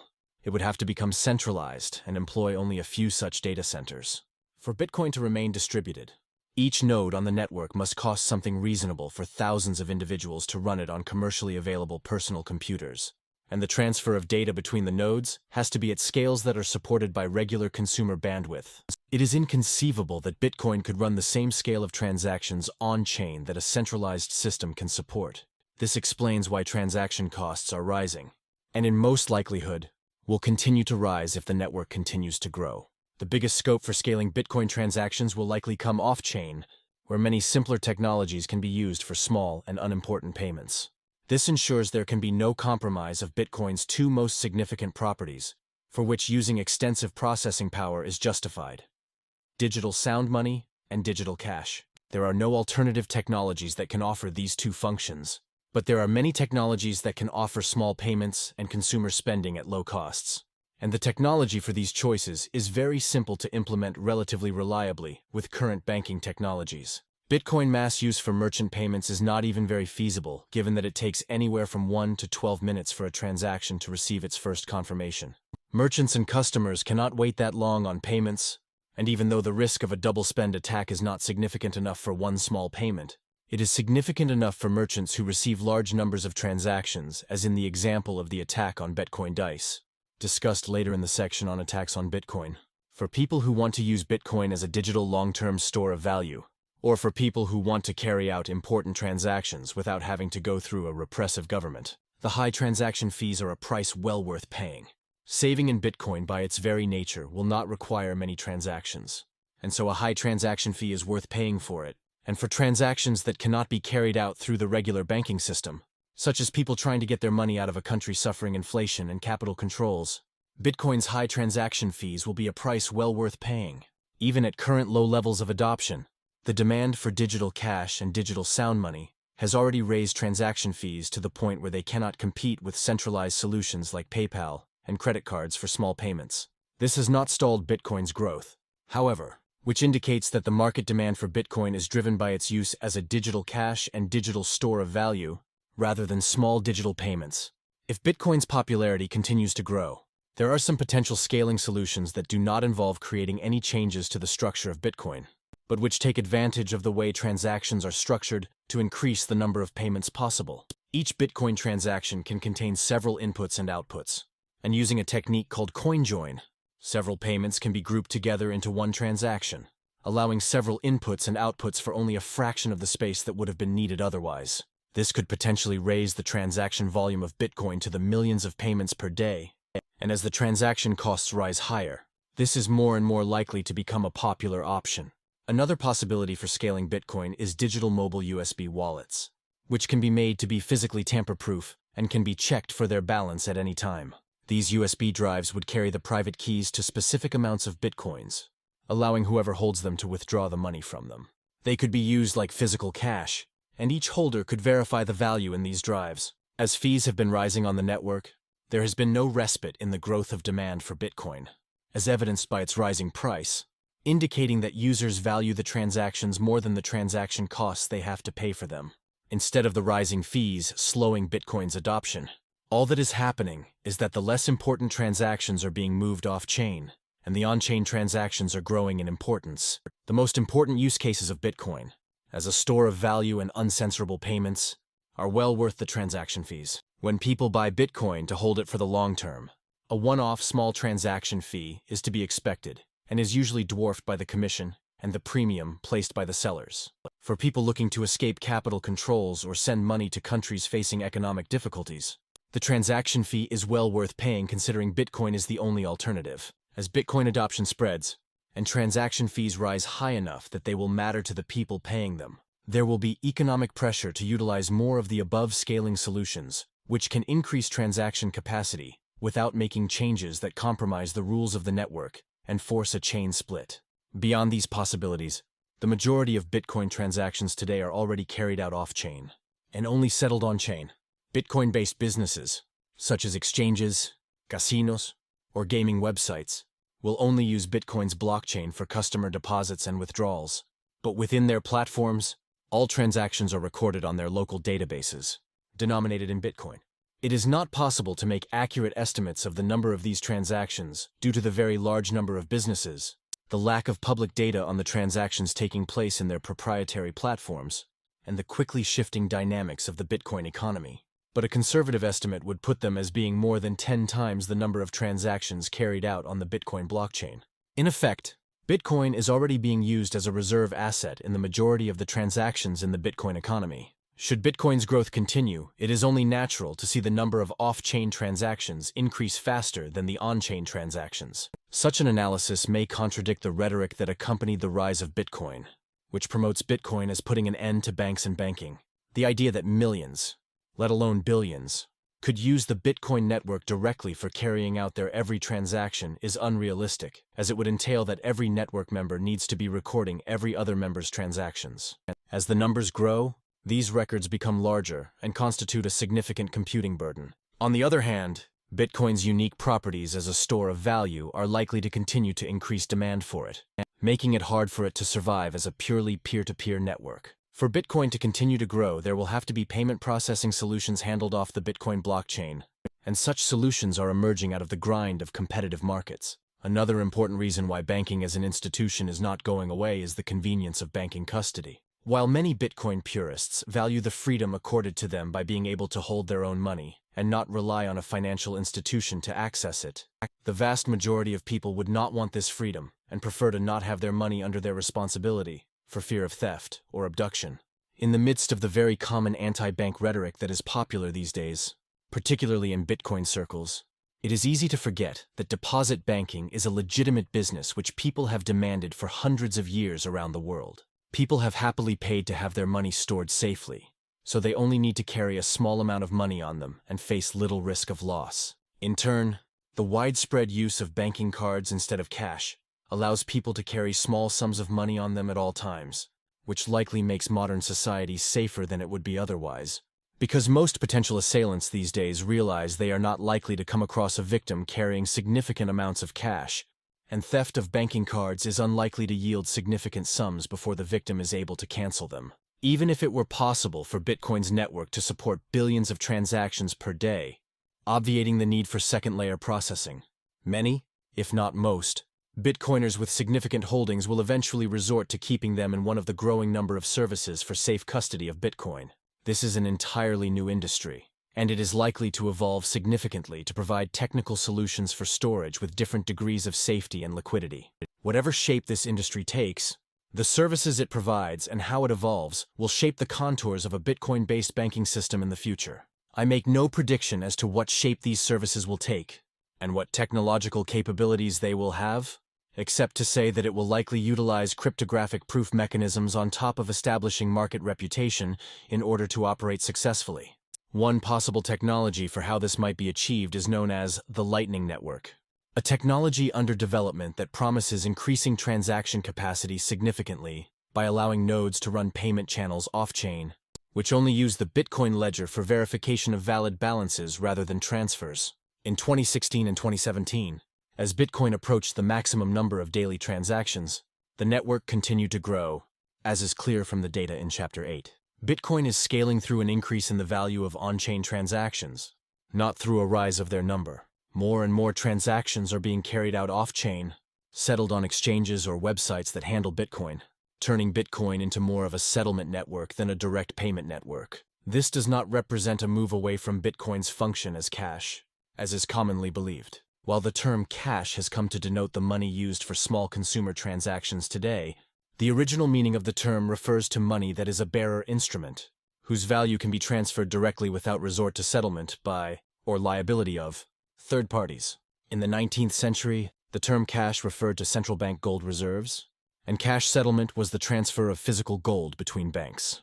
If this analysis is correct, and Bitcoin continues to grow in value and off-chain transactions, while on-chain transactions do not grow as much, Bitcoin would be better understood as cash in the old meaning of the term, similar to gold cash reserves, rather than the modern term for cash as paper money for small transactions. In conclusion, there are many possibilities for increasing the number of Bitcoin transactions without having to alter the architecture of Bitcoin as it is, and without requiring all current node operators to upgrade simultaneously. Scaling solutions will come from node operators improving the way they send data on Bitcoin transactions to other network members. This will come through joining transactions together, off-chain transactions, and payment channels. On-chain scaling solutions are unlikely to be enough to meet the growing demand for Bitcoin over time, and so second-layer solutions are likely to continue to grow in importance, leading to the emergence of a new kind of financial institution, similar to today's banks, using cryptography and operating primarily online. Is Bitcoin for criminals? One of the very common misconceptions about Bitcoin from its inception is that it would make a great currency for criminals and terrorists. A long list of press articles have been published with unsubstantiated claims that terrorists or criminal gangs are using Bitcoin for their activity. Many of these articles have been retracted, but not before they have imprinted the idea into the minds of many people, including misguided criminals. The reality is that Bitcoin's ledger is globally accessible and immutable. It will carry the record of every transaction for as long as Bitcoin is still operational. It is inaccurate to really say Bitcoin is anonymous, as it is rather pseudonymous. It is possible, though not guaranteed, to establish links between real-life identities and Bitcoin addresses, thus allowing the full tracking of all transactions by an address once its identity is established. When it comes to anonymity, it is useful to think of Bitcoin as being as anonymous as the internet.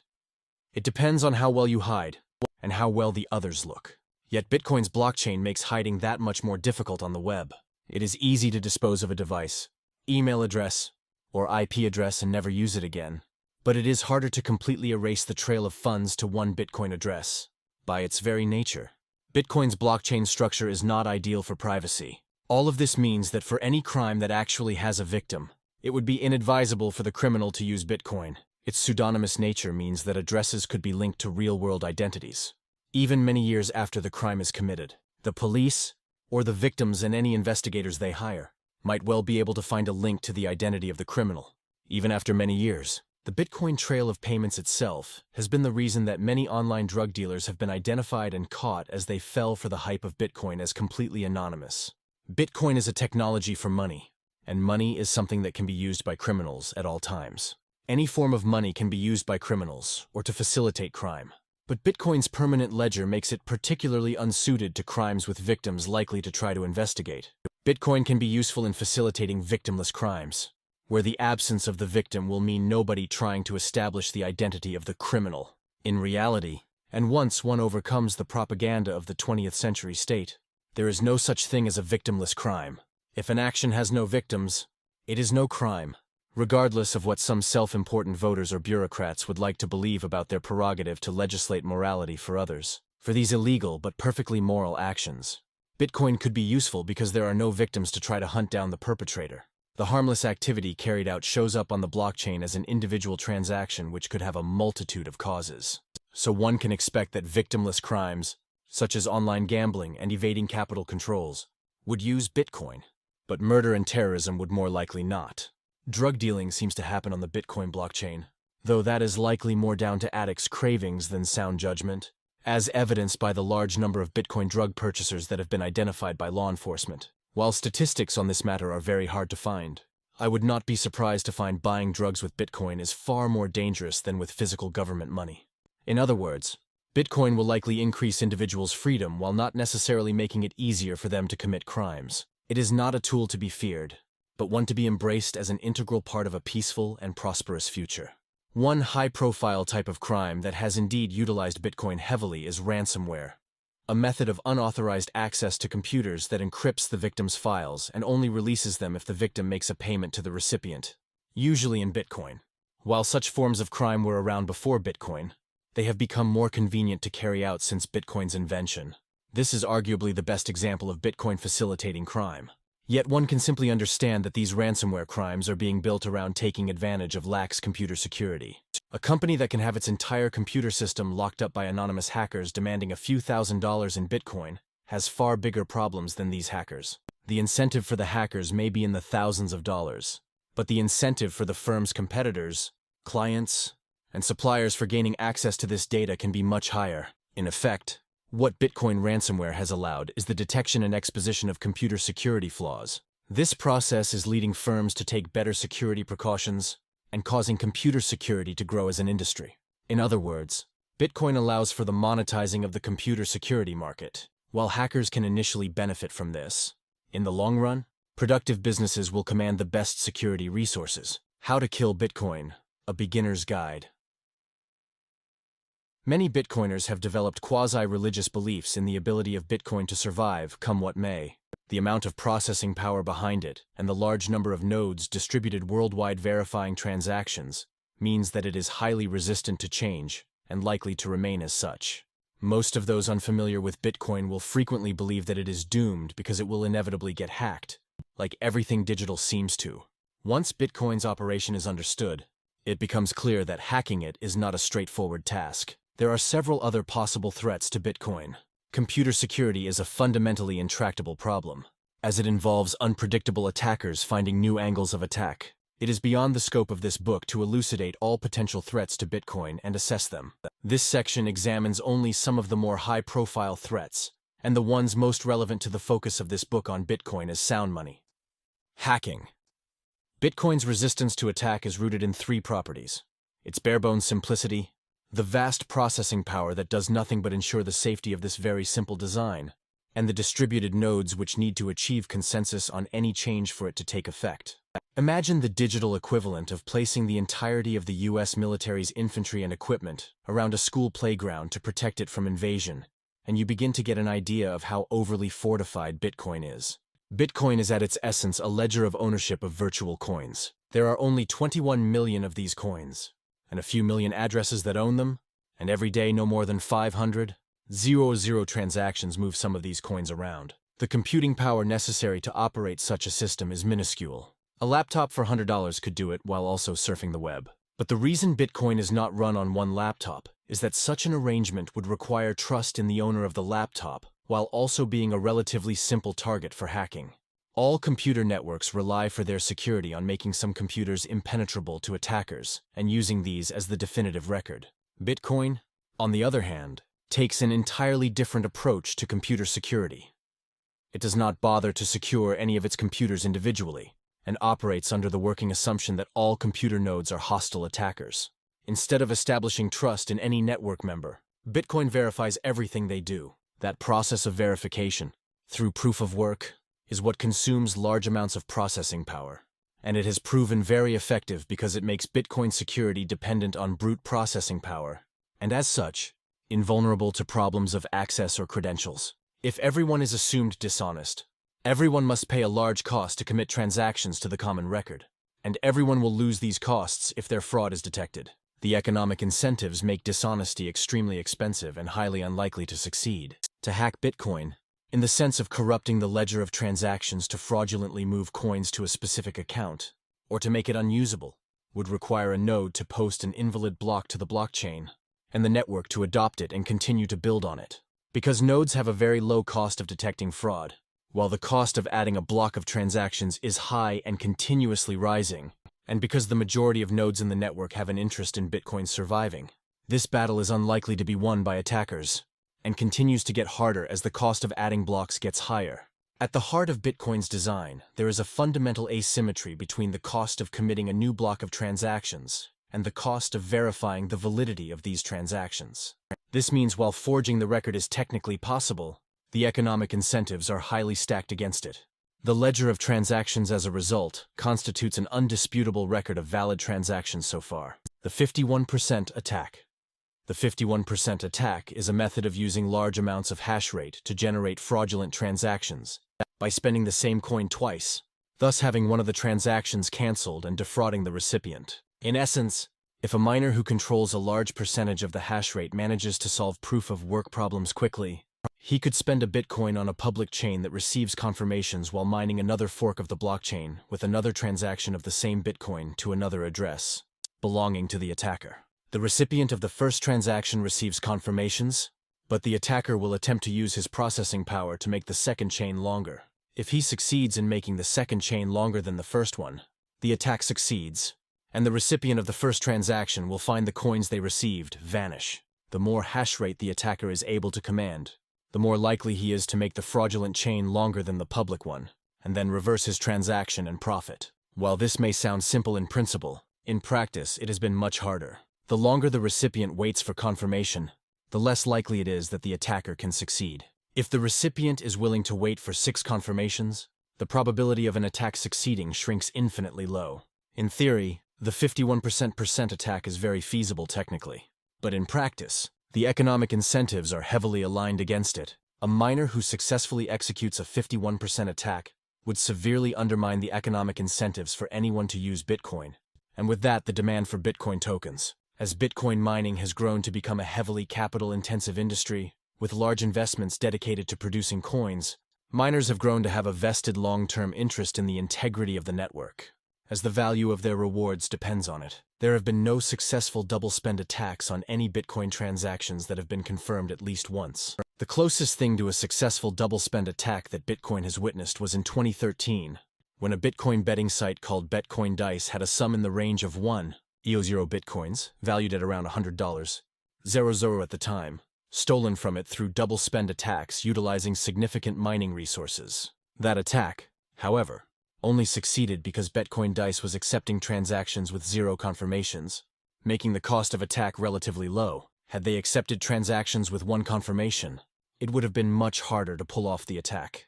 This is another reason Bitcoin's blockchain is not ideal for mass consumer payments.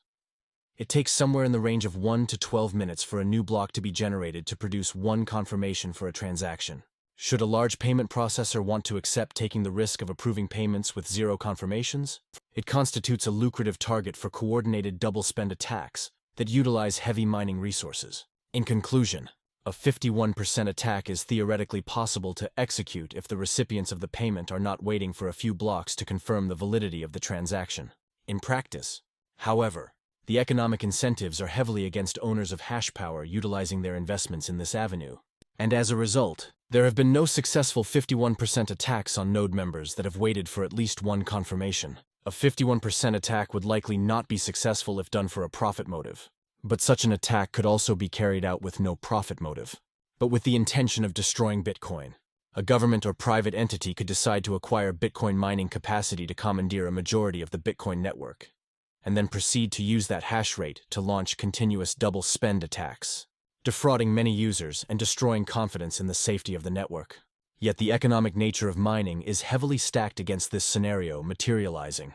Processing power is a highly competitive global market, and Bitcoin mining is one of the largest, most profitable, and fastest-growing uses of processing power in the world. An attacker may look at the cost of commandeering 51% of current hashing power, and be willing to dedicate that cost to purchasing the hardware necessary for this. But if such an enormous amount of resources were mobilized to buy Bitcoin mining equipment, it would simply lead to a sharp rise in the price of this equipment, which would reward current miners and allow them to invest more heavily in buying more mining equipment. It would also lead to heavier capital investment in the production of mining power by mining producers, which would bring the cost of processing power down and allow the faster growth of Bitcoin's hash rate. As an outsider entering the market, the attacker is at a constant disadvantage as his own purchasing of mining equipment leads to the faster growth of the mining processing power not controlled by him.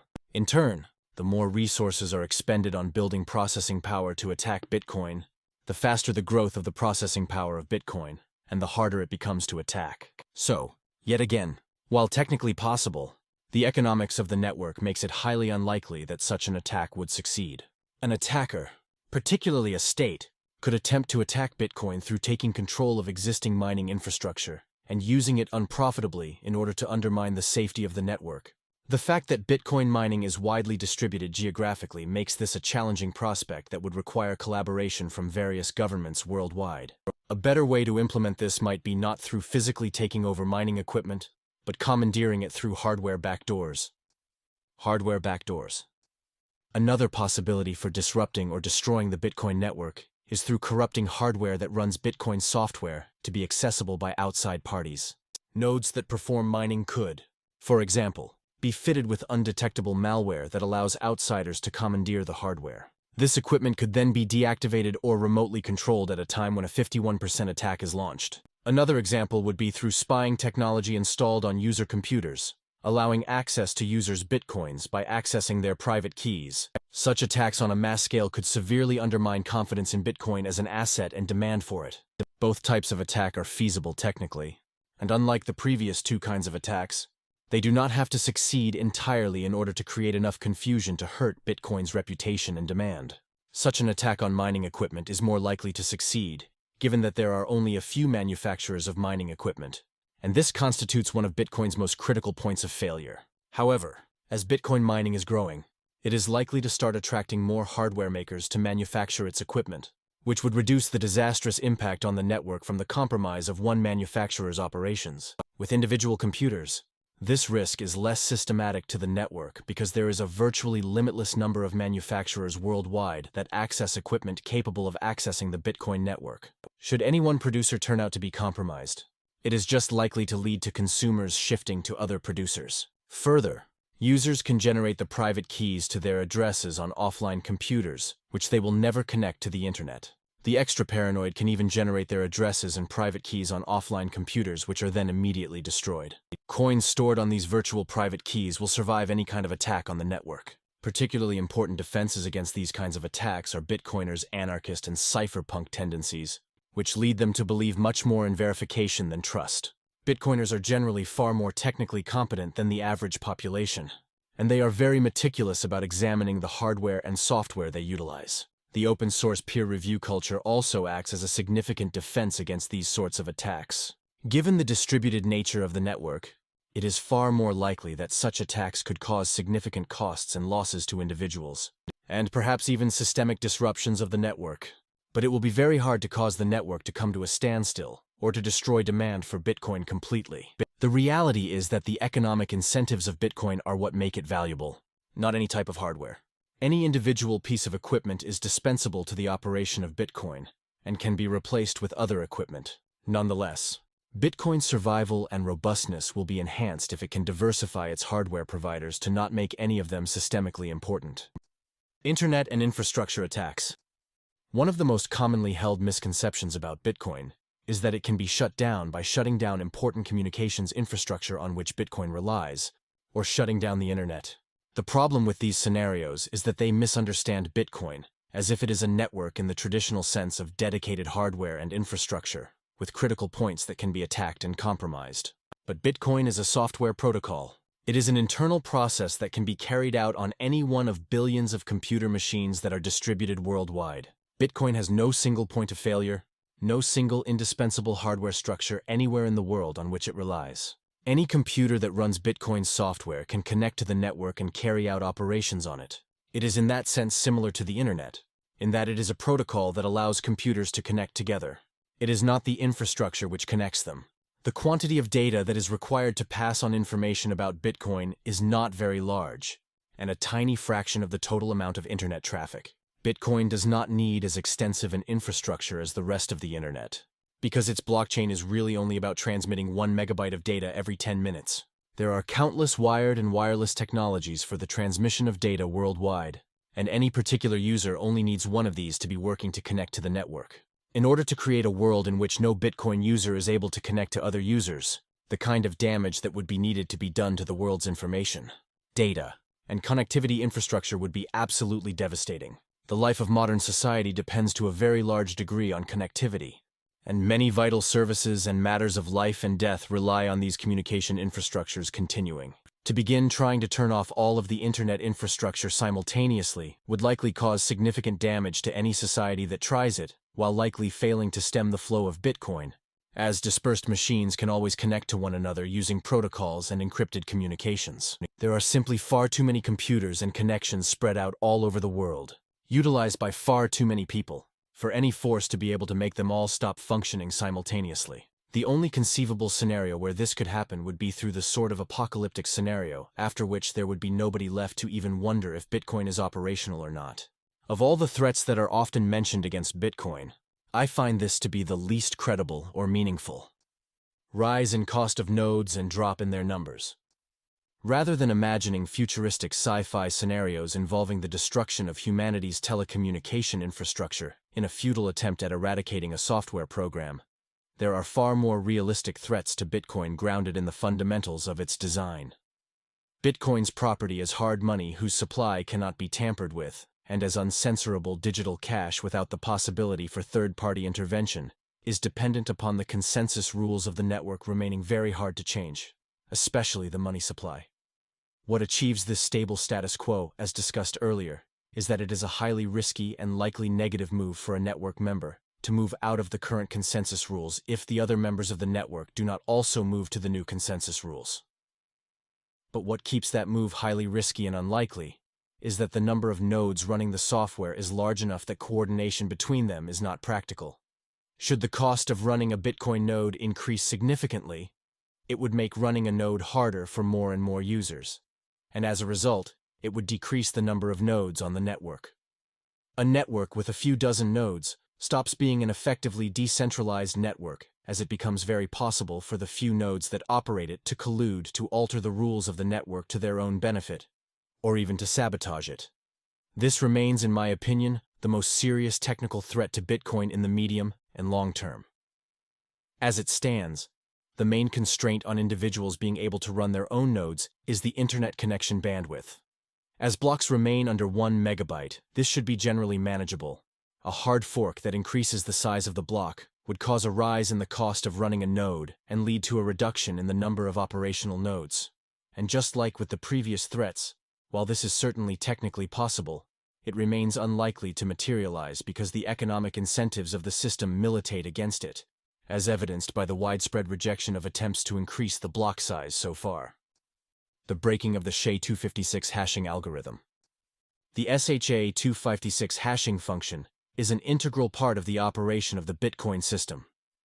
Briefly, hashing is a process that takes any stream of data as an input and transforms it into a dataset of fixed size, known as a hash, using a non-reversible mathematical formula.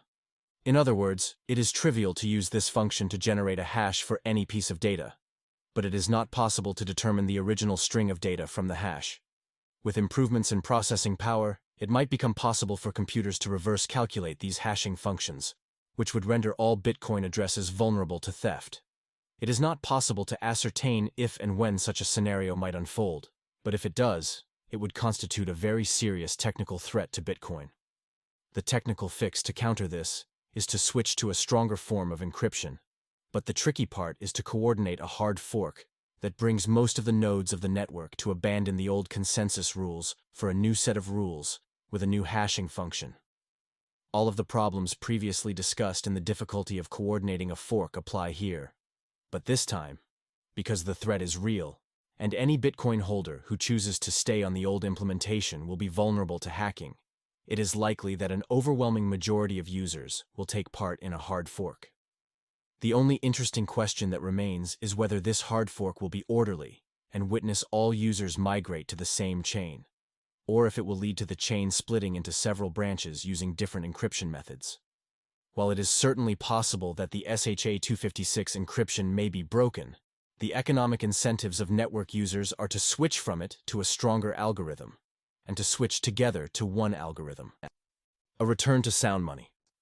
While most discussions of how Bitcoin could fail or get destroyed focus on technical attacks, a far more promising way of attacking Bitcoin is through undermining the economic incentives to its use. To attempt to attack or destroy Bitcoin in any of the ways mentioned earlier is highly unlikely to succeed because it conflicts with the economic incentives that drive the use of Bitcoin. The situation is analogous to trying to ban the wheel or a knife. As long as the technology is useful for people, attempts at banning it will fail as people will continue to find ways of utilizing it, legally or not. The only way that a technology can be stopped is not by banning it, but by inventing a better replacement or by obviating the need for its use. The typewriter could never be banned or legislated out of existence, but the rise of the PC did effectively kill it. The demand for Bitcoin stems from the need of individuals all over the world to carry out transactions that bypass political controls and to have an inflation-resistant store of value. For as long as political authorities impose restrictions and limitations on individuals transferring money, and for as long as government money is easy money whose supply can be easily expanded according to the whims of politicians, demand for Bitcoin will continue to exist, and its diminishing supply growth is likely to lead to its value appreciating over time, thus attracting ever larger numbers of people to use it as a store of value. Hypothetically, if the entire world's banking and monetary systems were replaced with those of the gold standard in the late 19th century, where individual freedom and hard money were paramount, the demand for Bitcoin would likely subside significantly. It might just be the case that such a move would cause a large enough reduction in demand for Bitcoin that brings its price significantly down, hurting current holders significantly, increasing the volatility of the currency, and setting it back many years.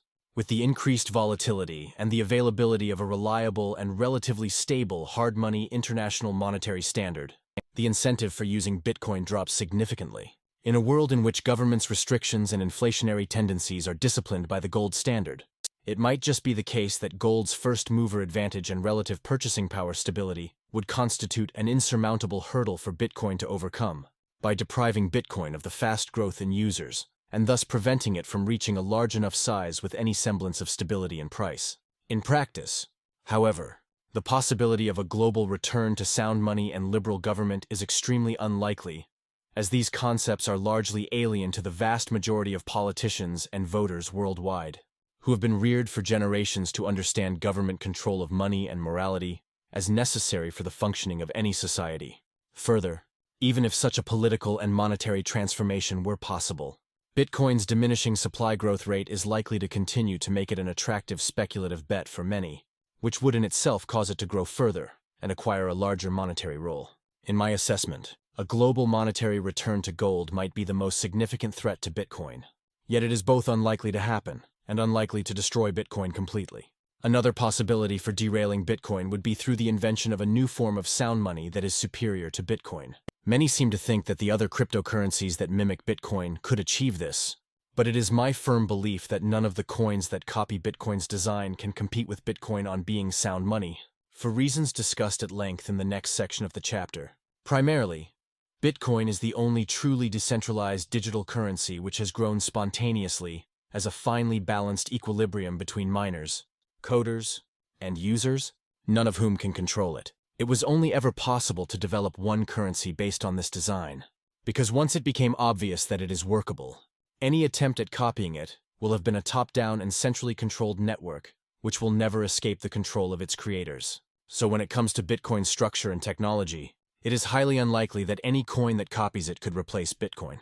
A new design and technology for implementing digital cash and hard money might produce such a competitor.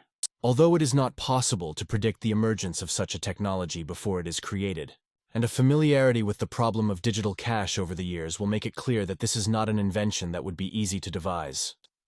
Altcoins. While Bitcoin was the first example of a peer-to-peer electronic cash, it was certainly not the last. Once Nakamoto's design was out in the open, and the currency succeeded in gaining value and adopters, many copied it to produce similar currencies. Namecoin was the first such currency, which used Bitcoin's code and started operation in April 2011. At least 732 digital currencies were created by February 2017, according to CoinMarketCap.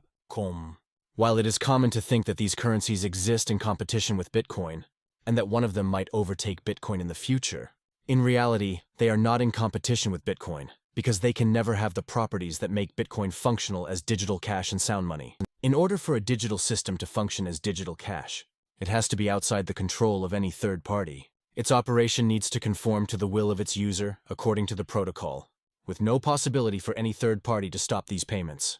After years of watching altcoins get created, it seems impossible that any coin will recreate the adversarial standoff that exists between Bitcoin stakeholders and prevents any party from controlling payments in it. Bitcoin was designed by a pseudonymous programmer whose real identity is still unknown. He posted the design to an obscure mailing list for computer programmers interested in cryptography, and after receiving feedback on it over a few months, he launched the network with the late programmer Hal Finney, who passed away in August 2014. After a few days of transacting with Finney and experimenting with the software, more members began to join the network to transact and mine. Nakamoto disappeared in mid-2010, citing moving to new projects, and has most likely never been heard from since. In all likelihood, there are around 1 million bitcoins that are held in an account that is or was controlled by Nakamoto, but these coins have not moved once. Nakamoto did, however, take extreme caution to ensure that he will not be identified, and until this day there is no compelling evidence to identify who the real Nakamoto is. Had he wanted to be identified, he would already have come forward. Had he left any evidence that could lead to the tracing of his identity, it would have likely already been used to do so. All of his writings and communications have been pored over obsessively by investigators and journalists to no avail. It is high time for everyone involved in Bitcoin to stop concerning themselves with the question of the identity of Nakamoto and accept that it does not matter to the operation of the technology, in the same way that the identity of the inventor of the wheel no longer matters. Because Nakamoto and Finney are no longer with us, Bitcoin has not had any central authority figure or leader who could dictate its direction or exercise influence over the course of its development.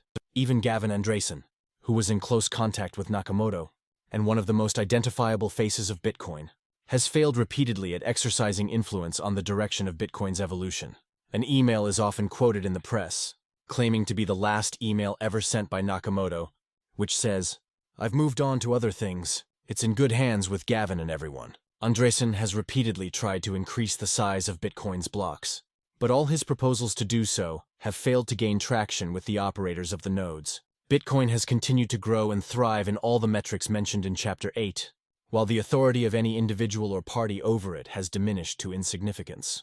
Bitcoin can be understood as a sovereign piece of code because there is no authority outside of it that can control its behavior. Only Bitcoin's rules control Bitcoin, and the possibility of changing these rules in any substantive way has become extremely impractical, as the status quo bias continues to shape the incentives of everyone involved in the project. It is the sovereignty of Bitcoin code, backed by proof of work, which makes it a genuinely effective solution to the double spending problem, and a successful digital cash. And it is this trustlessness which other digital currencies cannot replicate. Facing any digital currency built after Bitcoin is a deep existential crisis, because Bitcoin is already in existence. With more security, processing power, and an established user base, anybody looking to use digital cash will naturally prefer it over smaller and less secure alternatives. Because the replication of the code to generate a new coin is almost costless, and the imitation coins proliferate, no single coin is likely to develop any sort of significant growth or momentum unless there is an active team dedicated to nurturing it, growing it, coding it, and securing it.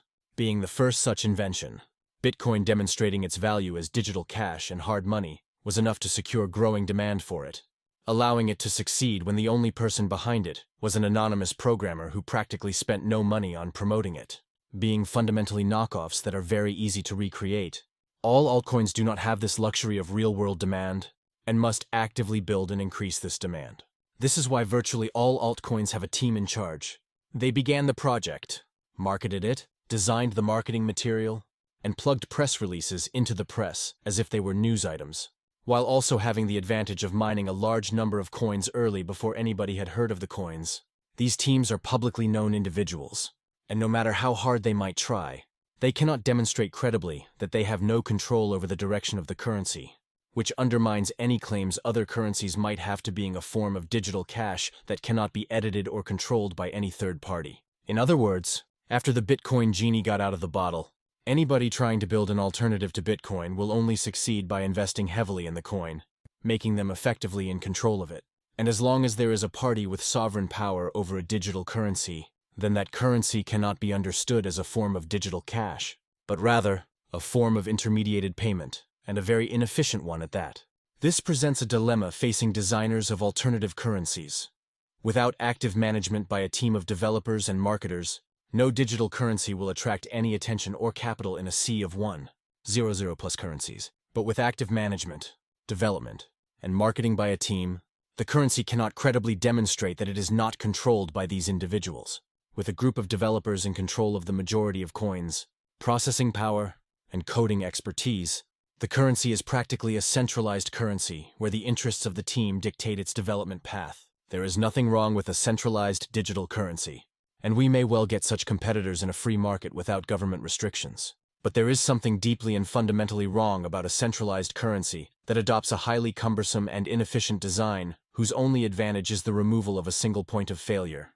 This problem is more pronounced for digital currencies that begin with an initial coin offering, which creates a highly visible group of developers communicating publicly with investors, making the entire project effectively a centralized project. The trials and tribulations of Ethereum, the largest coin in terms of market value after Bitcoin, illustrate this point vividly.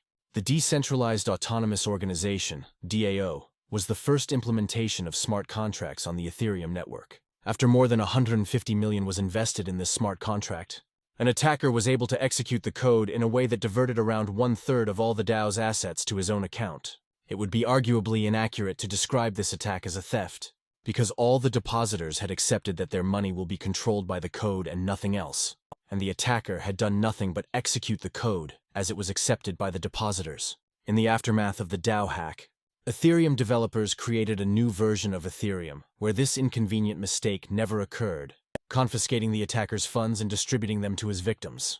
This reinjection of subjective human management is at odds with the objective of making code into law, and questions the entire rationale of smart contracts. If the second largest network in terms of processing power can have its blockchain record altered when the transactions do not go in a way that suits the interests of the development team, then the notion that any of the altcoins is truly regulated by processing power is not tenable. The concentration of currency holding, processing power, and programming skills in the hands of one group of people who are effectively partners in a venture defeats the entire purpose of employing a blockchain structure. Further, it is extremely difficult to foresee such privately issued currencies rise to the status of a global currency when they have a visible team behind them. Should the currencies appreciate significantly, a small team of creators will become extremely rich and endowed with the power to collect seigniorage, a role reserved for nation-states in the modern world. Central banks and national governments will not take kindly to this undermining of their authority. It would be relatively easy for central banks to get any of the teams behind this currency to destroy it, or alter its operation in a way that prevents it from competing with national currencies. No single altcoin has demonstrated anything near Bitcoin's impressive resilience to change, which is down to its truly decentralized nature and the strong incentives for everyone to abide by the status quo consensus rules. Bitcoin can only make this claim after growing in the wilds of the internet for 9 years without any authority controlling it, and very ably repelling some highly coordinated and well-funded campaigns to alter it. In comparison, altcoins have the unmistakable friendly culture of nice people working together on a team project. While this would be great for a new startup, it is anathema to a project that wants to demonstrate credible commitment to a fixed monetary policy. Should the teams behind any particular altcoin decide to change its monetary policy, it would be a relatively straightforward thing to achieve. Ethereum, for instance, does not yet have a clear vision of what it wants its monetary policy to be in the future, leaving the matter up to community discussion. While this may work wonders for the community spirit of Ethereum, it is no way to build a global hard money, which, to be fair, Ethereum does not claim to do. Whether it is because they are aware of this point, or to avoid run-ins with political authority, or as a marketing gimmick, most altcoins do not market themselves as competitors to Bitcoin, but as performing tasks different to Bitcoin. There is nothing about Bitcoin's design that suggests it would be good for any of the multitude of use cases that other coins claim they will be able to do. And no coin other than Bitcoin has delivered any differentiating capabilities or features which Bitcoin does not have. Yet they all have a freely trading currency, which is somehow essential for their complex system for performing some online applications. But the notion that new web apps require their own decentralized currency is the desperately naive hope that somehow unsolving the problem of lack of coincidence of wants could be economically profitable. There is a reason real-world businesses don't issue their own currency, and that is that nobody wants to hold currency that is only spendable in one business. The point of holding money is holding liquidity which can be spent as easily as possible. Holding forms of money which can only be spent in particular vendors offers very little liquidity and serves no purpose. People will naturally prefer to hold the liquid means of payment, and any business that insists on payment in its own freely trading currency is just introducing significantly high costs and risks to its potential customers. Even in businesses which require some form of token operationally, such as amusement parks or casinos, the token is always fixed in value compared to liquid money, so customers know exactly what they are getting and can make accurate economic calculations. Should any of these supposedly revolutionary decentralized currencies offer any real-world valuable application, it is completely inconceivable that it would be paid for with its own freely trading currency. In reality, after examining this space for years, I have yet to identify a single digital currency that offers any product or service that has any market demand. The highly vaunted decentralized applications of the future never seem to arrive, but the tokens that are supposedly essential to their operation continue to proliferate by the hundreds every month. One cannot help but wonder if the only use of these revolutionary currencies is the enriching of their makers. No coin other than Bitcoin can lay a credible claim to being outside the control of anyone else, and as such, the entire point of utilizing the extremely complex structure underpinning Bitcoin is moot. There is nothing original or difficult about copying Bitcoin's design and producing a slightly different copycat, and thousands have done this so far. With time, one can expect more and more of these coins to enter the market, diluting the brand of all the other altcoins. Non-Bitcoin digital currencies are, in the aggregate, easy money. No single altcoin can be considered on its own merits, because they are all indistinguishable in what they perform, which is also what Bitcoin performs, but very distinguishable from Bitcoin in that their supply and design can easily be altered. whereas Bitcoin's monetary policy is for all intents and purposes set in stone. It is an open question if any of these currencies will succeed in offering a market-demanded service other than the one offered by Bitcoin, but it appears patently clear that they cannot compete with Bitcoin on being trustless digital cash. That they have all chosen to ape Bitcoin's rituals while pretending to be solving something extra does not inspire confidence in them achieving anything more than enriching their makers. The thousands of imitations of Nakamoto's design are perhaps the sincerest form of flattery. But their continued failure to ever deliver anything more than what Nakamoto delivered is a testament to how singular his accomplishment is. The only worthwhile additions to Bitcoin's design were done by the competent, selfless volunteer coders who contributed long hours to making the Bitcoin code better. Many less competent coders have gotten massively rich by repackaging Nakamoto's design with marketing and pointless buzzwords, but have all failed in adding any functional capabilities to it that have any real-world demand. The growth of these altcoins cannot be understood outside the context of easy government money looking for easy investment, forming large bubbles in massive malinvestments. Blockchain technology. As a result of Bitcoin's startling rise in value, and the difficulty in understanding its operating procedure and technicalities, there has been a significant amount of confusion surrounding it. Perhaps the most persistent and high-profile confusion is the notion that a mechanism that is part of Bitcoin's operation, putting transactions into blocks which are chained together to form the ledger, can somehow be deployed to solve or improve economic or social problems, or even revolutionize them, as is the wont of every newfangled overhyped toy invented these days.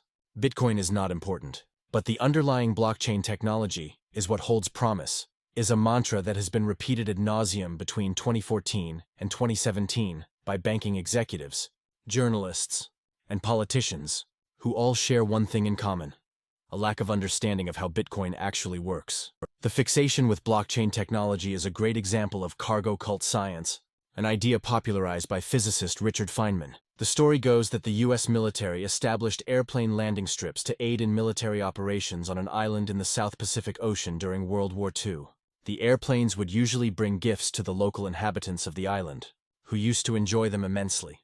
After the war ended and the airplanes stopped landing on the strip, the locals tried their best to bring the airplanes and their cargo back. In their desperation, they would mimic the behavior of the long-gone military airport ground controllers, thinking that if they put a man in a hut with an antenna and light a fire, as the military ground controllers used to do, then the airplanes would come back and bring them the gifts. Clearly, such a strategy could not work, because the procedures of the ground controllers were not creating airplanes out of thin air. They were but one integral part of an elaborate technological process, beginning with the manufacturing of the airplanes and their departure from their bases, which the South Pacific Islanders could not comprehend. Like these islanders, the people touting blockchain technology as a process that could generate economic benefits on its own do not understand the larger process of which it is a part. Bitcoin's mechanism for establishing the authenticity and validity of the ledger is extremely complex and complicated, but it serves an explicit purpose: issuing a currency and moving value online without the need for a trusted third party.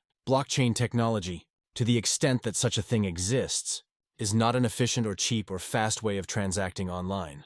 It is actually immensely inefficient and slow compared to centralized solutions. The only advantage that it offers is eliminating the need to trust in third-party intermediation. The only possible uses of this technology are in avenues where removing third-party intermediation is of such paramount value to end users that it justifies the increased cost and lost efficiency. And the only process for which it actually can succeed in eliminating third-party intermediation is the process of moving the native token of the network itself, as the code of the blockchain has no integrated control over anything taking place outside it. A comparison will help give a sense of just how inefficient Bitcoin is as a method for running transactions. If we strip away the trappings of decentralization, proof-of-work verification, mining, and trustlessness, and run a centralized version of Bitcoin, it would essentially consist of an algorithm for generating coins and a database for coin ownership that processes around 300 transactions per day. Such tasks are trivial, and any modern personal computer could perform them reliably. In fact, a regular off-the-shelf consumer laptop can be made to process around 14 transactions per second, or all of Bitcoin's current daily transaction volume in 20 seconds. To process Bitcoin's entire yearly transaction volume, a personal laptop would need little more than 2 hours. The problem with running such a currency on a personal laptop, however, is that it requires trust in the owner of the laptop and in the laptop's security and safety from attack. In order to make such a trivial software system run without requiring trust in any single party to not defraud the record of transactions or alter the rate of currency issuance, the only design anyone has found is Bitcoin's decentralized peer-to-peer network with proof-of-work verification. This is not a trivial software problem, and it took decades of computer programmers attempting different designs before one was found that could demonstrably achieve this. Whereas a good consumer laptop today has a hash rate around 10 megahashes per second, the Bitcoin network collectively processes around 20 exahashes per second, or the equivalent of 2 trillion laptops. In other words, to remove the need for trust, the processing power to run a simple currency and database software needs to be increased roughly by a factor of 2 trillion. It is not the currency and its transactions that require so much processing power. Making the entire system trustless does. For any other computing process to be run using blockchain technology, it would need to fulfill 2 criteria. First, the gains from decentralization need to be compelling enough to justify the extra costs. For any process which will still require some form of trust in a third party to implement any small part of it, the extra costs of decentralization cannot be justified. For implementing contracts dealing with real-world businesses under legal jurisdictions, there will still be legal oversight relating to the real-world implementation of these contracts that can override the network consensus, making the extra cost of decentralization pointless. The same applies for decentralizing databases of financial institutions that will remain as trusted third parties in their own operations with one another or with their clients. Second, the initial process itself needs to be simple enough to ensure the ability to run the distributed ledger on many nodes without the blockchain becoming too heavy to be distributed. As the process continues to repeat over time, the size of the blockchain will grow and become more and more unmanageable for distributed nodes to hold a full copy of the blockchain, ensuring that only a few large computers can operate the blockchain and rendering decentralization obsolete. Note here the distinction between nodes that carry the ledger and dedicated miners who solve the proof of work, which is discussed in Chapter 8. Miners need to expend enormous processing power to commit transactions to the joint ledger, whereas nodes need very little power to keep a copy of the ledger with which to verify the accuracy of miners' transactions. This is why nodes can be run on personal computers, whereas individual miners have the processing power of hundreds of personal computers. Should the operation of the ledger itself become too complex, nodes will need to be large servers instead of personal computers, destroying the possibility of decentralization. The Bitcoin blockchain has placed a 1 megabyte limit on the size of each block, which has limited the pace at which the blockchain has grown.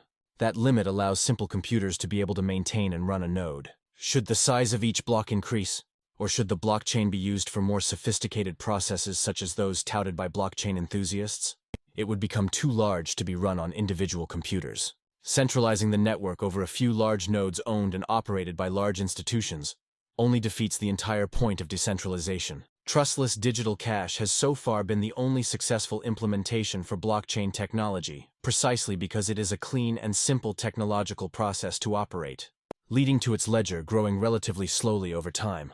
This means that being a member of the Bitcoin network is possible for a residential computer and connection in most of the world. Predictable controlled inflation also requires little processing power, but is a process whose decentralization and trustlessness offers enormous value to end users. As explained in Chapter 8, all other monetary media today are controlled by parties who can inflate the supply in order to profit from increased demand. This is true for fiat currencies and non-precious metals, but also for gold, which is held in large quantities by central banks ready to sell it onto the market to prevent it from appreciating too quickly and thus displacing fiat currencies. For the first time since the abolition of the gold standard, Bitcoin has made sound money easily available to anyone in the world who wants it.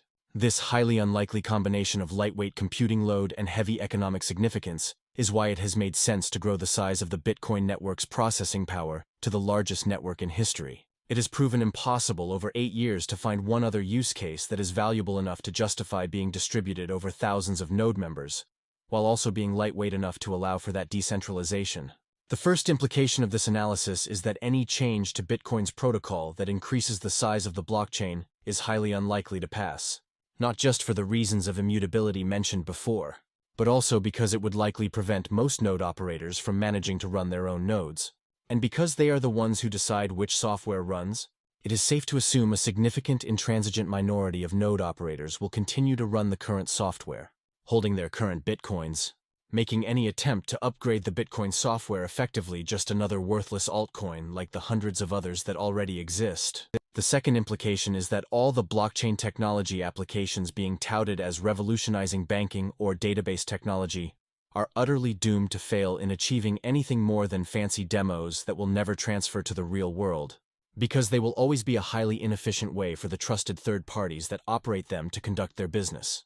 It is outside the realm of possibility that a technology designed specifically to eliminate third-party intermediation could end up serving any useful purpose to the intermediaries it was created to replace. There are many easier and less cumbersome ways of recording transactions, but this is the only method that eliminates the need for a trusted third party. A transaction is committed to the blockchain because many verifiers compete to verify it for profit, yet not one of them is relied upon or trusted for the transaction to go through. Rather, fraud is immediately detected and reversed by other network members who have strong incentives to ensure the integrity of the network. In other words, Bitcoin is a system built entirely on cumbersome and expensive verification, so it can eliminate the need for any trust or accountability between all parties. It is 100% verification and 0% trust. Contrary to a lot of the hype surrounding Bitcoin, eliminating the need for trust in third parties is not an unquestionably good thing to do in all avenues of business and life. Once one understands the mechanism of Bitcoin's operation, it is clear that there is a trade-off involved in moving to a system that does not rely on any trusted third parties. The advantages lie in individual sovereignty over the protocol, censorship resistance, and immutability of the money supply growth and technical parameters. The disadvantages lie in the need for much larger processing power expenditure to perform the same amount of work. There is no reason, outside of naive futuristic hype, to believe that this is a trade-off that is worthwhile for much. It may well be that the only place where this trade-off is worthwhile is the managing of a global homogeneous supranational sound money, for two important reasons. First, the excessive costs of operating the system can be recouped from slowly capturing parts of the global currency market, which runs at around $80 trillion in value. Second, the nature of sound money, as explained earlier, lies precisely in the fact that no human is able to control it, and hence, a predictable, immutable algorithm is uniquely suited for this task. Having thought of this question for years, in no other avenue of business can I find a similar process that is at once so important as to be worth the extra costs for disintermediation, as well as being so transparently simple that removing all human discretion would be a massive advantage. An analogy with the automobile is instructive here. In 1885, when Carl Benz added an internal combustion engine to a carriage to produce the first autonomously powered vehicle, the express purpose of that move was to remove horses from carriages and free people from having to constantly deal with horse excrement. Benz was not trying to make horses faster. Burdening a horse with a heavy metal engine will not make it go faster. It will only slow it down while doing nothing to reduce the amount of excrement it produces. Similarly, as Chapter 8 explained, the colossal processing power needed to make the Bitcoin network operate eliminates the need for a trusted third party to process payments or determine the supply of money. If the third party remains, then all of that processing power is a pointless waste of electricity. Only time will tell whether this model for Bitcoin will continue to grow in popularity and adoption. It is possible that Bitcoin will grow to displace many financial intermediaries. It is also possible that Bitcoin will stagnate or even fail and disappear. What cannot happen is Bitcoin's blockchain benefiting the intermediation it was specifically designed to replace. For any trusted third party carrying out payments, trading, or record keeping, the blockchain is an extremely costly and inefficient technology to utilize. A non-Bitcoin blockchain combines the worst of both worlds, the cumbersome structure of the blockchain with the cost and security risk of trusted third parties. It is no wonder that 8 years after its invention, blockchain technology has not yet managed to break through in a successful, ready-for-market commercial application, other than the one for which it was specifically designed, Bitcoin. Instead, an abundance of hype, conferences, and high-profile discussions in media, government, academia, industry, and the World Economic Forum on the potential of blockchain technology has emerged. Many millions of dollars have been invested in venture capital, research, and marketing by governments and institutions that are seduced by the hype without any practical result. Blockchain consultants have built prototypes for stock trading, asset registry, voting, and payment clearance, but none of them have been commercially deployed because they are more expensive than simpler methods relying on established database and software stacks, as the government of Vermont recently concluded. Meanwhile, Banks don't have a great track record in applying earlier technological advances for their own use. While J.P. Morgan Chase's CEO Jamie Dimon was touting blockchain technology in Davos in January 2016, his bank's Open Financial Exchange Interfaces, a technology from 1997 to provide aggregators a central database of customer information, had been down for 2 months.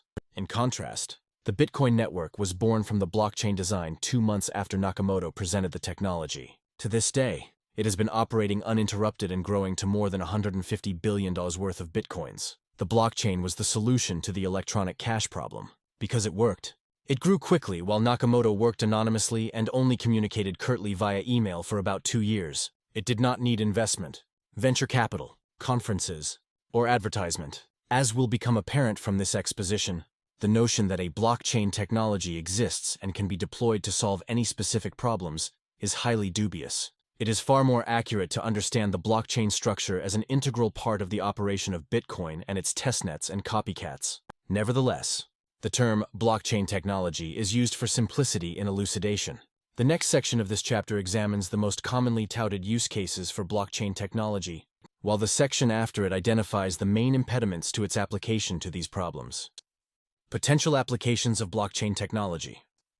An overview of startups and research projects related to blockchain technology concludes that the potential applications of blockchains can be divided into 3 main fields.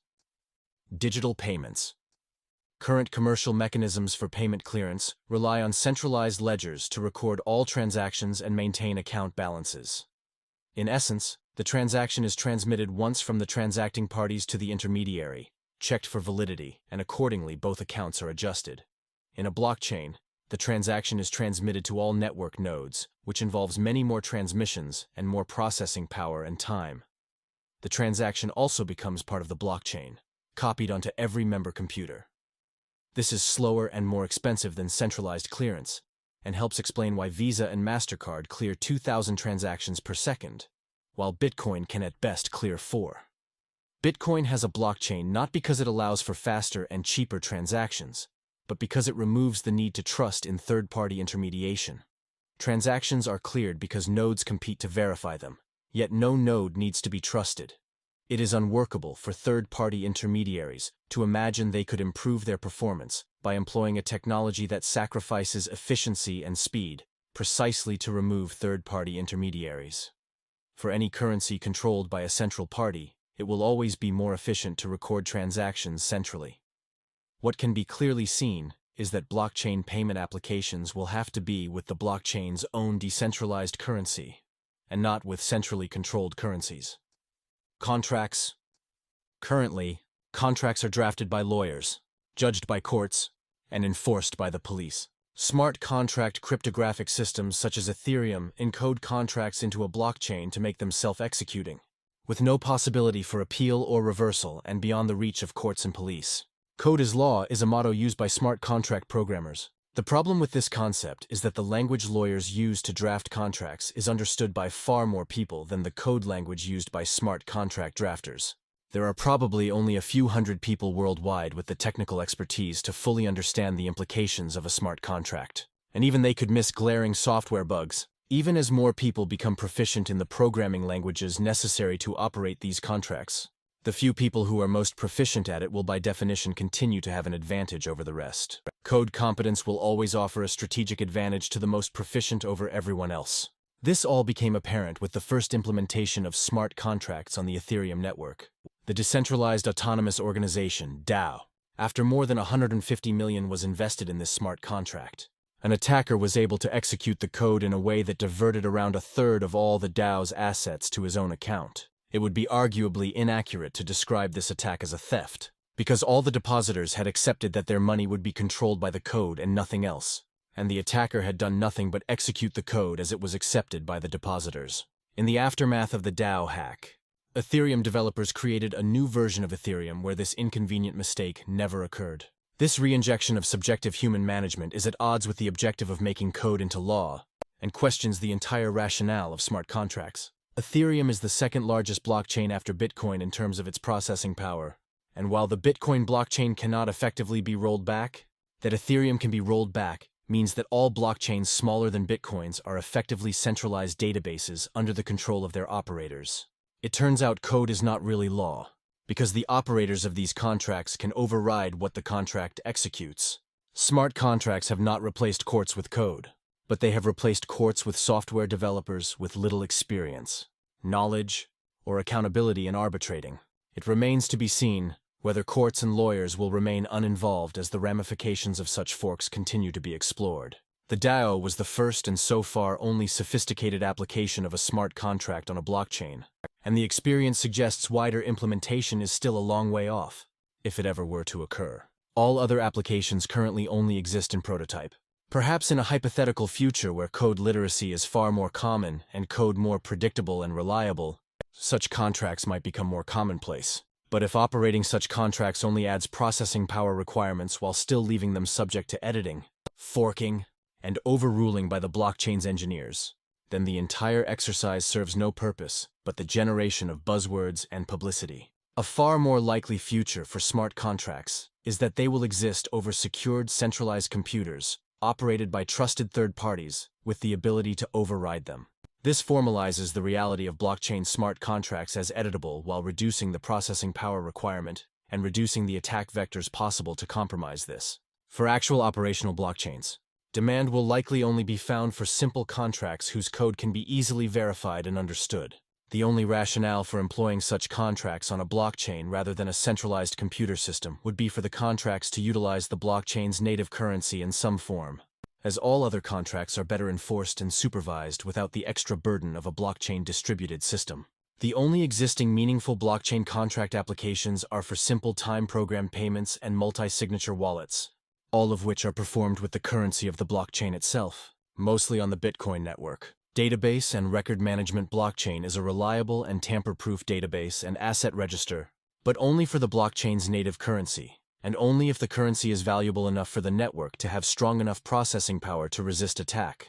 For any other asset, physical or digital, the blockchain is only as reliable as those responsible for establishing the link between the asset and what refers to it on the blockchain. There are no efficiency or transparency gains from using a permissioned blockchain here, as the blockchain is only as reliable as the party that grants permission to write to it. Introducing blockchain to that party's record-keeping is only going to make it slower while adding no security or immutability, because there is no proof of work. Trust in third-party intermediaries must remain while the processing power and time required for running the database increases. A blockchain secured with a token could be used as a notary service, where contracts or documents are hashed onto a block of transactions, allowing any party to access the contract and be sure that the version displayed is the one that was hashed at the time. Such a service will provide a market for scarce block space, but is unworkable with any blockchain without a currency. The economic drawbacks of blockchain technology. From examining the previous 3 potential applications of blockchain technology, 5 main obstacles to wider adoption are identified. 1. Redundancy. Having every transaction recorded with every member of the network is a very costly redundancy, whose only purpose is to remove intermediation. For any intermediary, whether financial or legal, there is no sense in adding this redundancy while remaining an intermediary. There is no good reason for a bank to want to share a record of all its transactions with all banks, nor is there a reason for a bank to want to expend significant resources on electricity and processing power to record the transactions of other financial institutions with one another.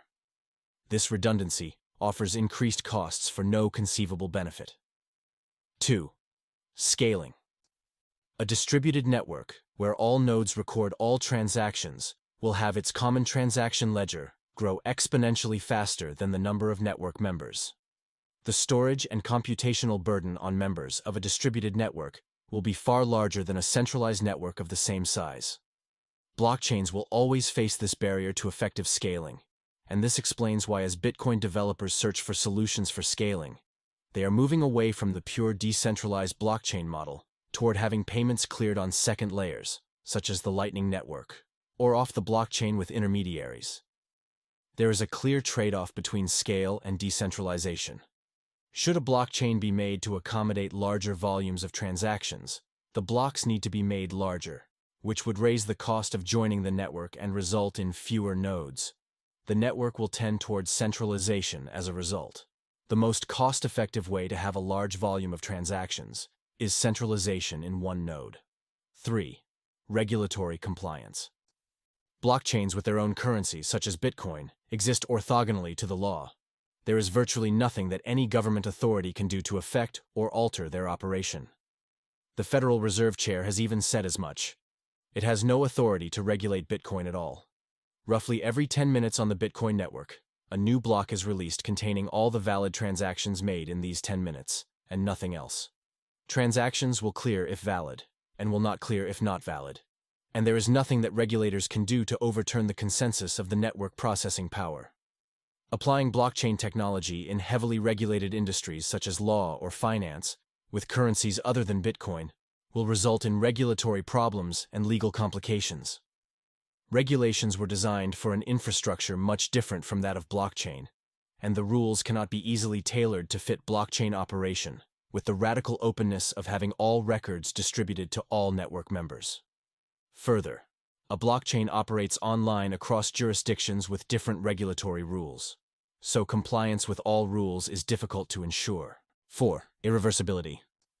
With payments, contracts, or databases operated by intermediaries, human or software errors can be easily reversed by appealing to the intermediary. In a blockchain, things are infinitely more complicated.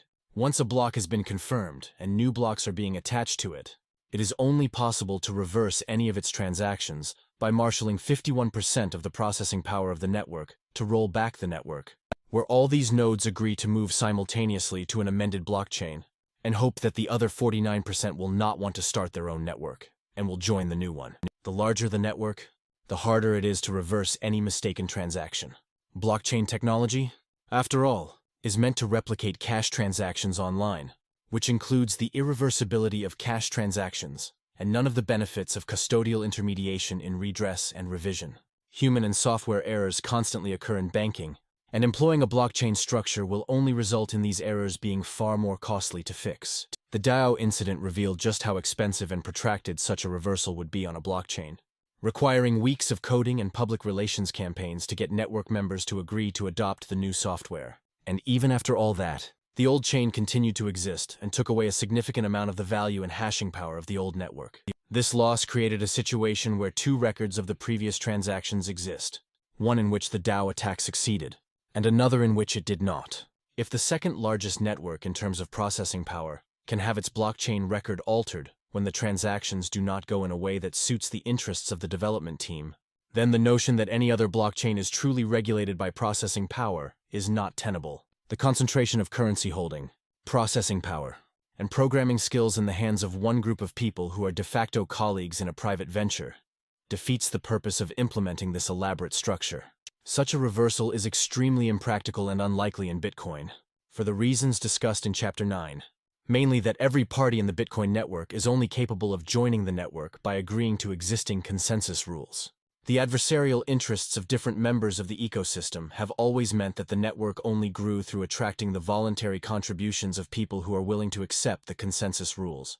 In Bitcoin, the consensus rules are constant, and the users can choose to come and go. For every other blockchain project which was established by imitating Bitcoin's design, there was always a single group responsible for setting the rules of the system, and thus having the ability to change them. Whereas Bitcoin grew around the set of established consensus rules through human action, all other projects grew by active human design and management. Bitcoin has earned its reputation as being immutable after years of resisting alteration. No other blockchain project can make such a claim. A blockchain that is alterable is a functionally pointless exercise in engineering sophistry. It uses a complex and expensive method for clearance to remove intermediaries and establish immutability, but then grants an intermediary the ability to overturn that immutability. Current best practice in these fields contains reversibility and supervision by legal and regulatory authorities, but employs cheaper, faster, and more efficient methods. 5. Security. The security of a blockchain database is entirely reliant on the expenditure of processing power on verification of transactions and proof of work. Blockchain technology can best be understood as the conversion of electric power to verifiable, undisputed records of ownership and transactions. For this system to be secure, the verifiers who expend the processing power have to be compensated in the currency of the payment system itself, to align their incentive with the health and longevity of the network. Should payment for the processing power be made in any other currency, then the blockchain is essentially a private record maintained by whoever pays for the processing power. The security of the system rests on the security of the central party funding the miners, but it is compromised by operating on a shared ledger, which opens up many possibilities for security breaches to take place. An open, decentralized system built on verification by processing power is more secure. The more open the system and the larger the number of network members expending processing power on verification. A centralized system reliant on a single point of failure is less secure with a larger number of network members able to write to the blockchain, as each added network member is a potential security threat.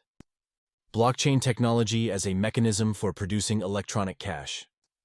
The only commercially successful application of blockchain technology so far is electronic cash, and in particular, Bitcoin. The most common potential applications touted for blockchain technology, payments, contracts, and asset registry, are only workable to the extent that they run using the decentralized currency of the blockchain. All blockchains without currencies have not moved from the prototype stage to commercial implementation because they cannot compete with current best practice in their markets.